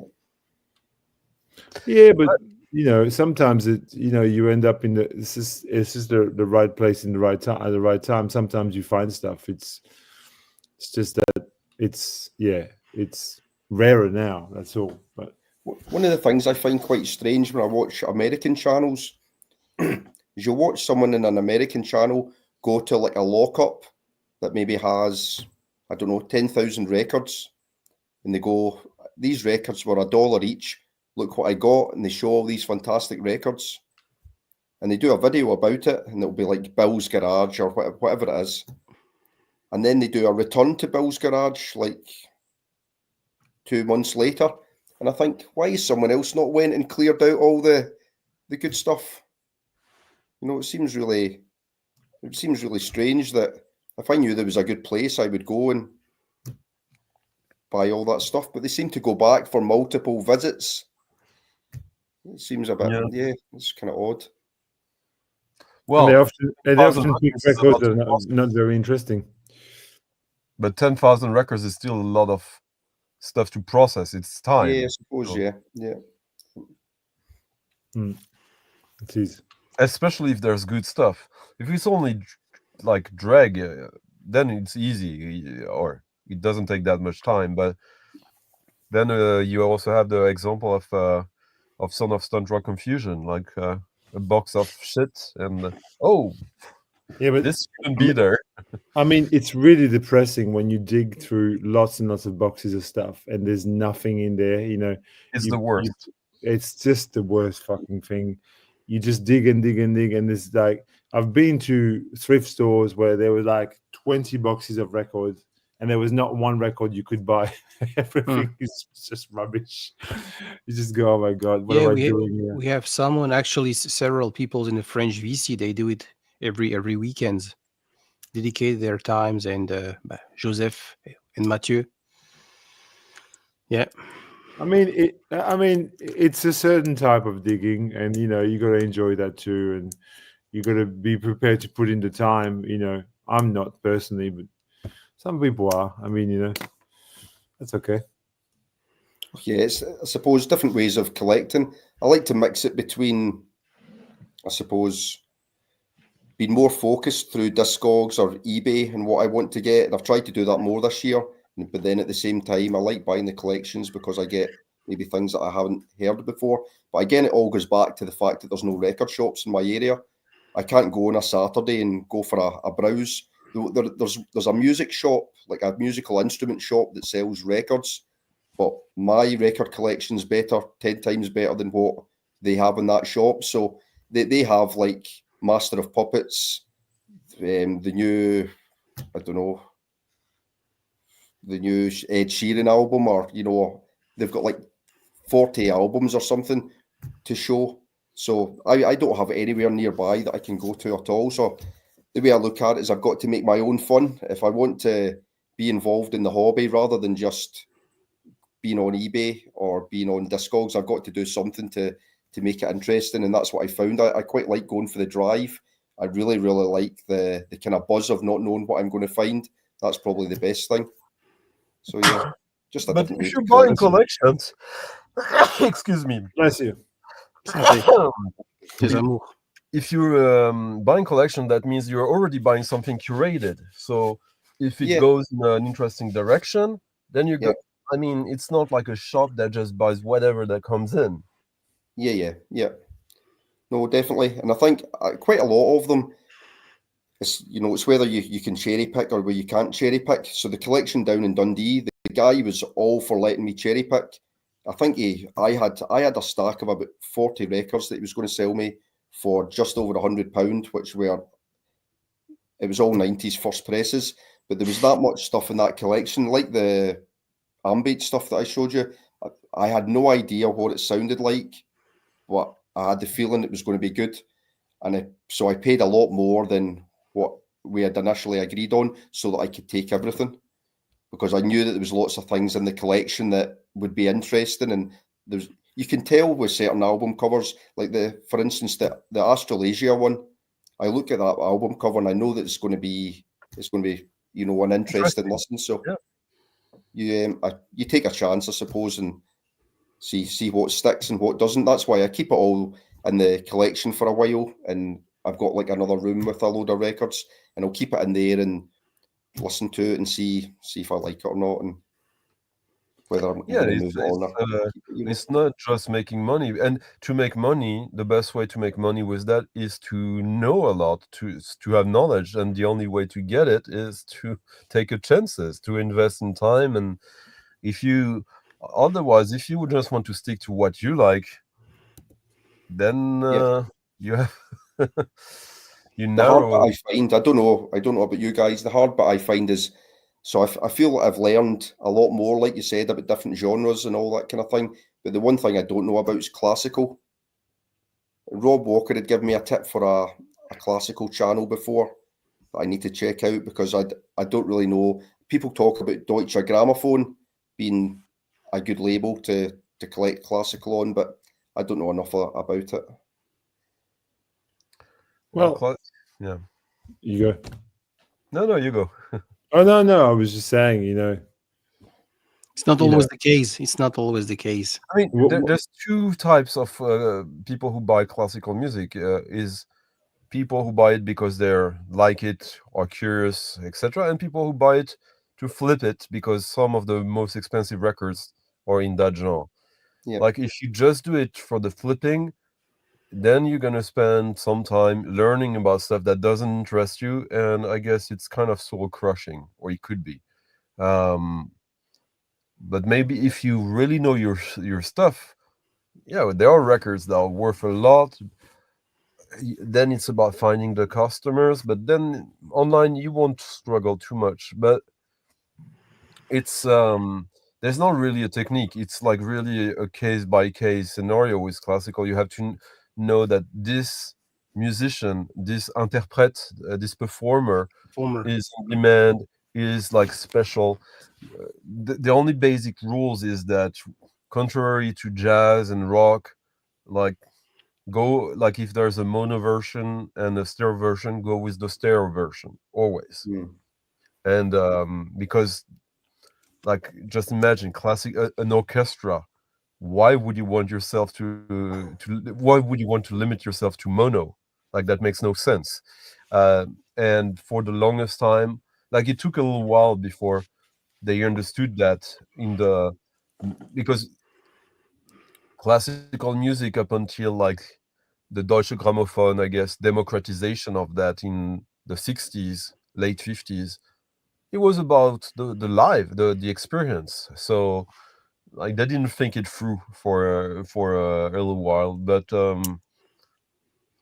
you have so many labels that are almost quasi private press ish in the 50s, 60s. I mean, they're so small, their catalog is so small.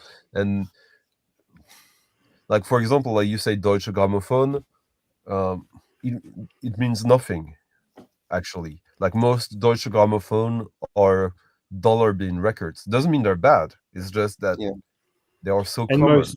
Most audiophiles, bless their soul. I'm a sort of anti-audiophile, but most audiophiles will tell you that they're the worst sounding classical music pressings on the market. Like they're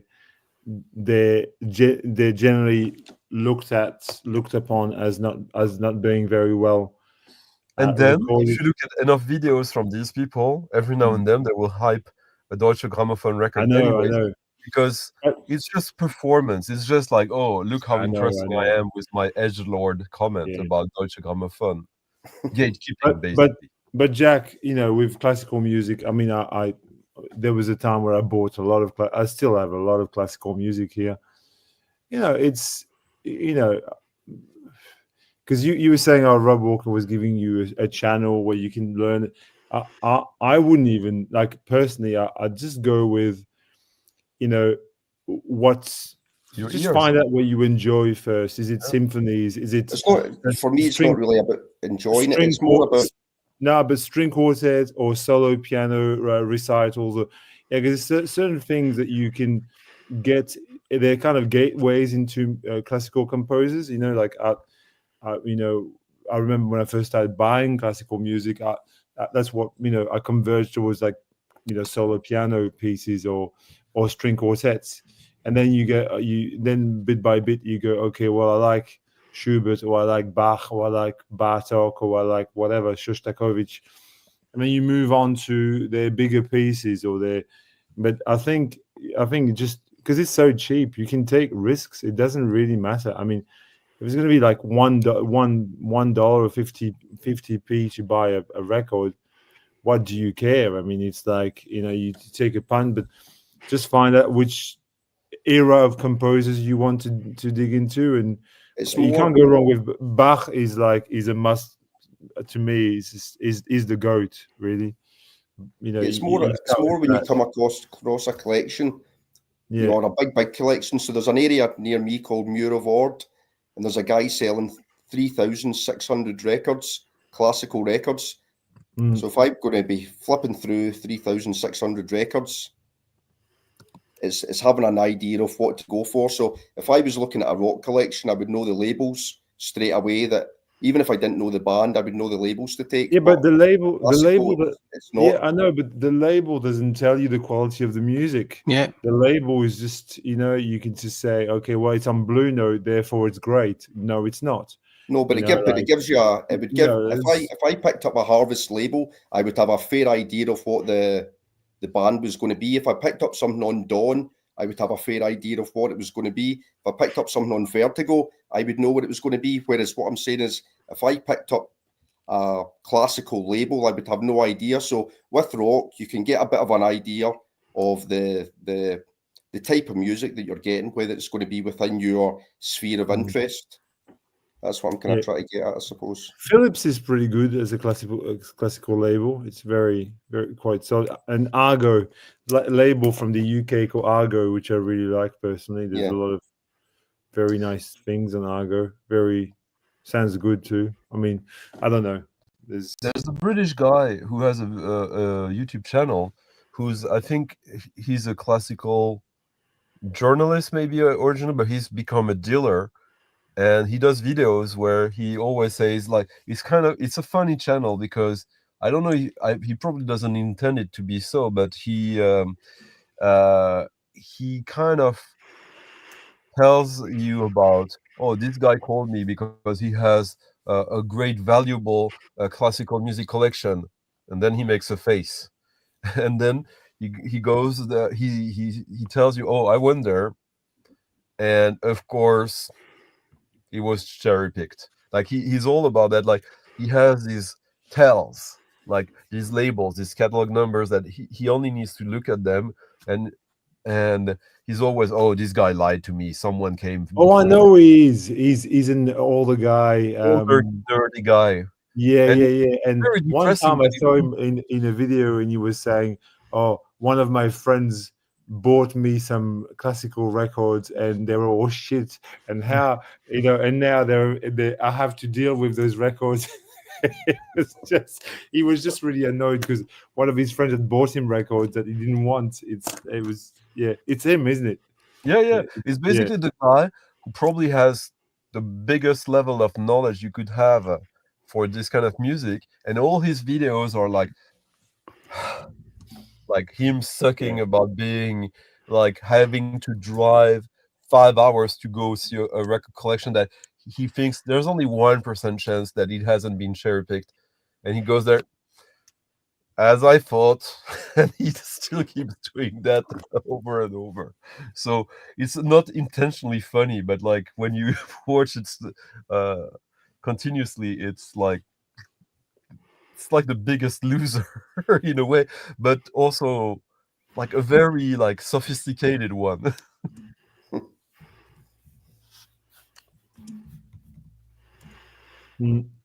But do you have any classical music that you like already, Jack?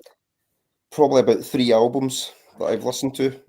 Yeah, but like in terms of composers, what are we talking about? Not really. No, it's more my knowledge of classical music probably comes more from movies than anything, just from soundtracks and stuff. But no, I don't have I'd say pretty much next to zero. Much the same as my knowledge of jazz. Other than a handful of albums, I don't know much about jazz either. It's kind of limited. So yeah, it's just to kind of branch out, and I like trying new things, and If you ask Stunty, he will tell you that this is the jazz record. On metronome. But it's not that one, because then the metronome logo would be in the upper corner. No, there. it's a reissue. That's fine. So, but have you seen the movie Rosemary's Baby? Yes, yeah. Roman Polanski. So this guy, this is from the late 50s. He's the guy who did the soundtrack to Rosemary's Baby, which was made by Roman Polanski, who is Polish, and this is like the probably the most famous Polish jazz musician. He died very young, very, very young, and unfortunately, but yeah. Okay, so you go with the mustache now. Okay. Romuald. Yeah. Wojciech Karolak. Wojciech Karolak. Dzień dobry, jak cię masz? That's the record I was telling you about. This is a funky record on Polskie Nagrania. Pracowałem w wisi bardzo dobrze. Tak. Why am I speaking Polish? Because that's how you can talk shit about everyone. Look at it. It's Krzysztof Sadowski. It's Stunty, but many years ago. Dzień dobry. Mariusz, dzień dobry, jak cię masz? Nice cover. Co ty tu robisz, Mariusz? Rozumiesz po polsku? Why am I talking Polish? Okay, this is we went fast. I just had some times to grab some classical stuff, but hey, he went. He disappeared. So yeah, this is the stuff about. On peut faire le stream en français, mais il n'y a plus personne. Voilà, 1986. Les collections de 86 sont les. 1986, si tu nous regardes. Salut. Il n'y a pas que les Américains qu'on a vu là. He's back. I was trying to find some Polish records that I'd found the other day, but I don't know where I put them. It's kind of like Polish rock. I think that one of the albums was called Breakout. Yeah, Breakout. Yeah, it's a blues rock record. The drumming in it's fantastic. Sounds a bit like Sticky Fingers era Rolling Stones. Yeah, really cool. But I can't. I put it somewhere. I don't know. Used to own it, but don't have it anymore. Yeah. So yeah, this is the oldest record I have, and the connection, it's because of the prog, So which composer were a massive source of inspiration for progressive music, and in this case, you can relate to the album from Renaissance, Sherazade. So can I know what is this sleeve that's inside of your record there? Hey, you know what? That looks pretty frightening. I made some research, and this is the oldest, or the record with the earliest release date, 1956. How about that? I paid $2. So, are you saying that this was released 30 years before 1986? Yeah. It was. My mother wasn't even born when this record was pressed. My father, he was already born. But who cares? Yeah, and I'm tired, and so you just have some Geduld, how we say in German. So yeah, you were talking about Bach, and Toccata in Fugue in D minor. Yeah, that's an essential, I would say. Yeah. Especially when you want to kill yourself. Yeah. And this is Jack Bruce, the fellow countryman from Scotland. He once said that as a bass player, every bass player should learn the bass line written by this guy. Yeah, Bach, good bass lines. Yeah. Oh. Yeah. And classic Carmina Burana, Call Off. Also, when you want to kill yourself. But so, I think the best composer, like Claude, has the best one, like from the classical age. Yeah, Brandenburger Concert. Pardon? Have you seen like the composer that Claude is highlighting? Yeah, I read something in the comment. Claude. Das ist eine kolossale Konspiration. Eine große Konspiration. Eine kolossale Konspiration. Putain, qu'est-ce qu'il faut pas entendre? At this point, I'm ready to hear everything. So yeah, Berliner Brandenburger Konzerte, sehr schön, deutsche Qualität, auf jeden Fall. You know what's going on here, Romualdo? We're just waiting for the moment where your wife comes in to judge you for your choice of today. So it's 6:38 a.m. over here. So yeah, let's give her another couple of minutes. This is one of my favorite composers. Yeah. Okay. Enough talking. Oh, half man of biscuit. Mm-hmm. Okay. That's cool. Simon Blackwell. Yeah. But you see, it's not audiophile. You like they couldn't like even the cover is blurry. Oh putain! Fuck. Tabarouette. He's headbutting his microphone now. Ouais. Oh my god.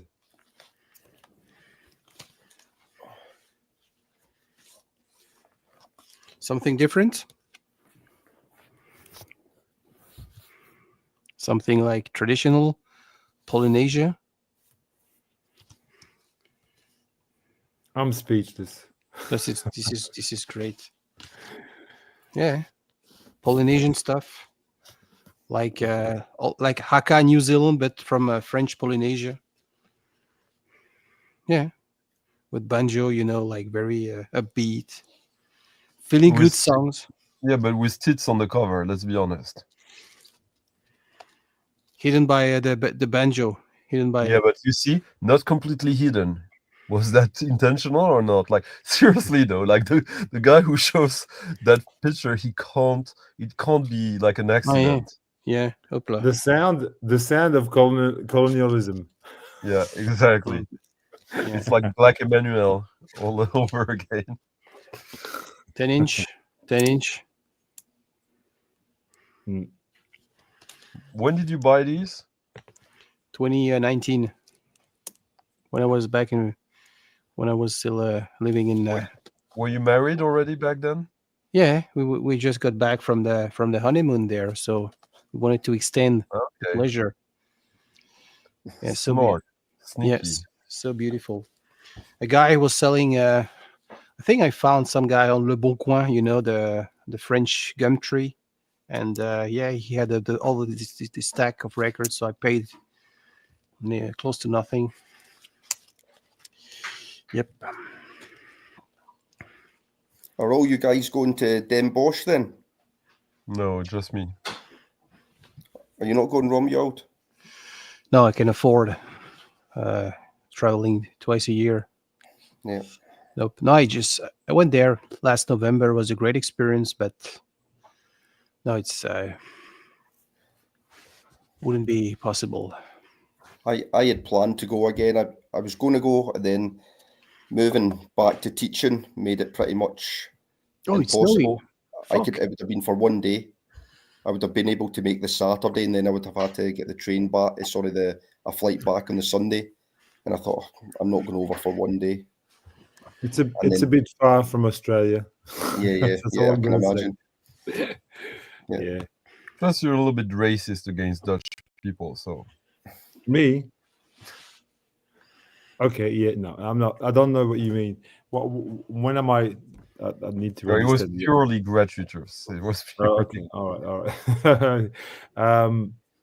No, I've never been to Den Bosch. These two have. I've not been, but I'm going to be honest. I don't desire to. I have no ambition in going to Den Bosch. It doesn't excite me in any way, shape, or form. But I mean, to each their own. Is there, like, until I went there, like when I went there first time, it was just an opportunity. It wasn't like, oh, this is Mecca or whatever. It's But when you go there, you take it for what it is, and it is quite cool. It's just like, of course, like would I I can totally understand that until you made the trip once and realize it's not just, as David was saying earlier, like it's also about the experience and meeting like-minded people, even if they're into something wildly different as you. It's yeah, like it's not the alpha and omega of everything, obviously, but if you get the opportunity to do it, yeah, it's it's good to seize it. But like, of course, you, Fred, like the logistics of going there, like there's not enough an appeal for you. I totally understand. If I lived in Europe, or if I lived in in the vicinity, maybe I'd consider going. But I'm never going to go to Den Bosch just to it's just not going to happen. But on the upside, there's plenty of record stores that you can go to, and that's that's enough for me. I mean, we're currently living in a sort of gold. I mean, that happens every now and then, but like, there's so many new record stores opening all the time right now, isn't it? Not where I live. Well, yeah. No, but remember, like a couple of months ago, I told you about that record store that had something I was interested in. That and you didn't even know about it. No, but I'm not. Then again, I have not really been in records buying mood for a long time now. So it's been very much like but you also have already enough around you to fulfill your needs whenever you feel inclined to go. At the moment, I don't even have speakers to play the record. So that's you're not going to go and buy music. You can't play it. Like this is what I'm playing music on, a speaker. Which is an audiophile way to do. Well, it's my phone and the speaker most of the time at the moment. I haven't played the record for it feels like months, but it's all right. I've got other things. Only because your system is in the repair shop or something. The speakers are gone. Yeah, they're in they're being repaired, and the turntable was broken too. So yeah, but no, I'm just really not interested in buying records. The simple as that. I'm just even with the speakers. I just have I feel like my drive for buying records is non-existent at the moment. But it's fine. I've got plenty of music to listen to if I want to. And you have a CD player though. Oh, but you don't have speakers. Yeah. Yeah, I don't have speakers. Yeah, but I listen to Bandcamp a bit. I try to, discover some new things and Bandcamp's really good. Yeah, I just use the app on the phone, and it's pretty good. There's some good stuff, but then after you've got to try, and if you want to buy them as well, it's like buying the records on Bandcamp is fine, but then you're paying like a lot of shipping. It's really expensive. You just have to make it worth your while. It's really unless you buy digital. What? Unless you buy digital. Yeah, unless you buy digital. Yeah, that was the last really nice one I got off Bandcamp. Yeah. Do you know them Dirty Art Club? What's the band called? Dirty Art Club. Oh yeah. I think they're a little bit like Nightmares on Wax, something like that, where they take lots and lots of different samples, and there's pieces of soul music, pieces of prog, bits of psychedelia, and they chop it all up and make new music with it. It's really good. It's really, really good. I love it. This one is called, what's this one called again? Heavy Starch. What label is this on? Paxico Records. Oh, I don't know that label, but I know this. Yeah, they've got a lot of albums. In fact, I think it's one guy, I think he's got maybe about 10 albums, but this came out in about roughly about 2000 and I think this was about 2005, but it never got a physical release, or it never got a vinyl release, and then it got a vinyl release maybe a couple of years ago. But it's really, really nice. I love this.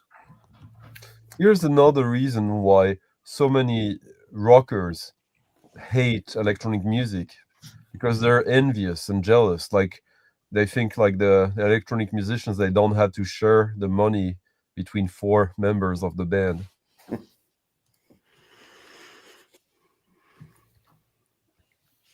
Yeah, but yeah, it's. I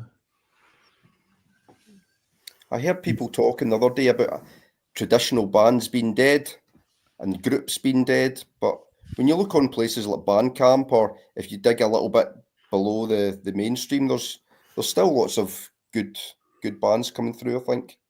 Yeah, they always are and always will be. It's just like people needing to feel the papers and to write something to, like if you like if you write something positive, like it's never gonna sell as much as like if you're a doomsayer. Yeah. It's just that the way music is distributed and is sold to people is just completely changed. That's the difference thing, because before, the way we access music and the way we bought music, was through the shops or through the radio, through magazines that we read or whatever, and now it's just mostly is online. It's very just digital. This article that I was reading, it was saying that simple as that. The shift from bands towards solo artists, a big part of it was to do with social media, because social media could promote a singular artist like Ed Sheeran or Taylor Swift, and it's easy to have an Instagram. So Instagram nowadays sells records or sells music or sells packages, whereas a band's personality is difficult to come across from an Instagram channel, whereas Ed Sheeran's personality can come across on an Instagram channel. And I guess also a lot of people in their their software here, they still consider, like, if you say something like, oh, the age of bands is over, like, what is the metric? If it's financial success, maybe, yeah. But like, should that really be relevant? I'm sure that nowadays, like, if we compare like the Beatles mania or the age of rock stars of the 80s, etc., or pop stars, sure, now youth, like the heroes of like young people, like the people they look upon, up to, unfortunately, it's not musicians, it's tech bros. It's like people, it's where the money is. So yeah, I want to be a programmer, I want to be into bitcoins or whatever, all that nonsense, but that's the reality. So I think that nowadays you're gonna have more and more, like, if you think that we connected generationally, like my generation, my age, like, okay, we all bought like Nevermind by Nirvana, like 10 years before everyone bought Thriller by Michael Jackson, blah blah blah. Now I think that people connect through a sort of leisure app. Someone can in his own bedroom program an app that doesn't have like necessarily a function that is extremely useful, but like, remember like in the late 90s, the Tamagotchis, you can do apps that has that kind of connecting tissue, like people who engage and use a certain app at one time, maybe for 6 months, 12 months, 18 months, that app will have a lifespan, probably a short lifespan, but that will connect people in a generational way and culturally. And I think this is more likely to be where like mainstream popular culture is than music in the future now. Yeah, there seems to be a bigger gap as well between the mainstream and the underground. Whereas if you look at that gap back in the 60s, you could have a band like the Beatles and they would talk about artists like Jimmy Campbell or Colonel Bagshot, underground bands who maybe came from the same city, who they'd be well aware of. And I think, you could have those mainstream acts promoting the underground acts as well through the press or whatever, but that just doesn't happen now. You don't have Taylor Swift really talking about grassroots artists, or it's such a gap between the mainstream and your grassroots, or even just kind of just smaller acts. But you're probably talking about sort of like elite mainstream, like sure, like in the 80s. I think the Beatles, the Beatles would have been. The Beatles had their finger on the pulse in terms of lots of cult acts that were going through Liverpool, or bands like Pink Floyd, who obviously eventually became kind of mega stars, but they still seem to be in the same kind of circles as other bands within their label. Whereas I wouldn't imagine that big acts nowadays have even the slightest awareness of smaller groups, or unless they were, I don't know. I guess it's also the way media and culture is structured economically and structurally. Structurally. Sorry. Nowadays, like up until like the early 90s, if you were creative, there was no glass ceiling. Like when you see, sure, they weren't like the biggest band in the world, My Bloody Valentine, but with the kind of music they were doing, who would have thought that they could reach that level of influence? And Nirvana, never mind, like there was literally no glass ceiling. Whereas now, to reach that level of notoriety, you have to do a lot of stuff that is not accessible to everyone. It's just impossible. It would need to be something newer as well. It would need to be a newer sound, and I don't think that would happen because something like that. Jack, the thing now is that because of all social media, that everyone is on it. Like imagine something new happens, like a new underground scene in the 90s, drum and bass. Okay, so before it reaches the mainstream, before like the biggest pop stars gets influenced like that, like Madonna used house in the mid 90s, where that art form or that genre was already like 10 years old. Nowadays, the biggest pop stars, like right now, apparently it's Charlie XX. Now it will need like 2 months if a new scene, a new sound emerges for her, like her jump onto that scene. Yeah, to already integrate this in her music, in her own DNA, and that will kill the potential of that scene growing into its own thing over time. Yeah. So it's not about scenes anymore. It's going to be even more about individuals. And like one of the poster child of originality, of stubbornness, Aphex Twin, he just did a partnership with a clothing brand in Japan that is doing like 300 different types of apparel with his face on it.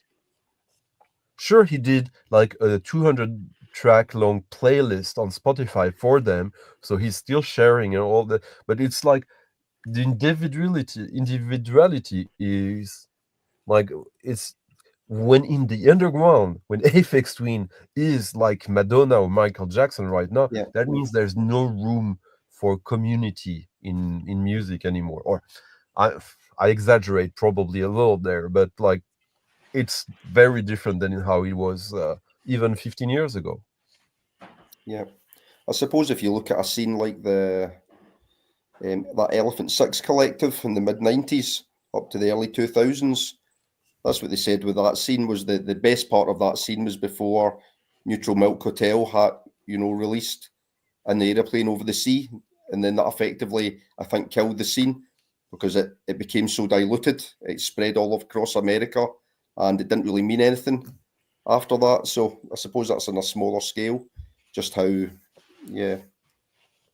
scenes can't really seem to flourish once they have broke out nowadays. But like I guess the latest two big underground waves in the UK would be grime and dubstep. Where are these things now? It's not that they have disappeared. There's still people doing that and who are still in the underground and advancing it, but in a way that no one cares, because people just want to have the essence of that extracted into pop music. They want to have a big pop star that will be the poster child for that, so that it's that we don't have to do the hard work like digging. Yeah, they can take the marketable elements of a scene and extract it, put it into someone else. Just think about it. You were talking about Taylor Swift. Taylor Swift started as like a country pop artist. Would anyone be surprised if in her next album you would hear like influence of cumbia and electronic music or whatever? No, because she's at that level that is so global now that like, okay, that's what she does now. She's just, they use the whole Björk thing that Björk created for herself in a maybe more virtuous way. Like, let's bring all the influences from the underground, but she came from the underground. She didn't start from, she wasn't like siphoning. I don't even have any romantic ideas about, oh, the underground is pure and blah, blah, blah. It's, but it's. I'm gonna head. Okay, so I'll see you soon. Take care. Love you chatting. Thanks for coming back. Merci. Au revoir, mon fils. Au revoir, mon fils. How long are you planning on sticking out for, Romeo? Not sure. Till he dies. To just put a link. So I don't know. Well, maybe I don't know. Are we talking days? Or are we talking hours? Yeah, probably another 30 minutes. Yeah. Something like that, yeah. That's a good shift. Yeah. 10 hours. Yeah. Yeah, it's like the good old George Borton. Yeah, exactly, yeah. Except we had more people from Europe involved. And no drama. Oh, there was some drama? A little. Oh, you mean Ricefield? No, absolutely no. What drama did you have tonight? No, I think we didn't do any drama, but we insinué we watermark. Okay, but being cheeky, that's not Yeah, like people like no, headbutting. No, people know the rules over here. They know they are all welcome, but they need to talk about records or music or soccer or beer or French cheese. They know not to step out of line, Romeo. Once again? They know not to step out of line. You give them a... Yeah, no, it's fine. It's fine. There's not even any need for that. Like, it's like on our French stream, if something like that would happen, we'd just embrace it. Like, if someone comes to troll and critique, like Pinape here right now, Pinape is the master of questions. What is it? What is that shirt? What is that jersey? Are you fucking kidding? It's a reference. I told you he was a troll. Do you know, Pinape, Toronto is the enemy of where... Exactly. Exactly. It's a reference. I don't fight all on the live. How are you? You just arrive to the live, ask a question that kills everyone, and leave like Zorro or Lucky Luke. Yeah, but now after 9 hour 30 of duty is not that bad if that does happen. That's an interesting bonnet you have, an interesting hat, beanie you have, Pinape. Oh, he's frozen. He's frozen. Smiley Pinape. Yeah. How often do you do your French stream? Is that once a week? Yeah. We try to do that. It's every Sunday afternoon unless we can't do it. Yeah. Is there a big focus? Do you focus a lot on French music? No, we just basically open the field here, and we basically call it. It's like the VC, the French VC pub. You come in there, we host, and if you want to talk about this or that, like, sure, we'll find an angle. We'll find a way to engage into that, even if it's stuff that we hate personally. Doesn't matter. It still is going to be interesting to have someone who's passionate about it, and also to try to have no hierarchy between anything. Like, the only hierarchy is like determined by the people who come on screen or in the chat. Like sometimes, for example, we have Claude in the chat who is a fan of Tino Rossi. Do you know Tino Rossi? No. He's like huge crooner singer in France. In the 40s, in the 1940s. Yeah, in the 40s. And somehow Claude managed to be a fan of him, like a savant of him. And he comes all the time. We would never have ever expected for Tino Rossi to be a regular topic in our streams. Sure. Because we didn't have any interest in him, but because he's there and he's knowledgeable about it, we take it. And we're happy. Hi, Pinape. Sorry for the bug. No worries. How are you guys? Tired. Toasted. Yes. How are you? Fine.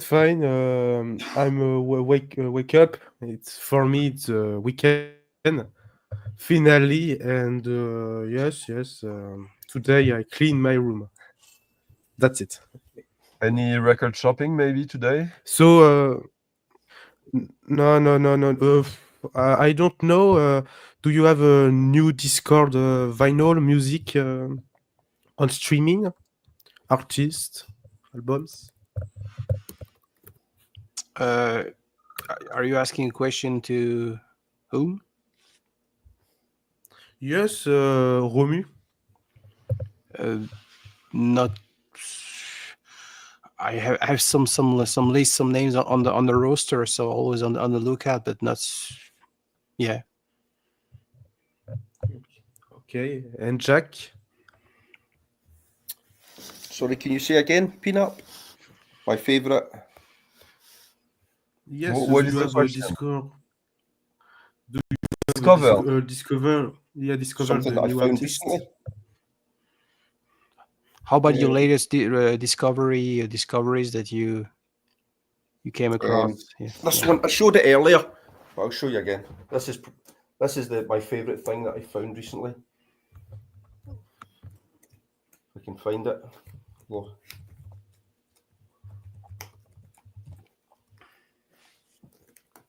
Oh, here's another one. This is one of my latest ones. I showed this on my channel recently. Meal on the Hill. By Melon. Is it new or old? Yeah, it's new. It's like Welsh psych pop. So think Gorky Zygotic Monkey mixed with super furry animals. All right. Sounds very Gorky Zygotic Monkey. So it's a bit energetic. Say again? It's a bit energetic. Yes, it is, in places, in other places it's quite dreamy, kind of dream pop. I knew Morten would like it because he likes Welsh things, and I knew he liked super furry animals, and I think Gruff Rhys from Super Furry Animals is a big fan of this. But yeah, it's really cool. It's funny how it's funny how the Super Furry Animals started as a sort of like this. Literally started at the heights of Britpop, and they were part of that, in their first album. It's quite interesting how they grew into this very cool thing in a way, like that.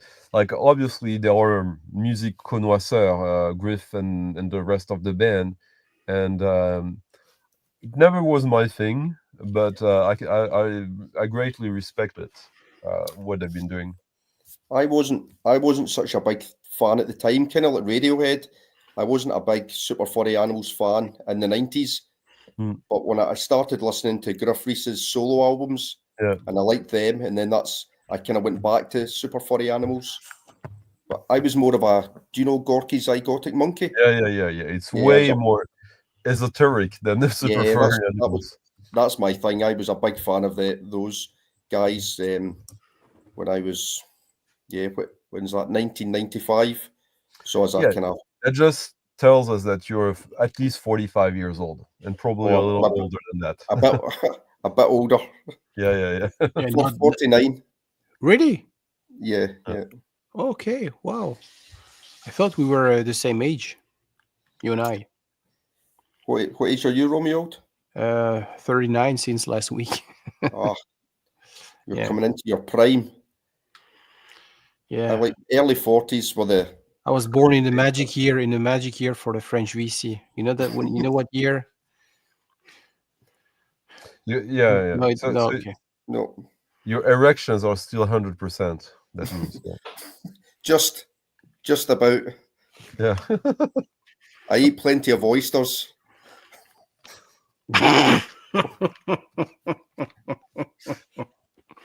Blue oyster or the blue? No, okay, I don't. Anyway, latest discoveries. This band already showed at the beginning of the stream. Do you know that this one, Jack? Is that a prog album? Yeah, kind of jazz fusion. No, I don't know that. Reminded me a bit. It's an American band from the West Coast, 71. So it reminded me a bit of Colosseum. You know, Valentine Suite. Yeah, a band I happened to discover yesterday. Lots of Hammond organ. Not that much. Lots of fluid. Lots of a crazy brass section. I think the American, it wasn't like lots of keyboard driven stuff. No. Drums, percussion, violin, saxophone, flute, bass. That's it. Here we go.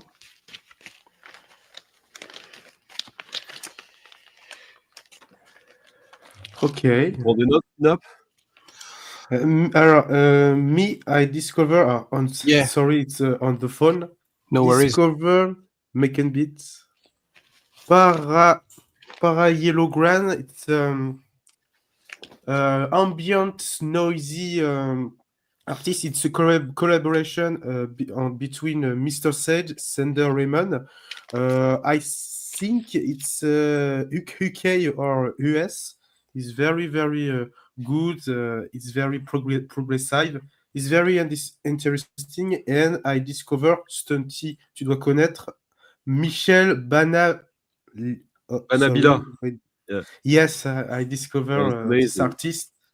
It's very techno and between noisy artists. Concrete music now. For you, it's a concrete music. He uses techniques from music concrete, but what he does is sort of like fourth world, minimal, ambient, folk, a little bit jazz. It's a little bit all over the place, but in the best possible way. What is your favorite album of artist? Actually, he's been around for like 40 years, but my favorite one is one of his latest ones. Show me the cover again of the one you... Wait a minute, sorry. For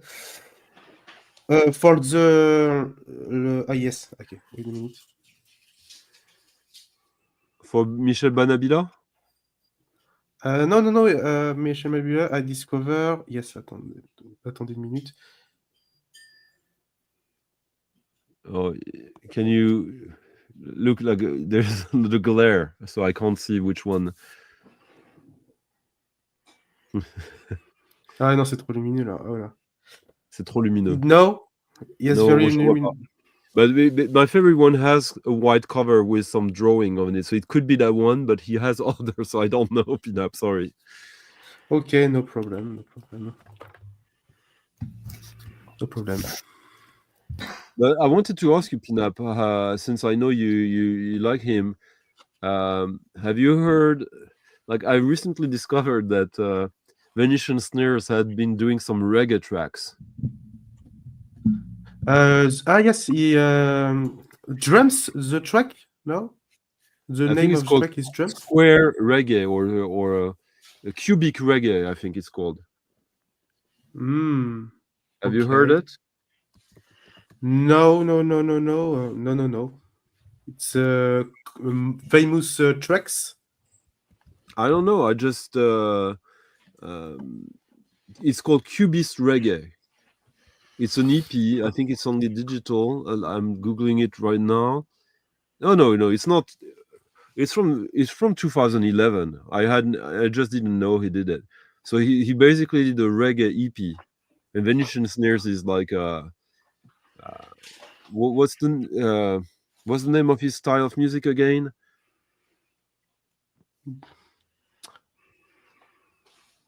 Comment on dit déjà? C'est quoi déjà le genre de musique qu'il fait Venetian Snares? Breakcore. Breakcore reggae. Like that was surprising, and it was quite fun. But as it was only released digitally, I think I didn't notice it when it was released. Yes, he used a logiciel Software. name software. Yes, software. Software is name of Renoise. He used Renoise. It's very hard. I try to the software, but it's not. It's very complicated. Faut que je regarde des tutos. Not easy to approach. Yeah, to master. So you have to. And Pinape has studied that kind of stuff. So if he says it's difficult,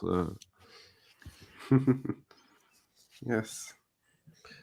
All right, Romuald, I think I'm gonna head out.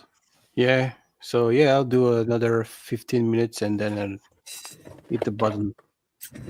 So yeah. So we'll Bye, be. Jack. Is Bye. that like a shepherd's pie or something? Or a kebab? Kebab filled with a shish taouk filled with a cranberry. No, he has Marmite. It's like a Marmite kebab. Il a mis du marc de café dans un chausson pomme. Putain, ça a l'air dégueulasse. Putain, grave. Oh. You know black pudding? What? Black pudding? Oh yeah. Yes. I like black pudding. Yeah, tasty. Nice in a roll. Never seen it baked like that. Interesting. Yeah. All right. Have a good one, Jack. Salut, Take it Pinape. easy, Stunty. Merci, Stunty. Merci d'être venu. No, don't do this. Don't do that. I never ask people to subscribe or to like. I never do this.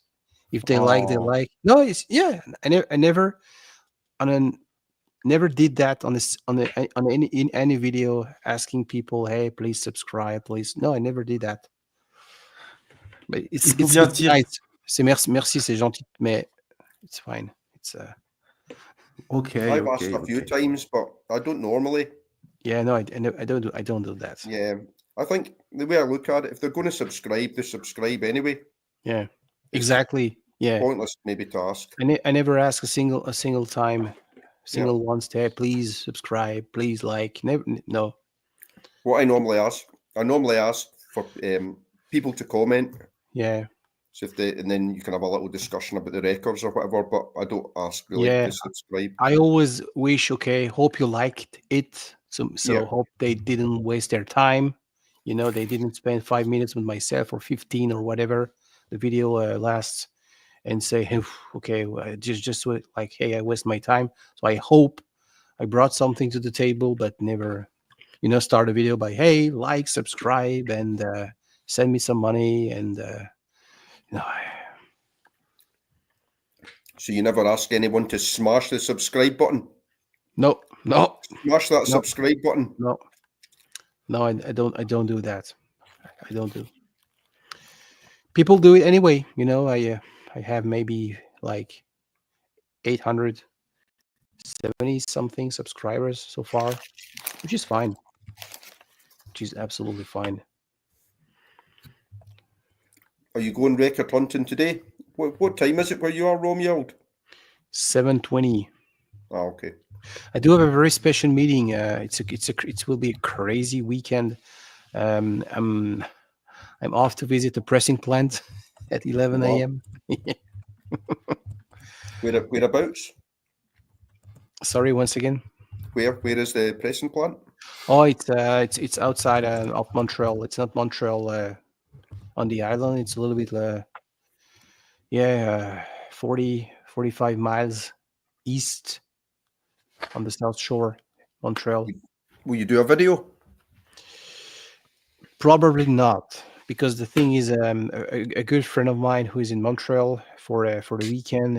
He's the one who organized, who reached out to the pressing plant, asking, "Hey, do you have some time?" So he's the one who will be doing the video, the vlog on his channel. And he was asking, "Hey, would you come up?" Say, "Hey, sure, why not?" So I would probably make only one post, but I will not be like taking advantage. This is his stuff. Yeah, sure. But it's definitely interesting because it's a new pressing plant over here, and they work on Saturday because over here it's Saturday. So yeah. No, that sounds cool. I've never been to a pressing plant before, Yeah, but me neither. Cool to see. Me neither. Hey, Greg, we talk about that later. We talk about that. We have we've been discussing with Meteora 89 about that, about a réseau network channel, Discord, WhatsApp, whatever. We've been on est en train d'en parler entre nous, donc we sure, maybe I can bring you in the loop. Maybe that's wouldn't be a bad idea. Have you guys got any big targets at the moment for buying records? Yeah, as I said, I'm just reading that book, Electric Eden. Electric Eden, that's a revival of British folk music. Loaded with lots of details, references. It's pretty much amazing.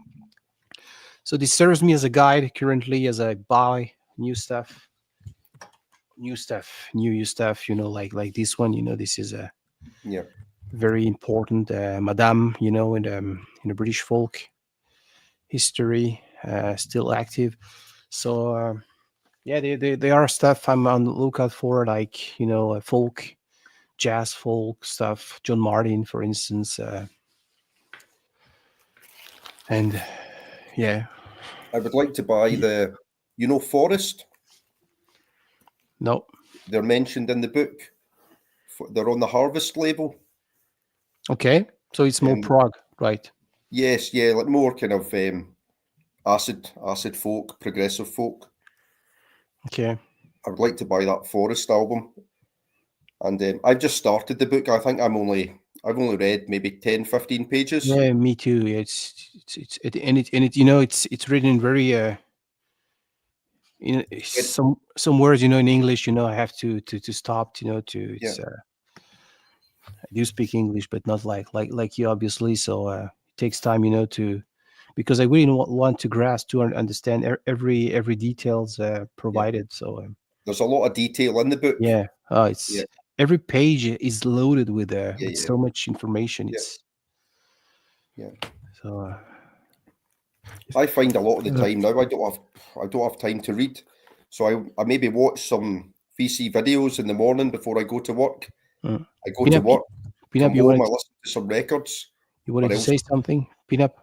Sorry for interrupting. Yeah, no worries. Yes,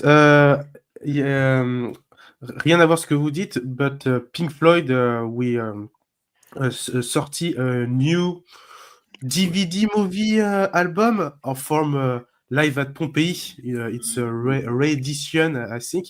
What do you think of the new re-edition? So they just drop a new DVD. Live at Pompeii. Live at Pompeii. That's the original gig. They 71. I thought something 72. Not even sure. Yes. And they just brought it on DVD. What's your take, Jack? I've not heard it. I've not heard it. Do you recommend it, Pinape? It's good. Yes. Ils l'ont pas encore sorti, but I see. Yeah. The sortie is coming to end April dans ces environs, but it's very interesting live. It's a period medal for my favorite album. It's very, very, very nice. That's my and so this is a big new for the Pink Floyd fan. Do you have a Pink Floyd fan, Jack? My favorite. Yes. The same as you, I think. Maybe Meadow. Metal, yeah. Meadow, or I like the first album. I like Piper at the Gates of Dawn, and I like Meadow. I think are my two favorites. Okay, and Romu?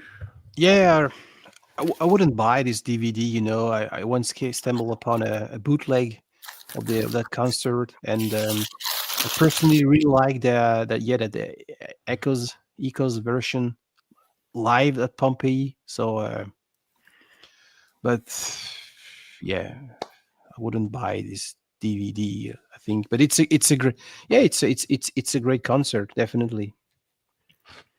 Yes, very atmospheric. Yeah. Maybe. Yes, it's very interesting. Yeah, Metal is probably one of my favorite Pink Floyd album. Yeah. Okay. What is your favorite Pink Floyd record? I know we already discussed about that, you and I, Pinape, but maybe the answer has changed.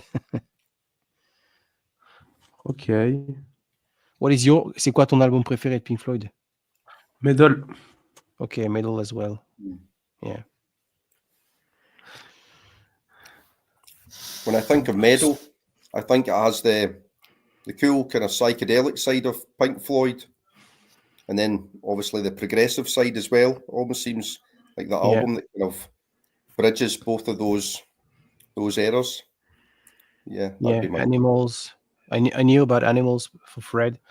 Wish You Were Here. Yeah, was my top one many years. Because it's the first one I heard. The only Floyd album my father had back in the day, and the one that got me into Floyd. Yes, and do you like Division Bell, Romu? It's very interesting for me. Yeah, it is. Yeah. It's very autobiographical in a way. That song, High Hopes. Yeah, but it's not something that I really need to have. You know, it's was played so many times on the radio, and that's the only album I don't have. No, I don't have the final cut. I don't have Division Bell, and the very last, if we can consider that the last release 2014, The Endless River is an album. So yeah, that's the 3 albums by Pink Floyd that I don't have. Yep. Okay. Marius says Animals, Shamed Tits. Okay. It's Alliance for Big Star 1000 and Marius Stark. Yeah. It's snowing, guys. It's snowing. It's credible. I thought the winter was over, and it's snowed during the night. I didn't see anything because I had my curtain closed, and now we have like maybe 1 inch of snow. Nice. Nice. I'm going to go, Romuald. Yeah, well, yeah, thank you, Jack. Thank you very much. Thank you for having us on, and great discussion. Nice to see you, Pinape. Nice to see you, Jack. Goodbye. Take care. Yeah, Bye-bye. bye-bye. Take care. Bye. Bye. Yeah. So yeah, as I said, yeah, we'll go up until 10 hours and then hit the button. So yes, okay. Yeah. Encore 3 minutes et après on arrête. So Yes. yeah, what is your what are your projects? I know you just uploaded a new composition, I think, on your channel. Yes, it's Blinding Vision. Yes, it's for my composition. I think it's a very cohérence envers un autre projet que j'ai fait. It's Midnight. Je l'ai sorti en septembre. And la dernière track, qui est un petit morceau qui dure 1 minute. Désolé, je parle français pendant un petit temps. It's very, very, very coherent from the last project I created. So don't hesitate to Midnight pour voir la cohérence et la cohérence des morceaux. Yeah, so the latest track you just dropped on your channel is in a way related to a previous project you created last September. Is that right? Yes, there are some similarities, coherence, yeah. And yes, qu'est-ce que je peux dire d'autre? Greg say why pourquoi tu le dis pas, pourquoi tu marques pas le morceau in French? Because j'ai envie de toucher l'international. For me it's very important and for me it's very mysterious. Il voulait l'appeler Brume soudaine. For me is not a very title with a coherence for the morceau in a sonority. It's very shining. It's for me it's not a very good idea, but for the next track or next album, maybe. Okay, yeah. It's up to you. You're the creator, so you have a you need to feel free to name the tracks. How do you like, whether in English or in French? So it's you're the artist at the end of the day. So yeah, we just reached 10 hours. So yeah, just wrapping it up. Yeah, thank you. So thank you, everyone. Thank you to all people who will be watching later, maybe in the 10 hours. So it was really cool to have all my VC friends. I was lucky. Non, ça va pas finir en français. No. To have all my VC friends over here, this is really what I was planning, expecting to do. Having all these people I follow who follow my channel, which I discuss, some of them behind the scene, join my panel. So really, really cool. Thank you, everyone. Keep up the good work. I'm having an announcement next month due to several changes in my life. I will pause a little bit of YouTube. Don't go away. Don't close the channel. No worries about that. But yeah, we'll be in idle mode for a couple of months, expecting to reactivate the normal mode very, very soon. So yeah, this was like a very good opportunity to stay with have a recreation, 10 hours with you guys. So yeah, thank you very much. Keep up the good work. Keep up buying vinyl and making discoveries. As we said with Fred, going into the wild, discovering, finding, enjoying, and sharing with the people. This is a good motto. So yeah, merci Pinape. Thank you, everyone. Take care. Bye bye.